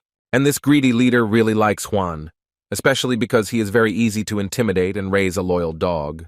He thinks that this blonde guy understood everything only after seeing the documents. If he doesn't do as his boss wants, he'll have a hard time. The document that Viet brought talks about Vietnam's betrayal. The man is confident that his subordinate will behave differently when his life is at stake, and he has no choice. Now he sits in the room and thinks about how to do the right thing. These thoughts are eating him up. He will either have to deal with his new colleague himself, or fall asleep forever. Meanwhile, Kim Jun knocked on his office door. He wanted to know how the construction was progressing, but when he entered the room, he saw him upset. In front of his eyes, Juan tore up the documents that greedy man had brought him, and the head of the headquarters looked at him with incomprehension. This time the guy's nerves gave out, and he began to complain that all his life he had behaved like a faithful dog serving his master. The brunette raised an eyebrow and looked at him. He said straight out that he wanted to become his dog even if his life was on the line. The guy from the Korean branch was confused and didn't understand what he was trying to convey to him. In a shaking voice, the blonde told him that this document contained confirmation that Jun was planning to absorb the entire share package of the Vietnamese association, which was enough to cancel the deal. He looked at his Vietnamese friend with confusion and asked worriedly who did it. He lowered his eyes and said that this was the work of Mr. Viet, who had recently visited him and left it here. Juan also knows that the police will come here tomorrow. If the document is found, the Korean will be arrested for treason. The brunette sat down on the sofa with a serious look. The guy was very angry that he had put a spoke in the wheel at the most inopportune moment, when everything had just started to develop for the better. He removed his hand from his face and asked why the blonde couldn't dump all the tasks on him. He lowered his head. Quoting Viet's words, he recalled how he had beaten and humiliated him for disobedience, and almost burst into tears. He admitted that this man frightened him. And yet the head of the headquarters did not understand why he had turned to him specifically, to which he replied that they needed a strong and capable leader. Jun leaned back on the sofa, and he already wanted to give up everything right now, but unfortunately, that was not possible. He understands that it is useless to talk to a bald man. If force is used against him, a war may even break out, which is even more unnecessary. He sighed heavily and looked up at his good colleague Juan. He recalled his words about having to side with his boss, who listened attentively and remained silent. Also, the former cleaner wants to look at those papers and asked to glue back together all the torn documents. The next day, the police arrived and conducted a search. The plan to restore infrastructure and develop hunters in Vietnam and traces of an attempt to hide evidence were found. Kim Jun-woo is ordered to voluntarily go with the police and is arrested. The hunters behind him watched him closely and were a little upset by this turn of events. Finally, he turned to his student and the red-haired cleaning lady with a request to examine their instructions. And also to Juan, he understood the hint, but with sadness on his face, he lowered his gaze. The brunette did not resist and asked to put handcuffs on him. He had little time and was in a hurry. The policeman was surprised by such confidence, but silently did so and led him into the car. A few minutes later, he was taken to the Vietnamese Ministry of Security. They went down, and it even surprised the guy a little that the interrogation room was located in such a place. Everyone walked silently. After a couple of minutes, one of them said that they had arrived at the place to see the gentleman. Raising his gaze, the Korean understood who he would be talking to. Near a small table was Mr. Viet, who thanked the police for their work and said that they could go free. He took out the glued paper he had made himself and showed it to Jun, looking him straight in the eye. He turned his head away. The brunette replied that he was seeing this piece of paper for the first time and pretended that he had no idea what it was. The greedy man threatened him that it would not be difficult for him to create a copy, to which Jun lowered his head and laughed. Looking him straight in the eye, he said that he had no intention of ignoring the incident and would give him what he wanted, namely giving up control of the Vietnamese association. The bald man raised his eyebrows in confusion and became wary. It seemed to him that he was planning something. In any case, in return, the guy asks to let him and his guys go from here, making him think. He promises to give him what he wants without any problems or obstacles. Looking at him, Viet smiled and was glad that he also turned out to be an obedient dog. The young man signed the necessary documents, and now the man officially heads the Vietnamese Association. Just as he was about to remind him about his and his colleagues' release, he received a gun barrel right to his forehead. Jun knew that this man could not be trusted, and was not surprised by this turn of events, and his new enemy only smiled slyly. Then they were interrupted by one of the guards, who burst into the cell without knocking, and announced that they had a big problem. Those present looked at him. Viet was unhappy that he was distracted at such a moment, but still asked what happened. The man in glasses said that an international association had contacted them. The call was about the recent unilateral price increase by Vietnam. Neighboring countries have joined in too, and all are threatening tough measures at the national level if something is not done about it. The Korean guy watched their panic and couldn't help but smile. Viet saw it out of the corner of his eye and got really angry. Having started to destroy everything in his path, he yelled at him and demanded to know why he did it. In response, Jun only smiled and said nothing. He found it very funny to watch his reaction. In fact, before the day when the police were supposed to arrive at the scene, something happened. The girls began to worry that they would be put in prison for treason. Looking out the window, the former hunter decided that he would hand over the ownership of the association to him and ask him to let them go. But Kim Min-ju was a little confused by this method. He asked the others if they had any other ideas, but they didn't. The redhead was very angry at the Vietnamese. Right at that moment, the cunning Kim Jun sent them to the southeast branch to announce a threefold increase in service prices. Nobody liked this method. The long-haired one was afraid that it would cause a negative reaction from other countries. Everyone looked at him with bulging eyes.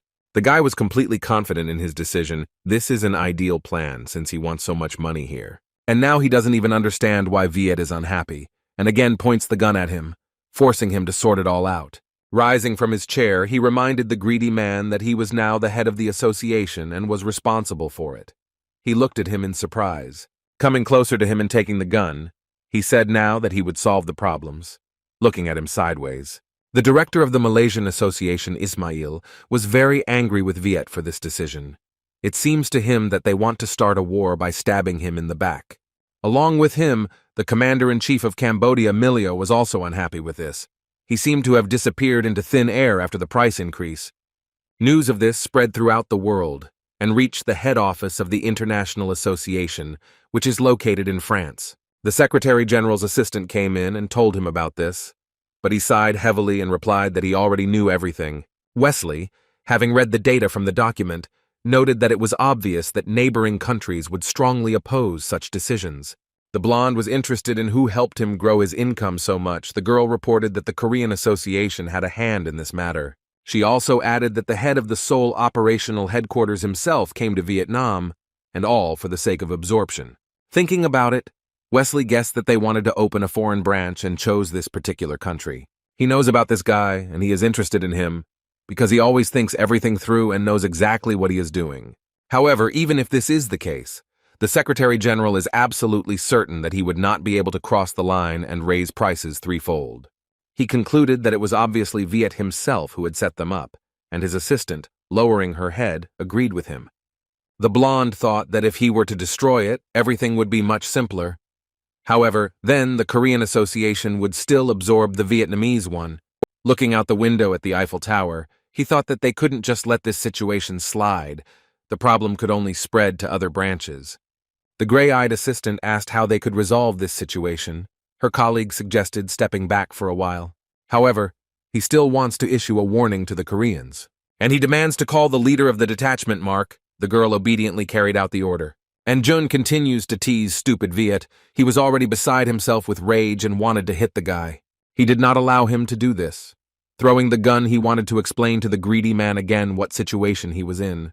He hinted that at this rate he would lose everything at once, both money and friends. One of the guards wanted to attack him from behind, swinging his fist. The guy noticed this and finally decided to remind him that he could lose his head at this rate, deftly putting the attacker on the ground. Their conversation was interrupted by another soldier who burst into their cell and said that they had big problems. Viet's head was splitting from all the news. He said that several representatives of branches contacted them and said that they could close them abroad and resort to military action. Realizing that things were heading towards a real war, he demanded that they explain that Kim Jun was to blame for everything, but even so, nothing came of it. He also put in his 2 cents and reminded that the only thing to blame for everything was that this greedy man was only interested in money and nothing more. Because of his behavior, they were already able to make a lot of enemies for themselves. The guy even scared this man that they could deal with him. It scared him. From the corridor, the greedy Viet heard a familiar voice and became wary. The arrested guy watched everything with a wide smile. An enraged Vietnamese party secretary, Phan, came to see him, who was angry that he decided to sell the country and was beside himself. Kneeling down, he promised to settle everything and go to the representatives of the association to beg them, and it was hard for Jun to hold back his laughter from what he heard. For this, he received a good slap in the face. Obviously, this won't fix anything. Turning back, Phan turned to the brunette from Korea and confirmed that he had been promoting this project. Sadoy says that they can't cope at all and makes him clean up everything he did. He sighed heavily and said that he would like to do the same, but there was one problem, glancing at those fake papers. At one point, the party secretary tore them apart, asking them to sort everything out quickly and take back this association with the condition of not approaching them again. Looking after him, the brunette smiled and decided to take responsibility this time. Gritting his teeth, Viet pulled out the barrel of the gun and pointed it at Juan. He was angry that he was set up. The guy looked at him coldly. The bald man forces him to go straight to the secretary and admit that he is the one to blame for this. But this time, he did not listen to him and pulled out a sword from behind his back. The head of the Korean headquarters watched him closely and did not quite understand what he wanted to do. He ran up to him and swung his sword, scaring the man, who thought that he was going to kill him right then. Viet shed a tear in fear and begged not to do this, at which time Huang had already swung his blade. He just cut his flag that was on the chest of his jacket. The guy thinks that he is not worthy of wearing it. Juan reminded him that he was not his watchdog and was not going to dance to his tune any longer. Jun looked at the guy with pride. After this, the guys immediately threw all their efforts into compensating for the damage. Viet was fired and also, with great shame, accused of corruption. But the crowd of people was surprised by something completely different. This man spent a whole year stealing all the subsidies through a shell company and ended up in court for it. An enraged crowd of people deprived him of the last of his hair for this, for all his deeds. The head of the Korean headquarters held a meeting with representatives of foreign associations to decide on changing tariffs. As an apology, he offered to extend the contracts and added even more favorable conditions, which no one could refuse. However, there was still a person who spoke out against this. The guy was surprised and looked at him with a questioning look. The gray-haired man believes that after this, the countries of Southeast Asia will refuse to cooperate. It was the director of the Thai Association. Jun took this as a refusal to work with the International Association. In his opinion, the head office would not allow this to happen. He interrupted him and said that this was an order from the main office. The failure of negotiations would be equivalent to stopping the supply of personnel and equipment here. All the people there were furious, according to him. After finishing the meeting, the guy from Korea did not understand what the bosses could possibly dislike. Standing at the door, he thought about it. At some point, he comes to the decision to turn to the chairman for help, who will grumble anyway. Then his thoughts were interrupted by a notification that came to his phone. He froze in surprise. Jun saw the cover of the video, where the guys from the Vietnamese Association are connected. He clicked on view. The first one in the frame was his friend Juan, trying to say something in a trembling voice to him from behind and grabbed him by the hair, showing him a piece of paper on the camera where it was written that he needed to bring 100 billion and the address was given. His friend was captured. The brunette was horrified and began to worry about him, watching this video. The unknown person turned to Mark's manager, who looked at them coldly and said that after the ransom, they would deal with them and throw them out. After the meeting, the men soon left the office. Some were unsure of the correctness of the decision they had made and turned to Prodigy. It seemed to them that all the conditions that were put forward during the briefing were very, very favorable. He turned around and replied that Kim Jun would be eliminated urgently today. The two directors looked at him with horror. They did not expect such news. He also added that if they fail, they will not receive a Vietnamese branch and will drown in debt. And no one wants that. At this time, hunters from the Thai Association arrived here with a gun and threatened the Vietnamese cleaners. Kim Min-ju and Han Yu-bin watch the situation from behind the bushes. They don't understand what their people are doing here and why they decided to secretly open the dungeon. Shorty suspects that it is a cartel, but it is surprising because they should have been gone for 5 years. Standing on her feet, the red-haired one wants to go there and save the guys, but the long-haired one stops her. There were no orders. In this situation, the girls did not find a common language. Each has their own style of work.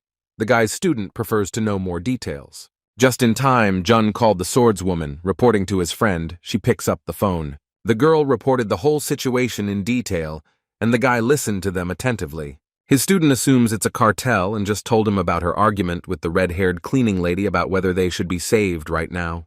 The guy interrupted her and said that it was still early. They had 1 hour to negotiate with them, but he was still sure that the girls would cope together.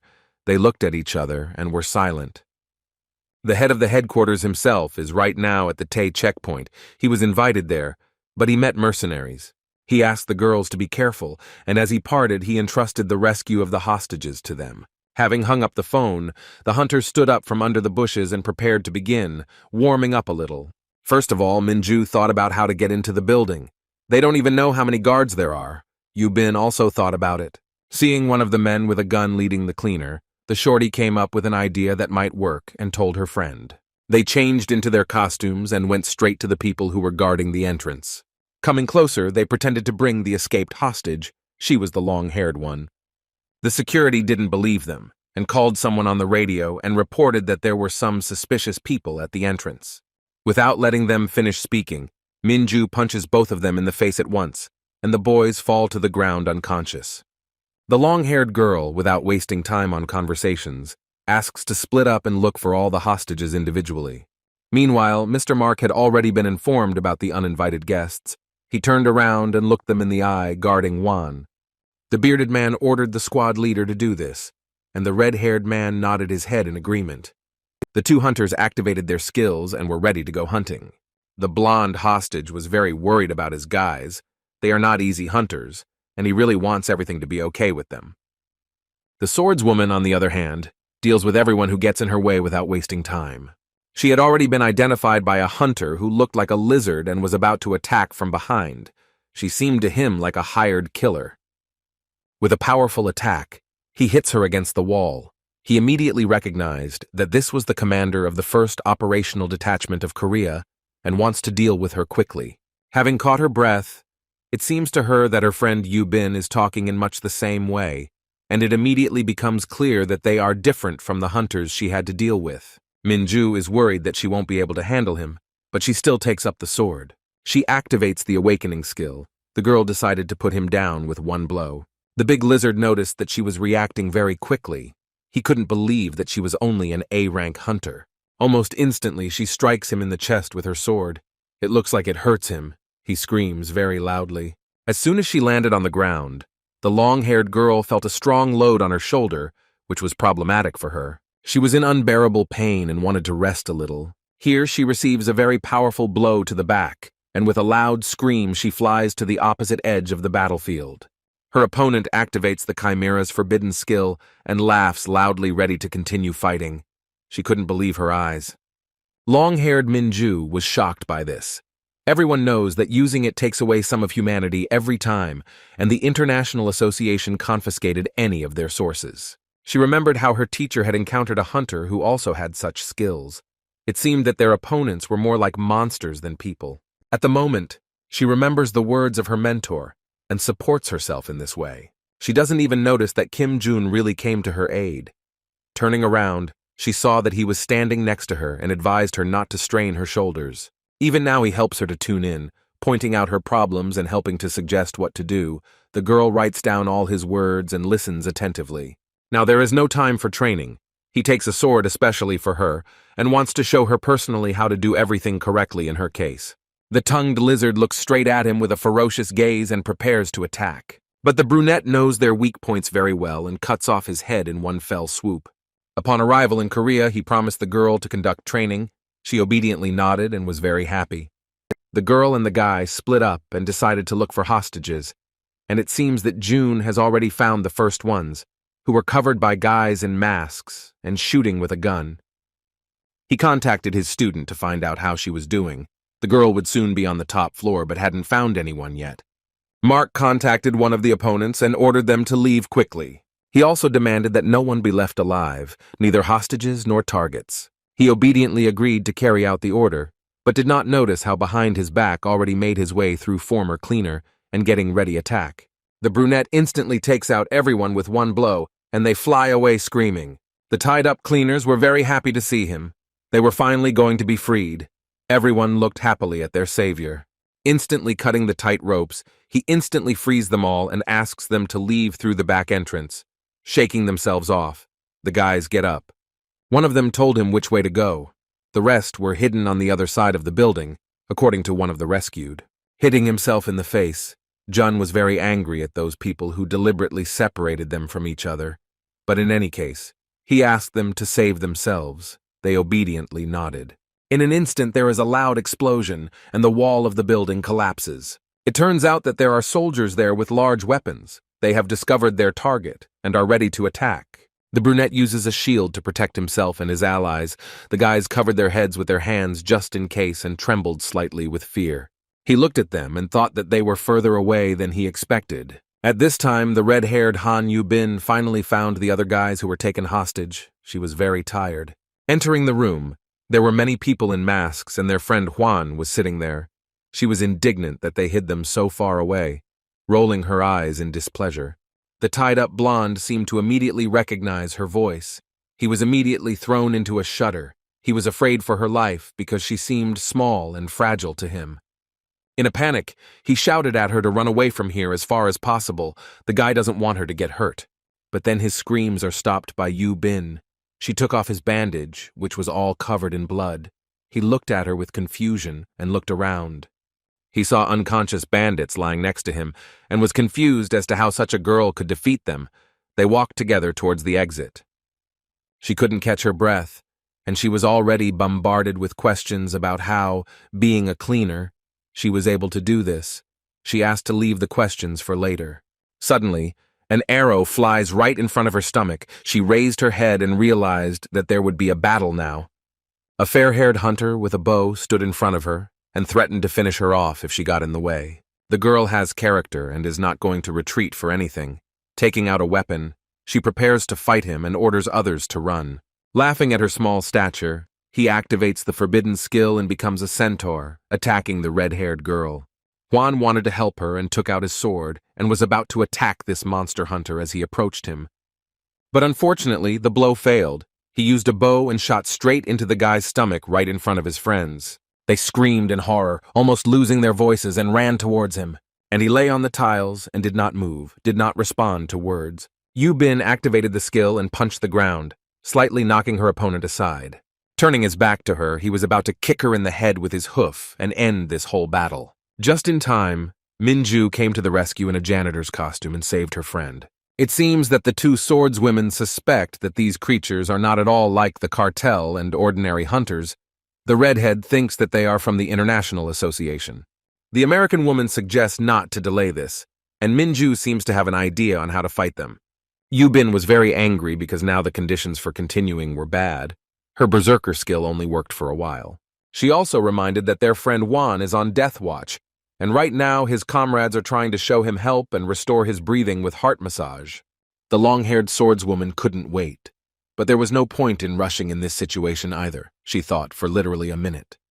A centaur with a dissatisfied face had already run up to her and was indignant that he had been waiting for them for so long. The girl said that she would soon continue the battle. At the same time, she tried to calm down and soberly assess the enemy, as her teacher had advised her to do back in the dungeon. A plan is maturing in her head. She wants to tie the monster's legs and orders the red-haired girl to strike with her most powerful skill prepared. It was just the only one she had left, and it was time to start implementing the plan. Minju runs around him. Everything goes according to plan. The blonde continued to threaten her, but she deftly dodged the attacks. The girl rushed like lightning, and he could not catch her or touch her with his weapon or hoof. She pretended to attack him, and the cocky blonde laughed at her. Only at the very last moment did he notice that she had trapped him and was not even going to attack. His eyes darted around. The centaur had no choice but to jump up and attack from above using his spear. She doesn't have time to dodge. The tip of the blade is already at her eyes. The brave swordswoman was covered by her teacher, who praised her for her intelligence. Such a creature is most vulnerable when jumping. She gives the order to her red-haired American to attack. Activating Berserker, she quickly ran up to him from below. Yu Bin was very angry that she was called a baby and joked about her height. Using the guillotine, she defeats that horseman in the blink of an eye. It was a very powerful attack. Jun and Minju stood with their mouths wide open in surprise. This little girl had hidden a colossal power that they were shocked by. After such a heated battle, the redhead fell to the ground without strength and could not get up. And now we need to hurry. Juan is in critical condition. The head of the headquarters in Korea took the fragile hunter from Vietnam in his arms, and all the guys walked quickly along with the freed people to the hospital.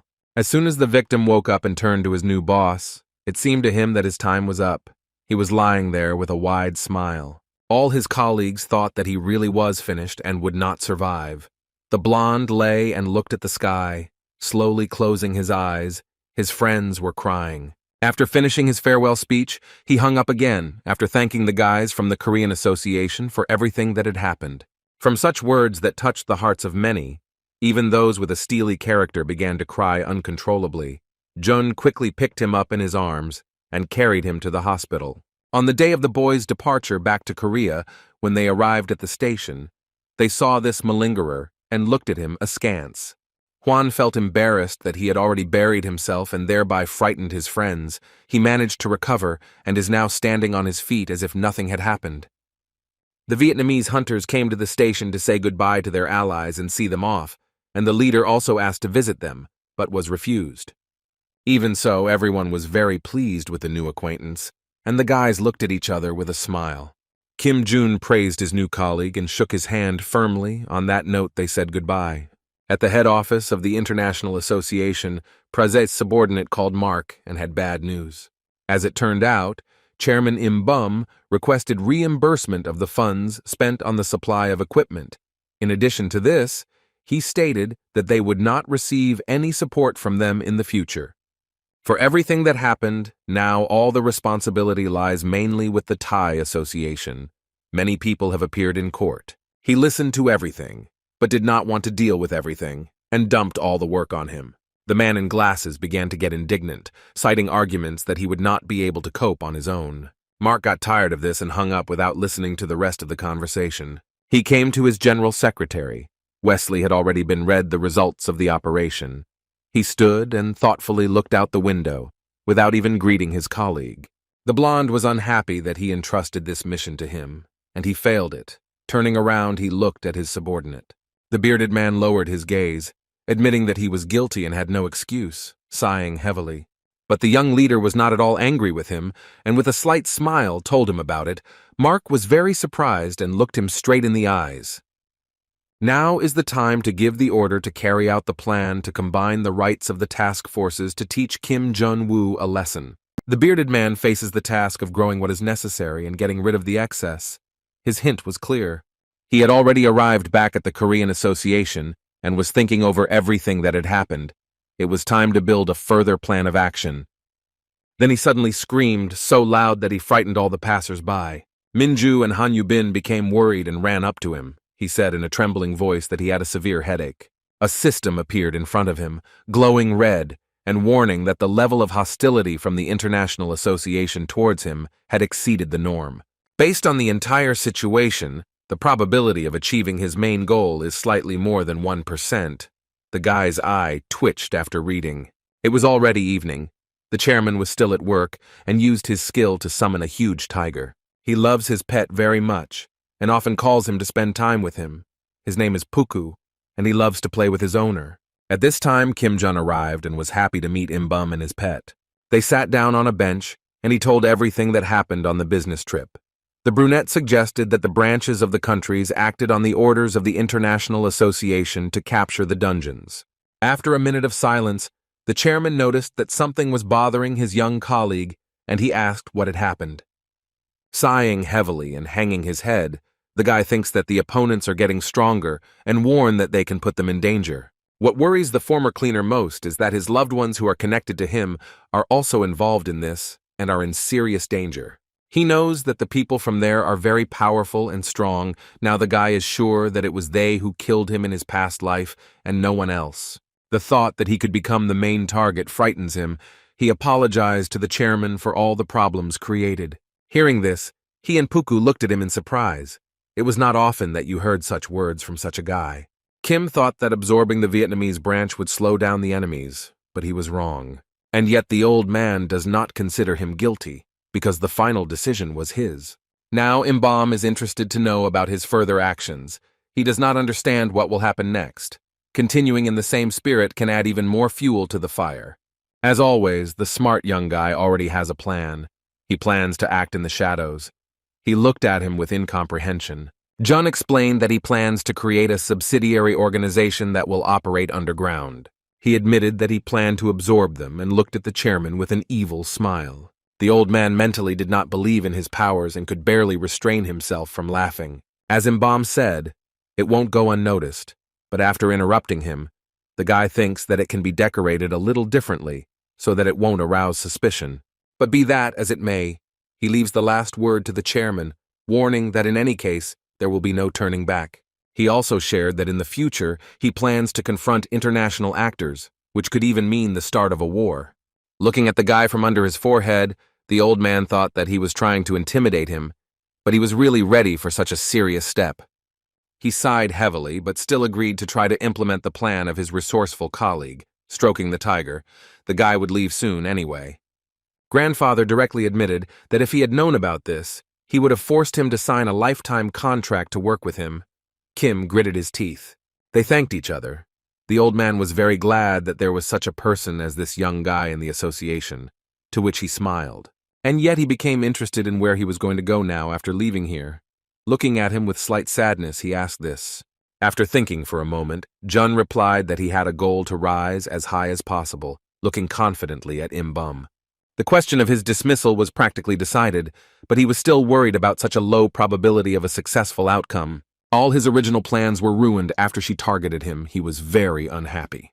The only way out of this situation is to create a new such international association and lead it. There is no choice.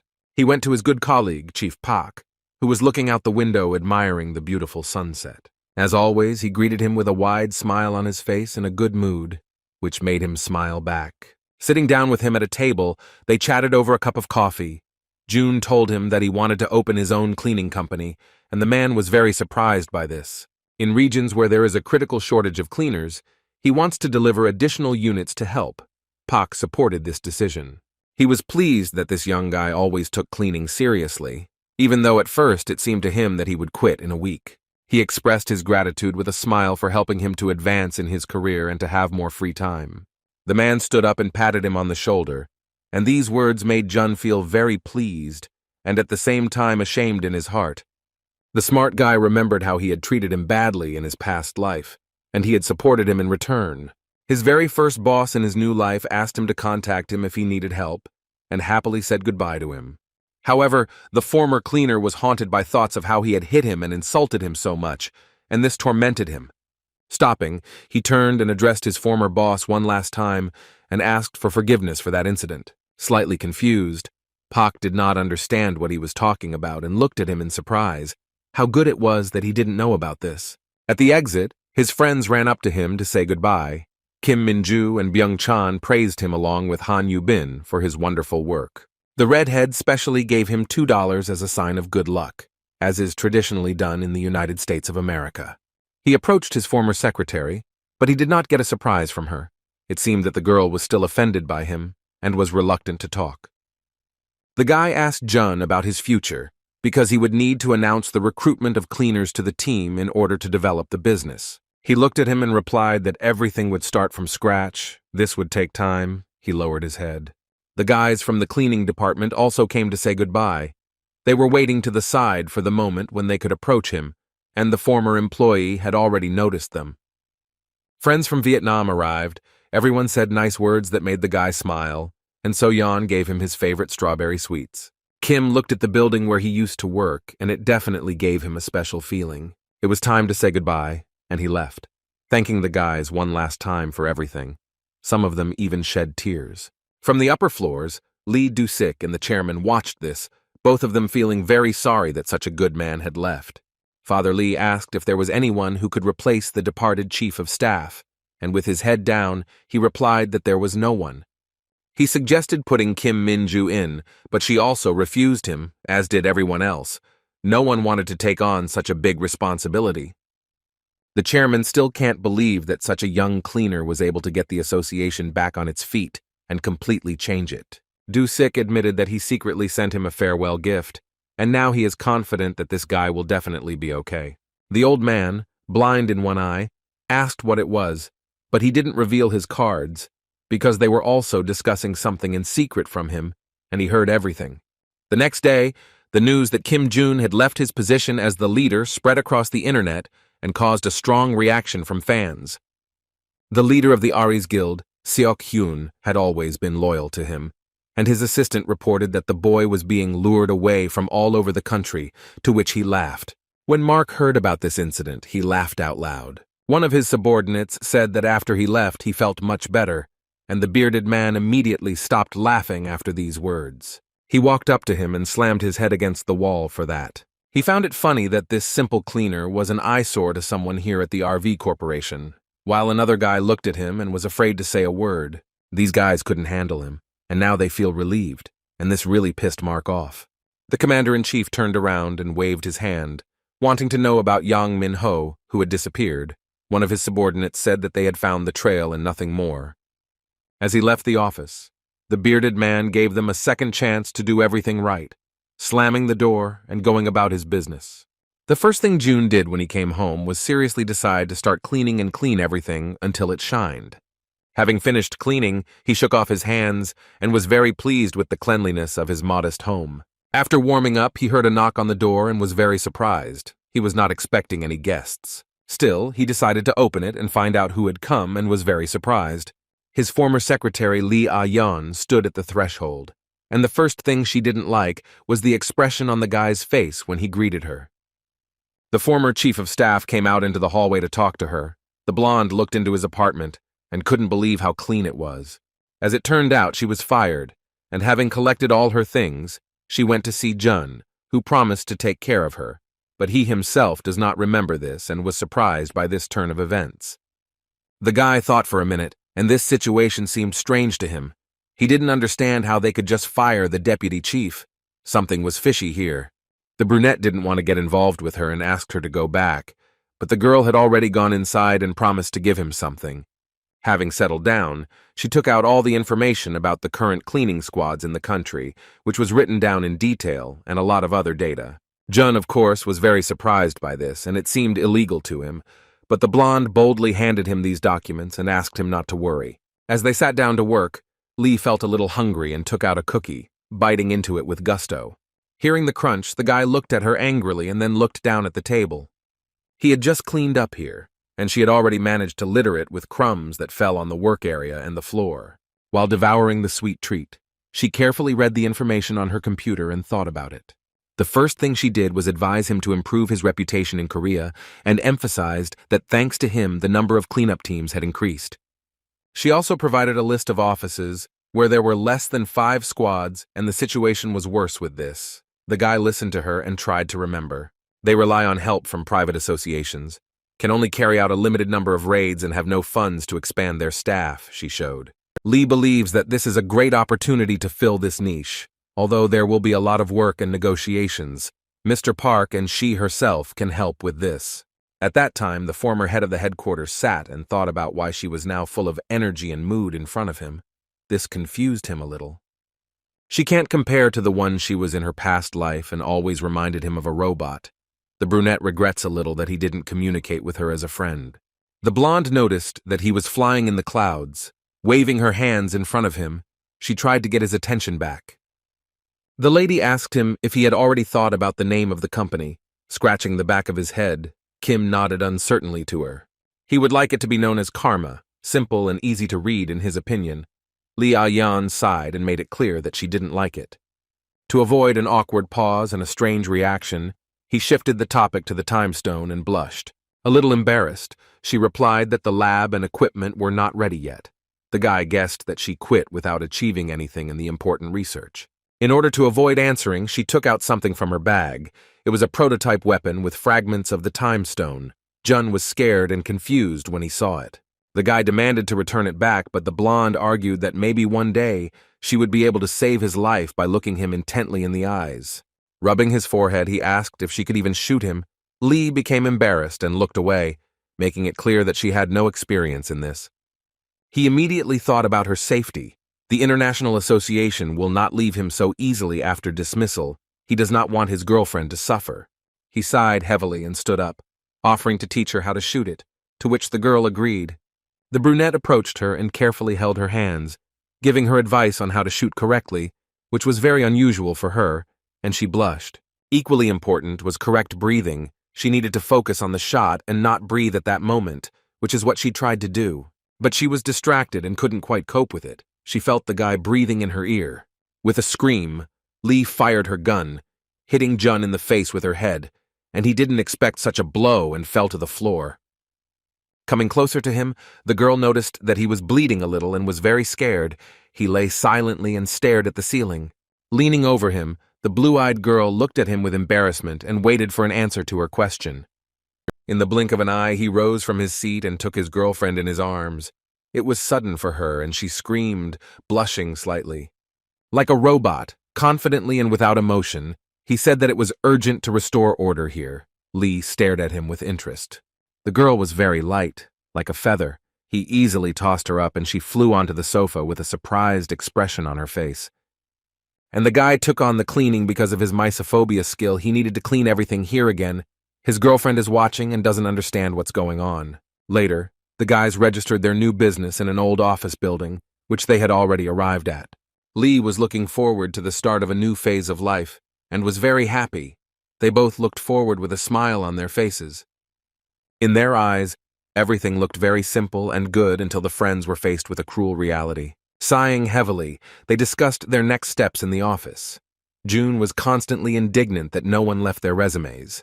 Lee didn't like this, and she tried to support him and at the same time put him in his place in an adult leadership position. She suggests that they turn to journalist Gu San-chan as an option, who could help them with promotion, but the guy turned up his nose and didn't want it. She also came up with the idea of asking the chairman for help, but he also refused. He was already ashamed to ask him for help after everything that had happened. He also abandoned his former colleagues. Although the guy doesn't say it directly, he really cares about the safety of those who are truly dear to him. The blonde Lee's nerves could no longer stand it. She was offended that Jun was rejecting all her ideas, and he, in turn, was angry at her grumbling. On the one hand, she has very good ideas, but she cannot advertise who owns the new company in order to avoid danger. His thoughts were interrupted by his colleague, who brought a huge stack of papers. Seeing this, the guy's jaw almost dropped. She managed to prepare leaflets on her own to hand out to passers-by, and she taunted him about her work partner not having an entrepreneurial streak, which really offended him. The guy was really tired of all this fuss. He barely got up from the couch and went with Lee. He was already doubting whether he had done the right thing by quitting. The Korean Association for Parallel Dimensions has a new employee, Choi Ho-sung, as its new director. This man had previously been the director of the Sunshin branch for several years, and thanks to him, the main office never denied itself anything. He remembers how Min Chol was the head of the task force at the time, and later it was taken over by some cleaner, which made him very angry. But now he's very glad that after 2 months this young guy resigned from this post, and he got a chance to take this place. He was very lucky that his candidacy was recommended to the chairman by a good friend of his. This was the position that this man was striving for. Sitting in his new office at his new workplace, Ho-seok looked over all the documents and familiarized himself with the organization, smiling. After reading some of them, he was horrified to see that this young man had spent the entire budget for this quarter and for the next 2 years. Standing nearby was his secretary, Yu Yeon-soo, who said that the former leader wanted to support each team by spending the entire budget. This outraged the man, and what was even more surprising was that even the top management knew about this and allowed him to do it. It seems that Kim Jun-woo is not familiar with the word management at all. If the financial hole is not filled within a few months, then they are in danger, and this seriously scares him. He hung his head, confused that this cleaner had created chaos and gotten out of here so easily, and now Ho-seok had to solve the problems for him. Suddenly the thought came to his mind that he had arranged all this on purpose, and then ran away, and he was almost sure of it. His assumption was refuted by his secretary, who looked away, and the new commander-in-chief asked him for a copy of the budget documents. When he opened them, he saw that the entire budget had gone to cleaning equipment and bonuses and other perks. The man's jaw nearly dropped from what he read. But what has already happened has already happened. He gets up from his chair, and now it's time to think about how to return the budget. His plans now include starting over with the task force. For him, hunters are always a priority. They need to be provided for first and foremost. He doesn't understand how their wages can be delayed because of the cleaners. Clenching his fists, he makes his first and rather abrupt decision to cut the number of cleaners and prepares Yeon-soo for this. He immediately gathered the board of directors to discuss this issue and take final measures. The chairman listened to him, but the other members of the meeting looked at him askance. They did not like this decision. The blind man in one eye asked to explain his harsh statement, knowing who held the position before him. It was very strange to hear such a thing from Ho-seok.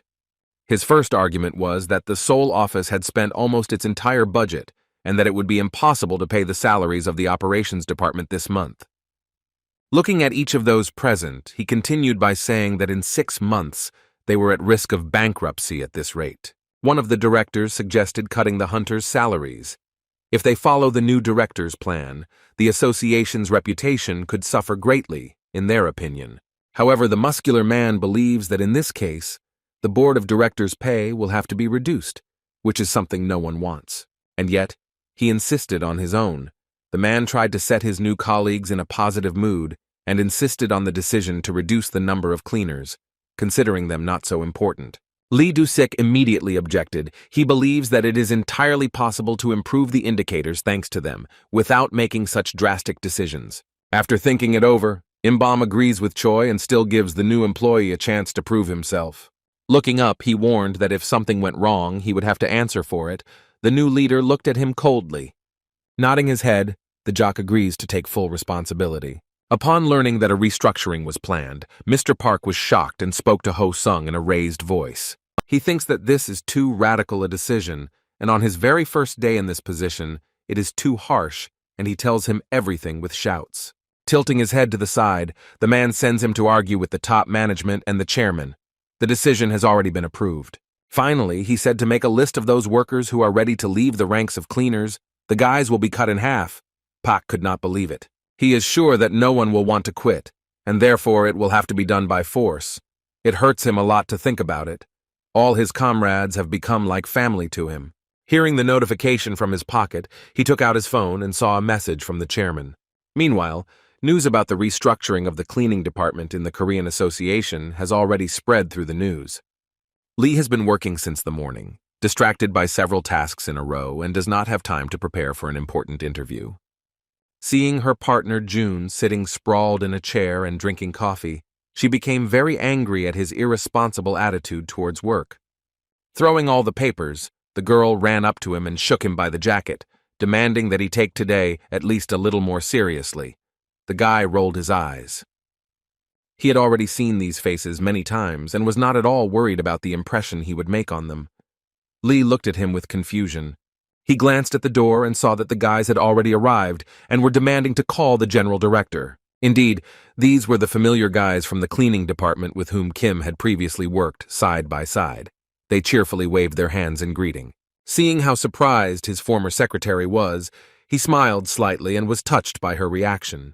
There were also many other people who sent their resumes. The first one accepted was a blonde man, an acquaintance of Jun. Suddenly, his former enemy, who had been in prison and had been stripped of his hunting license, came, but he accepted even him without any problems. There were even people who only had time to say hello and didn't even say their name, but were already accepted. Lee Ah-yeon looked at her colleague in surprise. She couldn't understand why he was taking everyone in a row, even if they had a shortage of workers, but it turns out he has a lot of connections, and they were all his acquaintances. She looked at him, narrowing her eyes and thinking that he had planned this in advance since he was doing everything so confidently. He laughed slightly, and then said that he was very lucky that the association had undergone a restructuring, and only now had it dawned on the girl that everything had gone according to plan. A few days earlier, he had met with the chairman at a restaurant to discuss the current situation. The old man helped him find workers, promising that the guys would send him their resumes themselves, and he thanked him for his help. The blind man thought that it would be difficult to find new colleagues because of such a multi-move strategy, and crossing his arms over his chest, he explained why it was better for everyone. Laughing lightly, Imbum asked him not to do such things again. Director Lee Du-sik was very angry at him for this. The guy asked him to explain the situation to him. The chairman thought for a moment, and a question arose in his head about how this guy could have found out what the new head of staff would do. As it turns out, June knows him well in his past life, and here he was like a teacher to him. He taught the young guy a lot. In a crisis situation, he always throws his tail. Previously, under his leadership, cleaners' salaries decreased every year, and sometimes even fell by half, and logical conclusions could be drawn from this. Knowing that Choi considered them the most useless, that's why he recommended him to the CEO for the new position, with a big smile on his face. In a slightly menacing tone, the old man promised to take action if he treated his employees badly. The guy nodded his head. The chairman also became interested in June's thoughts about what the new leader might do in the future. It is clear that he does not like him. Smiling with a relaxed look, he convinced him that he was an ideal worker, and finally Imbum asked the guy not to call him under any circumstances. Rising abruptly from his chair, the brunette told Lee to collect the documents and prepare them for departure to Suncheon. She looked at him in surprise. The resourceful guy decided to take advantage of the fact that Choi Ho-seong had transferred to the Seoul office and sign a contract for the position of director. With a heavy sigh, the blonde said that a lot of documents needed to be prepared, and in exchange for her consent, he offered to treat her to her favorite dish at a good restaurant. She nodded her head, and an hour later they were already on their way to their destination. At the association, the secretary of the new chief of staff was amazed that on the very first day of work, Choi managed to convince the CEO of such a difficult decision. However, now is not the time to rejoice. The man does not like that the girl from the first task force, Min Ju, is still on Kim Jun's side. His work strategy is no different from the past. He wants to work the same way he worked before in his hometown of Sunshin. Meanwhile, the guys had already arrived at their destination and were looking at the building in surprise. It was very small, and suddenly looking at their friend with shrugged shoulders. The colleagues doubted that this was indeed a branch of the association, but still decided to go inside. Entering there, they saw their workers who were already greeting them in a friendly manner. They were invited to the table and treated to coffee. The brunette introduced himself, and it was time to get down to business. June shared that their small study showed that their branch had been steadily declining in staff numbers and currently had only 9 cleaners. He emphasized that because of this, work efficiency was falling, which the blond man in the hoodie agreed with, and this made him think. He sighed heavily and interrupted him. He admitted that there were many dungeons to clear, but there was a critical shortage of people and also budget problems. In a dissatisfied tone, he hinted that he needed money to resolve this issue. The guy turned to his boss. General Affairs Department Director Kang Hyun-won didn't know what to answer and thought about it, feeling a little embarrassed. Lee and her colleague watched the two of them sideways, their relationship very strange. He glanced at the head of the department and then at the blonde guy, who asked who he was. Laughing, the guy with the scar on his cheek introduced himself as the representative and leader of the Baekje Guild under the Sunshin branch. Without giving him a chance to say a word, he continued to complain that the head office was not allocating enough budget, waving his arms emotionally. He chatted and chatted, which really annoyed Jun. He asked him to leave. He was negotiating with the manager and not with him. Shin Hyun-soo looked at him in surprise. Both men were surprised by such confidence and audacity on the part of their guest and looked at each other. Having laughed, the blond man left the office saying that he would find out everything later anyway, loudly slamming the door. Mrs. Lee was surprised by such rudeness, and she felt hot when the entrance closed. Scratching his head, Director Hyung-won apologized for such an incident, but also confirmed their current situation as his colleague had said. Remembering that the guys had come to discuss a contract for the provision of cleaning services, he laughed a little and suggested signing it right away. The guests were surprised at how easy it was to get along with them, but Jun slightly shamed him for allowing the branch to be in debt to the mercenaries, and he blushed slightly. The guy doesn't like how soft his colleague is. He looked him straight in the eye and explained that he needs to be stricter so that people trust him. He looked at him in surprise. Slightly lowering his gaze, he admitted that he was too gentle and accommodating, but according to him, their branches cannot do without the help of Baekje, sighing heavily. The man understands perfectly well that in order to grow further, he needs to separate from this guild. There are certain points that the guys discussed. After leaving the building, Jun explained to the girl that starting tomorrow, Sang-hyuk and So-yeon would be working here as veterans. Their conversation was interrupted by a familiar voice. It was the members of the guild where that impudent guy was. They surrounded his car. The brunette politely apologized that they didn't have time and needed to go. The cheeky guy explained with a smile that their influence here was much greater. In a cocky tone, he said that the support fund lives on donations, and in order to maintain good relations, you need to invest a sum. The guy looked at him with incomprehension. Shim added that they were a private company, while his other workers surrounded the guys. Kim Jun protected the girl with his hand just in case. The brunette also learned that this cocky guy was familiar with the former director Choi Ho-seong, promising that he could help them in any situation. Only the guys who came here didn't like this manner of communication. They looked at them askance. But just because of these impudent ones, he can't stop his work. So the brunette decided to warn his cleaning friends about them, and they don't seem to care. After some time, thanks to the guidance of Sang-hyuk and So-yeon, productivity increased significantly, which made the director very happy. The first cleanup was successful. But only a week later, I started working and a problem arose that changed the course of the situation. It seems that these people planned to steal all the money from the former head of the operational headquarters. Shim guessed that most likely this former janitor ran away from there because he squandered the entire association's budget. The whole gang went to the manager Khan and demanded a 10% increase in pay this month compared to last month. He looked at him in confusion and reminded him of the difficult situation of his branch, but it seemed the blonde didn't care. This young guy also threatened him that they would not help him deal with the dungeons if he refused. Also, Shim orders this cleaning company to be sent to the dungeon that they will soon be defending. He left the office laughing. A week later, the guys who quit the association and joined Jun went to clean up the monster's lair after the guild. 2 guys tied up a huge creature with chains, which the blonde guy had to eliminate. He was very violent and kicking. With a deft movement of the axe, he instantly deals with it and falls to the ground. They finally finished. It was the last ogre. But everyone was so exhausted that they thought they really needed more hunters on the team. Having taken out of their pockets all the trash that they had brought from home, the guys sighed heavily and hoped that the cleaners would clean everything up and they would go and rest. They were caught doing this by So-yeon and her colleague Sang-hyuk, who glanced from them to the scattered papers and felt uncomfortable. The guy was already beside himself with anger and wanted to tell these bullies everything, but the girl stopped him and asked him not to make a scene.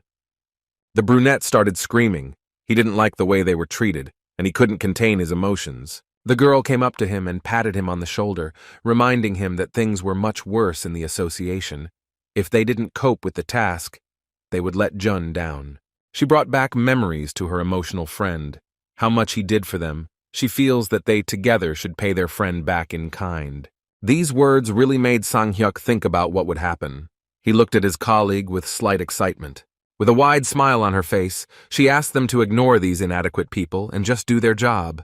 Kneeling down and starting to collect trash, he reluctantly agreed with her and decided to continue doing what he was doing. Reaching out to one of the tin cans, someone had already stepped on it.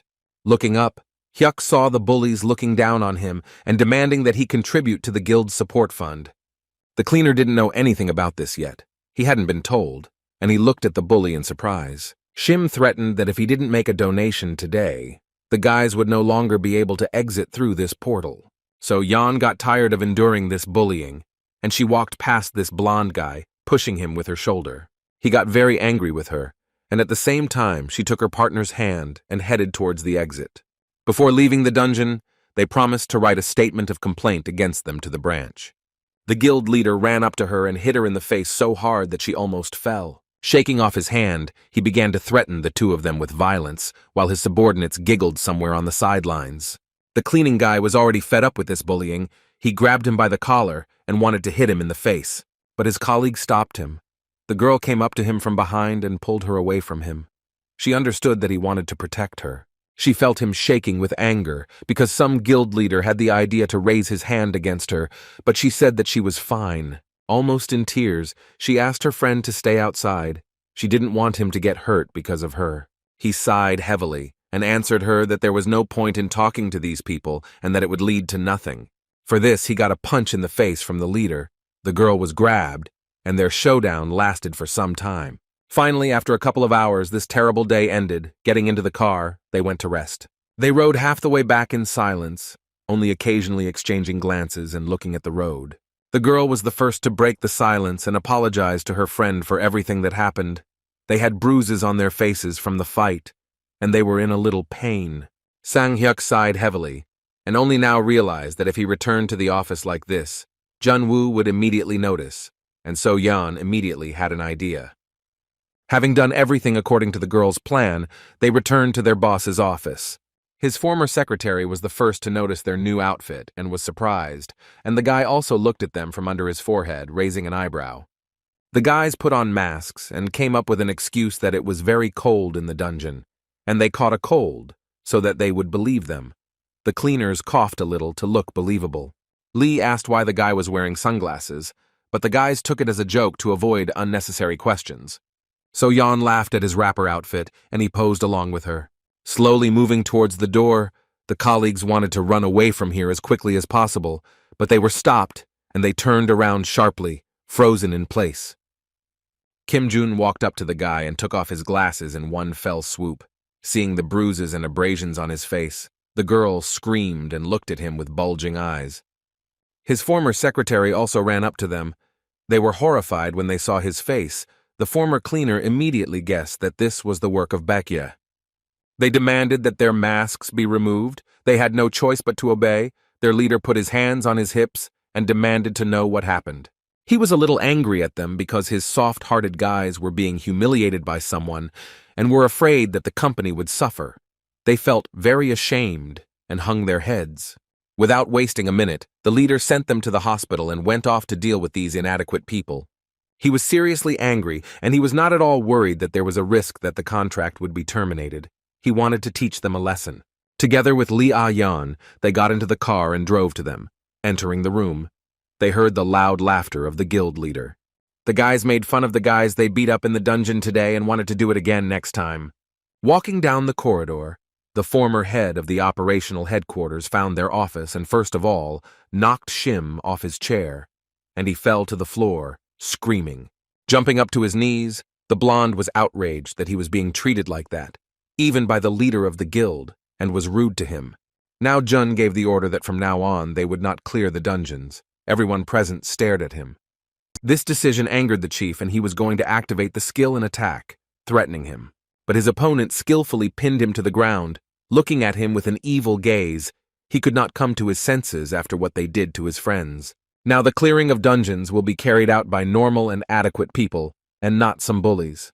His assistant met with the director and explained everything that had happened, sighed heavily. He apologized and still complained about the lack of staff. Smiling, she offered him a choice between the guild and them, promising that she would help solve the problems with the shortage of employees for free. Their conversation was interrupted by a familiar voice. Upon seeing the new guest, the man jumped up and was very surprised. The commander of the Seoul branch, Kim Min-ju, entered and happily greeted Deputy Lee. At the same time, in the office of those bullies, they were lying on the floor looking at the ceiling, and their leader called their former director, who now works in the association. They talked about the company Karma, which is headed by Kim Jun-woo, as well as their recent fight. Smiling maliciously, he added that the commander-in-chief said that he would not allow them to clear the dungeon, slightly embellishing the whole picture. The man was, of course, surprised, but he listened carefully to his interlocutor. The impudent blonde subtly hints that he should help him kick everyone out of the branch and hope for his help. But he refuses. He is not able to forbid him to cooperate with a private cleaning company. Shim thought it would be a good idea to tell the management that this company had not proven its competence and demand that the contract be terminated. After thinking about it, the man nevertheless agreed to help him. His old friend was very happy and ended the conversation there. Having risen to his feet and gained confidence, the blonde became sure that he would be able to take revenge on these guys for everything. After leaving the building, Lee and Jun saw that the long-haired swordswoman was upset about something and did not want to talk to them. The guy approached his former secretary and asked what happened, why the girl was so angry, raising an eyebrow. Coming closer to him, the blonde stood on tiptoe and explained that her friend had once told her that she had no friends in the association. But as soon as she became friends with everyone immediately left due to the departure of the head of the headquarters and joined him. She was left completely alone, and she was very sad that no one even wrote to her or asked how she was doing. The guy listened to this and did not consider it something serious. Still, these two decided to talk to her. The girl directly said that she was offended when everyone ran away.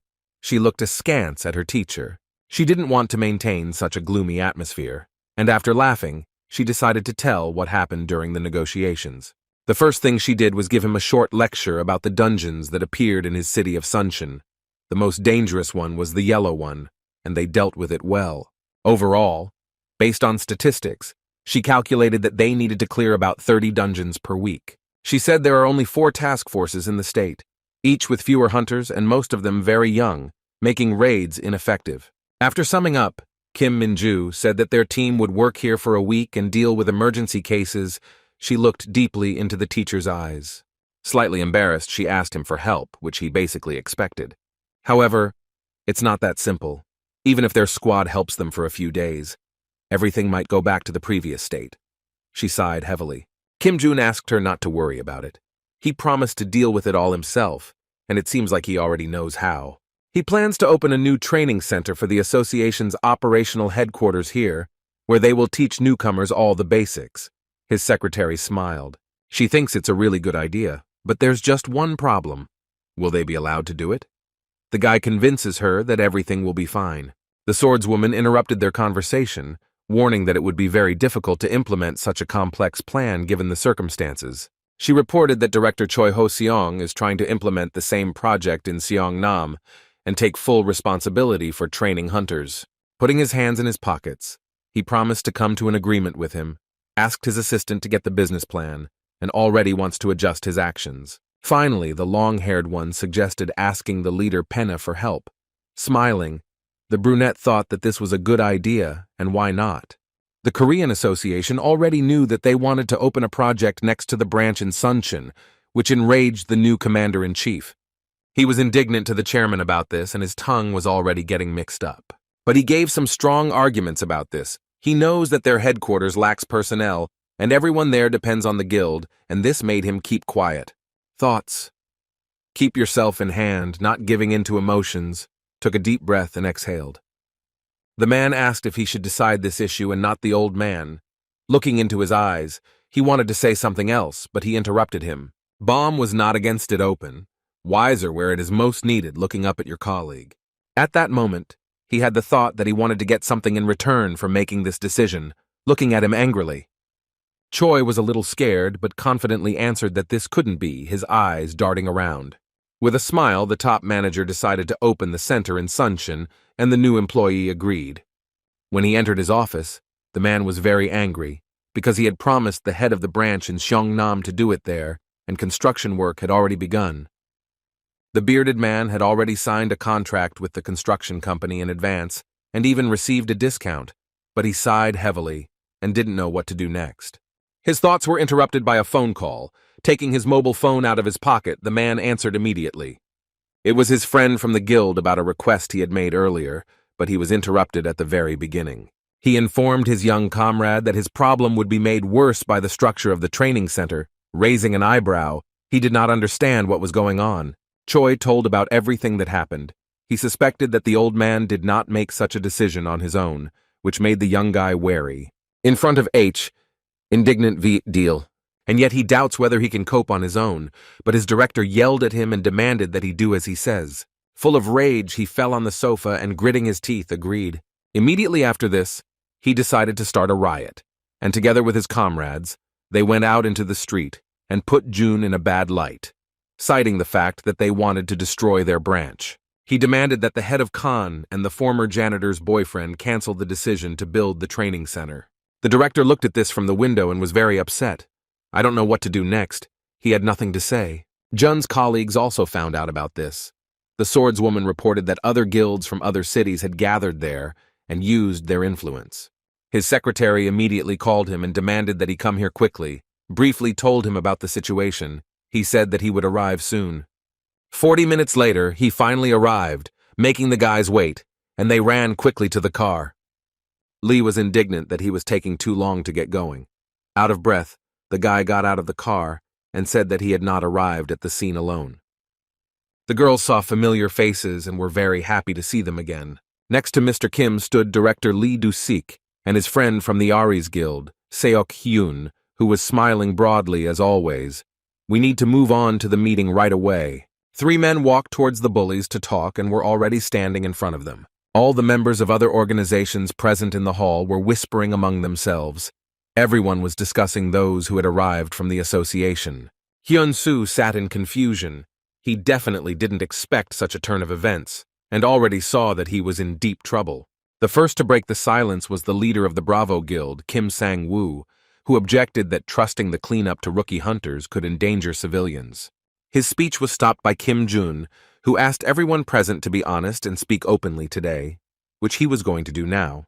The guy directly said that a decision had been made that the branch here would not entrust the cleanup to private guilds, which caused a strong reaction in the hall. He especially emphasized the guy who knows the most about the reason for this. He hinted at the blonde Shin Hyun-soo, who was already shaking with anger. The girl with Jinyo was unhappy with this decision because it was not discussed with others and openly stated it. Lee Du-sik didn't let her finish, explaining his position on why they wanted to open a training center here. Cha Yeon-ju was unhappy that the association continued to cooperate with the Seoul guilds, and not with them. She believed that this was a great danger for everyone. A pumped-up guy gets up from his chair and offers his help. He wants to build a bridge between organizations across the country, including in this city. He also has a plan to continue cooperation with the Baekje, Bravo, and Jinyeo guilds, but on the condition that there will be official contracts with branches where there is a shortage of personnel in the operations department. The blonde manager interrupted him.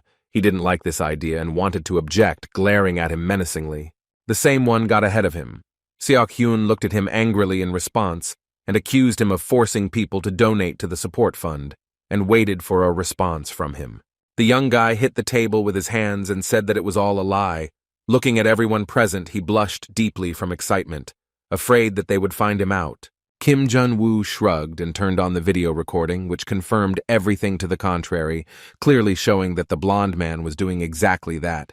The guy with the scar on his face began to tremble all over, and he was sweating all over, looking askance at what was shown on the screen. His thoughts were scattered, and he didn't know what to answer or how to justify himself. With his arms folded across his chest, the former head of the association's operational headquarters reminded that such gatherings were prohibited by law, telling everyone that representatives of this guild had threatened his friends. He looked up and the phone rang. This is already shaping up to be a criminal offense. After this, you can't trust the cleanup. Lee Du-sik, after listening to him, also supported this decision, and adding a little fuel to the fire in the atmosphere, was about to put forward a decision. The blonde looked at him in surprise. The man said that this guild would be blacklisted throughout the country. Upon hearing this, the leader was beside himself with rage that filled his entire body. Gritting his teeth, he couldn't understand how they could forbid him from doing his job, and began to threaten that he would call Ho-seong. However, here too the bully failed. His friend said that he knew nothing about it, and on the contrary, supported the construction of the training center and the solution to the problem. Hearing this, the blonde broke out in a cold sweat and realized what he was now facing for this. His legs gave way when he learned that the director had betrayed him. Shin Hyun-soo fell to his knees in front of Kim Jun and asked him to spare him, give him another chance. He begged him not to treat them so cruelly, almost in tears. The brunette rose from his seat and walked up to him, addressing him by name, looked him straight in the eyes and sat down next to him. Taking him by the face, which was burning with emotion, he stared at him and reminded him of the time he extorted money from his workers, threatening not to let them out of the dungeon. The guy laughed and said that he would definitely pay a month's compensation for refusing their services, just so he could consider it a donation that they could not provide him. Having let him go, the leader declared the meeting closed and asked them to return to their business, and finally said that he would inform them of the news, turned around, and left the room. Everyone acted according to plan, and soon a training center and dormitory for operatives opened here. This became a mandatory stage of training for beginners. All the guys were under the supervision of experienced instructors and did not create problems. Thanks to this, the effectiveness of raids increased several times, which everyone was very happy about. Kim Min-ju was appointed as a senior instructor and showed excellent results. J. The guy had to change back into the cleaner's uniform to show the squad leaders the new equipment in the dungeon. Everything went like clockwork. It was already a dark night outside. The leader of the blocked guild still couldn't come to his senses and was screaming. He gathered in a quiet place with his other colleagues. They reported that many wrote a statement of resignation from here. Having heard the news, the guy was outraged. Hyun-soo gritted his teeth and promised that he would not sit idly by and would definitely take revenge on the director who had let him down at the most crucial moment. Taking a step forward, he trips over someone's leg and falls with a scream. His subordinates asked if everything was okay and wanted to help him. Full of rage, he raised his head and looked at the one who did it, threatening to hit him, but then froze at what he saw. In front of him was a man in dark clothes and a hood, who looked very tired and angry. Stroking a cat, he introduced himself. It was Yang Min-ho. The creepy guy got closer to him, touching his bangs with his hand. The blonde trembled even more and could not answer. This terrible look frightened him. He had nothing to say. The Superman asked him to be quiet and not attract unnecessary attention. During the cleanup, Kim Jun, as an inspector, asked the guys how they were doing. Everything was more or less fine for everyone. No one had any particular complaints.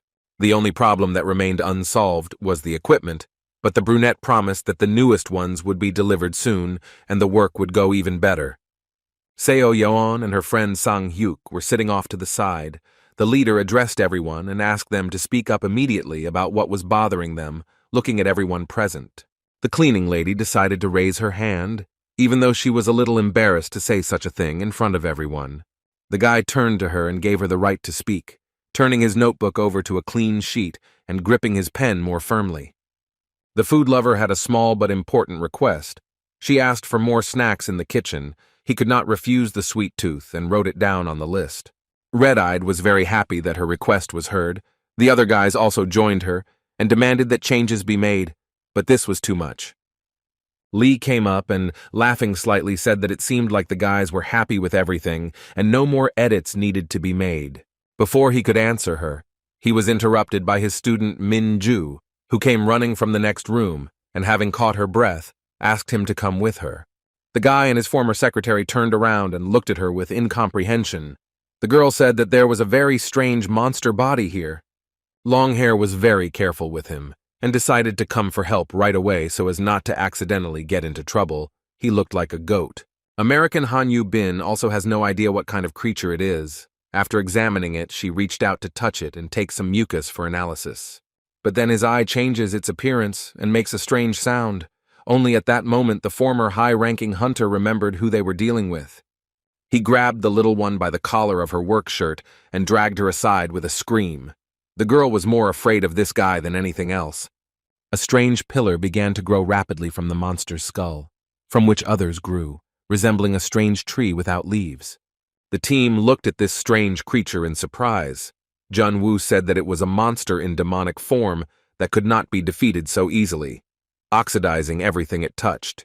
The redhead shuddered when she realized that she could have so stupidly died from her curiosity. But now it didn't matter. Her savior looks at him with horror and understands that this monster has already appeared. Even someone as fearless as him began to tremble. Flashbacks from the past immediately popped up in his head. This monster had previously dealt with all of his colleagues near Soko Station, and the catastrophe of the regeneration dungeon was near.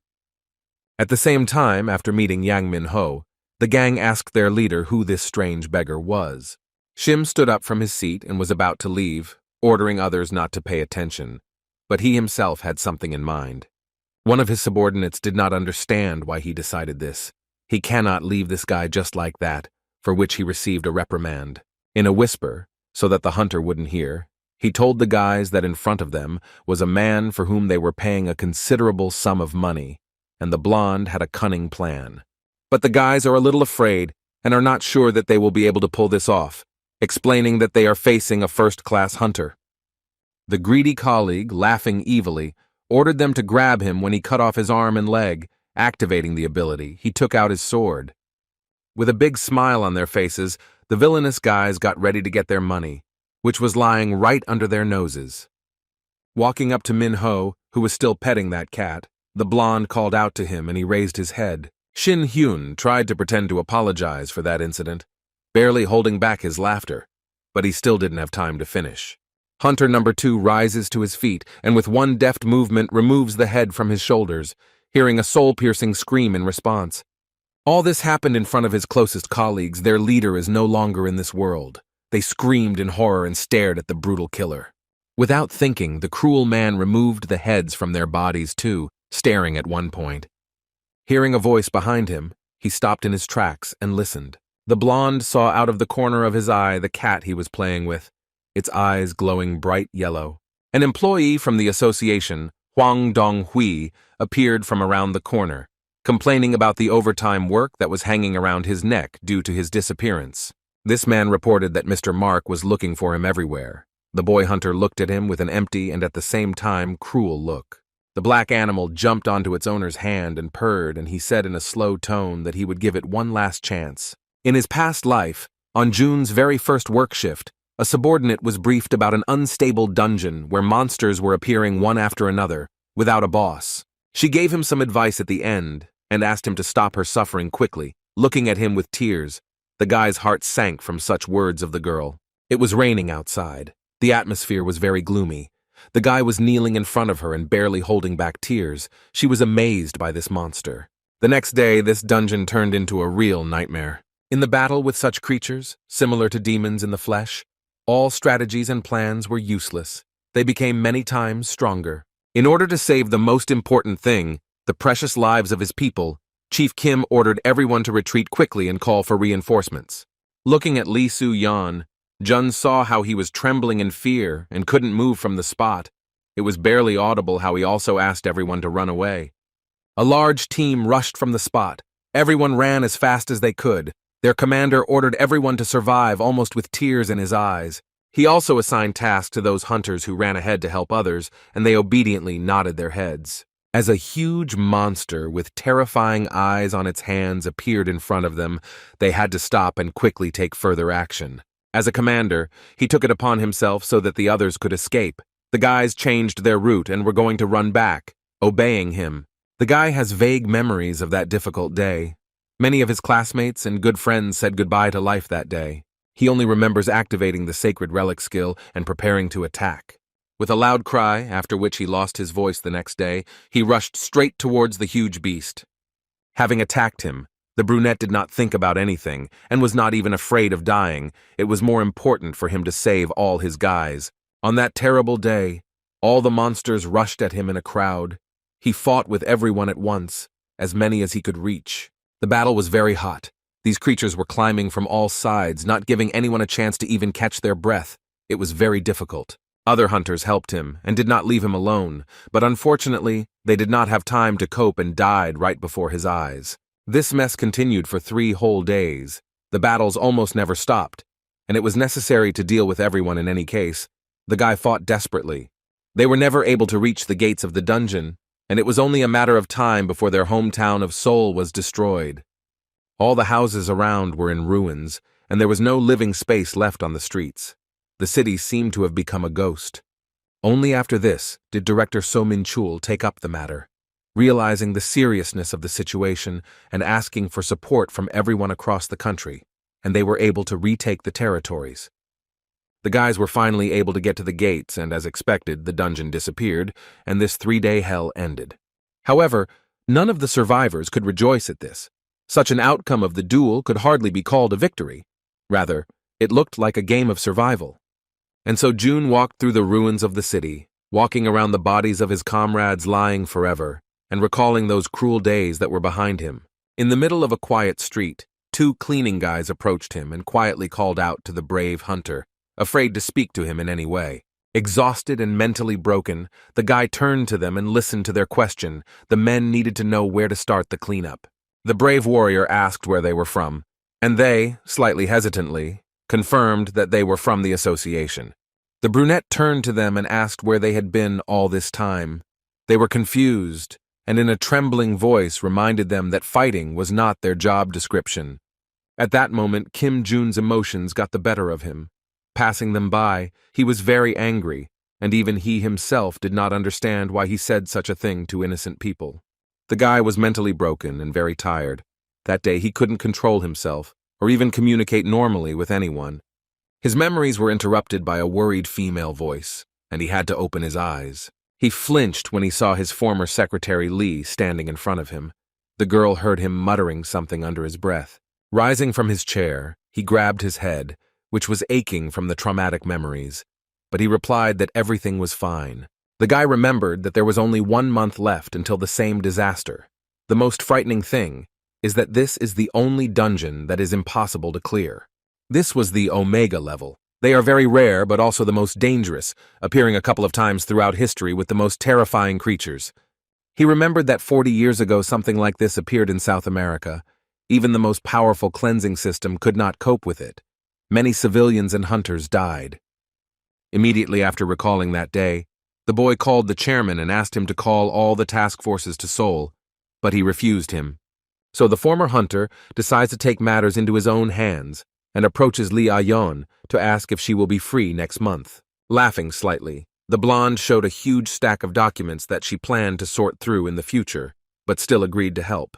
Without letting her finish, he demanded that his girlfriend get him a powerful weapon, naming it according to the criteria. She looked at him with incomprehension and remained silent. After a while, the girl yelled at him for something that made his head hurt even more, but their quarrel was stopped by a knock on the door. Raising an eyebrow, Jun thought that perhaps he had forgotten about the scheduled interviews, but according to Lee, there shouldn't be anyone there today. The door opens with a quiet creak, and the guys see a very familiar person, whom they had encountered earlier. It was Im Dong-bin. He was accepted, and the next day he started training under So-yeon and did well. When the test came, they were amazed by him. The girl looked closely at his technique of doing his job and was truly surprised that he was going to become a cleaner. This guy literally grasped everything on the fly and remembered it. It was amazing. Jun and Lee were also delighted by this, but for the former task force leader, such work should not be particularly difficult. Don-bin didn't expect that there was a clear algorithm of actions for cleaning, but his mentor explained everything clearly to him and answered his questions. Looking up, he saw the brunette watching him intently, and unpleasant memories immediately popped into his head. The man turned away abruptly, not showing that he had seen him. The former cleaner remained silent. Mr. Kim thought. Yesterday he thought that this fat man was making fun of him, because it was strange that he decided to work here, considering his past. Yesterday he interviewed him and found out that his enemy is really in a very difficult situation after leaving the association. He couldn't work as a hunter, so he went to work as a strategist in the guild. But then rumors of a disciplinary violation spread and it was rejected. Of course, our hero is not so insensitive in any case. He believes that Dong-bin himself is to blame for everything that happened to him, such as his karma, heavily, and said that it didn't matter at all what he was asked to do, and looked into his eyes with hope. It was after this that the guy decided to take him in, and they signed the necessary papers together. When everyone was about to leave, leader Kim Jun-woo decided to start a dialogue with him first. The guy brought him up to speed. His first week would be completely dedicated to completing the course, and later he would be transferred to a group led by Moon So-yeon, to which he agreed. The brunette himself doesn't know why, but he decided to support him and motivate the new employee to achieve heights in this area and become the leader of the squad. Putting his hands in his pockets, the young guy said that he believed in him. He clearly didn't expect to hear such words from a man with whom he had previously had a serious skirmish. The green-eyed man said this without much emotion, and it seemed like he really said what he thought. Having looked at him, his new employee was slightly perplexed, but decided not to answer, lowering his gaze and walked on with everyone else. After some time, he decided to thank him, and as he said goodbye, he said that he needed to go to the next training course as soon as possible. So-yeon led him out of the dungeon, and they went on about their business. Our hero and Secretary Lee watched them go. The next day, June invited his girlfriend to a restaurant to discuss work issues in such a place. The conversation turned to this new guy, Im Dong-bin, and the girl asked him what he thought of him, looking playfully into his eyes. While sipping a cool cocktail, the brunette thought about it and said that he saw how hard he was trying, which his interlocutor supported. They joked a little, and that was enough. Now the guy needs to figure out who tried to make this man their insider. Lee listened to him attentively. The quick-witted former janitor was caught by one phrase that Choi Ho-sung said when he was about to return. The thing is that Im Dong-bin said the same words as him, and this caused Kim Jun to become seriously suspicious during the interview. He immediately had a very strange and disturbing feeling that the two were somehow connected to each other and were acting together. But unfortunately, he knows nothing about their relationship. Before that day, our detective guy also asked the girl to find out more information about him. She said that they studied at the same university. Their first meeting for her data happened at a high school reunion, when Im Dong became part of the task force. Ho-sung actively supported him at that time and helped him in any way he could. Now everything falls into place for Jun, and it becomes clear how he was able to achieve such great success as a newbie. Raising her eyebrows and looking into her colleague's eyes, Lee guessed that this guy might have really come to them of his own free will. Leaning his hand on the table, the guy expressed a completely different opinion. He had no doubt that the chubby man was not at all happy with his new job. It seems logical to Kim Jun that Choi could promise to help him return to the association in exchange for some important information. When the girl asks if they have one, he himself cannot give a precise answer, which makes everything even more tense. What scares him most is that he could easily be exposed as having spent money while working at his previous job, and no one around him would be able to understand him. While sipping his drink, he decided not to say anything even to Ah-yeon and kept it a secret. But then she remembered that they received a good portion of funding from the association's budget. Upon hearing this, the brunette even spat out a cold cocktail right on her. The lady covered herself with her hands and got angry at him. staring with an angry look, and June, wiping his mouth, looked at her with bewilderment. Wiping the sticky liquid off her jacket, she irritably explained that all the accounting work was hanging on her and, of course, she knew all about it. This did not please her colleague. He frowned and was depressed, even though Lee did not demand an explanation and promised to keep her mouth shut. Rolling his eyes, he admitted to her that sometimes her skills scared him. The assistant looked at him and winked, laughing slightly, considering it a compliment. In addition, she sees that the new head of the operational headquarters is not indifferent and is suspicious of their finances, and it was hard to disagree with this. Now, the former janitor has a theory in his head that he sent Dong Bin to obtain clear evidence for blackmail or publication in the media. Looking at him from under her forehead, the girl thinks that he shouldn't have been hired here, knowing that he's an insider. Raising his head up, the brunette proudly replied that this was a mandatory step. In the past, when the day of the opening of the regeneration dungeon came, the guys tried to close it earlier, but because of this, they suffered many casualties. Due to this incident, the Korean Association found itself in a difficult situation, and no one had time to catch their breath. At the same time, the international community began to interfere in their affairs, and they became their puppets. And everyone knew that the main reason for such big losses was the leadership of Lee Soo-yeon and Seo Min-chul, who thought that they could handle it themselves. And in order to close it, we need at least 30 operational teams and a declaration of a state of emergency to avoid breaking the law. The guy is very worried about what will happen in a month. If the situation is not corrected now, then on that day they will suffer huge losses. He became very sad. He wants to at least minimize the number of victims if he cannot prevent the disaster. A plan was already spinning in his head that could work. The young man wanted to disable the association and thereby prevent the clearing of the dungeon. June knows that this dungeon will close itself in 5 days, and it will be necessary to evacuate all civilians during this time, leaving the city empty. From all his insidious plans, the guy himself did not notice how he began to smile evilly, and this was noticed by Lee, who was sitting nearby and became a little wary. And he finally came to the logical conclusion that Im Dong-bin appeared just in time. The brunette could barely hold back his laughter. After the first day of the cleaning course, the fat man was very tired, and his whole body ached on the way back home. He needed to call his friend Choi and report the situation, but he forgot about it, so he did it. He made his friend, the manager, happy that they couldn't figure him out and everything went smoothly, and he promised to give Don Bin a place in the main office for good evidence. But he stopped him, and a thought came to his mind. What if none of them were stealing the association's budget? There were a lot of doubts in his thoughts. His classmate Choi Ho shouted at him, convincing him that there was no way he could have made a mistake and that it was important to focus on the task at hand. Silently hanging up the phone, he put the phone in his pocket and went to the nearest bench to catch his breath. Finally, he can rest a little. With a quiet sigh, he sits down and floats in the clouds for a bit, enjoying the pleasant breeze outside. But still, the thought of this task did not give him peace. It seems to him that this man is even more cruel than Min-chul. He begins to doubt him. In his association office, his friend Ho Sung stood and looked at the night view from the window. He did not want to increase suspicions by frequent communication. He lowered his head and thought about this whole situation. His comrade had a chance to remain a cleaner forever if he didn't obey orders. His sad thoughts were interrupted by a knock on his office door. He was not expecting anyone but invited a guest to his office. The best hunter Minju came to him with the purpose of talking about something very important. Walking through the door, she was indignant that the workload had increased by 30%, and it seemed to her that this was too much. Turning to her, he objected that they couldn't handle all of this given the help of the guilds, looking at her questioningly. Exhaling, he couldn't believe his eyes that the elite huntress of the entire association was whining to him right now.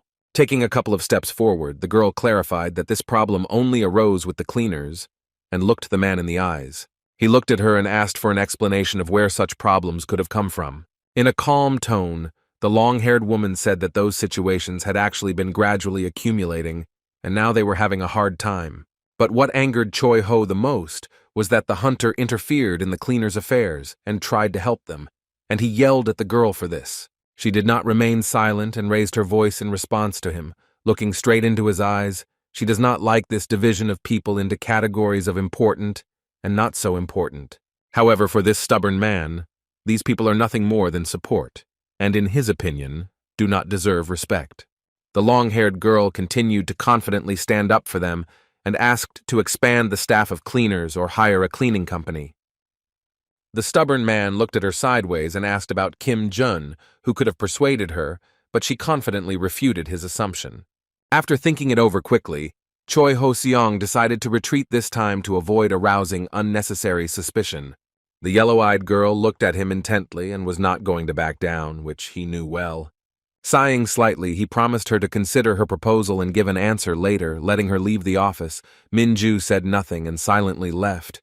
The next morning, Jun had a visit planned to the association with his assistant. Entering the building, he looked around and still felt confused. He needed to get to the main office. He couldn't believe his ears that they were the first to offer to conclude a contract. He walked down the corridor, smiling maliciously. Arriving at his destination, he politely greeted the new leader Choi and sat down in a comfortable chair directly opposite him.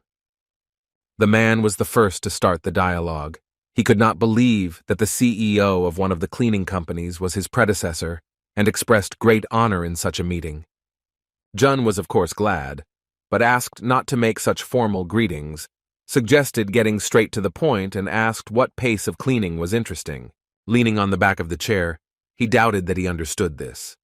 He said that good quality of work remains if you take no more than 3 dungeons per day. Having thought it over carefully, the young guy offered to sign a contract for 10 appearances per month for one team, looking him closely in the eyes. He immediately asked for the cost. The former cleaner was already ready and presented him with a document where the approximate price list of the service was written. Choi picked up the document and his eyes almost popped out of his head from such astronomical prices. He decided not to show that it was dear to him and agreed to continue working under these conditions.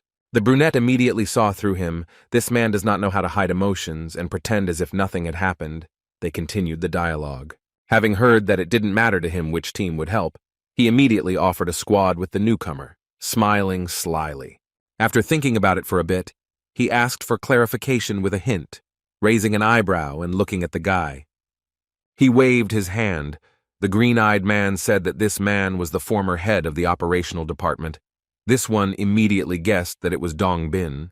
Ho-song pretended that he was not satisfied with this option either, looked away and began to get a little indignant.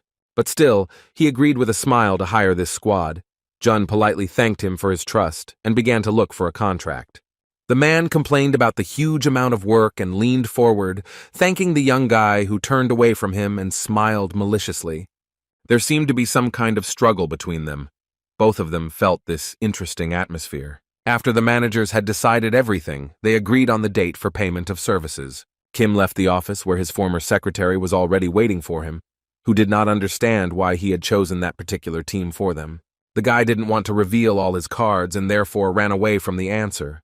Such secrecy on his part really angered his girlfriend, and she lost her temper. Putting his hands in his pocket, the guy walked on without answering the question.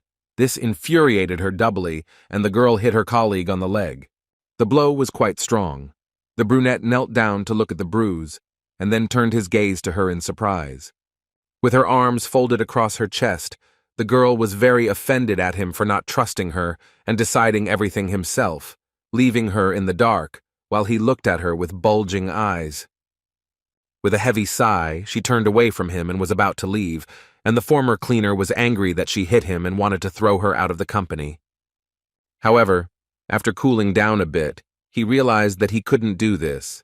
A Yeon would be very useful to him, and he had already become attached to her, although he was irritated because of her. Having gotten to his feet, the green-eyed man nevertheless decided to share with her what would happen in 3 weeks, because of which the association could collapse. The girl listened in surprise. According to him, it is precisely during this catastrophe that the international organization can easily absorb the Korean one, looking it straight in the eye. Remembering what happened in his past life, he added that there would also be many victims, which horrified his girlfriend. After listening carefully, the blonde realized that he was going to let Choi Ho-seong get to the evidence in order to eliminate the chairman, which seemed crazy to her. Looking straight at her, he calmly said that his target was not only the old man, but also those who occupied key positions. Lee. Du Shik's daughter was very worried about this because it was very similar to the betrayal that Im Bum himself heard. He was very angry when he came down the stairs and realized that the young man whom he always helped decided to set the old man up at the most difficult moment. His former secretary was confused and tried to justify his words, but the former cleaner stood there without batting an eye. Having become very angry, he activates the skill of summoning a beast. The girl's legs began to shake, and the guy at that time found it funny.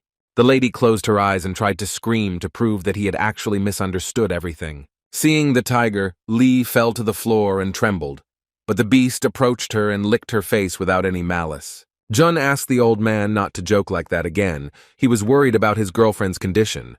The grandfather laughed loudly in response. The young man came up to her and helped her stand up, taking her hand, and Imbam laughed at the fact that he was able to return him to his post, and now he was taking it away from him. The interlocutor looked him straight in the eyes and asked again if he had anything against this. It would be difficult to go back. The old man laughed, making it clear that this would not offend him in the least, and that he would not regret his decision, since he had been heading the association for several decades. Most of all, he was worried about the young guy. After this, he would not be able to look after him. The brunette asked how things were going according to plan. After clearing his throat slightly, the chairman said that he had found a man who had falsified all the data so that they would find the evidence without difficulty. The guy was pleased. It seemed like everything was going as it should, and he was very happy. Moreover, he is sure that while the manager and his deputy are not in the office, the curious Im Dong-bin is right now looking for something on his work computer. And his guess turned out to be true, but he was interrupted by So-yeon, who came to the scene and spotted him. He hid the flash drive behind his back. The red-haired man asked what she was doing there, but she was more interested in the question of what he was doing at Miss Lee's workplace. He began to shake with worry. The man was rather trying to come up with a good excuse and was angry at his treacherous colleague for such a setup. Slamming his hands on the table, now was not the time to deal with this. Fortunately for him, the commander demanded that he quickly get ready. It turns out that in 2 hours they had to go to the main office and show how well they do their job. Dong-bin looked at her in surprise and cried out. He didn't want to go back there. But still, the cleaner went to get ready as ordered. Arriving at the scene, the responsible So-yeon directed the guys to do their job better. Everyone obediently did what she said. While cutting the monster, the narrow-eyed man thought about his next plan of action. He managed to make a backup copy of all the data from Lee's computer on a flash drive. And yet, he did not trust his partner and did not want to give up all the evidence. The red-haired one decides to keep everything for himself until a certain moment. His thoughts were interrupted by the commander-in-chief, who leaned over him and inquired about the progress of his work. He didn't expect this and shuddered a little, but replied that everything was fine. He was so lost in thought that he didn't hear the girl calling him. Before leaving for the others, she gave orders to collect everything after herself and clean up the place. With a wide smile on her face, the red-eyed one praised him and went with the others to the boss's hall. Dong-bin glared at her, feeling humiliated as he realized that their roles had been reversed, and a feeling of helplessness grew in his soul. The man had already managed to think to himself that the girl was making fun of him. He gave his word to himself to rise to the top and take revenge on So-yeon for this. She must be very pleased that she is in charge of someone like him. Pulling himself together, the cleaner decided to finish the job quickly and concentrate fully on it. He was delighted that he was so good at cleaning up this dirt. It really relaxed him and freed him from bad thoughts. Finally, the day was over. The guys were all happy and headed home. On the way back, the leader approached him and asked where the remains he had collected were. The narrow-eyed man calmly pointed to the cart into which he wanted to put the box with them. It seems that he forgot to pick them up. The manager was confused and ran to the portal, wanting to quickly pick them up before closing. However, unfortunately, she didn't make it in time. Right under her nose, the dungeon closed. The other boys' hearts began to pound. They were scared of the possible consequences. They had to turn to the huntress who was cleaning him and tell him everything. After hearing what she heard, the girl was beside herself. She yelled at Don-bin for his mistake. The guys stood there with their heads down and remained silent as they listened to the reprimand. So-yeon saw that his subordinate felt awkward and humiliated, and she felt sorry for him to the point of tears. And the huntress took advantage of the moment to remember the past and respond in kind. Approaching him, she looked down at him intently. The cleaning girl felt even more sorry for him. She couldn't stand it, and was the first to ask for forgiveness for his mistake, bowing low to the squad leader. She took full responsibility and asked him to scold only her. Looking up, She said that this was his first real assignment. The short-haired girl looked at her with slight misunderstanding, hearing that she would reimburse the costs of this cleanup. Her eye twitched. After talking to the sweet lady in calm tones, the huntress realized that she had unconsciously lost her temper due to anger at the new employee. He stood with his eyes lowered to the floor. So Jan had no intention of backing down and apologized again, promising to make a detailed report to the CEO.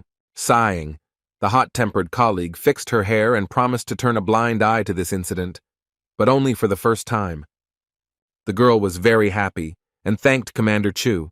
She was already tired of hearing these thanks and asked the guys to leave the office. Coming out of there, she breathed a sigh of relief. Everything went better than she expected. In a slightly sad tone, she addressed her subordinate by name.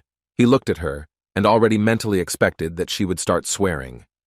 The guy stopped for literally a minute, and so Jan looked at him with concern and asked him not to take what happened to heart.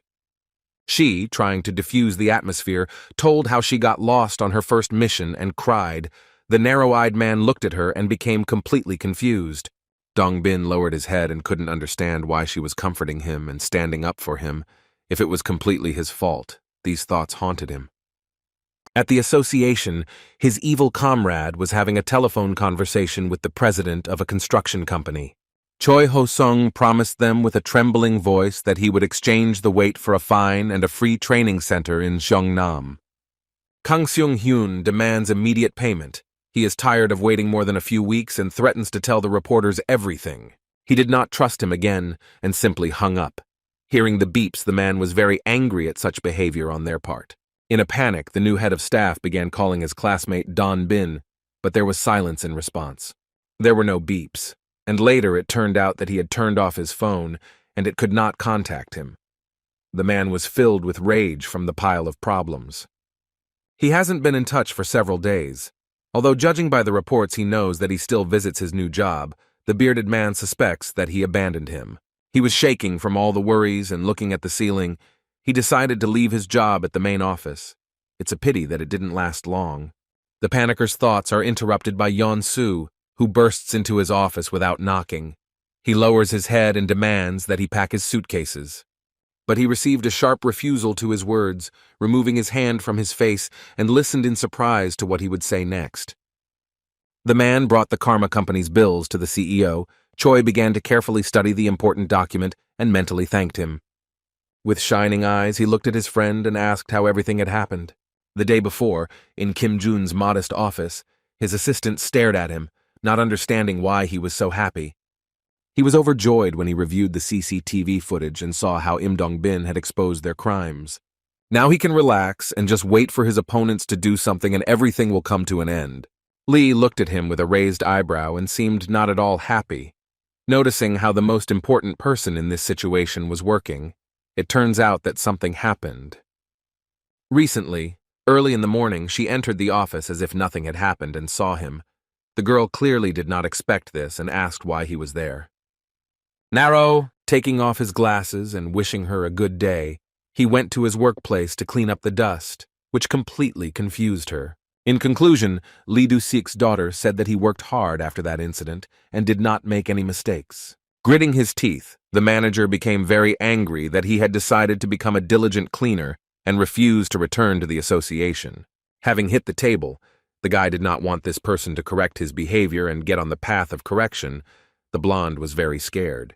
Because of him, there is now a high probability that the regeneration dungeon will become a huge disaster and will cause many casualties. In such a tense situation, they cannot sit still. The brunette suggests quickly sending his own bills and setting up the chairman himself. He has no other choice. On the same day when these important papers reached Choi Ho, he went with them to Im Bum. He folded his arms and listened to him attentively, but did not say a word. In the end, he asked why he came to him with this. The man justified himself by saying that he wanted to avoid misunderstandings. Hearing this, the old man laughed loudly at such an obvious lie. Having calmed down, he asked to tell him honestly, like a man, that he decided to use this document as blackmail. He knew everything in advance. The brown-eyed man explained that he had the goal of promoting the dungeon exhibition in Pundon City, looking at him with a slight excitement. And yet, the blind man in one eye did not understand the benefit of this. He could have been set up right at the exhibition and then engaged in promotion, for which he presented the claim. Smiling slyly, he asked for favorable conditions in order to avoid unnecessary attention from the media and destroy evidence. The grandfather raised an eyebrow and grinned. Having called him not the smartest person, Imbam still couldn't believe that they came to him with blackmail about such a petty trifle. He did not want to continue the dialogue and, exhaling, gave him free rein, showing that he was not against publishing materials on the internet. Laughing, Choi slammed the table, threatening to jeopardize not only his existence but the entire association. But the chairman was already prepared for everything, and in response he simply snorted, showing that he was not very interested in this. The man was surprised. Having decided to smooth things over a bit, the new head of headquarters nevertheless suggests resolving this issue peacefully and without outsiders. The old man was already fed up with this cooing. He jumped up from his workplace onto the table and demanded to be more confident. It seemed to him that he was speaking to him deliberately softly. Imbam, shouting, compared this evidence to a powerful weapon and said that they should literally bite into his throat and not beat around the bush. His subordinate certainly didn't expect such a reaction, and he stood silently, unable to find the right words. In his thoughts, he understands that he greatly underestimated him. Initially, he had planned to come to an agreement with him, but he did not expect such a turn of events. The bearded man did not want the association to collapse because of him, and so he continued to ask for agreement to his conditions even less confidently than before. With a heavy sigh, the old man deftly jumped off the table and nevertheless continued to explain his point of view. He believes that Choi Ho will definitely blackmail him for this more than once in the future, but he listened and remained silent, not moving from his spot. The grandfather, who was blind in one eye, admitted that he was finished from the moment he received this valuable document. The manager muttered that he would regret it. Finally, Imbam ridiculed him for not being able to tell the reporters everything because of his fear, and these words hurt the newcomer. Clenching his hand tightly into a fist, he decides to go to the media and report this event to prove to them what he is capable of. The next day, news of the chairman and his fake deeds spread throughout the world, and all the details were revealed. An investigation was also announced on whether the connection between Kim Jun and the chairman had been severed, and people read about it all over the world and were shocked. Lee was also aware of what happened, sighing heavily. She understands that now all passers-by will become their enemies, and the guy doesn't seem to care. He's used to this. The girl was very worried about him and her reputation, but June advised her not to worry too much in this situation, and in general, she shrugged her shoulders. The brunette asked how things were going with the production of the remaining weapons, and she happily reported that everything would be ready next week. He sighed and calculated that the regeneration dungeon would appear very soon, or to be more precise, next week. The blonde looked at him with interest but said nothing. And yet her curiosity won out, and she asked again how he knew about this event a month in advance. She suspects that the guy has the gift of foresight. As it turned out, even from the time of their joint work in the association, she was always interested in how he knew everything in advance. The brunette looked at her sideways. Looking away, he wondered if he should tell her this right now. And yet, he decided to admit that his karma was to blame for everything. The blonde stared at him. She seemed to have a hard time believing it. She laughed and realized that she would never hear the truth from her boss. The guy was killed in his past life, and because of this, he received the skill, karma. In order to return back, he faces huge tasks that he must overcome. And yet he did not want to tell her, but a curious friend offered to save his life one day in exchange for this information, looking at him with a sly look. Kim Jun laughed, unsure that such a thing could ever happen, and simply looked into the distance. There has been no news about Yang Min-ho for a long time. He was caught by masked men, and after taking his clothes, they tied him up with strong ropes for safety purposes. He was surrounded by unfamiliar warriors, and one of them told him about a great catastrophe that would happen in a week in Seoul. Mark said that Kim Jun-woo was willing to risk his life to save his dear subordinates. Hearing his name, the hunter opened his eyes wide. Leaning over him, the bearded man explained why he left him alive. It was all so that he could finish him off. Looking angrily at the boy, the man told about Chloe's report that he had behaved inappropriately during the mission, not following orders. He warned that the command of this operation was entrusted to a person from the Korean Association, and there would be other people there. He was forbidden to make a mistake. The crazy guy laughed. Now it became clear to him why he was caught, all because of his unloved Chloe. It seemed that was all he was interested in. Rising to his feet, Mark hit him and asked his assistant to place the young man in Lee Nong-suk's special capsule. However, the blonde warned that he already had his skill, and if he dived there again, he could die or get side effects. The cold-blooded man reported that Kim Jun had killed 2 commanders from the RV Corporation teams, and in this state, Min-ho would not be able to resist him. Hearing that if he failed to complete the task he would be killed, he laughed. He stood up abruptly and began to thank his hated colleagues, his eyes burning with the desire to quickly take revenge on that impudent guy for the humiliation. For his own safety, Mark asked to prepare titanium and a bullet made of a stone that suppresses abilities. Turning around, he headed for the exit. The distraught young man was looking forward to the moment when he could fight him again. The smile was not going to leave his face. 2 masked men dragged the madman by the hands into a special capsule after a while. Even so, he screamed and laughed loudly, thirsting for revenge for everything that had happened. A week later, the day X arrived, a huge entrance to the dungeon appeared above the city. The sky suddenly darkened and changed color. From there, a strange, slimy liquid fell, landing with a loud bang right at the hunter's feet. Coming closer, the guys spread their hands and wanted to take a closer look at the strange object. At that very moment, a terrible eye opens in it and looks straight at them. Immediately stretching out like a worm, he frightened them very much. They were terrified and wanted to run away. Later, many such puddles began to fall from the sky, which over time turned into terrible, toothy monsters, ready to destroy everything in their path. After the news about the chairman's embezzlement of the budget, there was a terrible commotion in the media. The old man resigned, and after that, all other connections began to be cut off, which was quite expected. A major coup began. All operational groups were transferred to branches in the provinces. The redistribution of commanders and leaders according to the new rules was mandatory. At the main office, only Choi Ho-sung, the CEO, and a few other workers remained among the active hunters. The rest had left. And yet, in the end, as Kim Jun-woo predicted, the regeneration dungeon actually appeared, and chaos began in the city. And using a super new weapon, the guy fights monsters together with the guys. But it seems that these creatures are reviving. One almost bit off the head of the Chew Hunter commander. Fortunately, they rushed to her aid and pushed her away from the toothy creature.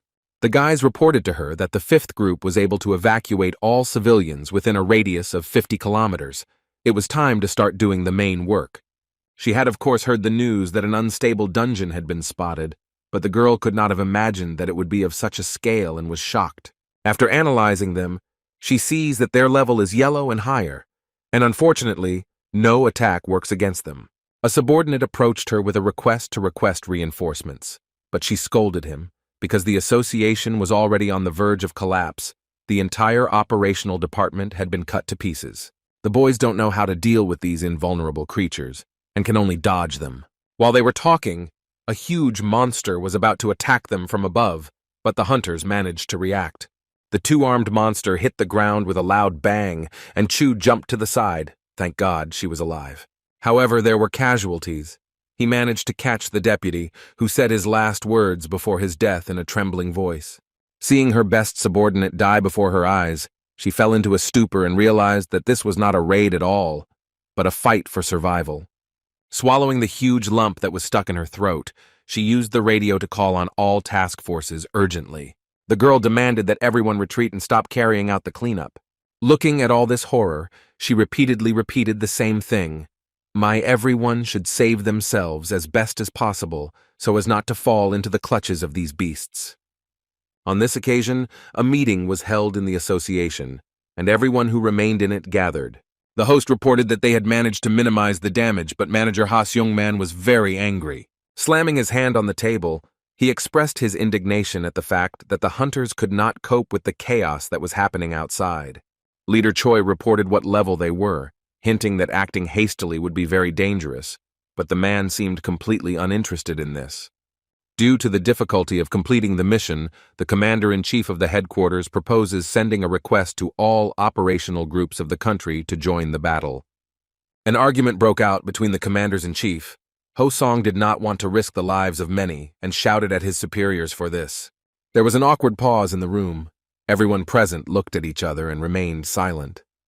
The new guy continued, reporting that not so many people were taking part in the raid, straightened his tie, and promised to call on the guilds for help. Manager Sunman requested that the remaining C and D rank hunters be brought in to assist. Glancing at the others, he asked if anyone present would like to lead the operation. The hall was again filled with deathly silence. No one wanted to take on such a big responsibility, and everyone hung their heads.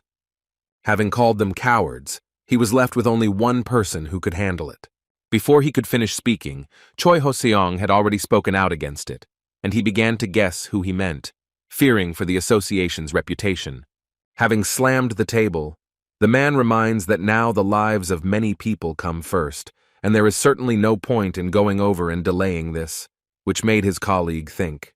Remembering how hard he had worked to achieve this position, he could not allow his achievements to be lost, and that is why he cannot give his consent to this, which enrages all the people present, who are ready to save themselves by any means. Taking matters into his own hands, Choi wants to lead this operation himself as the head of the operational headquarters. His first order was to discuss strategy with the task force commanders, and everyone listened attentively. Then, he gave the order to Hwang Dong-hui from the management department to collect data on the monsters. He obediently nodded his head. Meanwhile, June had already arrived at the scene by car and had come up with the idea of catching at least 50 monsters before the hunters arrived. Lee was worried about her risky colleague and asked to take at least the American Han Yu-bin with him. The guy looked into the distance. He remembers how in his past life these monsters dealt with his best subordinate and does not want to repeat such mistakes again.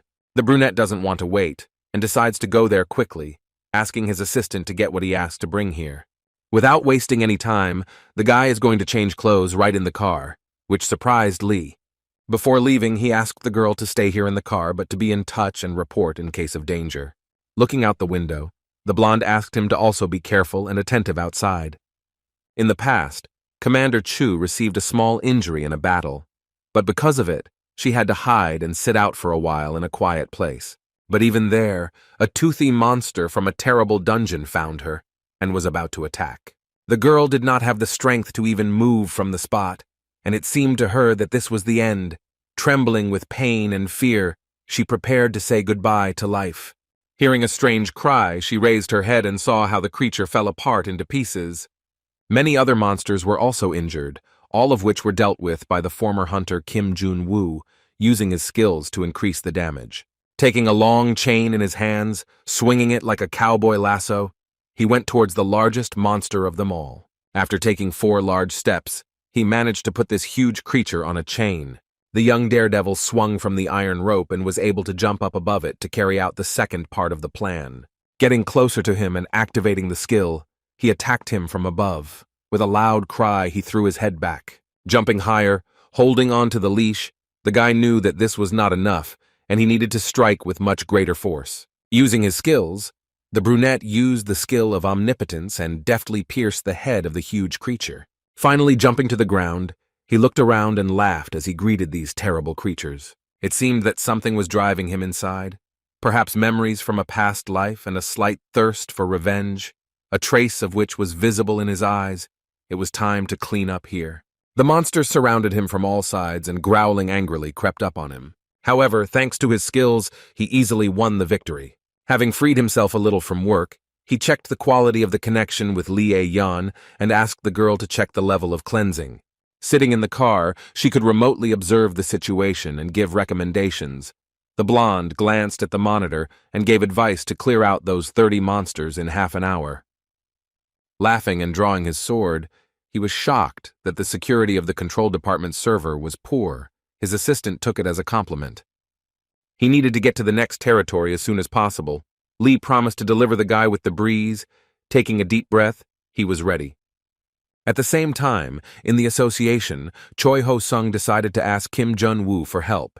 He is not at all confident in his leadership abilities. The man sat in his office, literally going crazy. He had never been in charge of such a large-scale operation before and did not know what to do. All the guilds that were asked for help numbered approximately 250 hunters, however. They will still not be enough, but there is no other choice. Now it seems to him, all that remains is to go down and close this dungeon himself. His thoughts were interrupted by one of his servants who ran into his office with important news. The guy with glasses reported that, to everyone's surprise, the number of monsters began to decrease significantly without any reason. The man jumped up and suggested that perhaps it was the freelance hunters who were helping to clear the area. However, that's not the point at all. The guy took a step forward and said that the monsters began to attack each other and fight. Choi did not expect such a turn of events. His subordinate laughed slightly and suggested that they were most likely fighting over territory due to the rapid increase in the number of monsters. Looking him straight in the eye, the squad leader asked him if he was sure that everything was really like this. He nodded his head in agreement. It turned out that the boy had personally gone to the place and made sure of it. The manager had never been so happy. It was as if a huge burden had been lifted from his soul, and he breathed a sigh of relief. The bearded man gives him the order to continue monitoring the situation and to notify if anything happens, to which he obediently nodded his head and smiled. The new boss's assistant contacted someone on the phone and reported the plan of action for the battle. The guy on the other end of the phone took the order with a slightly shaky voice. However, something was fishy here, and the purple-haired man suspected something. His expression changed. He asked if he was keeping Yang Min-ho under control, to which he received a positive answer, but in fact it was the other way around. He was being kept under surveillance. The guy in the cap finished the conversation, and the crazy guy praised him for his obedience. He trembled all over when he heard his voice again. The hunter got what he needed, and with an evil smile on his face turned his head into a skull. He wanted to deal with his ill-wisher on his own. And June is standing on the roof of the building and preparing to jump into the crowd of monsters. Having come up with a clear strategy in his head, he rushed there without wasting time. He managed to jump on one of them's stomach and activate his sword mastery skill to increase his damage. He remembered how in his past life these creatures had caused him a lot of trouble. They were pure demons. It was necessary to use sacred relics. Of course, having fought alone for a long time, he felt very tired in his legs. Kneeling down, he decided to catch his breath for a couple of minutes. A system appeared in front of him. The Demon King's skill was still blocked for him, which was very bad. He remembers how this opportunity was available to him before rebirth. If it were the same now, everything would go like clockwork. During all this time, the guy thought that he had only been able to defeat 24 such monsters. Lee heard his indignation and asked how he was doing. Despite his positive response, she demanded an immediate retreat, threatening to call for reinforcements. There was a serious threat to his life, but he remained stubborn. Their conversation was interrupted by Chief Chu, who limped on one leg and approached him, covering her shoulder wound with her hand. The girl thanked him for saving her, but the guy asked her to leave quickly. Through her tears, the girl firmly decided that she would also fight. These creatures killed her best comrade. She was so desperate that she did not notice something touching her. It was Yang Min-ho, who appeared at the most inopportune moment and greeted his opponent in a friendly manner. His face had changed greatly. His irises had lost their color and had become black and empty, which Kim Jun immediately noticed. The guy's eyes widened when he saw this hunter in front of him. He couldn't believe it. Looking at him, the former cleaner laughed because he was definitely waiting for someone here. At this time, there was a man with a titanium pistol standing behind the building, watching everything that was happening and waiting for the right moment. The brunette laughed at the fact that the former #1 hunter even dyed his hair for the meeting with him, which made him laugh a lot. Through a wide smile, the gray-haired guy shared what pain he had experienced, and it turns out that during this time he had killed quite a few people. A maddened subhuman, he looks him straight in the eye and talks about his feelings, how much he wants to get his head. It interests him more than anything in the world. Laughing loudly, he showed a huge pile of skulls that he had been collecting all this time. It was his great pride, but it was not enough. Seeing more than 100 beheaded, the former janitor looked in surprise and was horrified at how many people he had killed. The guy activated the shield in time, just as all those skulls attacked him on the orders of their new owner. After finishing his attack, Yang Min-ho stared at the result of his work. As expected, he didn't have to wait long for a response. His opponent fought back everything. Quickly slipping away, the brunette tried to attack his opponent from behind. The blonde was already prepared for this and put his girlfriend Chu under his fist, which made him stop. Kim Jun stared at him, unable to move, looking straight into his eyes. Listening to his speech, he did not notice how his men came up behind him with that pistol, shot him straight in the back and pierced him through and through. And only at the moment of impact He felt a piercing pain throughout his body. He realized that this was an unusual bullet. He could not believe his eyes that this happened again. Falling to his knees before the enemy, he only heard his giggling, which gradually faded away in his head. The crazy hunter was very glad that he had such an opportunity to fight him and win. He did not stop laughing. Barely standing on his feet, he couldn't answer him, and the blonde laughed at how he shamefully fell before him. In the end, the brunette fell to the ground without moving or saying a word. His secretary was horrified. She couldn't believe it. Her hands started shaking. Lee tried to contact him, but she heard nothing but silence in response, no matter how hard she tried. Tears streamed down her cheeks. She really didn't want to admit that this had happened. Pulling herself together, she refused to believe that her best friend could be killed so easily. Putting all her things aside and turning off the devices, she went outside to check her luggage. As she felt she had managed to grab the very pistol that this smart guy had taught her to shoot with, the blonde called Min-ju for help, briefly explaining the situation. His student was also fighting at that time, and was very unhappy that he had thoughtlessly gone alone to that very place. She called her American friend Han Yu-bin, who was already having a blast and was happy that she could fight. The redhead is crazy with happiness that she can finally stretch her legs after playing with rags. The long-haired girl also decided to ask the guys from the guild for help, and could not get a refusal. The guys went to her.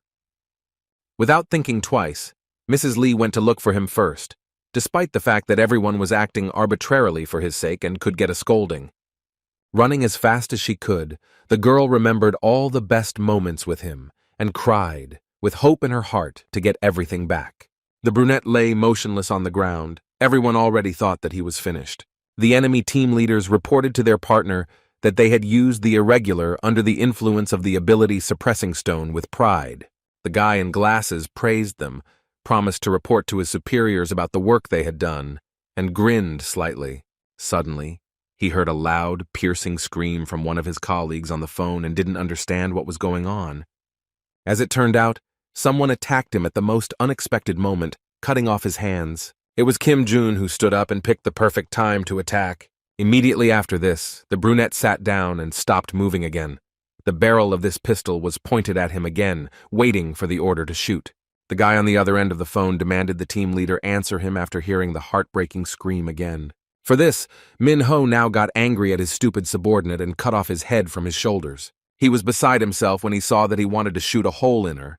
The blonde had wanted to get such a trophy for a very long time. While there was all this commotion, the leader of the hunting party ran up to the guy in the cloak and stabbed him in the back. Chu confessed that Jun-woo was her former boss, and she didn't want anything to happen to him by hitting him back in the same spot. The enraged hunter turned to her and was about to take her head, swinging his hand. But he was too slow. His shot opponent managed to activate the hyperboost skill and pin him to the ground with his foot. While he fell, the wounded man grabbed his former subordinate in his arms and carried her away. He could not understand how this could happen. Other subordinates ran up to Yang Min-ho and demanded an explanation from him. Laughing, the madman looked at them with wide eyes and wanted to compensate for his losses of those jewels that were broken. Jun and Chu stopped in a more or less quiet place, and he advised her to quickly leave here, holding her stomach. She resolutely opposed it. She wanted to thank her colleague for everything he had done for her. But now, at this moment, he was most interested in this stone that was shot at him. The brunette is sure that before the rebirth he felt the same. The first thing he felt was the numbness and loss of strength. Because of this, he did not have time to attack or even use a shield. Those bullets contained this substance. But now everything is a little different. Under its influence, the guy loses all his strength. His abilities are cancelled. To begin with, the short-haired one helped him to heal using medicine, but he will have to be immobilized for 10 minutes, which is dangerous for him. Leader Huang Do-yi, as always, he answered him with a smile. These guys were just a resource, and the irregular, according to him, is no longer dangerous. Kneeling down, he boldly said that he had found a more useful thing. This is the same backup that is very similar to a remote control device. Hearing about this, the bespectacled man was afraid that such an important thing had fallen into the hands of a madman. Having to urgently restructure all plans and change strategy, he turned to Team S. The commander-in-chief ordered them to get rid of this annoying Min-ho, of course. After the irregular, they obediently nodded their heads. At this time, the opponents had already found the location of the very first target, where Jun was hiding, healing his wounds. The men in black jumped down and were ready to end it all right then and there.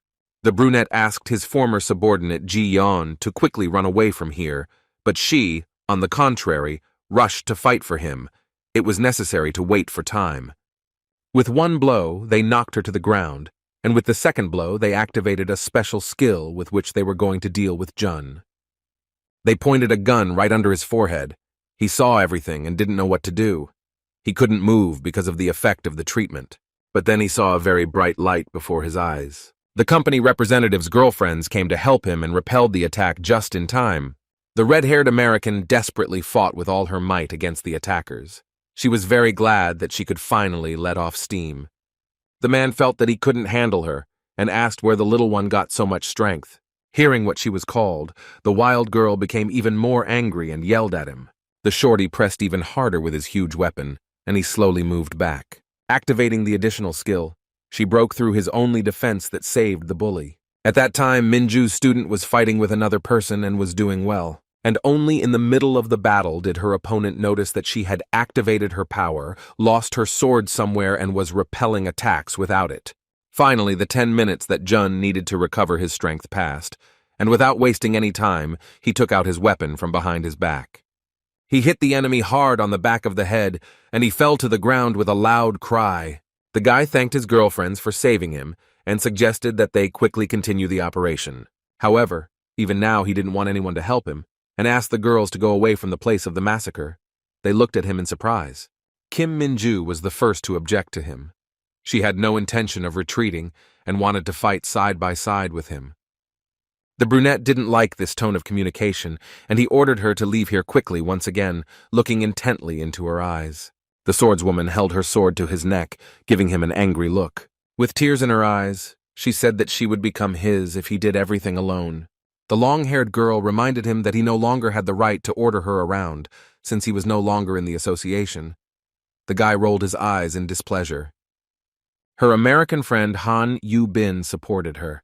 Despite her tough character, she also didn't want him to take everything on himself. The girl is very stubborn and is not going to leave the battlefield like that. She is more stubborn than the brunette thought. In that case, he decided to retreat and entrust them with clearing the regeneration dungeon, asking them to promise to return alive. The girls smiled and listened to his instructions. He asked them to hold back the monsters while he dealt with the International Association. They obediently nodded their heads. The boy is very happy that he can now give it his all and fight these people with all his might. In the blink of an eye, everyone scattered to the sides, starting to carry out their tasks, while Mr. Kim stood in place. He heard a slight cough from his opponent behind him, and he remembered another very important matter that he had to carry out. Crouching over him, he grabbed him by the hair and demanded that he give out information about the titanium pistol, to which the man laughed and asked him not to bluff. He understood his hint. He stabbed him in the shoulder with a knife. His opponent screamed, and he laughed at him at that time, smiling broadly. This internationalist really thought that this guy was not capable of such a thing. At that time, Seo-kyun was dealing with the crazy guy Yang Min-ho. As always, he repelled all attacks using delamination. It seems like the guild leader is losing to him. He is taking quite a bit of damage. Laughing, the blonde said that he would send him right now to his friend Chang Yul, already pointing his hand at him. The jock had already resigned himself to the fact that his end was coming, and he lowered his head without saying anything. Smiling widely, the crazy guy admitted that he would like to add his head to his collection. Before he could finish speaking, he stared at something behind Seo-kyun. Kim Jun, who looked almost like a new guy and was full of rage, was walking towards him. His eyes widened and he stared at him, surprised that the boy could have survived that bullet. In a second, he jumped closer to him and punched him in the face, asking him not to talk too much. The leader declared the second round between them open, looking at him intently. Min-ho's minions appeared behind him, with various weapons in their hands, but now he can fight at full strength and is not afraid of them. Having opened the system, the former janitor removed all restrictions from the skills and was ready to attack the opponents. The blonde was frightened by such a powerful energy that emanated from him and demanded his servants to quickly deal with him. Kim Jun has broken ahead of them and already knows how he will act next. Using a combination of his two skills, the green-eyed man takes care of all of them in the blink of an eye. Lifting them into the air, the madman sat in shock. This man was able to kill the most elite team in the blink of an eye. The former #1 hunter was not surprised by anything like this. In such a situation, seeing how a simple cleaner easily killed all of his subordinates, he had only one thing left to do. From his pocket he took out the find, which looked like a control panel, informing him that the association building and the operational department were mined.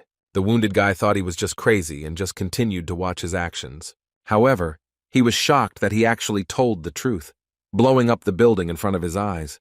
With a wide smile on his face, Minho only destroyed the management department, watching the boy's reaction further. He demanded to be a good boy so that he wouldn't blow it up, and the green-eyed operative couldn't allow this to happen, since all the headquarters staff were there. The former #1 hunter decided that his opponent would cling only to this remote control, and at that time he would be able to deal him a crushing blow. Raising his hand up, he began to tease him with the same remote control device, laughing loudly. However, his plan was not successful. His hand was pierced by some bright blue beam. He screamed loudly in pain. He grabbed it and completely forgot about what he wanted to do, and now it will be very difficult for him to implement it.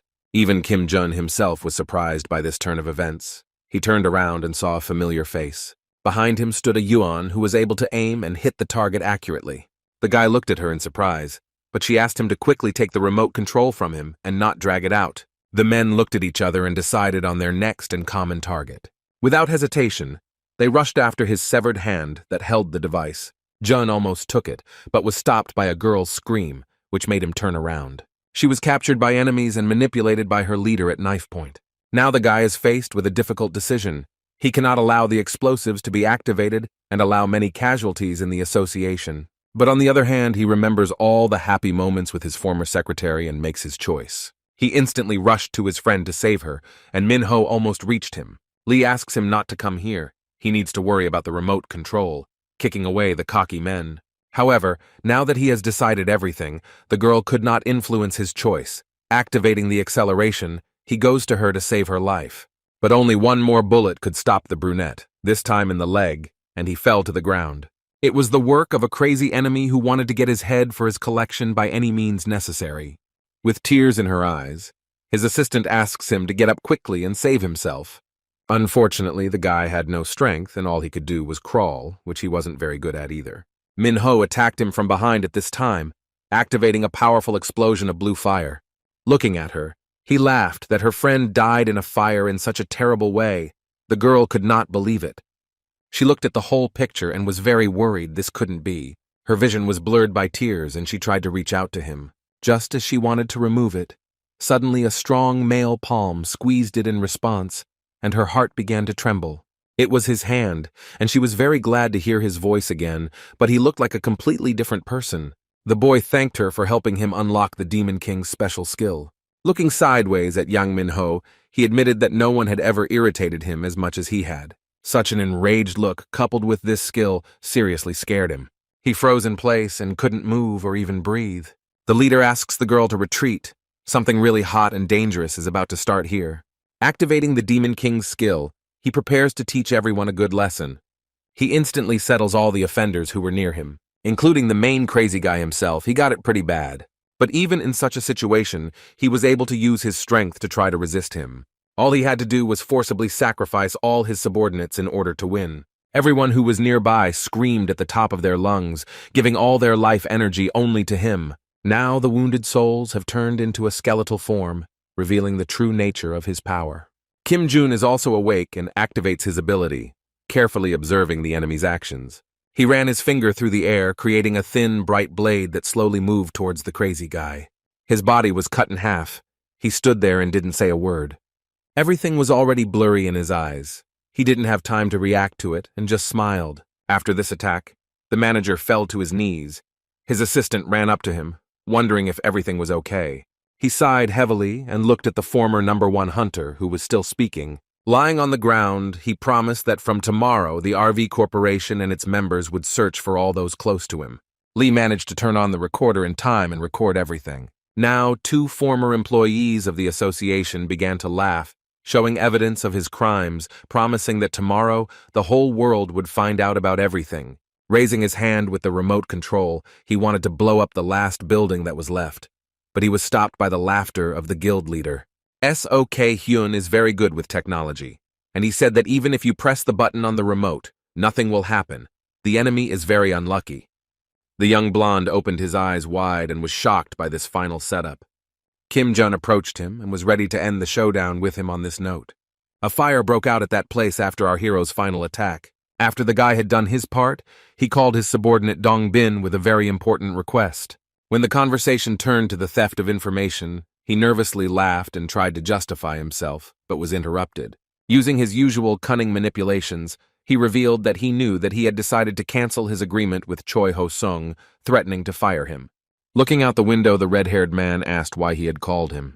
The former janitor ordered Bean to retrieve explosives from the main office. He was very upset and did not want to do it, but under pressure he still had to, and he went to get ready. Huang Donghui looked at the view from the window and tried to contact at least someone. And there was no connection with anyone except the commander of the third team, who picked up the phone. But instead of him, the call was answered by Kim Jun's enemy, who immediately recognized from his voice who he was dealing with. His voice trembling, the purple-haired boy pointed out that this proud boy was making a big mistake. The founder of the subsidiary organization found it funny that they decided to blow up the operative's headquarters in order to kill only one person, that is, himself. Still, the brunette promises to deal with this bespectacled man in the future for betrayal. The former janitor scoffed at how such an office plankton could be appointed boss, while the boss listened to his insults. Setting off to the next point with his assistant, he gave his word to deal with him at the first convenient opportunity. Without listening to the words of the previous head of the operational headquarters, he hung up the phone and looked at the view from the window again, immersed in his thoughts. He needed to call his boss, Mark, and tell him everything that had happened, which is what he did. The man said in a trembling voice that all the people from the main office had been exposed. Hearing such unsatisfactory news, the commander-in-chief demanded that they return to them, having first cleaned up their tracks. Finally, he added that from today onwards the Korean Association would be disbanded. The bespectacled man nodded and sighed heavily in response. After thinking for a moment, Huang realized that he meant to blow up the operational headquarters and destroy all the evidence in this way. He takes the necessary remote control out of his pocket and presses the button, expecting a strong detonation. However, no matter how much I pressed here, for some reason the building still stood intact and undamaged. The man tried again and again, but to no avail, everything remained intact and undamaged. It turns out that it was all thanks to Don Bin, who found and removed the detonator in time. Sitting down to rest, he felt very hurt that Kim Jun was treating him so cruelly and manipulating him. Walking along with his former secretary and the guild leader, the brunette thought about how a spy could appear in the management department that he trusted so much. Later, he decided to ask his friend why she aimed the gun at Min Ho's hand, although she could have aimed it at his head. The blonde yelled at him for his high demands on her, her hands shaking terribly when she took her first real shot. And only now, he remembered that she was an ordinary civilian girl, but not a hunter, and had never dealt with even such a simple weapon, and he was a little embarrassed. The boys had to stop when they saw a huge monster standing in front of them, blocking their passage. He remembered how before his reincarnation, it was this monster that had caused him the most trouble due to its ability to neutralize skills.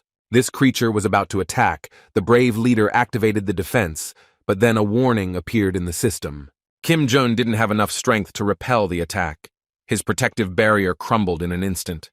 The brunette fell to his knees without energy, but he noticed that someone was helping them, striking back at the huge creature. The entire team was surprised that they were using the Holy Relic shooter skill, which was effective in dealing with such demons. From the roof of one of the collapsed buildings, unknown guys called out to the leader, who raised his head and tried to look at them, to understand who it was. He recognized his former colleagues from the hunting team, which was previously led by his student Kim Min-ju, and the guys happily greeted him. Also arriving to help was a rowdy guy from the guild, Song Jun-hyun, whose wife was saved during an operation in the dungeon with spiders. The girls who were nearby were very happy about their appearance. With such assistance, the chances of their victory increase many times over. The brunette continues to look at them in surprise. The redhead and her friend turned around and said that all these guys came because they were worried about him without waiting for a response from the association. This situation made him laugh. The tired guy couldn't believe that everyone agreed to end up behind the same bars. For such behavior, everyone could easily have their license taken away, but this doesn't bother the guys. His loyal fan from the Heirs Guild ordered all his subordinates to begin a special operation. His friend raised an eyebrow in confusion. One of them activated the divine light, which gives allies sacred power. They all wanted to deal with this monster and give it their all. As a former hunter, he was surprised that they were able to come up with such a plan and give everyone incredible power. He silently watched them. Such a skill could not be obtained just like that. Jun asked his fan how they could quickly learn it. This is a legacy of the previous leader who once saved this guy's life after his death. After warming up a bit, Kim Jun's student asked him to rest, which he actually intended to do, entrusting all the work to them. Without wasting any time, the large team immediately headed towards the long-haired monster to fight. At the main office, the new head of the operational headquarters was told that it had been mined. He was told that hunters were gathering in the affected areas without permission, and he was horrified. He grabbed his head, unable to believe that all this was happening while he was sitting in this post. In the future, he would have to clean it all up. The man did not want to take responsibility. He made a decision to save himself. He demanded that his subordinate convey the order to entrust command of the operation to Kim Jun. The subordinate looked at him and was very surprised that he was right now in the affected area. But the traitor Huang Dong said that there was no one there. Sitting back down at his desk, Choi ordered again to hand over control to the former cleaner and to call that scoundrel to him. He already had a plan. Meanwhile, in the center of Seoul, a friendly team fought with a huge witch. The monsters appeared one after another and attacked endlessly. The swordswoman and the other guys did a great job. No one was injured, which made them very happy. The red-haired Yu Bin was already starting to get a little tired, although she was glad to be back in the ranks of the hunters. 3 days had passed since the command of the operatives was transferred to Kim Jun-woo, and he controlled the entire course of the operation. Through the radio, he asks them to hold out a little longer and not to release the demons into other areas. They obediently follow orders. He remembered that conversation with him. It immediately becomes clear that this vile man Choi wants to put all the blame on him in case of failure. Soon it was already the 5th day since the dungeon appeared. He was very glad that there was very little time left before it was closed, and this would end. According to his assistant Lee, all the guys were very tired, but if they continue in the same spirit, nothing terrible will happen. The brunette sighed with relief. But then the girl decided to ask him about something else. The guy turned around and looked straight into her eyes. She remembered the people who attacked him, and thinking logically, realized that this was precisely why he created his own company. The guy was glad that he had a very smart assistant next to him. He still wants to continue working with foreign branches in the future. His girlfriend warned him about the danger of clashing with the internationalists when they returned to their work again, looking at their boss. She couldn't understand why it was so important for him to become the general secretary of a second, exactly the same association. It was clear from her that she was very worried about her risky friend, and she suggested an option where he could avoid getting involved in such dangerous situations. Looking down, the brunette reminded her that this was his personal goal, and if she didn't like it, he suggested that she leave in a calm tone. The blonde spread her hands. A moment later, he got hit in the cheek by a juicy bream. The emotional worker admitted that she was there because of the guy himself, but not because of the company. Sighing, he took out a bullet from his pocket, which according to the enemies was made of a stone that can suppress abilities. He asks her to investigate it. The employee glanced at her and reminded her that this was now considered illegal and that she had to try to avoid being seen. Their conversation was interrupted by Min Ju, who called to report important news, and her teacher answered the phone with concern. With a wide smile on her face, the swordswoman happily reported that the regeneration dungeons had finally closed, which was confirmed by her red-haired friend. All cleanups in all zones were completed. The operation was officially completed successfully. The hero had a smile on his face.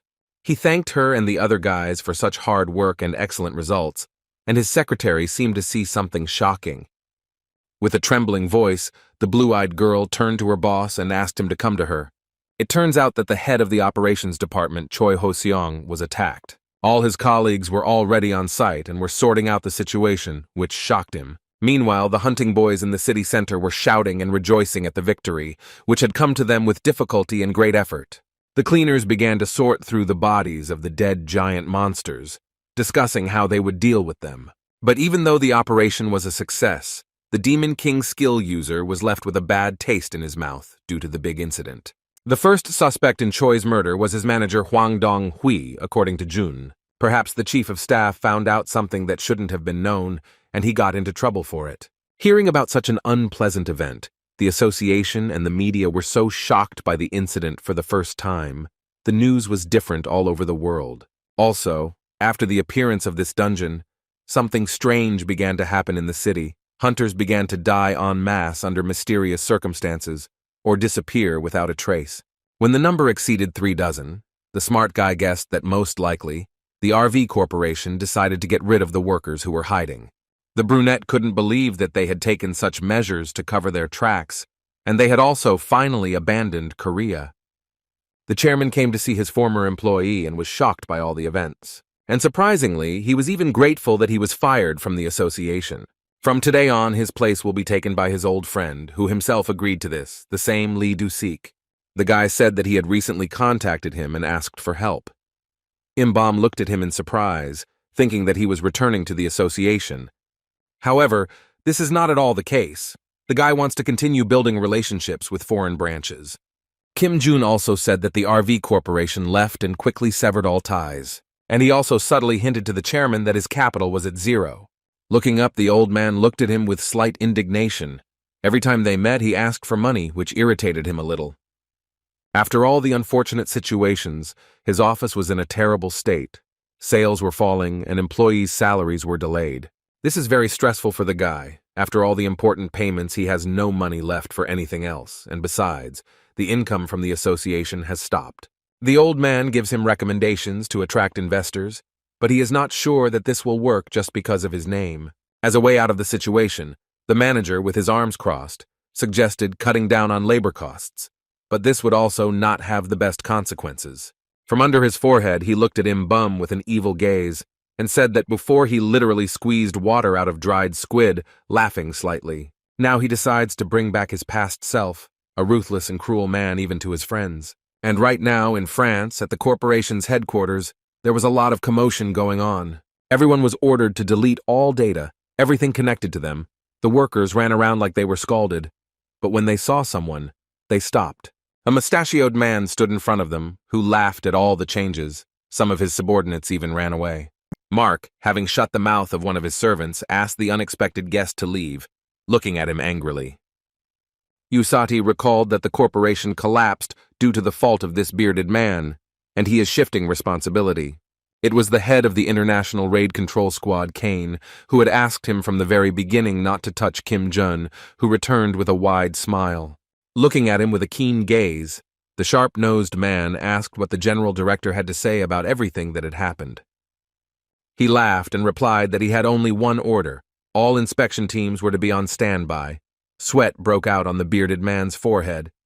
Usati was struck by the fact that the head of the team, Monsieur Kwan, had still not been removed. He looked at his interlocutor with interest, tilting his head to the side. Mark clenched his fist and said that he was the one who knew their main enemy well, clenching his fist tightly. Slightly jokingly, the man asked him where he was going to move, but he had no idea in their situation. Cracking his knuckles and slowly looking up, Kane announces that a trip to Zambia awaits him soon. The bearded man fell into a stupor from this news. Right now, he cannot go there because of the great danger from the enemy. He is afraid that this will be a good moment for him to carry out the so-called to the most operation, which not gives to him peace. Kim Jun's subordinates gathered in his office, unhappy with his decision to cut salaries. Even though these are his closest friends here, he cannot make concessions, hiding behind the fact that the company is in a difficult situation. Looking at them intently, he thought, he immediately knew that there would be such a reaction, but this time he was not going to make concessions. So Yan was most concerned about the ban on overtime work. Even though it was objectively a plus, the girl was worried. But it's not clear how this could harm the company. Jun listened silently. The redhead was tired of putting up with this, and she scolded her own boss. She didn't care about his position. She was offended for her friends and others. The guy said in a rude tone that he couldn't do anything about it, otherwise they wouldn't get paid at all, and this completely drove the little girl crazy. With her foot on the table, the girl proved that in such a difficult situation, one needs to work more and not sit with one's hands folded. Her colleagues grabbed her by the arms and tried to hold her back, but she continued to rage and stand her ground. The brunette was tired of these shouts. He didn't understand why they wanted to work for free, looking at the guys with interest. He didn't know that his employees were important and who was in charge of the company. Yubin told him almost in tears of rage. For the first time, such words could shock the cruel and cold-blooded man. His jaw almost dropped from what he heard. Having achieved nothing, the cleaners left his office dissatisfied and walked quickly, slamming the doors. After laughing a little, Miss Lee reproached the guy for warning him about complaining by slapping herself in the face. This was clearly not the reaction he expected. What struck him most was that they all refused money, but did not refuse work. They were clearly different from hunters. With a slight smile, the assistant praised him as an excellent and responsible boss who cares about his employees.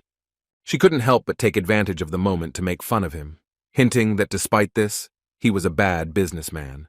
He slammed his fists on the table, wishing that a mountain of money would fall on him from the sky right now. It's really very difficult to develop your own business without outside help. He was distracted by a phone call. Lee Do-sik was calling his boss, and he needed to answer. He was invited into the office. Kim Jun told him, the department head, and Kim Min-ju about what had happened recently, revealed everything he knew about the RV Corporation and his personal plans. About the secret organization of their enemies, getting rid of those guys who are in their way, and all the other details. He also decided to reveal his cards, that he specifically created his company to fight them. The new future chairman could not believe all this and, clutching his head, looked down. He just listened in surprise. In his new position, he now had to know everything that really existed. He sighed heavily, now understanding why he had quit so quickly when things were going well. The man also said that the association is now on the verge of collapse, and it is unlikely that it will be able to recover and become the same as before, or even better. But there is also good news. Many people, having learned about this, expressed a great desire to return to work here. With them, they can rise to the top. Taking a business card out of his pocket, he explained that his daughter had told him about his new company. He gives the contacts of an advisor who can help him in his career growth. A few days later, the guys took advantage of it and invited him to their office. At the threshold stood a polite man who introduced himself as O.J. Yup, bowed deeply to them, and introduced himself. Kim Jun also spoke about himself as the head of Karma and introduced his new acquaintance to his employees, who thanked him. Sang Hyuk leaned on his boss in a friendly manner and was glad that their company would now be saved. Hearing their conversation, OJ was very surprised and yelled at the cleaner, which made his heart ache. Leaning over him, the gray-haired man asked him to speak respectfully to the head of the company even in front of other people, and he meekly agreed with him. The brunette watched all this with his mouth open and was surprised at how deftly he was able to put him in his place. The guy couldn't subdue him even by force. Keeping everyone in fear, the old man began his speech looking at everyone. First of all, he reveals the secret that in business there is no place for personal relationships. Everyone listened silently. His first order was this polite and formal communication to their leader Kim Junu W.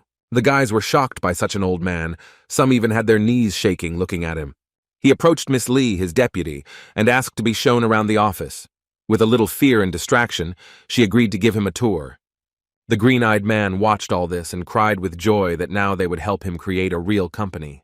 While sipping hot tea while the experienced businessman had gone away, the former cleaner recalled his assistant's jokes about this. She felt a little out of place but tried not to show it. After OJ's arrival, she didn't recognize her friend at all. He, looking out the window with a wide, crazy smile, admits that he is now beginning to understand all the intricacies of running his business. In the meantime, the steps of an old man could be heard from the corridor, who was timing the lunch break and walking towards them. The cleaners, hearing him, were already trembling with fear. After such a first meeting, they tried to avoid him as best they could. Approaching the door, the old man noticed that they had begun to rest without noticing how working hours had begun. The guys stood in place and could not move. The man looked at them menacingly and reminded them that they worked for a company and there was no room for games here. The cleaners nodded obediently. Hearing San Hyuk and Dong Bin arguing for the first time, he ran after them and scolded them like little children, while they ran away in horror from such an old man. After getting up from his chair, Kim Jun really felt like a real leader and was pleased with OJ Yup's work. Sales increased by almost half. The old man was watching So-yeon and took away her snack, which she was eating for 3 people, which offended her greatly and brought her to tears. and the guy could breathe a sigh of relief. He could feel the scent of the beginning of a new stage in his business in the air. The mustachioed man also followed the American woman and was dissatisfied with the reports, pointing out the most insignificant, at first glance, errors. After some time, she got tired of this bickering from a stranger. She smashed the computer keyboard and yelled at her grandfather. As a cleaner, she doesn't understand why she has to write reports and doesn't want to follow orders. Jay approached the little girl and presented her with a whole list of accusations. Everything should go strictly according to the plan, which she does not adhere to and openly violates. The old man told her that she should be fired for such behavior. The red-haired girl was frightened and even cried from such cruelty on his part. The manager approached him and hinted that it was very rude of him. He laughed and turned it into a joke. However, the effectiveness of his method was short-lived. It was urgent to find investors for the company. Jun was up to his ears in documents, and his head was splitting. The situation after the appearance of that dungeon has really become extremely critical. It seems that the Second International Association has already been destroyed. Raising his head, he saw how his colleagues had already become friends with OJ and were communicating truly like real employees of a large company. His assistant came up to him and noticed that the guy was in a bad mood. He folded the papers and sighed heavily. He was tired of all the work. The girl, like Imbam, advised him to start looking for investors who would help improve the situation, and looked at the guy with slight sadness. But the thing is that the guy created karma in order to resist the International Association, and because of this, many people will find out about it. And later she will completely lose the meaning of her existence, and he does not want to risk it. The guy's greatest inner desire was to remain anonymous, but also to have a lot of his own money. The brunette remembered how, before his rebirth, he had only planned to have fun with his salary as the best hunter in the country, but now it was completely different. Jumping up from his chair, he had a brilliant idea. No matter how much he didn't want to implement it, he still had to. He has come up with a method to attract investment without risking the company, and he needs Ah Yeon's help. The brunette turned to the girl and with a slight grin decided to hand over the company. And it seemed like she didn't mind and was even a little excited about the idea. In his new office, her father signed a lot of papers for more than 1 hour. His whole body ached, and it was difficult for him to sit still. To become the new chairman of the association, it was necessary to do a huge amount of work. Looking at how much more he needed to do, he already didn't want to become one. Leader Payan came to him and warned him that he had some business that needed to be completed by the end of the day. The guy said with a smile that he had received a response to an investment proposal from a trading company, and they were asking for a meeting. The new chairman, his eyes wide open, did not understand what was being discussed, and looked at his colleague with incomprehension. Due to the huge amount of work, Lee Du-sik completely forgot that he personally contacted them about this. Panicking, the man decided that he needed to fix all of this quickly, sighing heavily from fatigue. A few days earlier, at night, Lee and his boss were discussing possible investment options, and the guy had some high demands. He wrote about his advantages as others write resumes. The girl tried to dissuade him from this. He had a lot of crazy ideas, and it all happened because it dawned on him that the main source of finance, the Korean Association, lost money after the appearance of the most dangerous dungeon. And he decided that it was the association that needed to attract investment, not him, which would make his life much easier. Thinking logically, he remembered that their cooperation contract was still valid, and therefore karma could be restored thanks to this. Laughing menacingly, the guy believes that the new chairman will be happy with the renewal, even if it means dealing with investments. Right now, right in front of the main office of the Hano Trading Company, Lee Du-sik was shouting at these two. The man was very angry at these young businessmen who acted arbitrarily without asking his opinion. The former cleaner objected, hinting that this was a great opportunity for the association itself, and the old man froze in place. The chairman of this company also wanted to talk to Kim Jun personally, so he had to go with them to the interview. There was no time for talking. The guys needed to enter the building and find the right office. Finally, after a couple of minutes, they were already at the place where the head of the company, Ho Dok-soo, was waiting for them along with his assistant son. The man invited them to sit down in a comfortable chair, and he himself began to carefully study their investment proposal. It was indeed tempting and interested him, and he was sure that, in the long term, it would bring in a profit 10 times greater than the investment. The manager began to read out loud everything that was written there, and the new chairman became afraid of his reaction. The man tried to tone it down a bit, while June confidently stated that all the results could be achieved within a year. Lee Du-sik looked at him with a slightly forced smile, and the young man noticed this. Standing up from his seat, Duk-soo said that he thought it was impossible to get back the investment and profit, glancing at the two of them. It seemed to him that this was some kind of joke. Everyone except the popular Kim Jun was confused and did not know what to say. The guy puts forward an argument that if those two had thought it was ridiculous, they wouldn't have been invited into their office in person. The owner of the company directly said that he was really interested in the path of this young guy because he started out the same way. Without further ado, Doc got to the most important thing. It was important for him to know whether the Koreans were going to cooperate with them.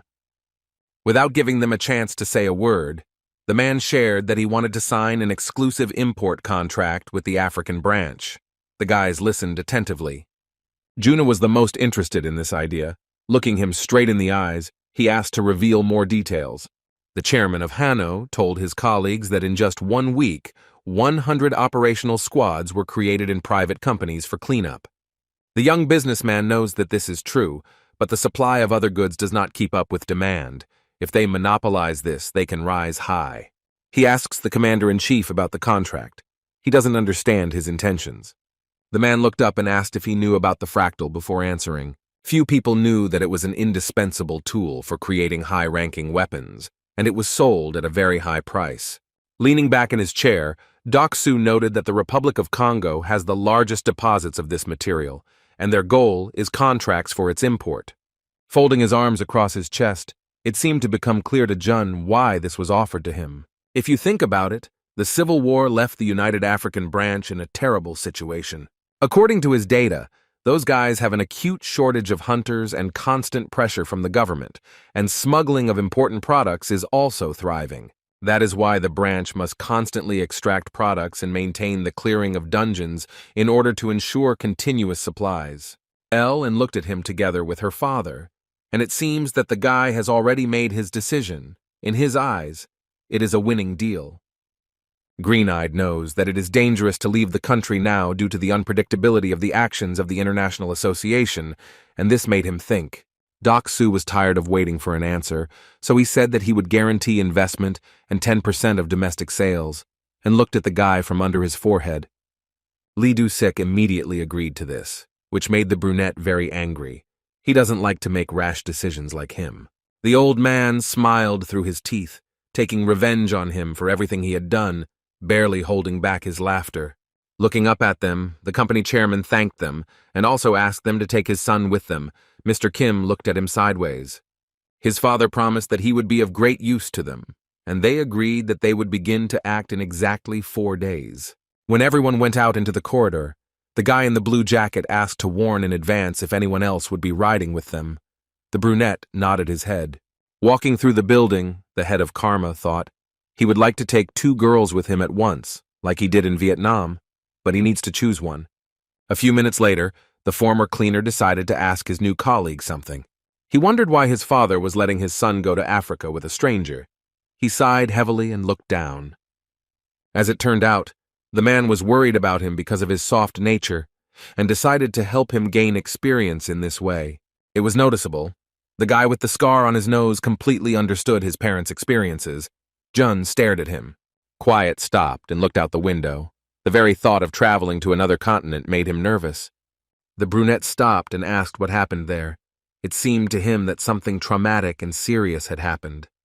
Looking him straight in the eyes, the dark-haired man replied that he was only worried about the heat there, slightly forcing a smile. All the guys who heard this even found it a little funny, but they didn't show it and got ready to move on. Meanwhile, in the main office, Sang-hyuk's sister was muttering songs to herself, which had already become boring to her brother. The guy was angry that she decided to take a vacation and go for a walk at such a stressful time, but the redhead, on the contrary, was very pleased. Even OJ supported her after overhearing the conversation. Her relative became very angry at her and looked askance. At this time, the door opens and the guys who just arrived from the meeting come in. The shorty's boss approached her to find out about her availability for the next week. The redhead reminded her that she would be on vacation at that time, and the guy handed her a large envelope as a gift. It contained a temporary hunter's license, and the girl carefully read everything that was written there. The boss asks to replace Minju next week at the association. She will be leaving with him for a few days. The shorty is very angry. Yubin wanted to punch him in the head in her mind. She lost count of how many times he had interrupted her vacation. It's a pity that she can't do this. The American woman stands and silently looks at him. Soon the day of his departure to Africa arrived, and his student was waiting for the guy at the airport with a suitcase and smiling. The red-haired American replaced her on raids and took out her anger on monsters, and he appointed Miss Lee A-Yan to temporarily manage Karma and monitor everything that was happening. Before leaving the country, the girl was very worried and waited for this moment when she would finally meet her teacher. And soon he comes, greeted her. The swordswoman met him with a wide smile on her face and beamed with joy. First of all, he thanked her for agreeing to go with him on such an important mission. The lady became a little embarrassed and looked away. Adjusting her long hair, she decided to admit that she was very worried this time, because they would be traveling all alone for such a long time. To her regret, this was not the case at all. June introduced her to their fellow traveler, the head of the sales department. He was very happy to meet her, as her devoted fan. With a slightly trembling voice, the dark-haired man offered to shake her hand as a greeting, looking intently into her eyes.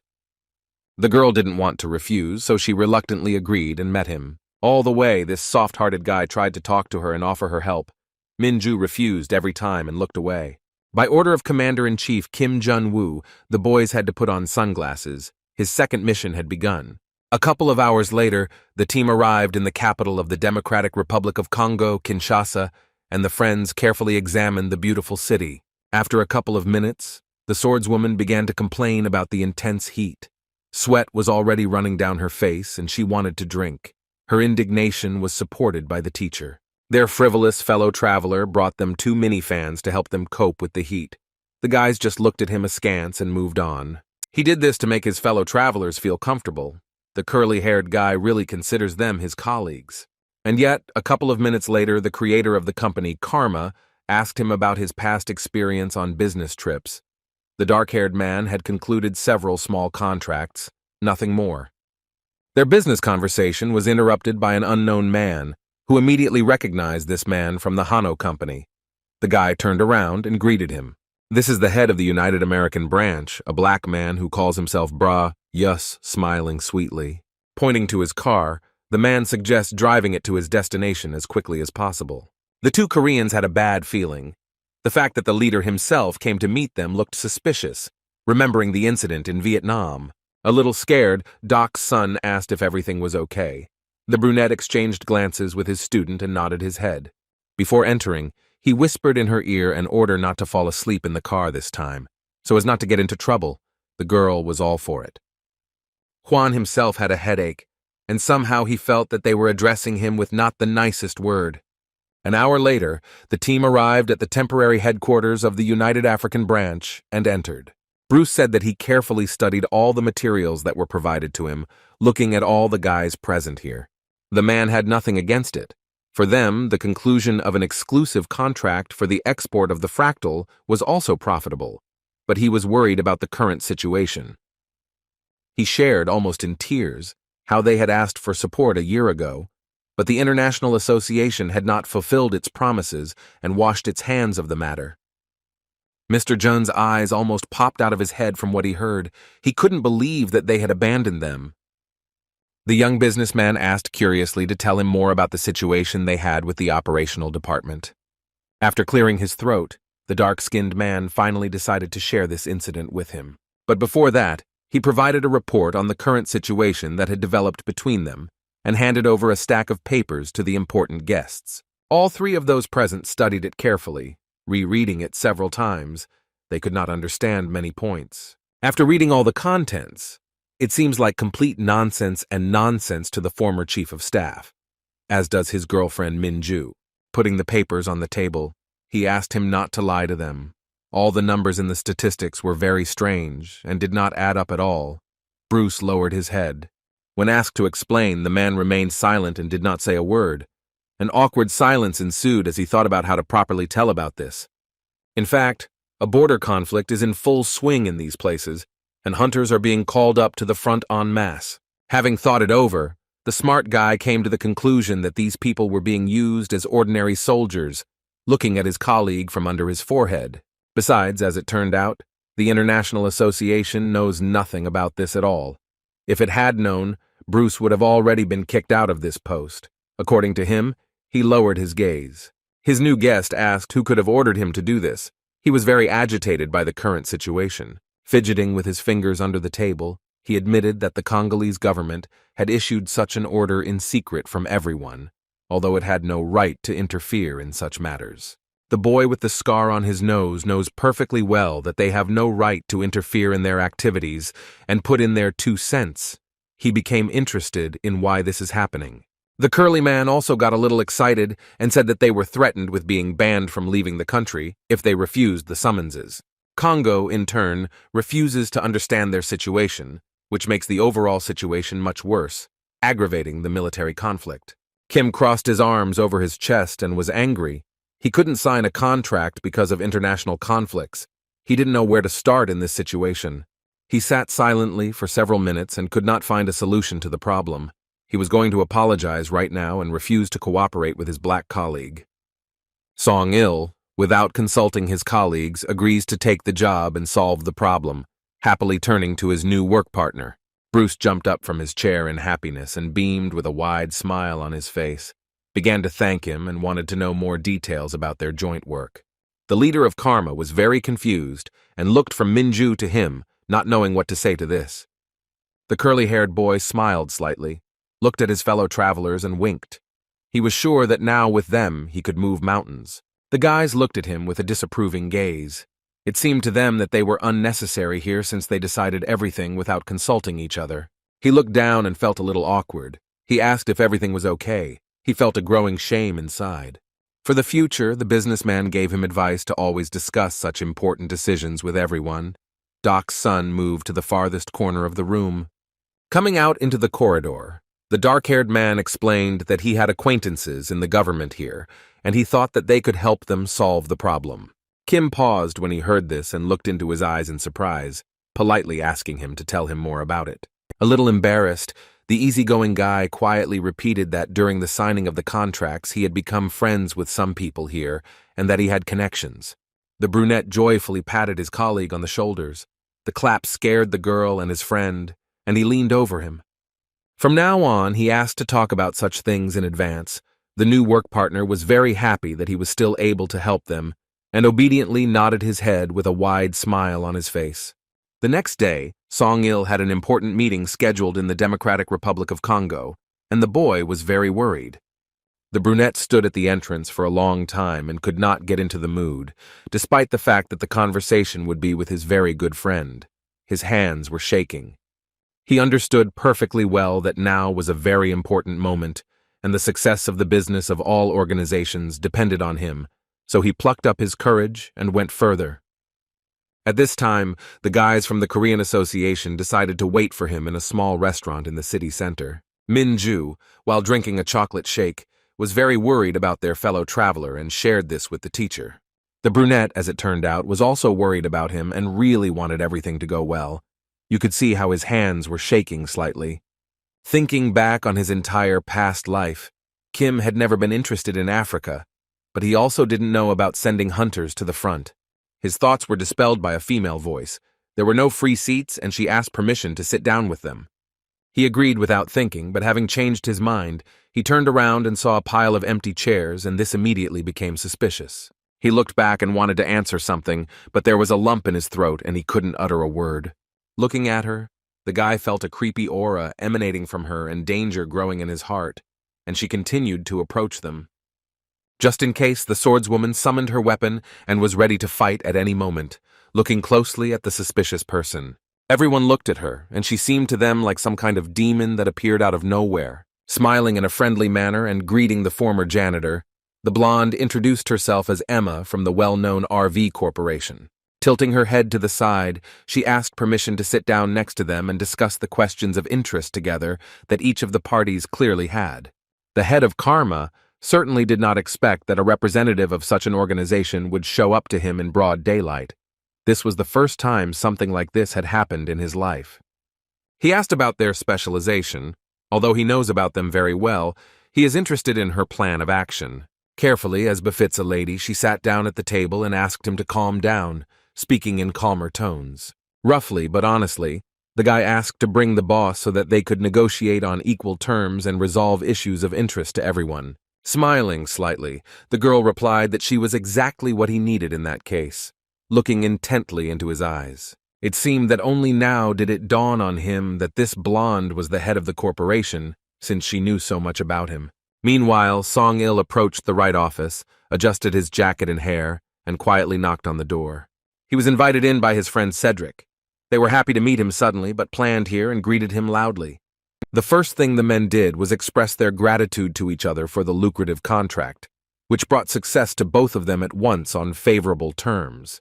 A senator from the Republic of Congo asked his comrade in a friendly manner what problem he had come to him with today. He said that the Korean Association and the Hano Company had a joint project, but at this point he was interrupted. It seemed that his friend was afraid of something and silently asked him to be silent, putting his finger to his lips and looking at him with fear in his eyes.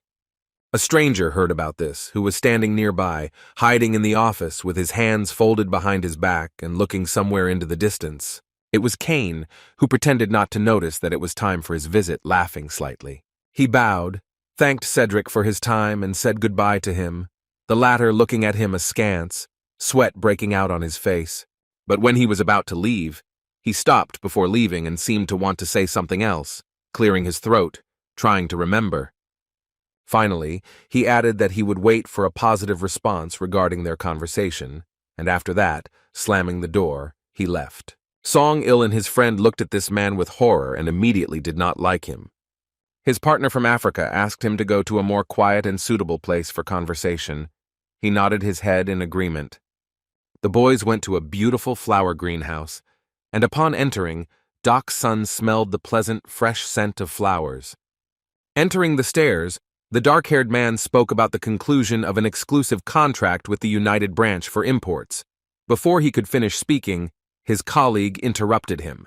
With a heavy sigh, Cedric considers the Civil War to be the biggest problem, hinting that he will not be able to help it, even though he considers it the closest. He is sure that the government will not be able to complete it, and there is no point in discussing it now. Gray-eyed expressed his point of view in response to the fact that if the International Association finds out about everything, they will have big problems. It is impossible to turn a blind eye to this. Unexpectedly for the young businessman, he yelled at him, he thinks that now is not the time to discuss such topics. He reminded his young friend of how it all started when they began to liquidate the independent branches of Central Africa.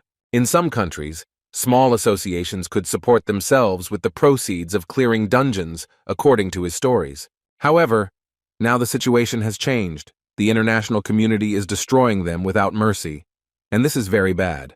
Doc's son's eyes darted around and he couldn't understand why they needed all this, looking at his colleague with a pitiful look. He supported him and said that he himself did not understand anything, knowing only that they wanted to unite all associations into one and in the future absorb it completely. The curly-haired man had an idea to stop sending soldiers to war, but before he could finish voicing it, he was interrupted again. Grabbing him by the shoulders, Cedric explained that the government cannot stop this war because the top brass wants to get a higher position in the future. A loyal friend asks him to flee Africa immediately to avoid dire consequences. That man, Kane, who was in the office, he was from a secret organization, having learned this in such detail. The curly-haired guy became worried. As he was about to leave, he revealed the secret that this was the first time they were openly asking for a deal to buy weapons for the Civil War. Song-il became worried about his friend and then asked if it was okay to tell him this, trying to make sure that everything would be okay with him. The man turned around and said that he could trust his friend with everything, and smiled at the end, ending the conversation. Meanwhile, Jun frowned as he looked at his student and the RV team member. Emma placed the cool drink on the table after taking a sip. Smiling slyly, she asked why Kim hated them so much, looking into his eyes. He also showed her why their organization had seized on a simple dungeon cleaner, to which the girl laughed in response. Without hiding it, the blonde answered directly that they eliminate dangerous people for them without hesitation. The guy realized that she was hinting at him. He was a little surprised that first their organization wanted negotiations and then threatened reprisals. Without further ado, the Pale, as a wall head of the corporation, got down to business, ordering everyone to leave Africa that very second. Threatening to do the same, June raised an eyebrow. The creepy woman looked the boys in the eyes and laughed menacingly, and the swordswoman Kim Min-ju felt somehow uneasy. She glanced at her teacher in confusion, waiting for his next actions. He, in turn, did not take her threats too seriously and laughed at the fact that a representative came to him there to intimidate him. Showing his fearlessness, he activated the skill and was ready to fight right here and now with Emma. He would take any risk. He raised his head and made it clear that it was impossible to make her fear him, threatening to deal with her. The huntress asked him to stop and not do this. She was afraid of prying eyes in the center of the capital. Unfortunately, their fight did not take place due to personal reasons of their enemy. But the boy managed to impress the CEO with his hot temper. The quick-witted chief saw the shot out of the corner of his eye and managed to save his girlfriend from the clutches of death in time. A tall, muscular man appeared in front of them who had arrived in Africa with this woman. He held a gun in his hand, the barrel pointed at the former high-ranking hunter. It was the man who arrived on Emma's orders, carrying a deadly pistol and pointing it straight at Jun. A memory from the past popped into his head. It seemed that he was familiar with this device, and he was seriously shocked by what he saw. There can be no mistake. It was from this very barrel that this same man shot him in the head before his rebirth. It cannot be confused with anything. And here it is again, aimed straight at him and ready to strike. But the former janitor is not at all afraid. A fire of anger and joy lit up his eyes at the same time. His search was not in vain, and he finally found this man. It turned out to be the bearded Mark, Emma's subordinate.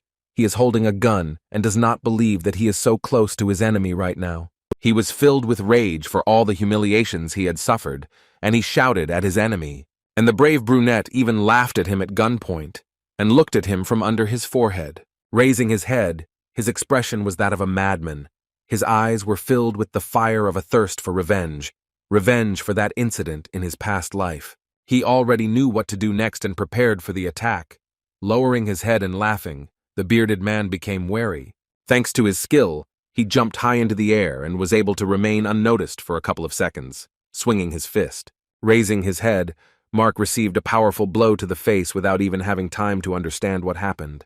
He was very strong, so much so that he flew to the side with a loud scream, barely holding the pistol in his hand. As he fell down the steps, he hit his back and head hard on the concrete edges. Passers-by wanted to approach him and make sure everything was okay with him, but they were afraid to do so. The enraged man gets to his feet and prepares to teach this boy a lesson. All the people nearby ran away from the scene as fast as they could. Hearing his name, he immediately rushed to him to introduce him to his new ability. The bearded man has his own pride, and he clearly wasn't going to tolerate such humiliation from some cleaner pointing a deadly weapon at him. He managed to shoot. The bullet almost flew to the brunette's head in the same place as in his previous life. Thinking quickly, he activates the Demon King's skill, avoiding the attack and saving his life. Seeing such a terrible power, Mark, gritting his teeth, trembled with fear and just looked at him. The daredevil ran up to him and prepared for the next wave of blows before he could even blink. The leader of Karma teaches the old man a good lesson, giving him a good scolding for everything he did to him both in the present and in the past. After a couple of minutes, he falls to the ground, exhausted, looking at the sky and breathing heavily. He couldn't believe that some ordinary cleaner from Korea could beat him. His whole body was shaking and aching. Unfortunately for the bearded villain, Kim Jun knew nothing about him, and after kicking him in the face, he demanded to tell him more about himself.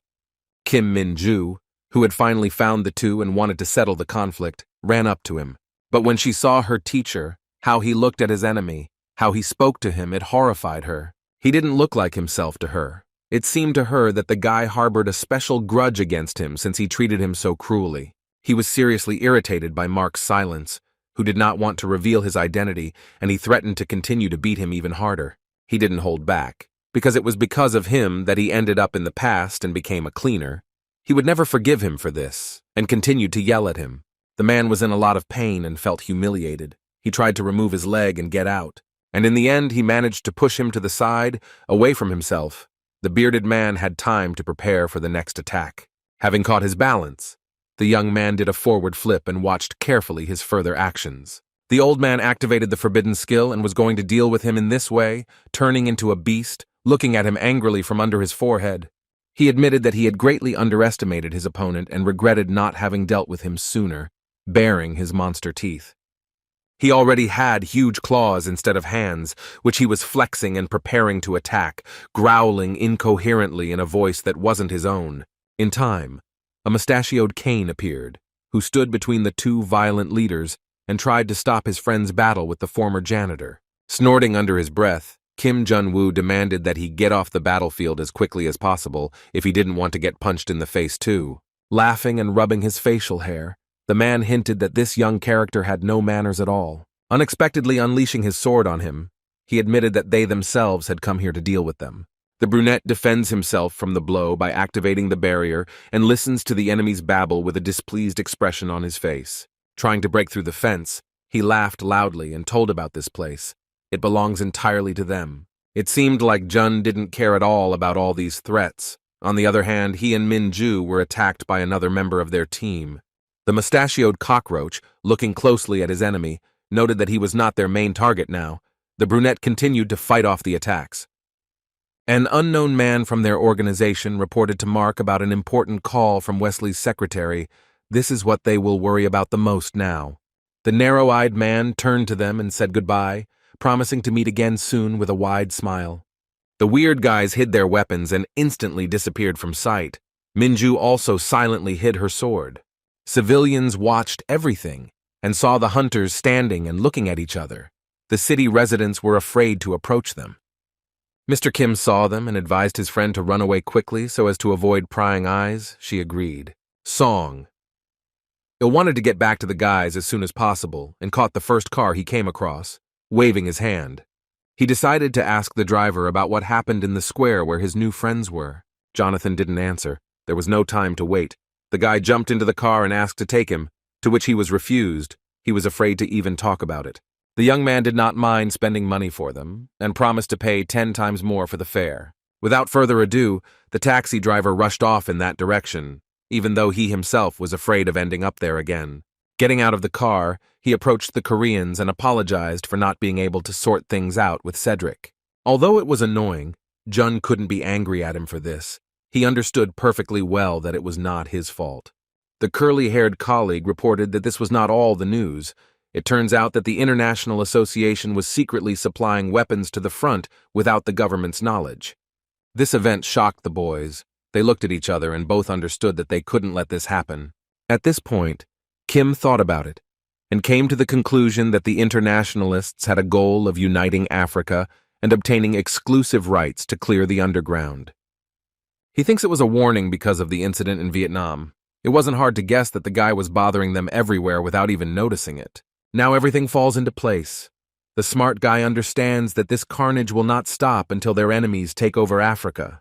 However, even in such a situation, he came up with a brilliant plan to destroy the International Association by entering into a civil war, and he shared this with Min-ju. She immediately agreed. He also needs the help of his friend Ho Seong-il. After listening to him, the modest guy was confused, but ready to accept this challenge.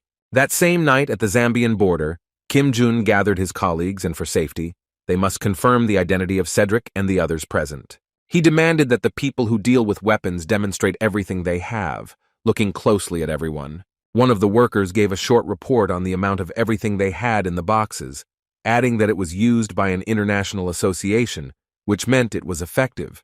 Song-il's dark-skinned friend suggested that the Karma leader test him to make sure his words were true. It seemed like a good idea to him.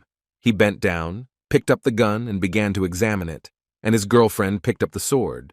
She appreciated its quality and was pleased. The chatty worker reported that he had checked everything that was there and proudly declared the good quality of the work. He talked too much, and it was on him that Mr. Kim decided to test the strength of the product by hitting him on the head. The brunette is sure that this gun won't last long. He continues to turn it in his hands, examining it closely. Everyone present was frightened by him. He raised his head, looked at the man with a crazy look, and laughed. The other men were also shocked and began to fear him, moving away just in case. Kim Min-ju, as the closest person of all those present, especially noticed the changes in his character. Her teacher became more cruel and ruthless than before.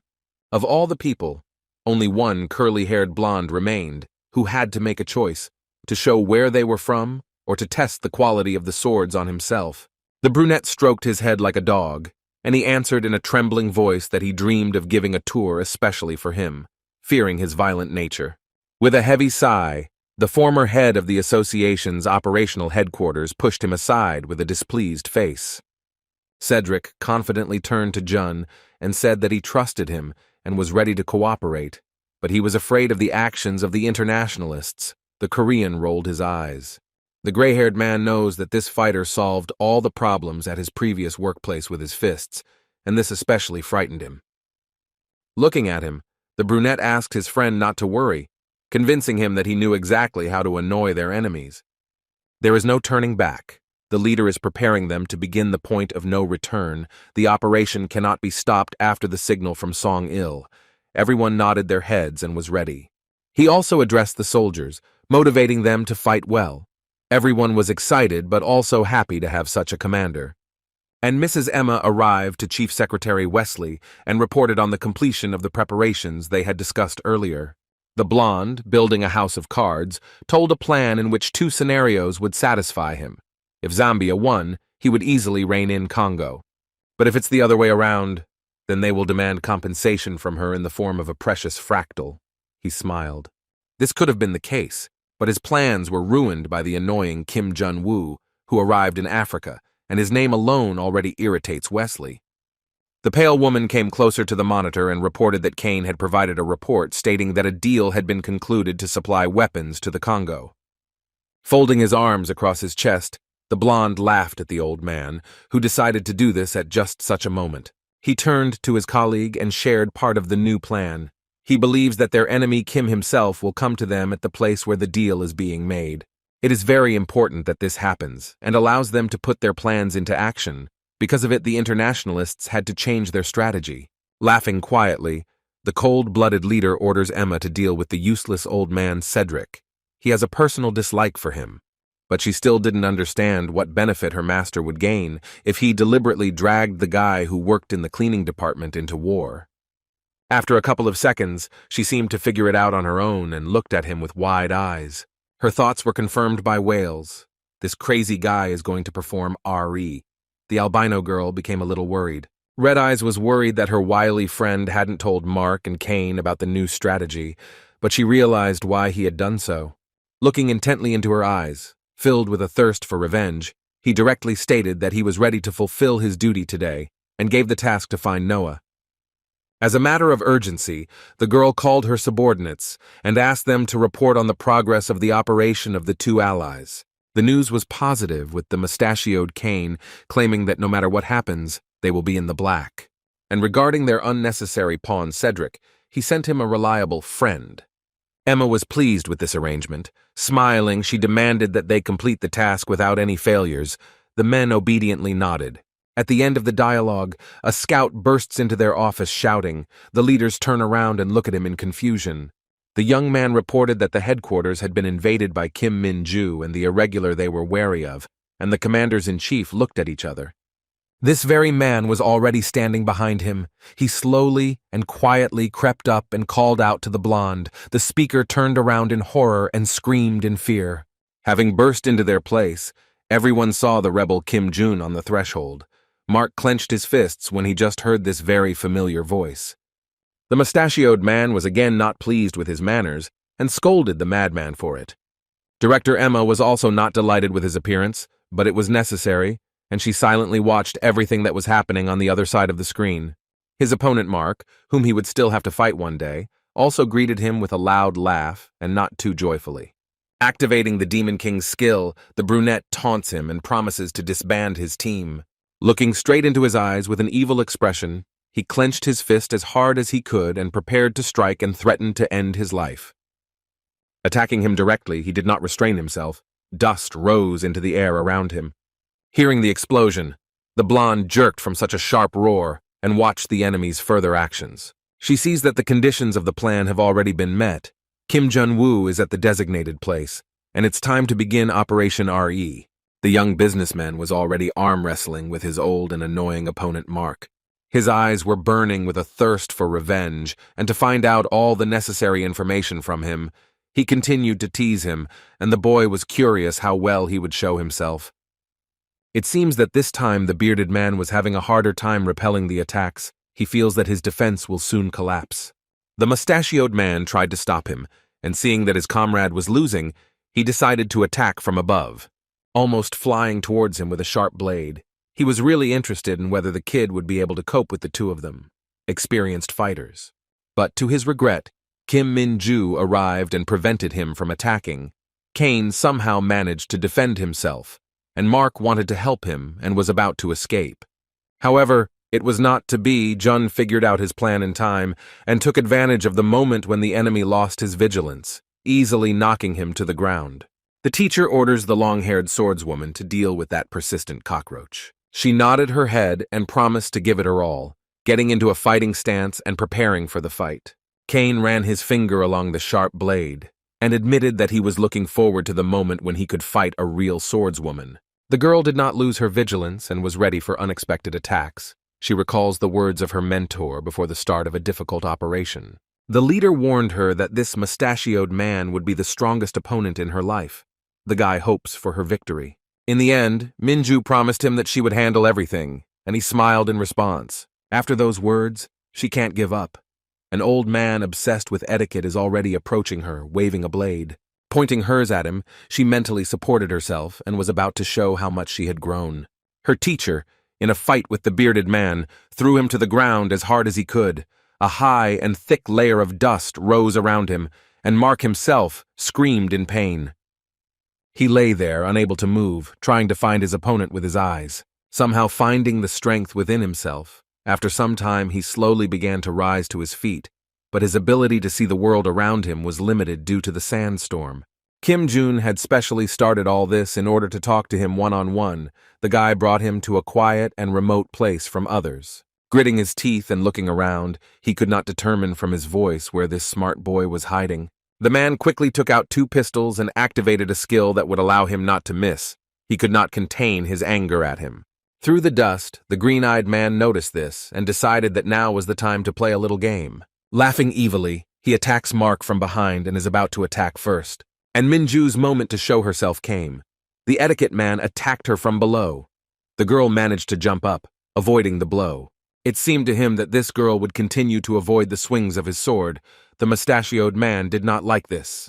Without wasting any time, he attacks in midair at that very second, cloning himself twice. 2 identical canes are about to pierce her and fly at a furious speed, blades pointed forward.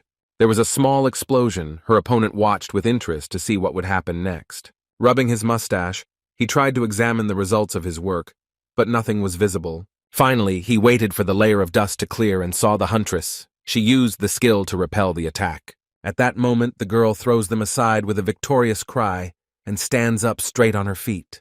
Lowering his sword, the old man joyfully clapped his hands. He was pleased that he had found a worthy opponent with whom he could fight. Activating the forbidden skill, he is in anticipation of experiencing this battle to the fullest and is ready to show what he is capable of. After he swung his blade, Minju felt the atmosphere of the battle suddenly change for the worse. Even her body was telling her about the danger. She was also surrounded by other soldiers who remained. They wanted to help the old man in the duel and were preparing to attack. Their leader orders them to open fire on Kim Jun's student. Everyone obediently prepared for it. But then they all screamed in sharp pain, and Kane, with one swing of his sharp blade, laid them on the ground forever. The girl looked around and was surprised at how quickly everything happened. She didn't even have time to react. When they were left alone and without distracting people, the battle for the honor of the swordsman was declared open by the almost elderly man. Having thought out a plan of action, the student of the leader of Karma made the first swing of the sword in the round. At that very second, her opponent disappeared somewhere at the speed of light, leaving only a cloud of dust. Yuna I-Lady was shocked by this turn of events. She didn't even have time to follow his movements.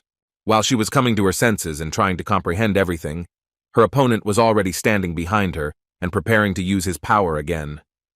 At the same time, that same trusted friend had already arrived under Mr. Cedric's office with a gun. Together with his partner, they stood at the door and listened to see if anyone was there. Entering his office, the men saw him sitting by the window. The gray-haired man asked who had sent them. The bald friend points a gun at him, and without answering his question, shoots him right in the head, while the other one guards the entrance. The old man quietly falls headfirst onto the table and doesn't move. It looks like he's finished. The killer calls his superiors to report the mission's completion and asks his colleagues to check on him. The men examine the room but do not notice someone in iron armor hanging from the ceiling. The mysterious man, having waited for the right moment, jumped right on the blond man's head, and he screamed and barely stayed on his feet. At that very second, the second one reached the bald one. Only at that moment the dark-skinned one realized that it was a trap. He doesn't have time to react and immediately gets a fist in the face. Song-il's friend is lying on the table and continues to repeat the same phrase. It seems that he was replaced with an iron machine with a dictaphone, and the robbers were deceived. Both bandits from the association are lying on the floor unconscious. The real Cedric enters the office along with other warriors. He looked at this picture with horror. He became afraid that he could have been in the place of the fake robot. As Lee said, these people from the international community commit crimes quietly to achieve their goals. They became victims of the same method. She showed the merger agreement with the Korean Association, and she promised to help deal with the enemies when it was signed. The blonde gave the residents of Angola and Zimbabwe a choice. Taking off their helmets, the guys thought about it seriously. With them was the leader of the hunters, Chuji Yeon, who promised to send her to the savior who helped her survive during the regeneration dungeon. The first step to get closer to the goal was to stop the mobilization of hunters. This task was entrusted to the head Bruce, who was holding on confidently at this moment. The man is confident that they will be able to protect Africa from the clutches of the International Association. Minju, during the battle with the old man, was already exhausted. Having injured her shoulder again, breathing heavily, she is still standing. One more blow from him and the girl falls to the ground, losing her sword on the battlefield. It seems like Kane was disappointed with her results in the battle. She can't even stand on her feet. Her trembling hand can't even reach the weapon that lies so close to her.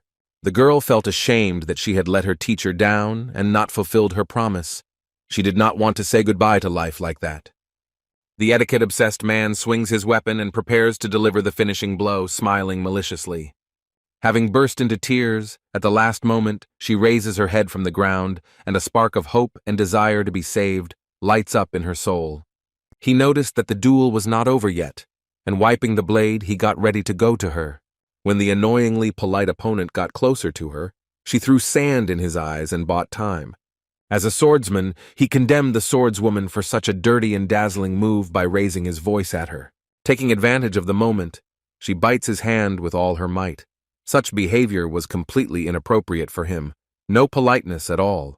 The girl bit even harder, clinging to him with her teeth even tighter. He decided to use this moment and deal with her once and for all. Minju, thanks to the activation of the skill, was able to bite off the piece of hand that she was holding in her mouth.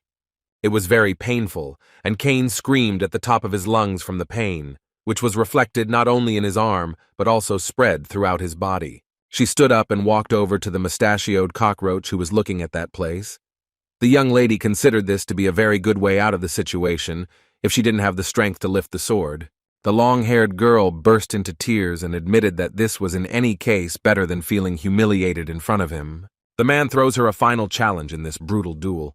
Without hesitation, he quickly attacked her using fencing techniques, and she put up a defense, standing confidently.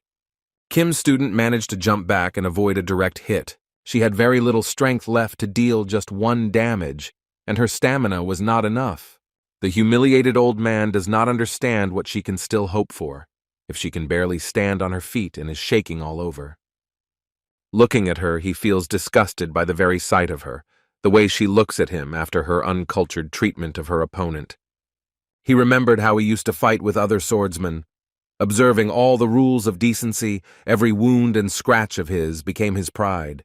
Only now the injury he received from her teeth makes him feel sick and ashamed in his soul. He cannot allow her to fall with dignity at his hands. They stood and looked into each other's eyes, each wanting victory to be theirs. The opponents meet each other's eyes and run towards each other, screaming. The fighters clash swords again and give it their all this time, sparing no effort. Walking around each other on opposite sides, they stand silently and do not move, trying to catch their breath and catch their breath. Minju notices how her sword breaks at the tip, the blade falling to the ground with a crunch. Kane smiled. He felt very sorry that such a talented girl worked in the Korean Association. Still, she managed to deal him good damage. He fell to his knees and lowered his head down, coughing heavily. The girl admitted that this man was the strongest of all those with whom she had to fight. She was truly pleased with the fight. Usati did not expect to hear such words from his enemy and was very surprised. The brunette noticed how he leaned over strangely during the last attack, with a mustache. It was probably the first time he held a sword like that. She also knew that this person had a shoulder injury just like her. This was the very first thing Kim Jun-woo told her. Although she has a similar problem, she has already gotten used to working with pain in her shoulder, and she has managed to train herself and maintain balance. Even though this man was her enemy, he praised the huntress for her wonderful swordsmanship skills, and the girl smiled back. Suddenly, an unknown bright beam appears and falls directly on Kane. The long-haired girl did not expect such a strange attack from the air and raised her head up to take a closer look. It was something like an angel statue that was glowing with a bright light. Minju froze in horror and did not know where to run. In his eye sockets there were many small red eyes that did not miss a single victim and looked ominously at everyone. A strange force destroyed everything in its path. All the people who were here, no one could escape. And now it's her turn. The swordswoman is blinded by a bright light and she can't see anything. The young lady mentally asks for the teacher to come and save her from this misfortune. At this time, the guy was fighting off bullets that were flying straight towards him and was busy fighting with his opponent. He decides to get out from under the curtain of dust and goes straight to Mark.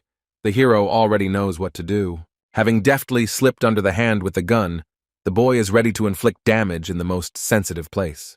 The brunette kicks him in the jaw so hard that you can hear his teeth crunching. This time the games are over. He clenches both hands into a fist and prepares to strike with double force, while the bearded man, due to the dust in his eyes, cannot see the situation and prepare. Without giving him time to come to his senses, the wild fighter hits the enemy with all his might, and he falls face down on the ground and cannot move. On this wonderful note, the former janitor suggests that they talk like men. Sitting down next to him, he voiced a question about the general secretary. He was interested in the goals of monopolizing the rights to clean up. Having cleared his throat, the bearded man raised his head and replied that he didn't know why this was happening. He didn't know the boss's global plans, and shrugged his shoulders. This excuse did not suit him, and he wanted to help Mark answer honestly, but he noticed something flying in the sky. It was again something that looked like a statue and shot multiple beams. Jun activated the barrier in time, protecting himself. He was amazed by such incredible power. The hero is sure that if he had been one rank lower, the guy would no longer be alive. The brunette looked closely at this flying thing and could not understand what it was. Even before his rebirth, he had never seen anything like it. He heard Mark's hoarse voice behind him. He was all wounded but standing on his feet, according to him. This is the Ari project.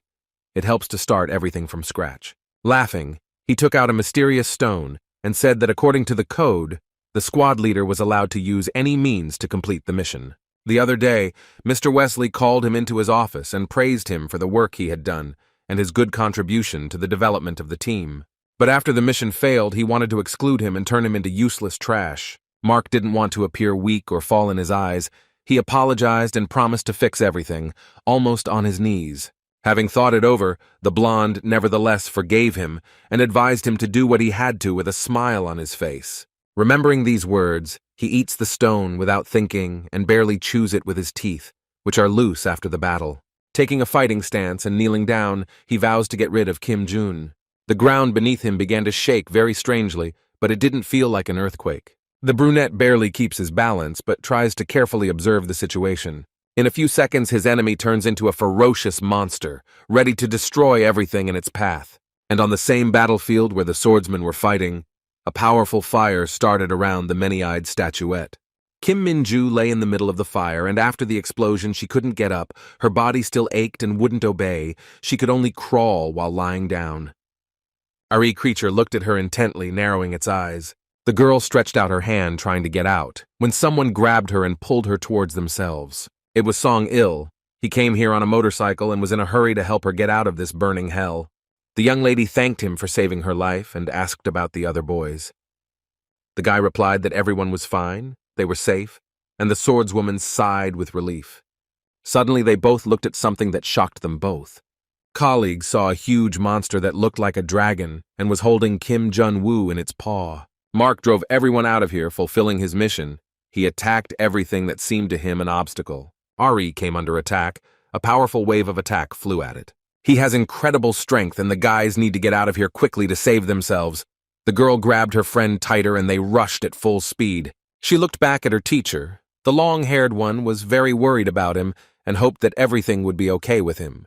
Mark was analyzing his new form at this time. He was able to take out that flying statuette with one blow. Only now does he understand that the power of this stone cannot be controlled and subjugated. The dragon still held his opponent in his hand, and it seemed that even in this situation, he had something to say about the forbidden skills. Jun mocked this superhuman. He not only uses but also absorbs the ability stone. He looked at him with a cocky smile. He didn't have much time left. The toothy one thought that he could easily chew up the annoying boy. However, he activated the skill Uriel and easily escaped from his clutches in order to save his life.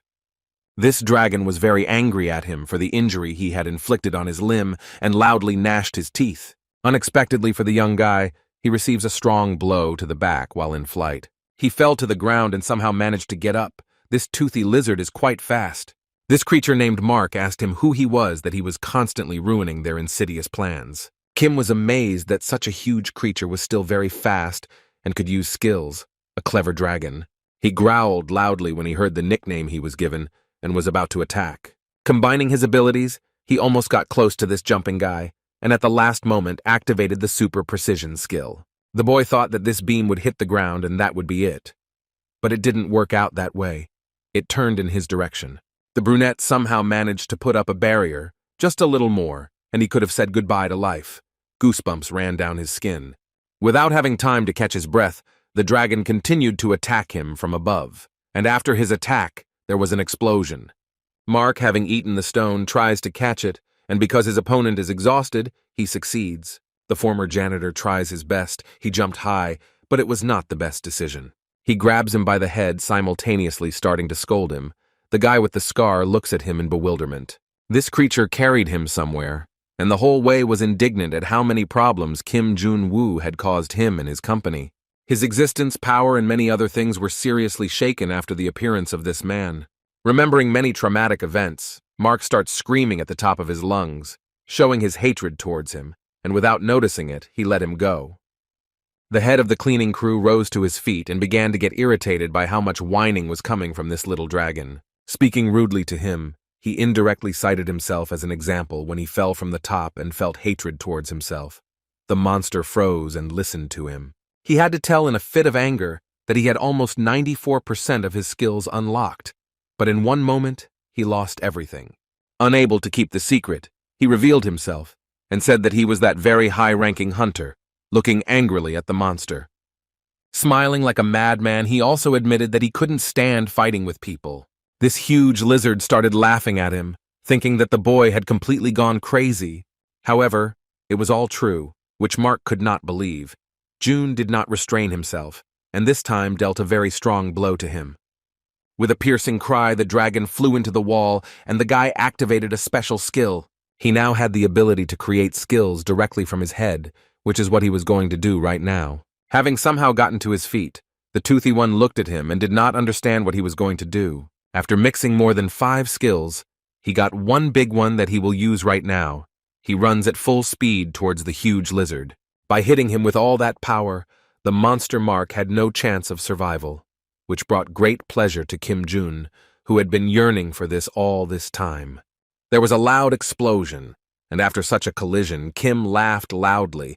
After all, he loves defeating monsters the most.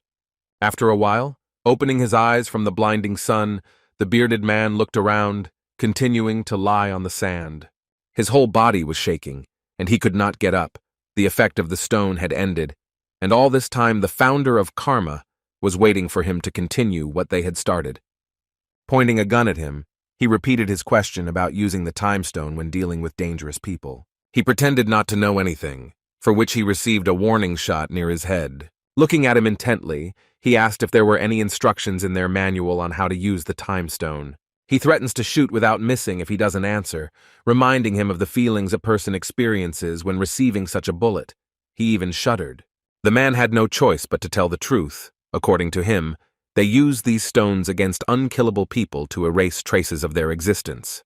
Immediately a question appeared in Kim Jun's head. He didn't understand how he was able to be reborn again. Raising an eyebrow, he guessed that they were trying to take the stone from them to use on someone. The guy asked, looking down at Mark. The bearded man laughed. He thought the guy had too much of an opinion of himself. Their real target was the very first person in the world rankings. At this point, everything became clear to the savvy opponent. Without removing the barrel of the gun, he looked at him point blank. The hot-tempered man looked up, but he was still haunted by the thought of what kind of person was standing in front of him right now.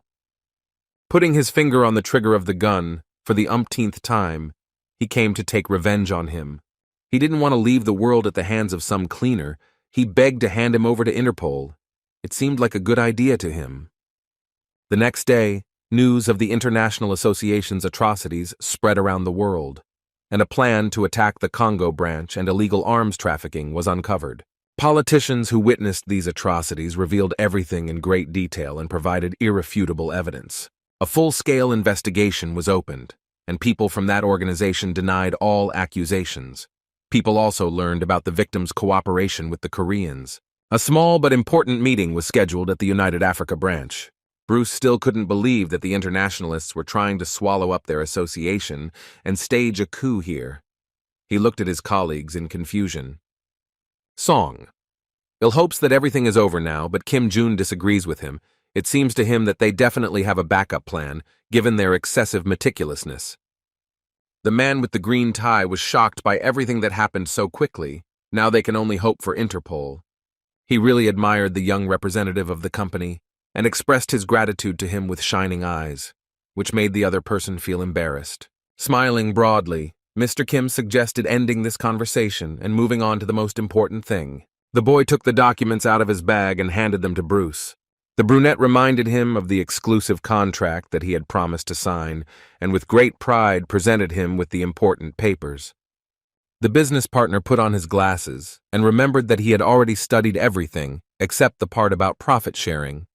Jun Woo looked at him from under his forehead, smiling slightly. He changed the rules. Because of such a large and serious event, he decided to add an innovation to the contract, considering that they are now part of the Korean Association. He was very upset because, of course, he didn't want to give away part of the profit. He also had privileges. He could manage the troops himself, but on the condition that he would not give up the hunters to war. With his head down, he agreed. Song. Il called his father and told him the good news about the successful conclusion of a contract with the African branch. His doc was very pleased. He watched the news and already knows everything. He praised the team for their good work. The representative of the company, Hano, is very proud of his son, who with a smile on his face promised that he will try even harder to achieve heights. Their friendly phone call was interrupted by Kim Jun-woo, who waited a few minutes to talk to the manager. Il was a little scared by his sudden appearance, but was ready to listen to his request, putting the phone in his pocket. The brunette looked at him with a serious look and asked for money for medical care, which they really needed right now. Minju was lying in the ward after a difficult battle and has not yet been able to recover for a very long time. Lee Ah-yeon was looking after her all this time and was very angry at the girl's teacher for such difficult tasks and demands. The guy was worried about the long-haired girl and was also next to her. She has very serious injuries from which she will take a long time to recover. Even despite this, the brunette is sure that everything will be fine with her, and in terms of battles, the battle with Kane was good for her, made her stronger. Sighing heavily, Lee doesn't understand the point, because she could have said goodbye to her life like this. Jun's former secretary is very worried about her. A representative of his personal company approached the assistant and tried to calm her down, since the international organization would not be able to act as confidently as before. But still, after all the incidents, the former hunter has a splitting headache. It will be very difficult to achieve his main goal. They probably consider him very dangerous. Now he wants to dig deeper and unravel the reason why he was able to be reborn. Right now he has money, a good fighter, and an experienced assistant who is always nearby, and also cooperates with a large guild and has friends from there, and a red-haired shorty with a berserker and much more. The hero realized that now he has many more achievements than he had in his past life. And that is why now is the best opportunity to strike at the enemy using everything he has. On the grass, in a very quiet and calm place, sat the strongest hunter in the world, admiring nature. An unknown girl approached him and pretended to be very happy about this meeting. It was Emma from the Internationalists. She found his place where he was secluded from everyone, enjoying the peace. Looking at her askance, he let go of the blue butterfly that was sitting on his hand. Spreading her wings, she flew towards the albino woman on a light breeze. Almost reaching her face, the blonde became alert and looked closely at how she flapped her wings. Hunter number 1 jerked his fist trying to attack. A strong wind rose around. To the surprise of the director of the International Association, he was able, at such a distance, and there in a miraculous way, to inflict a light cut on her cheek, a rather rude greeting. She, smiling broadly, reported that her general secretary was concerned about his search. The very first in the world rankings, endowed with incredible strength, is now sitting right in front of her. This is the same man Wesley has been telling his subordinates about. His name was Noah.